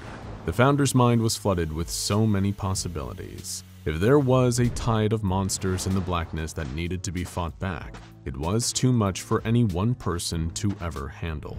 The founder needed a group, all gathered around the same mission, to contain the coming threat that the great glowing being had warned them about. People of focus, commitment, and sheer willpower.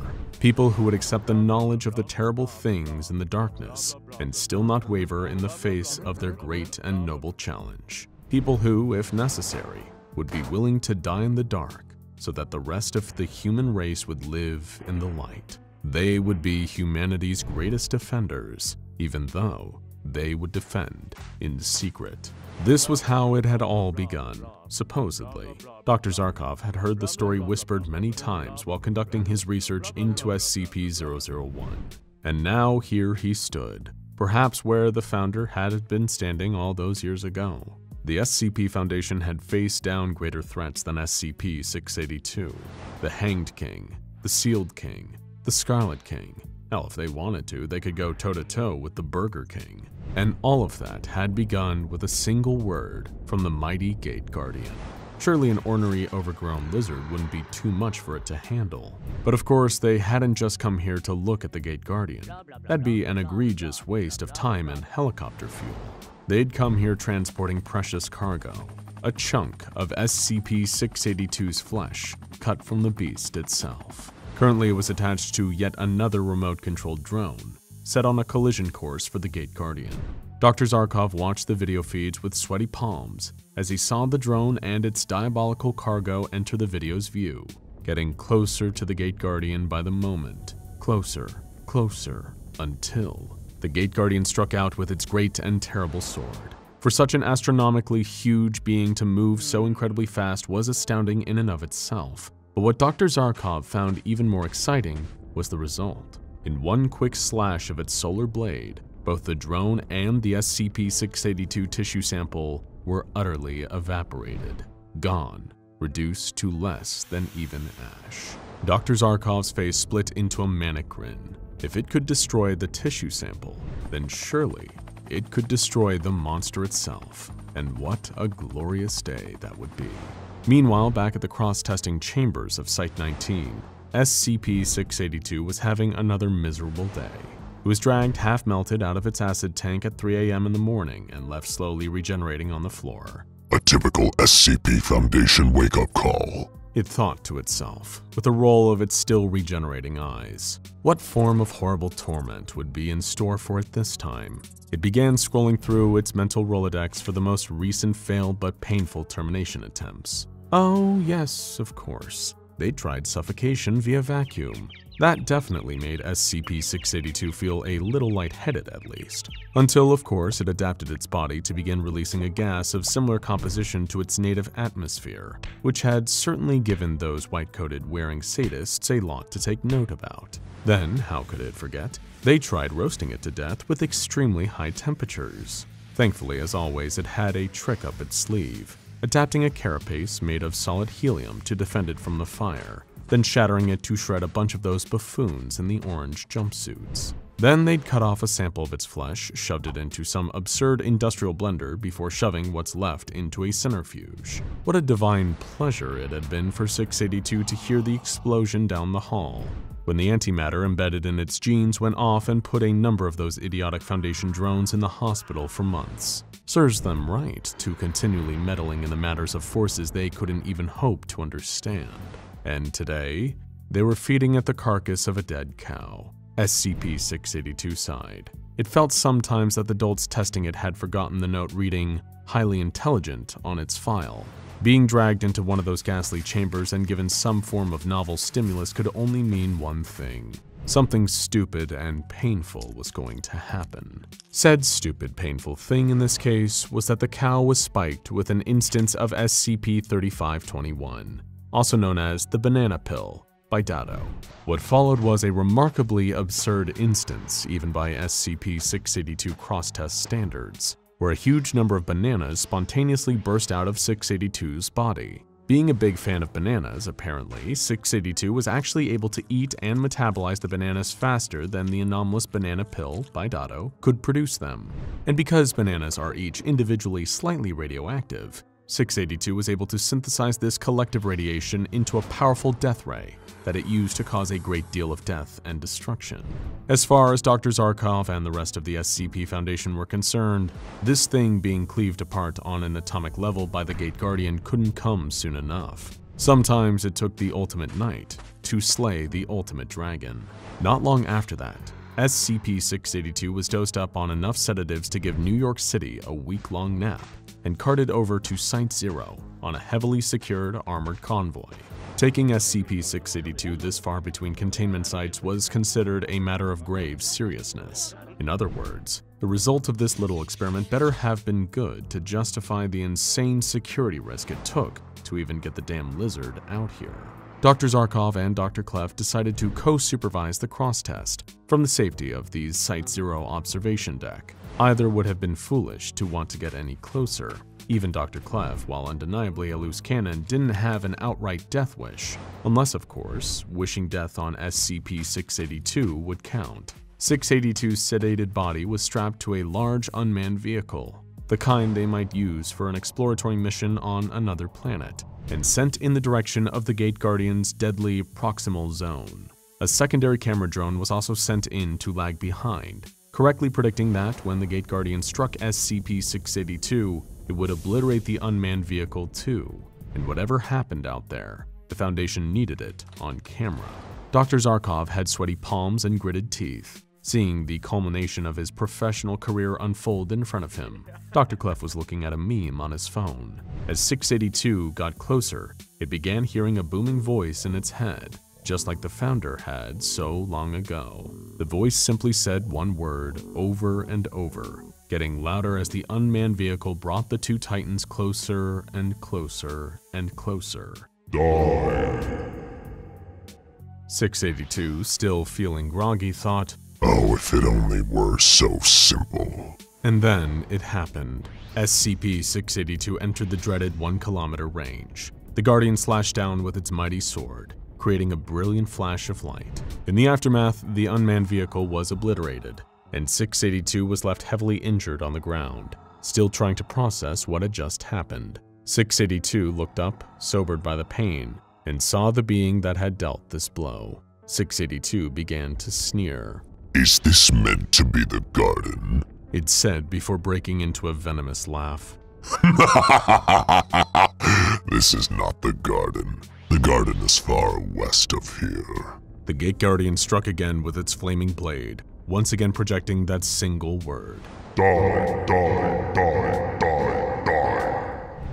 When the smoke cleared, 682 was even more horrifically injured, with only one limb left, but still against all odds, alive. It used the one limb to drag itself towards the Gate Guardian, fueled by pure rage and spite. Die? You command me to die? Oh, wouldn't we all like that? But this is my curse for suggesting the fruit. The reptile growled. Back at the base, Dr. Zarkov was mortified. How could it possibly be surviving all this? The sword was meant to cleave apart its victims on an atomic level. Atomic! It's in freaking atoms, goddammit! Dr. Zarkov wished he had a paper bag to breathe into. Dr. Clef, showing an uncharacteristic degree of compassion, patted Zarkov on the back, saying, "It's okay, buddy, we all remember our first time."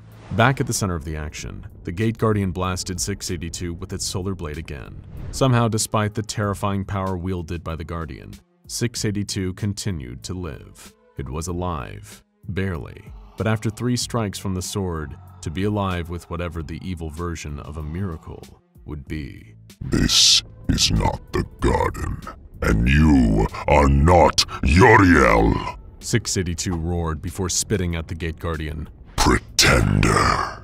One more violent strike from the Gate Guardian and 682 finally collapsed, unconscious from the extent of its pain and its injuries. But despite all of Dr. Zarkov's hopes, the Gate Guardian did not strike a killing blow on the unconscious beast. Instead, it transmitted another word, another order, impossible for any human being to ignore. Remove.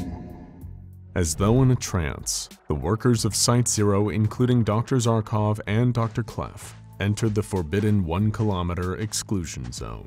The Gate Guardian allowed them safe passage, as they used tools and vehicles to pick up the heavily injured SCP-682 and cart it away from the Gate Guardian's feet. After they all came back to their senses, Dr. Zarkov simply said, "What just happened?" Dr. Clef just shrugged. "I've learned to stop questioning it."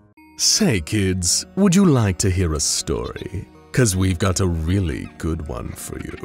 Seriously, you're going to love it. It's a classic rags to riches tale about one man's rise from humble beginnings to become one of history's greatest and most visionary toy makers. Or maybe it isn't. Maybe it's about a company that literally came from nothing, whose origins are still shrouded in mystery. Maybe it's about a woman breaking the glass ceiling to take over the toy company left to her by her eccentric father. Maybe it's about all of these things. But the one thing we can tell you about the story of Dr. Wondertainment is that every word of it is true. Or at least as far as anything is true in the weird, wonderful world of the SCP Foundation. As long as you believe, we'll all have a wonderful time. As long as you believe, nothing can hurt you. Not in the fabulous world of Dr. Wondertainment. Dr. Wondertainment is the name given to SCP-001, who, due to his relatively benign nature, has been classified as safe by the Foundation. Rather than focusing on containing Wondertainment himself, the SCP Foundation has centered its efforts on containing the products that he creates. He is a Class 1 reality warper, capable of constructing otherwise normal objects and imbuing them with anomalous properties. He's become infamous for using this ability to create bizarre, magical, and potentially dangerous toys and games that are distributed by as yet unknown means. Many of Wondertainment's toys are in the Foundation's possession, such as SCP-445, origami paper that takes on properties of whatever it's folded to look like, and SCP-3147, lollipops that allow people to switch voices with each other. Dr. Wondertainment was born into a family of humble means. His mother was a seamstress and his father was an accountant. Unsatisfied with his mundane life, Wondertainment's only joy growing up was in the stories that his father would tell him about an ancestor of his who was once a famous toymaker. Inspired by these stories, Wondertainment developed an interest in crafting toys, and as an adult set out to learn the secrets he would need to create toys unlike anything the world had ever seen.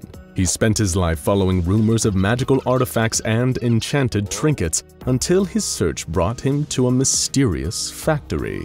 If you've seen our previous videos on SCP-001 proposals, you can probably guess that this factory was the factory.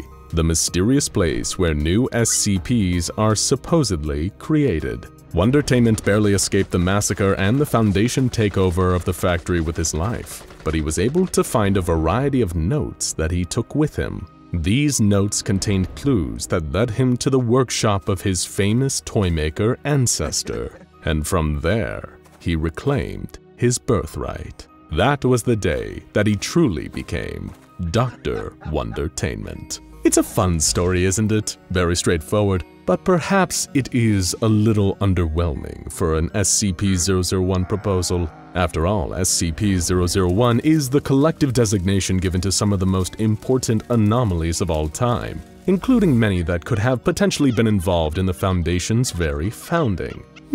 Let's start again. Reginald Filbert Lionel Archibald Westinghouse Wondertainment III is the name given to SCP-001, who, due to his highly unpredictable nature, has been classed as Euclid by the Foundation, and he is to be detained as soon as his location can be ascertained. Until he can be captured, the SCP Foundation has focused its efforts on containing the products that he creates. He is a Class 2 reality warper, capable of constructing otherwise normal objects and imbuing them with anomalous properties. He's become infamous for using this ability to create bizarre, magical, and potentially dangerous toys, games, candy, soft drinks, and other products aimed at children and young teens. These products are distributed by as yet unknown means. Many of Wondertainment's creations are in Foundation possession, such as the often imitated but never matched Little Mister's Collection, which are a group of living collectibles with unique anomalous properties.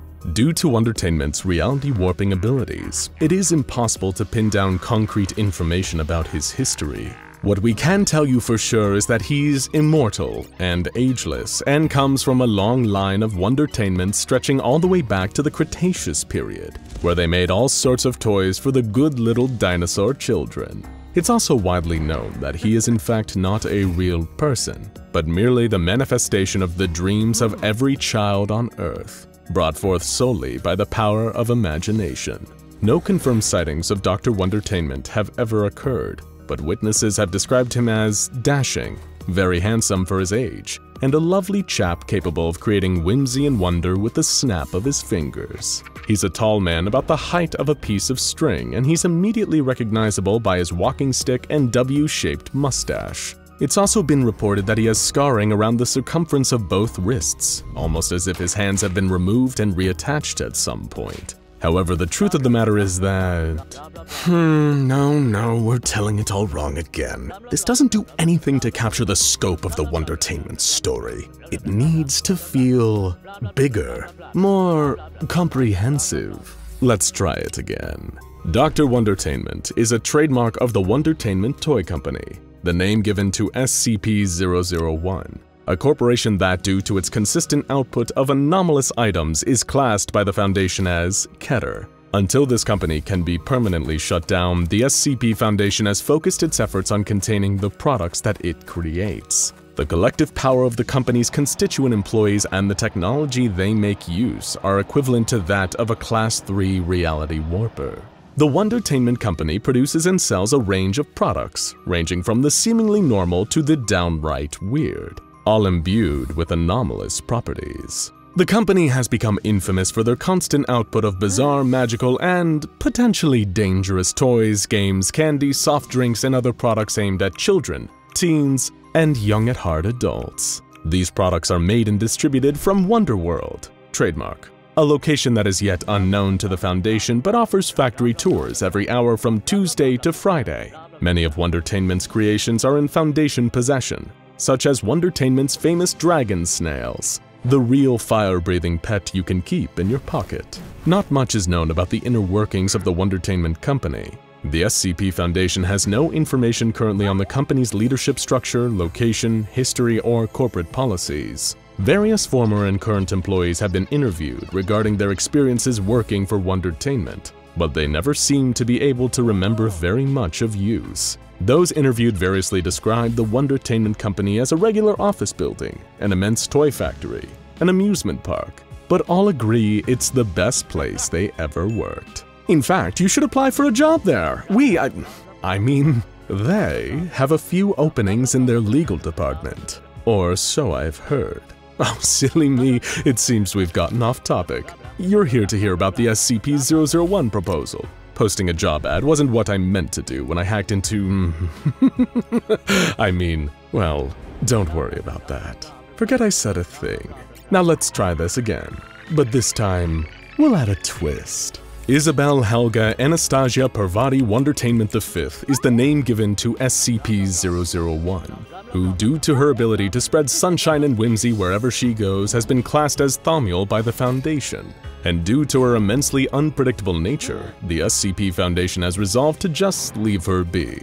Because she can't be captured, the SCP Foundation has focused its efforts on containing the products that she creates. She is a Class 4 reality warper, capable of constructing wonderful, fantastic objects and imbuing them with anomalous properties. She's famous and widely beloved for using this ability to create bizarre, magical, and not even a little bit dangerous toys, games, candy, soft drinks, and other products aimed at everyone from ages 9 to 99. These products are distributed by as yet unknown means. Many of Wondertainment's creations are in Foundation possession, such as SCP-3551, the awesome inflatable alien invaders, and SCP-2514, a lovely horse who can sing Happy Birthday. How grand. Wondertainment inherited the Wondertainment name from her father, who either passed away or never existed at all. The circumstances of his death and perhaps non-existence were very messy, involving a mass murderer, the leader of a shadowy international extra-governmental paramilitary organization, at least one deity, and 4 bent paperclips. She owns 6 corgis, and all of them are named Jeremy. In her free time, she likes to… No, this is all still wrong. All right, enough is enough. You want to know who Dr. Wondertainment really is? Well, you asked for it. Dr. Wondertainment is the name given to SCP-001, who, due to his deity-level power, has been classed as Apollyon by the Foundation. There is no possible way to contain him. He is a Class 5 reality warper, capable of breaking down and reconstructing the very laws of reality. Did you really think that those little trinkets were the full extent of his creations? Did you truly think of him as such a small, petty creature? Dr. Wondertainment is no mere toysmith. No, he is a god. Want examples of his creations? Just look around you. Everything from the most innocent safe class to the most harrowing Keter class, it's all thanks to him. He is behind everything. Marshal Carter and Dark, the Sarkists, the Church of the Broken God, even the Scarlet King himself. All that time, all that effort, all it came down to was one entity. One singular living personification of chaos. One day the SCP Foundation will finally give up trying to find out how he distributes his products. When they will finally see how small and worthless their attempts to restore order really are. And they will be driven before his power! They will crumble and decay into nothingness! You will bow before Dr. Wondertainment!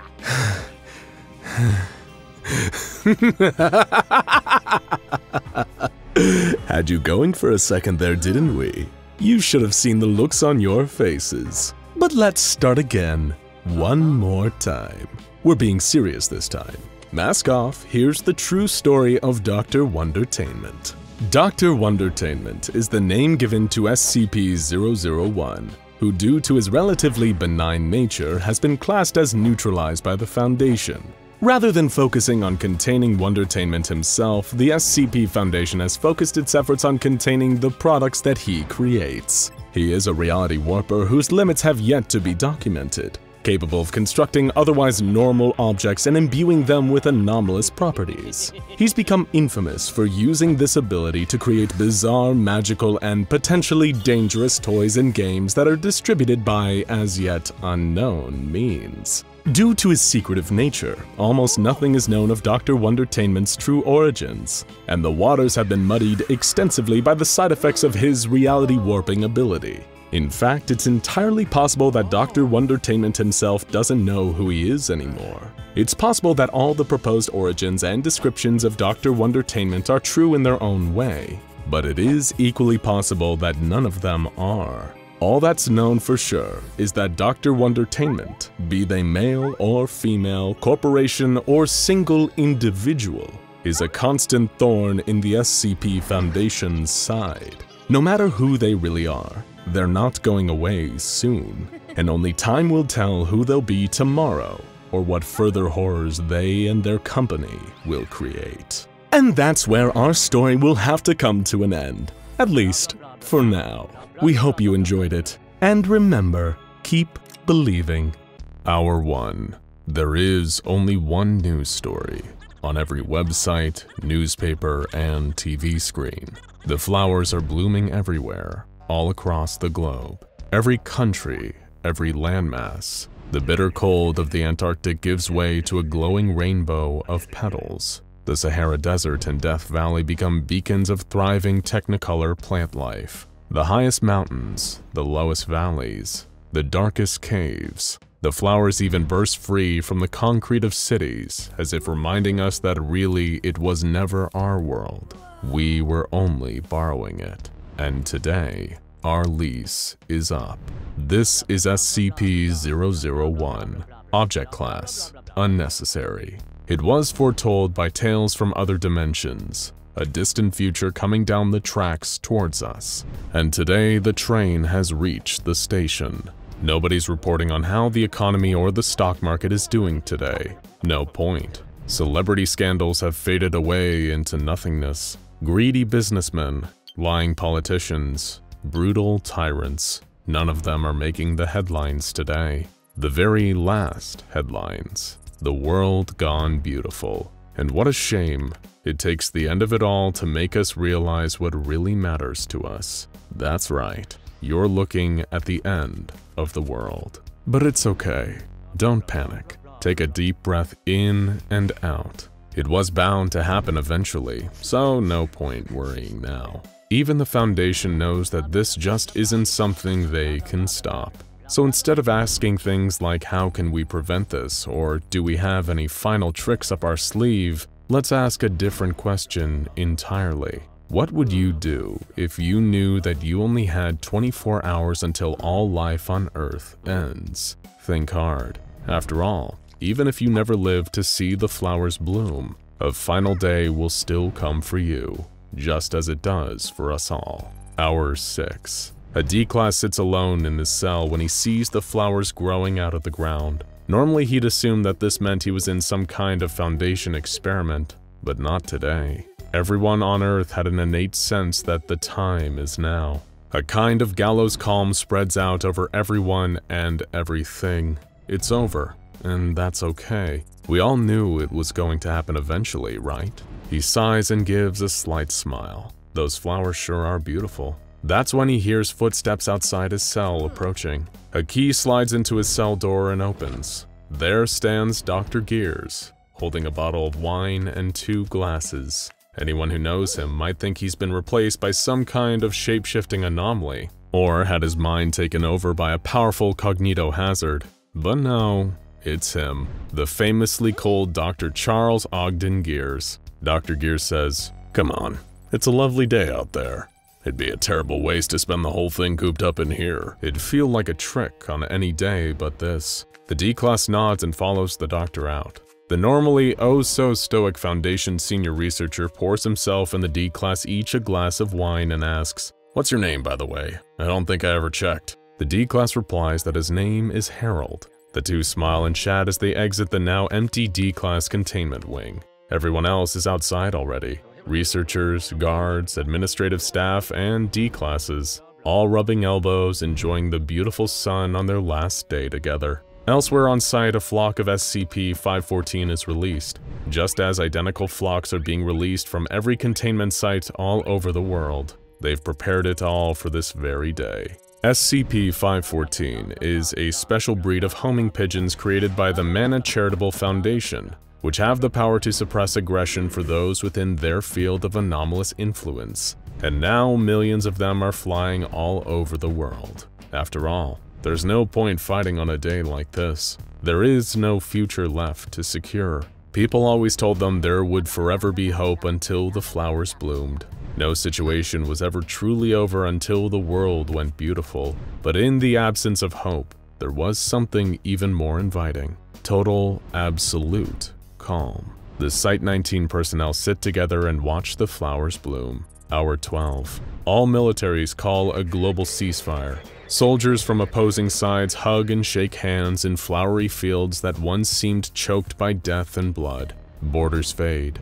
Bitter rivalries turn to dust. Korea unifies. All is quiet in the Middle East. Gangsters and drug cartels drop their weapons and return home to their families and friends as flocks of SCP-514 fly above. What good is all the blood money in the world on a day like this? Wardens walk cell to cell through all the world's prisons, granting people their freedom again, sometimes after lifetimes of not having it. They taste the air again, feel the sun on their face. They close their eyes, drink it in, and walk among the flowers. Free men.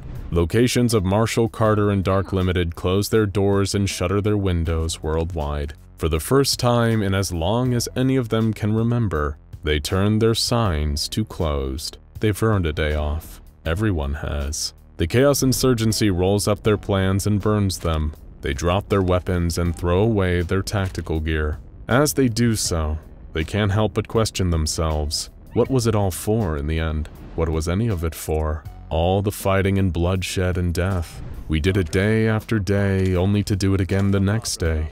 What silly reasons we killed and died for. What silly reasons indeed. The Global Occult Coalition dismisses its staff, thanking them for their service and telling them to go spend their last hours with the ones they love. Like the Foundation, they accept that this is the one true final end. No ritual to stop, no monster to fight, no evil extra-dimensional entity to thwart. Just go outside and smell the flowers, while you still can. The Serpent's Hand are similar. They decide after decades fighting a losing battle, they'll spend their last day in the Wanderer's Library, reading some of their favorite volumes. All these wonderful stories, now left for other Earths to read. Their own stories would be counted among them in the end. and they take great comfort in that. In a sense, everyone will live forever in the pages of the books in the Wanderer's Library. Herman Fuller's Circus of the Disquieting releases all of its freaks and clowns from their twisted grasp to go and live out whatever small dreams and tiny pleasures they could find over their last hours. They have no foundation of fear anymore. Nobody minds their strange appearances and odd behaviors. Why would anyone waste such a beautiful day judging others? On the last day on Earth, there's nothing left to prove. Sarcissists drop their ancient flesh-bound tomes, and acolytes of the broken god put down their gilded blades. On the slopes of Siberia, the jungles of Peru, and the most isolated beaches of Mexico, twisted flesh finally touch living metal in the spirit of husbandry. Their eternal war is at its end. In the face of the blooming world, they didn't seem so different after all. The agents of the Dr. Wondertainment Corporation predictably chose to spend their last hours sitting around and playing with toys together. Time well spent, if you ask us. In a highly secretive location, perhaps the most heavily secured place in the entire world, the 13 members of the legendary O5 Council decide to just sit and talk. Anyone who knows anything about this secretive cabal can tell you, the O5 Council has spent a considerable portion of their very, very long lives trying to figure out ways to dodge and cheat death. But now, facing a death they can't dodge, the same calm washing over the rest of the world has finally reached them too. All they can really think this time is, well played, Reaper, well played. As they chat about the kind of inane, casual things that they haven't had time to discuss in years. O5-3 suggests inviting the Ethics Committee over to join. Nobody disagrees. Hour 16. It isn't just the D-classes. All sapient and non-aggressive SCPs have been released from containment, free to spend the last of their time as they wish. Tens of thousands of anomalous individuals are released from containment sites all over the globe. It'd be the greatest victory that the Serpent's Hand could ever ask for, if they weren't all too busy reading to notice. SCP-105 Iris Thompson finally returns to her parents. The Foundation had fed them the lie that their daughter had died many years before, but as Iris had a tendency to do, she was ready to work a miracle. Her parents embrace her with open arms. They'll spend their last hours together catching up on what's happened since they parted ways, and making up for lost time.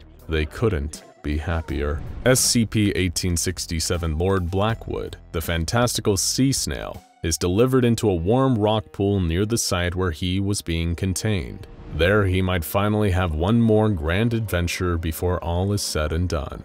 Though afterward, he may not have the time to tell anyone about it. A terrible shame really, because nobody spins a yarn like Lord Blackwood. The non-aggressive little misters run free. Mr. Fish eagerly returns to his native Boston, Massachusetts, where he enjoys one more lobster sandwich before the end of the world. Mr. Headless decides to go hat shopping because he wants to look good for the apocalypse. Mr. Lost finally settles down for the afternoon, deciding that, just this once, he's earned himself a rest. SCP-2800 Cactus Man returns to Edinburgh to spend his last days picking up litter and helping old ladies cross the street. SCP-3663 the Tunnel Monster walks the streets of his hometown, searching for an old friend, hoping to reunite before it all ends. SCP-073 Kane decides to take a walk outside for the first time in thousands of years. He can't help but smile, as the bright, colorful life beneath his feet is growing faster than his presence can kill it.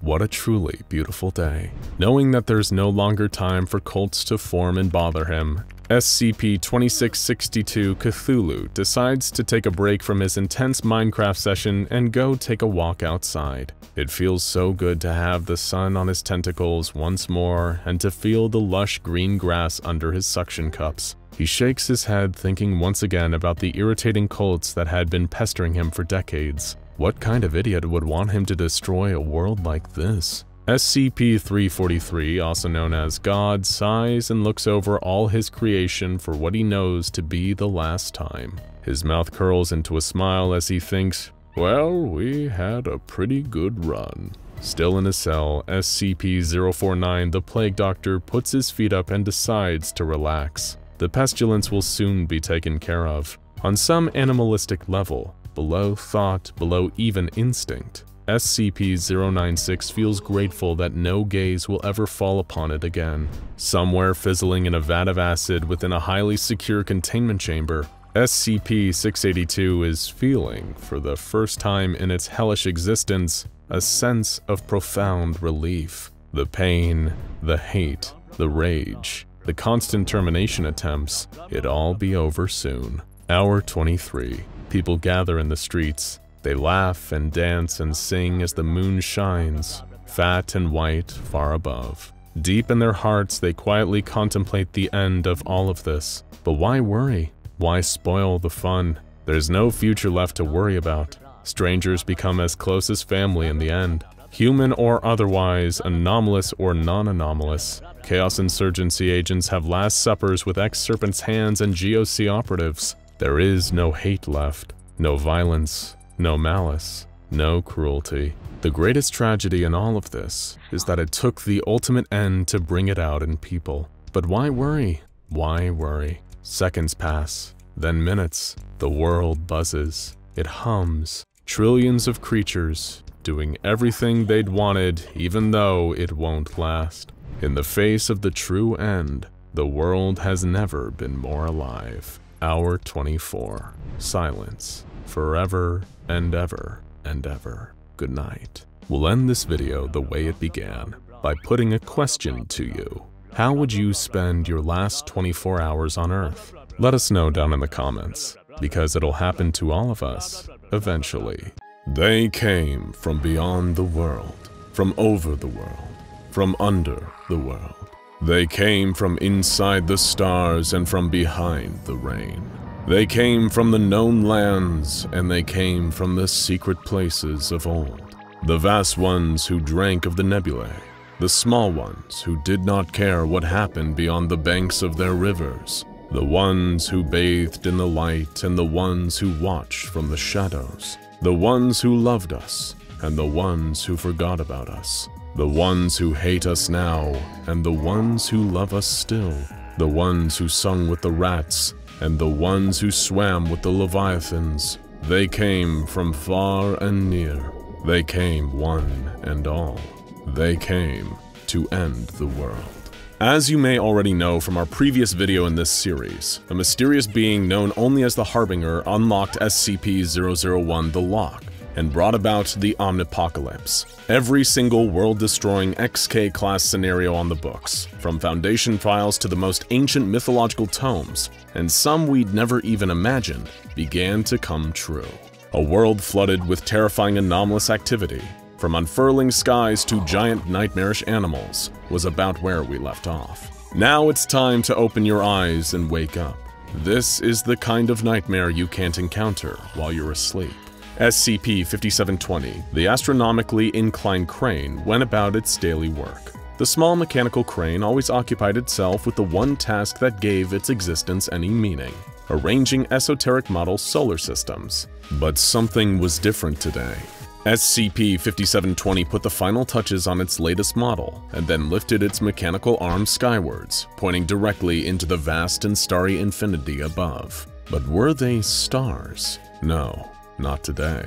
As SCP-5720 looked up at the sky, this time, the sky looked back. They weren't stars, they were eyes. Something was coming towards Earth from the furthest reaches of the outer dark.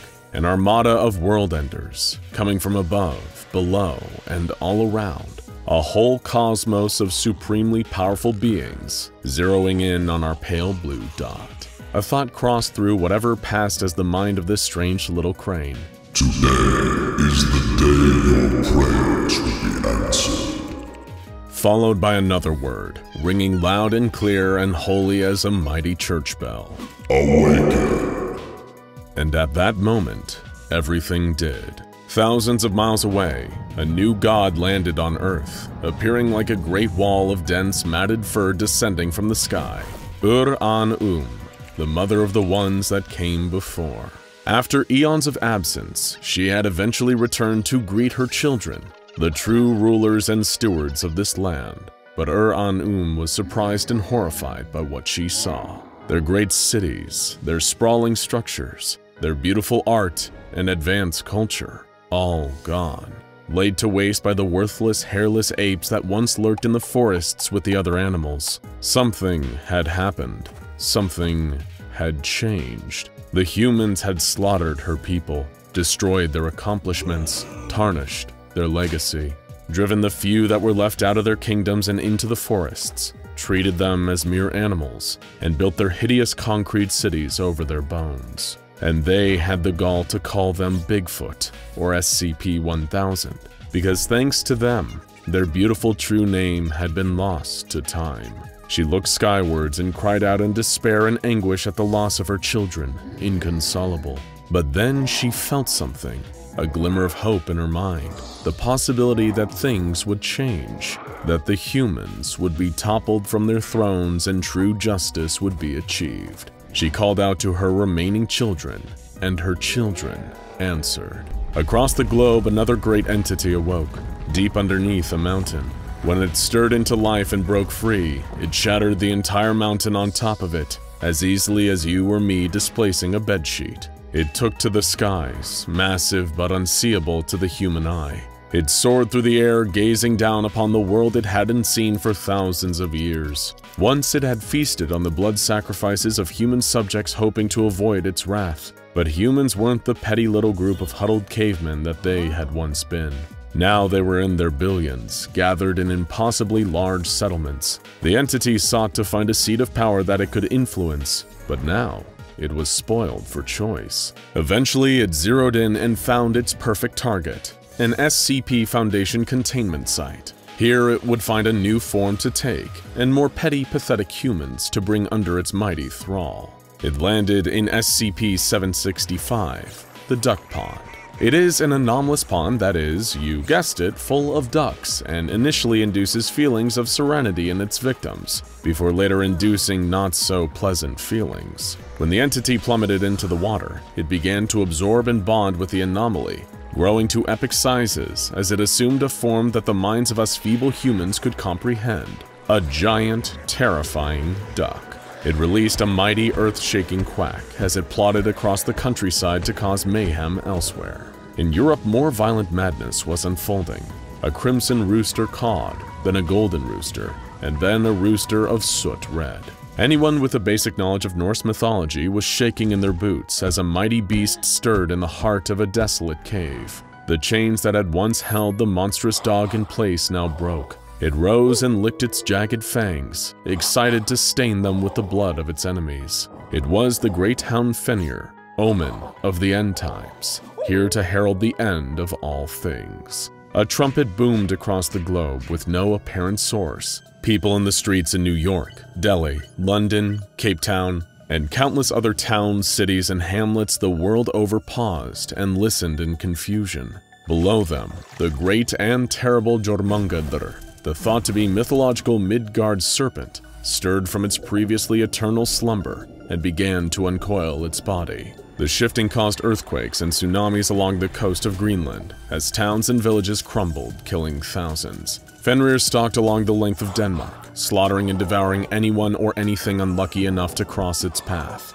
But it did not wage its war against mankind alone. Behind it, a hellish army of burning giants marched, mighty hands clutching molten weapons. Ragnarok was upon us now. Odin save us all. And the administrator slept. She was the latest in a long line of Foundation staff members to hold that hallowed position. And in the dark vistas of her dreams, a predecessor approached her. He wasn't the old bearded man in a heavy coat that she remembered. Now he was wearing a 1950s suit and a fedora hat and carrying a briefcase. That's right, he'd taken up the mantle of SCP-990, also known as the Dream Man. He's a mysterious figure that appears to members of the Foundation in their dreams, warning them of impending disasters that they may be able to narrowly prevent if his warning is heeded, though it often comes at some terrible cost to the recipient of his message. This time, however, his message carried a different tone. He told the current administrator that there was no way to stop the apocalypse from occurring this time, only making sure that the particular shape of the apocalypse would be the one most favorable to the Foundation and humanity's joint interests. All this was devastating news that the new administrator saw as a grievous betrayal of both the Foundation's stances and humanity as a whole. She refused to accept the idea that the apocalypse was inevitable, even coming from the mouth of a former administrator. As far as she was concerned, this dream man no longer worked on the side of the Foundation. He was in league with the World Enders, and she refused to take his deal. The SCP Foundation would save this world from the horrors the lock unleashed, or they would slide into the darkness with it. They would never work against the human race. SCP-343, also known as God, awoke in his cell in Site-17. The time for fun and games with the humans at the Foundation had come and gone. He was going by his true name, Yahweh now. He blinked, and in that same instant, he was at Site-0, the containment site for another SCP-001, the legendary Gate Guardian. All the staff around them looked upon Yahweh in shock, awed by the Reality Warper's sudden appearance and unable to do anything about it. But really, 343 was no mere Reality Warper, like some had expected. 343 truly was a god. He just didn't happen to be the only one in play. When the Gate Guardian saw Yahweh now standing before him, he lowered his sword, spread his fiery wings, and took a knee in great reverence. Yahweh spoke calmly, but with unshakable authority. Uriel, it is time. Open the gate. Lead my armies across the earth. The Gate Guardian Uriel responded in its booming voice. I hear and obey, my Lord and my God. For the first time in recorded memory, the Grand Gate that Uriel had always been guarding opened, revealing thousands of legions of warrior angels waiting on the other side. They were impossibly beautiful and powerful creatures, each one a vibrant, glowing chaos of wings and eyes, wielding pure white swords and singing resounding hymns of war. Soon the air was thick with the chorus of rustling wings as the angels loosened themselves from the gate's mouth, led by Uriel as Yahweh's general into the global fray. Meanwhile, back at Site-10, another SCP-001, the item that started all of this, the lock, was entering its next stage of grand cosmic evolution. Something within the lock suddenly unfurled, causing a shockwave that killed everyone at the site and destroying the entire building in an instant. Except in that same instant, all of the Site-10 staff and the building itself reappeared completely unharmed in a field in New Hampshire. Back where Site-10 used to be, the lock was doing some terraforming. The ground split open beneath into a mighty valley, the likes of which Earth had never seen before. Lush greenery sprouted within, and thousands of strange alien creatures soon populated this new place. In the center, the lock just floated in place. They were now ready for the first meeting to take place. Over at Site-2036, Dr. Everett Mann was working on a number of SCP-098 specimens. These are frightening creatures reminiscent of spider crabs, with blades instead of pincers and a natural ability to mimic the sounds of their prey. He was studying the creatures when he got a call, asking him if the specimens had acted up at all. They had already had sudden containment breaches for SCP-995, a type of dangerous carnivorous fungi, and SCP-616, a mysterious airplane with satanic elements to it. Just as Dr. Mann was about to reply, the 098 specimens metamorphosized into many winged flying creatures, which flew out of the chamber with such force that they busted through walls. Sirens blared all through the facility, and Dr. Mann joined the many other confused and frustrated Foundation staff members wandering the building, wondering just what the hell was going on today. They were getting bizarre reports of unprecedented anomalous activity from all over the world, with no explanation uniting it all. According to panicked whispers across the facility, Emergency Order Patmos was now in effect, whatever that meant. The true nature of what was going on here went over most of the heads of the SCP Foundation's staff. That's when Mann encountered Dr. Charles Ogden Gears, who, for such a famously emotionless man, looked surprisingly worried. Dr. Mann tried to downplay the situation, saying they were only looking at a handful of containment breaches here, nothing they hadn't handled before. Dr. Gears shut him down with trademark coldness. Feeling a little more nervous now, Dr. Everett Mann asked what else had gotten out. With steely eyes, Dr. Gears replied, A whole damn lot. SCP-001 is an O5's tale. It makes sense, doesn't it? After all, regardless of the exact nature of an SCP-001 proposal, there are always certain things that remain the same. See if you can recall them all.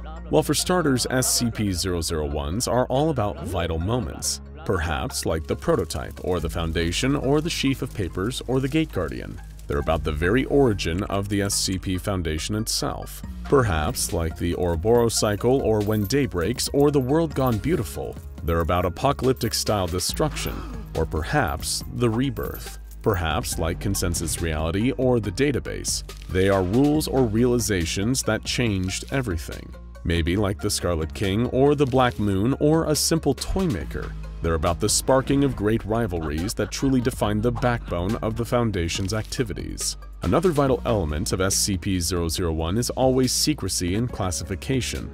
They are the most clandestine anomalies out there, generally hidden away below layer after layer of encryption and security. Even the database for SCP-001 entries is guarded by a memetic kill agent that'll leave you stone dead on the ground if you're below that magical level 5 clearance when you attempt to access it. No information is more carefully and forcefully guarded than this. And of course, another vital element of the SCP-001 entry is deception and trickery. It's inherent to the designation. No other number has multiple entirely distinct anomalies, many of which either have no correlation with one another or even actively contradict each other. If you ask some people, they'll tell you that there are multiple 001s because each is of equal importance in etching the rich portrait of the Foundation's past, present, and future. Some would tell you something very different. There's only one SCP-001. It's a shell game. The rest are all fakes to stop people from taking any single entry too seriously, and thus forever avoiding the truth. Some still would tell you that there is no SCP-001. It's all just a complex web of lies meant to keep the Foundation's enemies and allies in a state of pliable ignorance. If an intimate knowledge of the SCP Foundation's past and inner workings, a commitment to secrecy at all costs, and a love of deception as a tool for control all sound familiar, it's because they're the favorite toolkit of a certain group we're all familiar with. The O5 Council, the very top brass of the SCP Foundation. It only makes sense that if anyone knew the truth about the fractured and strange SCP-001, it would be them. The more observant among you may have noticed a certain omission from many popular SCP-001 entries we've name-dropped in this video so far. And it is no accident that this particular SCP-001 entry is the only one straight from the mouth of O5-1, the founder of the Council himself. It is the Factory. It is a strange and sordid tale of violence, horror, and dark bargains made with truly unknowable forces. It's a tale that tells us about the initial creation and growth of the Foundation, the event that nearly destroyed it, and an indication as to the dark future possibly in store. It's a little bit of everything you can expect from a good 001 proposal. And surely, if this is the SCP-001 entry that the head of the Council swears by, then it must be the definitive entry into the 001 canon, right? Well, not quite. Because as you're about to find out, not even the O5 Council itself can really reach a consensus on the true nature of the fascinating and much feared Factory. But perhaps, through hearing every side of this particularly dark story, we can find the kernels of truth hidden somewhere in the middle of it all. But of course, be warned, as with all things when it comes to the O5 Council, it's going to get extremely weird. But before we move on to what the rest of the O5 Council have to say about the Factory, it would be prudent to refresh our memory on O5-1's version of the story, the version that has been considered to be absolute, before we pour into the equally strange stories of the other Council members. It began with a wealthy industrialist and thoroughly evil man named James Anderson all the way back in 1835, when the United States was still new and finding its feet. Anderson was an engine of unchecked ambition, malice, and most of all, truly boundless greed. He wanted everything and more. And being a true businessman down to the core, he was willing to make whatever deal he needed to make in order to see himself become an even wealthier man. That's why, like a lot of bored rich people in his day, he began dabbling in the dark arts for fun and profit, until eventually, he made contact with a benefactor on the other side. Under these instructions, James Anderson built the Factory. a truly magnificent and terrible feat of architecture and engineering for the time. A multi-level town-sized complex that could produce everything from food to weapons to toys to textiles to precious metals and so much more. Workers could find room and board at this grand factory and pay for it with their labor. For the would-be workers of an unsteady early America, Anderson seemed like a saint. People flocked from all over the country to live and work in the factory. But once they were locked behind the factory's doors, they realized that James Anderson was no saint. He was as bad or worse than any devil he served. The inside of the factory was a torturous nightmare, where people were regularly worked to death and then ground into meat that was sold off all across the country. Anderson kept a brutal guard force to beat down anyone resisting or not working hard enough. Those who weren't worked to death or executed by the guards for some petty infraction could potentially have an even worse fate in store for them, being dragged off and subjected to occult experiments by Anderson. These people wouldn't be killed, but they would live as humans no more. Anderson was able to keep the factory and its nightmarish activities running and under wraps for decades, all the way into the Civil War. It was only when a beaten, bloody, starved, and traumatized worker managed to escape and alert President Ulysses S. Grant of the mistreatment going on inside that something was done about it. This is where 05-1 and a progenitor of the SCP Foundation would get involved. There was a small but elite group of Union soldiers commissioned by President Grant to work behind the Confederate lines, specializing in tackling the strange and supernatural down south. This group, of course, was led by 05-1. Considering some of the reports of anomalous supernatural activity going on behind the closed doors of the Anderson factory, Grant knew that these would be the men to send on this vital mission. And President Grant's faith in these men was rewarded. Though it wasn't an easy fight, they were able to infiltrate and defeat the forces of the factory. They fought their way through Anderson's sadistic guards, through his menagerie of terrifying homemade monsters, and eventually, they got to Anderson himself. They were so appalled by the horrors they'd seen inside the factory, they couldn't stop themselves from torturing Anderson to death and dismembering his corpse. They freed the trapped workers and rooted out whatever remained of Anderson's forces within the building. However, this is where they made their first pivotal decision. Rather than simply destroying the sordid place and leaving it as rubble, they instead decided to utilize it and the many anomalous objects that it produced. This became the foundation of the Foundation. Over time, their organization grew, and the 05 Council was formed. They began spreading their influence and capturing anomalies all over. This was, however, until they engaged in a bloody war with the superior military forces of the Fae. Despite their augmented weaponry and tools from the factory, when the Fae performed an all-out assault against them, they were decimated. In his greatest shame, 05-1 fled the battlefield into the bowels of the factory, as his friends and allies were slaughtered by the Fae behind him. Eventually, after locking himself in a room with an ornate door, he encountered the true demonic heart of the factory, using Anderson's dismembered corpse as a mouthpiece. 05-1 struck a terrible deal with the factory. They wiped out the Fae entirely and reversed all the damage they had done. The SCP Foundation grew beyond the factory and eventually covered it in rubble out of shame. But the factory wasn't done. It is still very much alive and furious at being betrayed. It will keep producing deadly anomalous objects and creatures and releasing them out into the world until the Foundation pays what it owes in full. And the occasional sacrifice D-class researcher and guard won't cut it forever. Or at least that's how 05-1 tells it. It's a chilling story, but can it really be called a complete one? We wanted to find out for ourselves, which is why we asked every other member of the 05 Council to tell their side of the factory's tale. These are 12 tales about a factory. 05-2, upon being asked, went white as a sheet. He cleared his throat and made the admission that, in truth, the factory came back with him. As it turns out, 05-2 was a time traveler from the future.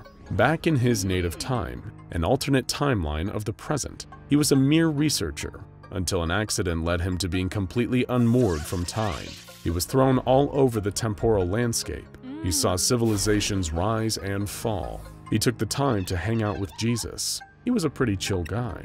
and ultimately he decided the best way to use his bizarre new condition was to help better the future with his knowledge. One piece of technology he brought back was a hyper-advanced piece of technology known as a nanofactory, which, as the name suggests, is a machine that uses nanobots to construct pretty much anything, like the ultimate futuristic 3D printer. It resulted in the creation of a huge number of futuristic items that help the SCP Foundation along in their mission to secure, contain, and protect, including amnestics. However, what 05-2 didn't realize was that a rogue AI was also nested in the nanofactory, and the AI soon went berserk.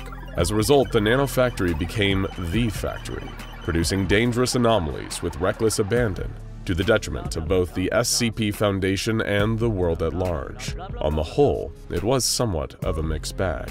05-3 seemed a little spaced out about even being asked. He claimed that he was there to witness the very birth of the factory, but it didn't happen in reality as we know it. It happened in cyberspace. He and his colleagues were very interested in the Matrix-esque journey of downloading their minds into computers back in the day, both for practical reasons and to play extremely immersive games of Doom. However, one day, something fundamentally changed. A new consciousness was born in then-Soviet Russia. 05-3 and 2 of his companions, all operating in cyberspace, went to go check it out, along with a few helpful AI constructs. Eventually, they discovered it, an ever-expanding data packet that would transform into a powerful artificial consciousness known as the Factory, with mysterious motives and seemingly malicious intent. Something it more than proved when it erased the mind of one of 05-3's companions, killing him. Since this incident, the Factory has only gotten more powerful. Its modus operandi is affecting machines in the real world and causing them to produce anomalous items, which then become the SCP Foundation's latest problems to deal with. 05-4 seemed both twitchy and indignant when the topic was brought up. They lamented the fact that the Foundation hadn't put more research into the Factory and how to stop it, because technically it is their most dangerous and mysterious enemy group of interest. 05-4 explained it as follows. The FBI Unusual Incidents Unit is a joke. Are We Cool Yet is just a bunch of pretentious privileged rich kids. Marshall Carter and Dark Limited only care about money and thus can be bought off. The Global Occult Coalition often helps them take care of more challenging anomalies. The Church of the Broken God and the Sarkists are often too busy waging petty religious wars against each other to do real meaningful damage to the SCP Foundation. Prometheus Labs had already fallen, and Dr. Wondertainment wouldn't thrive forever. The Factory, however, was a truly unknown quantity. It's just out there, somewhere, pumping out anomalies that soon become everyone else's very dangerous problem. 05-4 personally resented that the Foundation and their fellow council members don't see this and allocate more resources to the cause, because someday soon, it might really come back to bite them, as these things often do. 05-5 was considerably bitter, as in they denied that the Factory ever even existed, claiming that the SCP Foundation made it up to cover up a bunch of anomalies that they themselves had created, and then told us to, F off, if you know what I mean. Some people get so hostile when you just want simple answers. Next came the tale of 05-6, which came in the form of a World War II espionage anecdote. Of course, this was also during the height of the 7th Occult War, and Hitler, assisted by the Fuel Society and Obscuracorps, was trying to get his greasy little hands on as many anomalies as possible, in hopes of turning the tide of the war in his favor. 05-6 was working undercover behind enemy lines, disguised as an SS officer, as he slowly helped dismantle Hitler's anomalous offensive from within. He'd heard whisperings of the Nazis developing a weapon unlike any other, a factory that would produce anomalies for them on demand and give them the supernatural edge. 05-6 didn't believe it at first, until he was attacked by a group of vicious, living Punch and Judy dolls created by the Factory. He narrowly managed to survive the ambush, but seemed disturbed in recounting the fact that when he destroyed the dolls, they bled profusely.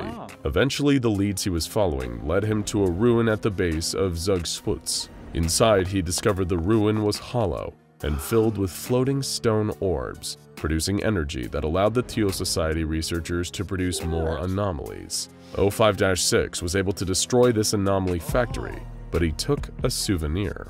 SCP-627, a little stone ball that rolls around on the ground when it comes into contact with people.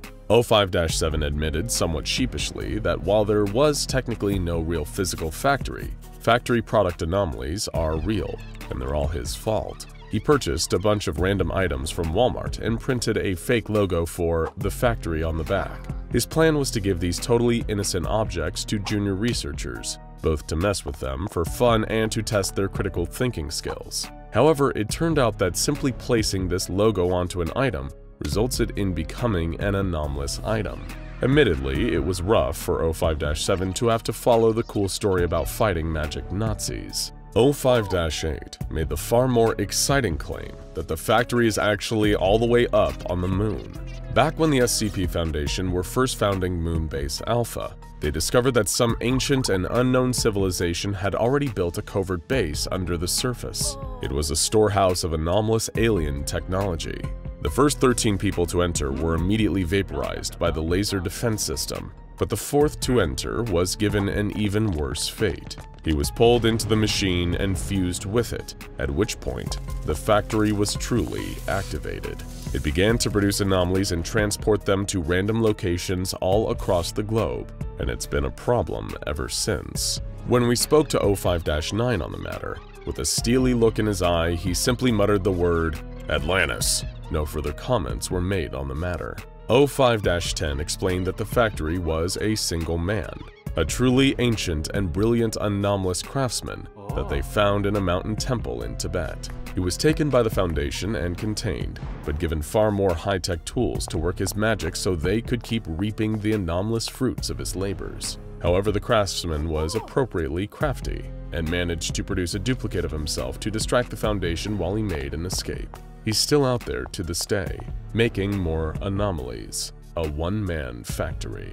05-11 claimed that the factory was alien in origin, but it wasn't on the moon.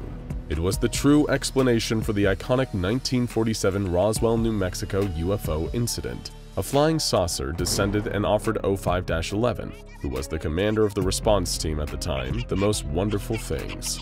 This saucer became the factory. But humanity and 05-11 were deceived. It wasn't long before this extraterrestrial factory was producing countless deadly anomalous nightmares the world over, with nothing we could do about it. 05-12 said that the factory is a mess. It's a remnant of the Foundation's attempt to erase the supernatural from human belief. Foundation researchers claim that due to the inherent power in human belief, the belief in the supernatural gave it power, and phasing humanity as a whole out of this belief was a major factor in making sure things weren't much worse than they are today. However, some hardy things slip through the cracks, and because reality has a strange sense of humor, these things are marked with the logo of the factory. To round things off, we have a bonus take from the mysterious 05-13, who was instrumental in helping us put the rest of this video together. He claims that he created the factory, and that it acts as a kind of countermeasure against interdimensional invaders. While it may seem like the factory is creating anomalies, it's actually intercepting them and making them safer. Some anomalies that seem to come from the factory may be dangerous, but if 05-13 is to be believed, then they'd be a hell of a lot more dangerous if the factory wasn't here. And there you have it, folks. The story of the factory from every possible angle. Even though it feels like each angle is facing in an entirely different direction. In the words of Oprah Winfrey, so what is the truth? Is there a nugget of reality beneath all of the fallacy? Or do you think the 05 Council was trolling all of us for even daring to ask? We leave that question to you, dear viewers. Let us know which theory you believe down in the comments below. The man's bedroom hadn't been silent for over 100 years now. The carpet had been worn down. A thick layer of dust had gathered on every surface, and the same trapped air had stagnated for so long that it had become unbearable for anyone entering the room. But no one was allowed to enter the room. Nobody could open that door ever again, or it could mark the beginning of not just an apocalypse, but a breakdown in the nature of reality itself. Figures shuffled around the room, sometimes dozens, sometimes as few as 3, all rotting, but never dying. Researchers peered through the window in abject terror day after day as the laws of physics broke down before their very eyes. All of them except one, a lone scientist with a plan to get inside that room. A plan that the Foundation would shoot him dead for. A plan that he was seconds away from enacting as the improvised explosive device in his satchel clunked heavily against his thigh. In many ways, we are just as trapped as SCP-001, if not more so. We are trapped in our own three-dimensional world. Take a stick figure drawn on a piece of paper. That stick figure knows up and down, left and right, and that is their world. You draw a box around them, and they are trapped, unable to simply step forward out of the page and walk around it. For us, looking down at the stick figure, we might laugh at their foolishness. Trapped inside a child's drawing of a house, it begs the question, is there a creature looking down at us and laughing? We may be able to move up and down, left and right, forward and backward, outsmarting the simple stick figure. But in time, we are just as caged in, living our entire lives on this razor-thin piece of paper called the present. The future is always just out of reach, the past always repelling us. We have no choice but to exist in the now, slowly creeping through history without any agency of our own. Cursed to be born, live, and die in that order. You can never be a child again, never see your mother's face for the first time beaming down at you. You cannot skip ahead to your dying minutes, knowing what it is you will have to face up to in your life. Maybe the idea of facing up to things at all will fade with the freedom of exploring what once was and what will be, as if it were no more difficult than taking a step out of a 2D box. The bell rang, cutting Professor Davies off. He hadn't meant to go into such an existential tangent, especially for his first-year students. Most of them looked like they were in a daze, not really listening to anything he had been saying. Quantum mechanics sure was a complex topic to cover in just one semester at university. He'd spent his entire career trying to wrap his head around it, and still spend most of his days with the same bored and confused glaze over his eyes as the teenagers who made their way to the back of the hall. But one figure, standing just beyond the doorway peering down at him, caught the professor's eye. Little did he know how drastically his career was about to change in just a few minutes. A preeminent physicist at just 28 years old, Professor Davies had already achieved the status that many academics will not see within their lifetimes. Whenever anyone asked him about it, he always made the joke that he was cheating. He didn't believe in the concept of a linear lifetime in the first place. Still too young to be taken seriously by many of his peers, he had flown under the academic radar for much of his career so far. Perhaps it was as simple as that. Or perhaps certain undercover agents had a hand in suppressing news of his blossoming career in quantum research. His hands trembled as he approached the reinforced glass. He gripped the bag tightly, trying his best not to let his fear show. If any of them saw what he was about to do, if they even suspected something, he would have a dozen bullets flying through the back of his skull before he'd even have a chance to put his hands up. Shifting his weight from foot to foot, he waited for the airlock to be opened for him. A siren blared, red lights flashed, and the first glass door slid open. Stepping inside, he waited for the atmosphere in the chamber to adjust. Both doors were closed in front of and behind him. If they wanted to kill him, now would be the time. He closed his eyes and waited with bated breath, the bomb weighing heavily on his shoulder. But they would not kill him. He knew that now. What he was about to do was inevitable. It took several months for Professor Davies to be granted the full security clearance he needed. They kept referring to his project as a K-class anomaly, whatever that meant, in order to get him up to speed with the nature of what he was going to be working on. The Foundation assigned him to various other SCPs first: SCP-5027, 2821, 1887, any instance that had some link to quantum mechanics or complex theoretical physics. They wouldn't even tell him which SCP he was being trained up to work on until one morning when a team of agents was waiting for him at the door to his quarters. He wasn't allowed to bring a bag or any personal possessions, standard issue clothing, a toothbrush, and everything else he needed would all be provided for him. It was only then that they told him which SCP he was being assigned to: SCP-001. He was blindfolded for the entirety of the journey. Car, then plane, then another car. It was a full 10 hours before his blindfold was removed and his new project was revealed to him. Professor Davies found himself in Site-01, the place where all of this started. All the SCPs, all the research, the secrecy, the assassinations, the deaths of countless innocent people, and an equal number of guilty parties. It all started right here, Site-01. The site itself resembled a large sarcophagus, similar to the one found covering the Chernobyl nuclear power plant. Where do you think the Soviets got the blueprints from? Everything in the room is arranged in a circle around the center. Research desks, maintenance equipment, raw materials including a stockpile of wooden planks and reinforced metal sheets, monitoring equipment, security cameras, and of course, some of the most advanced automatic weapon systems in the world, all pointed at a great glass box in the middle of the hangar. Measuring 30 meters in each direction, the glass was 50 centimeters thick. Even all those high-caliber weapons would have had a hard time creating a chip in that. But it wasn't the glass box itself that was so interesting. It was what was trapped inside of it. A house inside a perfectly round glass bowl, with no entrances or exits. Complete with a front lawn, sidewalk, porch, and even a tree in the backyard. A regular American house, trapped in a box like some kind of science experiment. There was some kind of transparent airlock system at the entrance. On the other side was just a normal walk up the garden path to the edge of the second glass bubble enclosing the house. But on closer inspection, Professor Davies realized that this wasn't your typical American house at all. The street lamp wasn't electric. It was made of iron with little glass-paned windows, an oil lamp.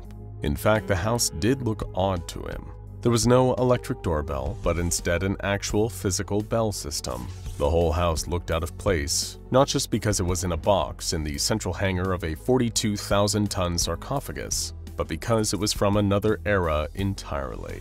You see, Site-01 was constructed around this house. The glass box and bubble, the sarcophagus, all of it was built around the already existing building. Beneath the foundations, 100 meters beneath the surface, is an immense metal plate that forms a perfect seal with the defenses up top.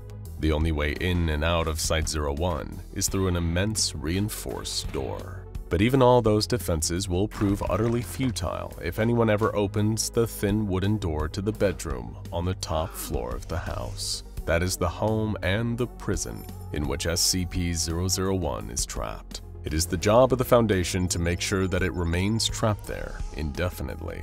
What is SCP-001? As Professor Davies made his way through the airlock for the very first time and entered the site under the supervision of 4 of the highest-ranking SCP staff alive today, he laid eyes on the entity itself for the first time.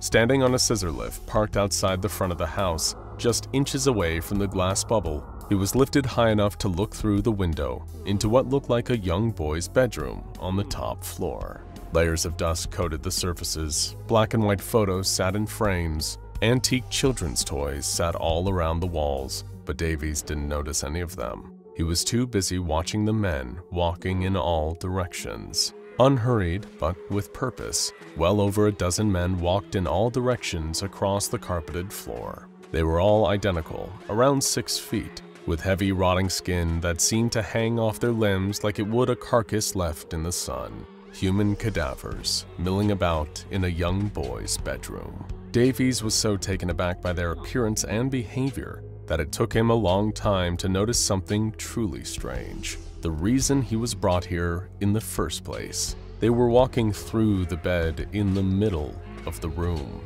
Not just over it or around it, but straight through it, as if it wasn't there. But wait, something else was wrong too. There weren't 12 of them in the room. It was closer to 20. Had he miscounted a moment ago? Then he saw it take place. One of the cadavers reached the edge of the room and paused, as if in thought. At that moment, it split. Not in half, but rather 2 versions of itself emerged from where one had been standing, both walking in different directions. A thrill of excitement ran through Professor Davies' body. The uncertainty principle. It was there in action in front of him. He was looking at Schrodinger's cat inside the box and seeing both its corpse and its living self. Where uncertainty exists, this entity was somehow embodying both possibilities in real time. He watched the two selves walk around the room, following different paths for several minutes, until eventually they converged again back into one being. He turned to the researcher accompanying him, lit up with excitement, and asked what they were doing here. The researcher's face was grim when he replied, "They're pacing, waiting." The airlock door hissed open. He felt the stale 1800s air hitting his face, perfectly maintained at 20 degrees. In front of him was the garden path leading up to his goal, that glass bubble. Gripping the satchel, he set off up the path slow enough not to attract any unwarranted attention. Over the next few days, Professor Davies learned everything that the Foundation had on SCP-001. It had been a human once, a radical physicist born in the late 19th century. Intent on kickstarting the next century with a nuclear renaissance, the young man had created a working model for stable nuclear fusion. The potential ramifications were enormous: free, clean electricity on a mass scale with no harmful byproducts. His research was almost complete when a covert private military group poisoned him with his own radioactive nuclear agent. The young man made it back to his house, where he died in his sleep that night. Powerful military personnel and prominent scientists who had been working alongside the young man knew immediately what had happened. Bursting into his home, they were about to walk through his bedroom door and save him, when they saw the shadow of 2 feet standing by the door, then another pair. The young scientist had died, but he also hadn't. Much like Schrodinger's cat, the man was suspended in a dual state of death and not death. This shocking discovery led the group of people present to form a rudimentary foundation, established to secure and contain their once friend within his room, never to be discovered by the wider world. Through close observation since this time, it has been established that SCP-001 exists independently of linear time, in a kind of superposition relative to the world around it. It is capable of occupying any space that will or has been empty at any point in time. Say you have 2 chairs in a room. One chair has always been there. The other was added to the room just 5 minutes before. The SCP is unable to walk through the chair that was always there since it has always existed. But the chair that was added can be passed through with no problem, because there was a point in time when that chair had not been there. But it also works in the future. If a third chair was present, which had always been there but was removed 5 minutes after the experiment, SCP-001 could pass through that chair also. The Foundation theorizes and hopes that the start of this clock that SCP-001 operates on was the point at which the young scientist died and did not die. That is why it is incapable of escaping its bedroom, and that is why it is of vital importance that the bedroom door remains closed forever. Ongoing maintenance work and preservation techniques are being employed to keep the house in as stable a state as possible. Should anything happen to damage the integrity of the structure, the quantum chaos contained in that space could lead to a total breakdown of the laws of physics, destroying not just the world but the fundamentals of mathematics as we know them. The bomb bumped against Professor Davies' thigh as he walked up to the house, an old man whose life had been devoted to denying the world its future. A reality where what is and what could be are just as real as one another. A world where the pain of living in the now fades, when you can travel to any moment in your life and relive its joy, when you aren't trapped by the aging process. Infinite renewable energy to solve the world's problems, a chance to see your deceased loved ones again, a way to look at the universe through the eyes of God. The head of 001 Containment, he had spent his entire career overriding all of the safeguards, tweaking containment rules just enough each year, all so he could walk across this grass with a satchel on his shoulder and an explosive more important than the atomic bomb at his hip. He approached the glass of the inner sphere. If he had done the math right, this should do just enough damage to create a hole in the containment structure. The pressure change wouldn't be too great inside, but it should be just enough to blow, say, a bedroom door wide open. The woman fell to the ground, clutching her ankle in pain. It had crunched badly as she'd fallen, and now as she looked down at it, she could see that it was bent totally out of shape. The heavy metal collar choking her neck made it difficult for her to catch her breath as she tried her best not to hyperventilate. The rain was hammering down so ferociously that she could barely see more than 20 feet in any direction, but she didn't need to see far to know how deadly of a predicament she had found herself in. She cried out at the top of her voice for someone to come and find her, anyone, but the only sound that filled her ears was the wild howling of the wind and the steady hammering of water into the bog all around her. She would get hypothermia and die. No, wait, she couldn't, could she? She knew she couldn't die, but she also knew that she was still capable of suffering. Just how bad would it feel to be in the clutches of hypothermia with a broken ankle and know that no matter how bad the pain and suffering got, she would never feel the release of death? She closed her eyes, trying her best not to think of the worst possibilities, just as the sound of gunfire erupted in the nearby buffer. She cried out again, holding both hands up in the air, doing the best she could around the heavy metal collar, but no one shouted out in reply. There was a pause in the gunfire. Maybe they'd heard her. Maybe they were trying to figure out a way to come down and rescue her. Crack! A bullet split open a rotted tree trunk just a few feet to her right. The woman threw her hands over her head and cowered in the dirt, feeling the metal of her collar digging into her skin tighter than ever.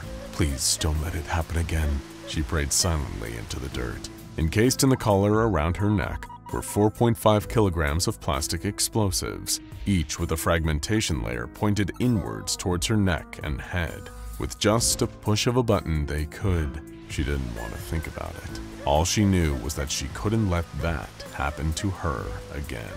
Looking through eyes bloodied with tears and rain, she saw, lying in the dirt just a few feet away from her, that infernal machine that was the sorry cause of all of this. The SCP Foundation has long stood as a bastion of hope, information, and security for the entirety of the human race. I'm sure you are well aware of the number of world-destroying catastrophes that have been averted by the hard-working researchers, agents, and other members of the Foundation, all without the general public having the slightest clue that something was amiss. With state-of-the-art holding cells all over the globe, and the sharpest minds humanity has ever produced working around the clock to ensure the protection of humanity, it is hard to imagine an entity that should not be contained by such a group.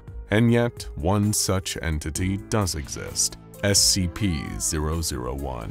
You may have come across the O5 Council by this point. While the SCP Foundation operates beyond the world's jurisdiction, the O5 Council operates beyond the Foundation's jurisdiction. The rules, methods, and protocols that are the cornerstone of securing, containing, and protecting countless entities around the world sometimes cannot be applied. Certain entities require us to temporarily abandon our humanity, abandon our sense of order, and step briefly into chaos for the greater good. I'm telling you all of this because SCP-001 is not held in a containment cell. There are no keypads, locked doors, observation windows, or health and safety forms. SCP-001 is not confined to a specific territory or even a specific country. For some SCPs, this is a practical necessity. Serpents that are hundreds of kilometers long swimming through the depths of the ocean, for example. But for SCP-001, it serves a more psychological purpose. The Scottish Highlands are the most remote part of the United Kingdom. Out there, you can walk for miles and miles without seeing a single soul. Open countryside, mountains, lochs, and forests surround you in all directions. The weather is harsh and unrelenting, the walking even more so. On a regular basis, walkers fall and break their legs, but without phone service or anyone else nearby to come and help, they can quickly disappear into the wilderness forever.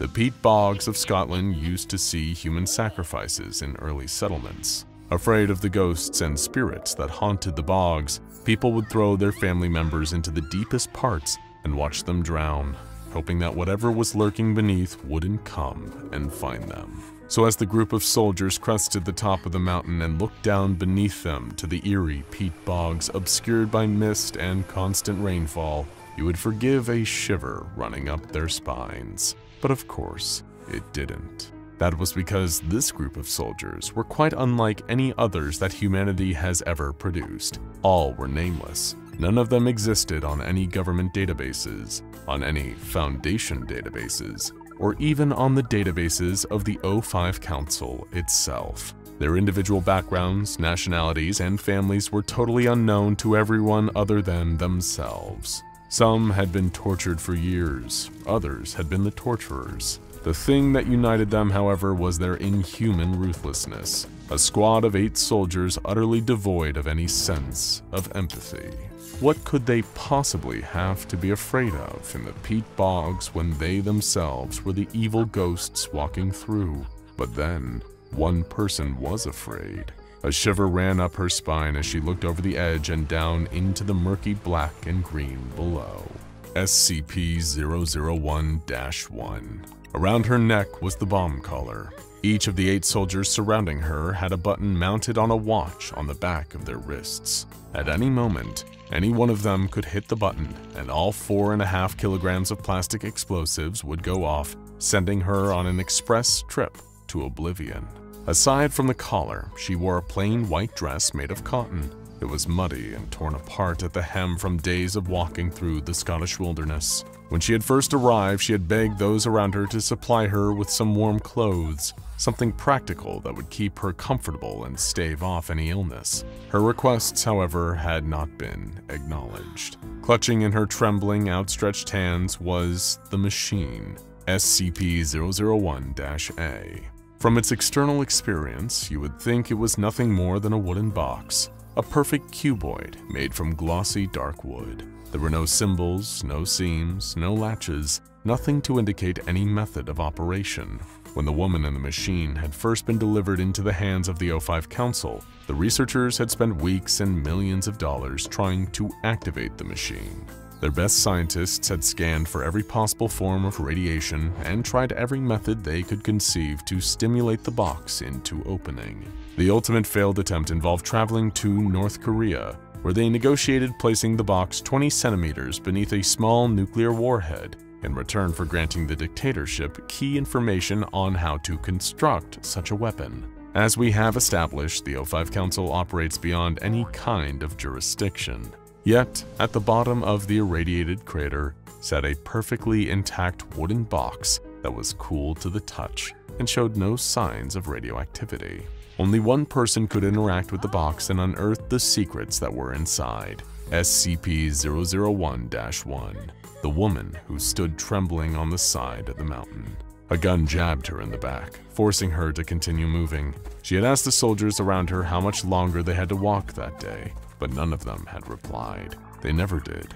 In the 6 years that she had been held hostage by this tiny militia, she had never once heard any of them say a word, not even to each other. Perhaps it was this telepathic understanding that seemed to run between them that unnerved her the most. Despite having never spoken to each other, each soldier seemed to understand the others intimately, and she had no doubt that any one of the 8 would press the button on their wrist at a moment's notice. Sadly for her, she knew this from experience. The incident happened 4 years ago now, as the group was traveling through Patagonia. It was a day almost identical to the one she was having now. They had been transported by a helicopter, flown by one of the 8 into the middle of the wilderness. There they had marched for days without saying a single word.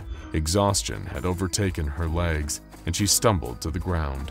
Unfortunately for her, this happened slightly too close to the female soldier in front of her. Her knees hadn't even hit the ground before the blast went off. The woman didn't remember it, of course. How could she? In an instant, her mind had been utterly destroyed. What she did remember was the next 18 months as her body slowly healed itself, one brain cell at a time. It wasn't so much like waking up from a nightmare. It was more constructing a nightmare slowly, alongside your consciousness as neuron by neuron your brain reformed itself, each individual cell screaming in terror at what had happened to it. They had her marching again before she was fit to move. Her motor controls had been all over the place. She had fallen over regularly, and the terror of having one of the soldiers push the button again engulfed her with every movement. And yet perhaps the most incredible thing about SCP-001-1 was the fact that if you had asked her if she should have been held in this kind of containment, she would immediately have agreed without batting an eye. The only person capable of opening the box, she recognized how dangerous her existence was. Only she had seen into the mysteries of the box. Only she had seen the horrors laid inside of it, and so only she could fully understand the gravity of their situation. They kept her on the move in order to keep the world safe. Had she been held in a containment cell, she would have posed too great of a risk. Out here in the wilderness, the entire planet was her containment cell, hidden in the middle of humanity's biggest haystack. No one, not even the O5 Council's Central Command, knew her location. The only people who were aware of it at any given time were herself and the 8 soldiers surrounding her with guns drawn. So you can imagine her horror when, out of the sheets of rain, appeared the figure of a person carrying a rifle. The gunfire broke out before SCP-001-1 even had a chance to hit the ground. Bullets whizzed through her hair and cracked open the rocks all around her. The 8 soldiers surrounding her dived for cover as the figure in the rain slumped to the ground lifeless. One of the soldiers grabbed the woman by her explosive collar and threw her behind a rock.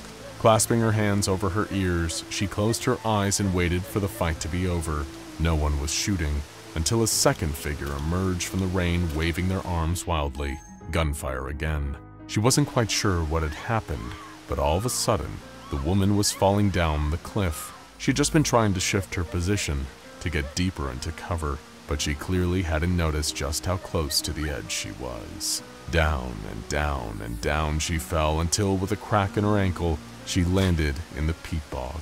Gunfire cracked on the mountain above her, but the only thought that filled the woman's mind was the terror that at any moment, the explosive collar around her neck would be detonated as one of the soldiers above her realized that she was missing. Seconds passed as the fear mounted in her chest. With each passing moment, the anxiety grew more and more crippling. She had to know. She had to prepare herself if it was about to happen. She had to use the machine and look into the future. Dragging herself forward through the muck, the woman snatched at the wooden box. It came alive at her touch. Different pieces shifted and opened beneath her fingers like some kind of elaborate puzzle. No one had taught her how to use this thing. It just happened. Her fingers would just dance across its surfaces, pushing and pulling, opening and closing, twisting and turning, and locking into place until all of a sudden, there it was. The box was wide open in front of her. Taking a deep breath and allowing the rain to fall on her head for another brief moment, the woman leaned forward and stepped into the box. On the trail above her, the gunfire stopped. Without a word of communication, the soldiers had deftly flanked the group of people who had approached them. In less than a minute, they neutralized each individual that came their way. In unison, the group of them walked up to the bodies, turning them over to examine their faces. They were nobodies. Just a group of hikers lost in the rain. What had looked like a gun turned out to be nothing more than a walking pole.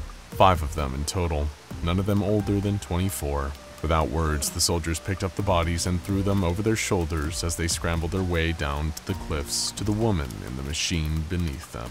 Once they reached the bottom of the slope, they discarded the 5 bodies carelessly into the bog.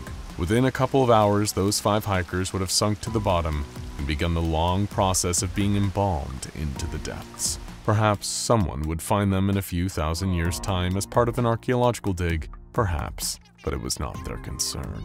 The 8 soldiers surrounded the woman, guns drawn, and stared at her coldly. "I used the machine," she told them. "I used it without your permission. I don't know what the rules are. I don't know if we even have any rules here, but I thought you should know." The soldiers continued to look at her in silence. The box was closed now, sitting back on her lap as it always was. I try to see my future. Anytime I've used the box before, I've looked at the lives of others. I've seen economic crashes, climate disasters, genocides, wars, love and life and death. I've done so at the hands of the O5 Council, as they've told me, given them the information and prevented the destruction of the world. Never once have I looked at my own future. The soldiers lifted her to her feet and tried to march her onwards, not listening to a word she was saying. Her broken ankle buckled and screamed beneath her. She had to hop to keep up with them. What other choice did she have? They would push the button if she didn't. She didn't know why she kept talking, but she did. For the first time, the machine lied to me. I saw that I was assassinated in 1987 in Cuba. It was years before I even built the box. Before any of this happened to me, I saw in my future that I no longer existed, that the machine no longer existed, but that future was years ago, and none of it happened. The machine doesn't lie, so why is it lying to me now? Why can't I see my own future? If any of the soldiers were paying attention, they didn't show it. They just continued to march her into the rain as the bomb weighed heavily around her neck. Now go check out SCP-001 The Children, Ouroboros Cycle, and Insane SCP-001 Fight Gate Guardian vs. Scarlet King.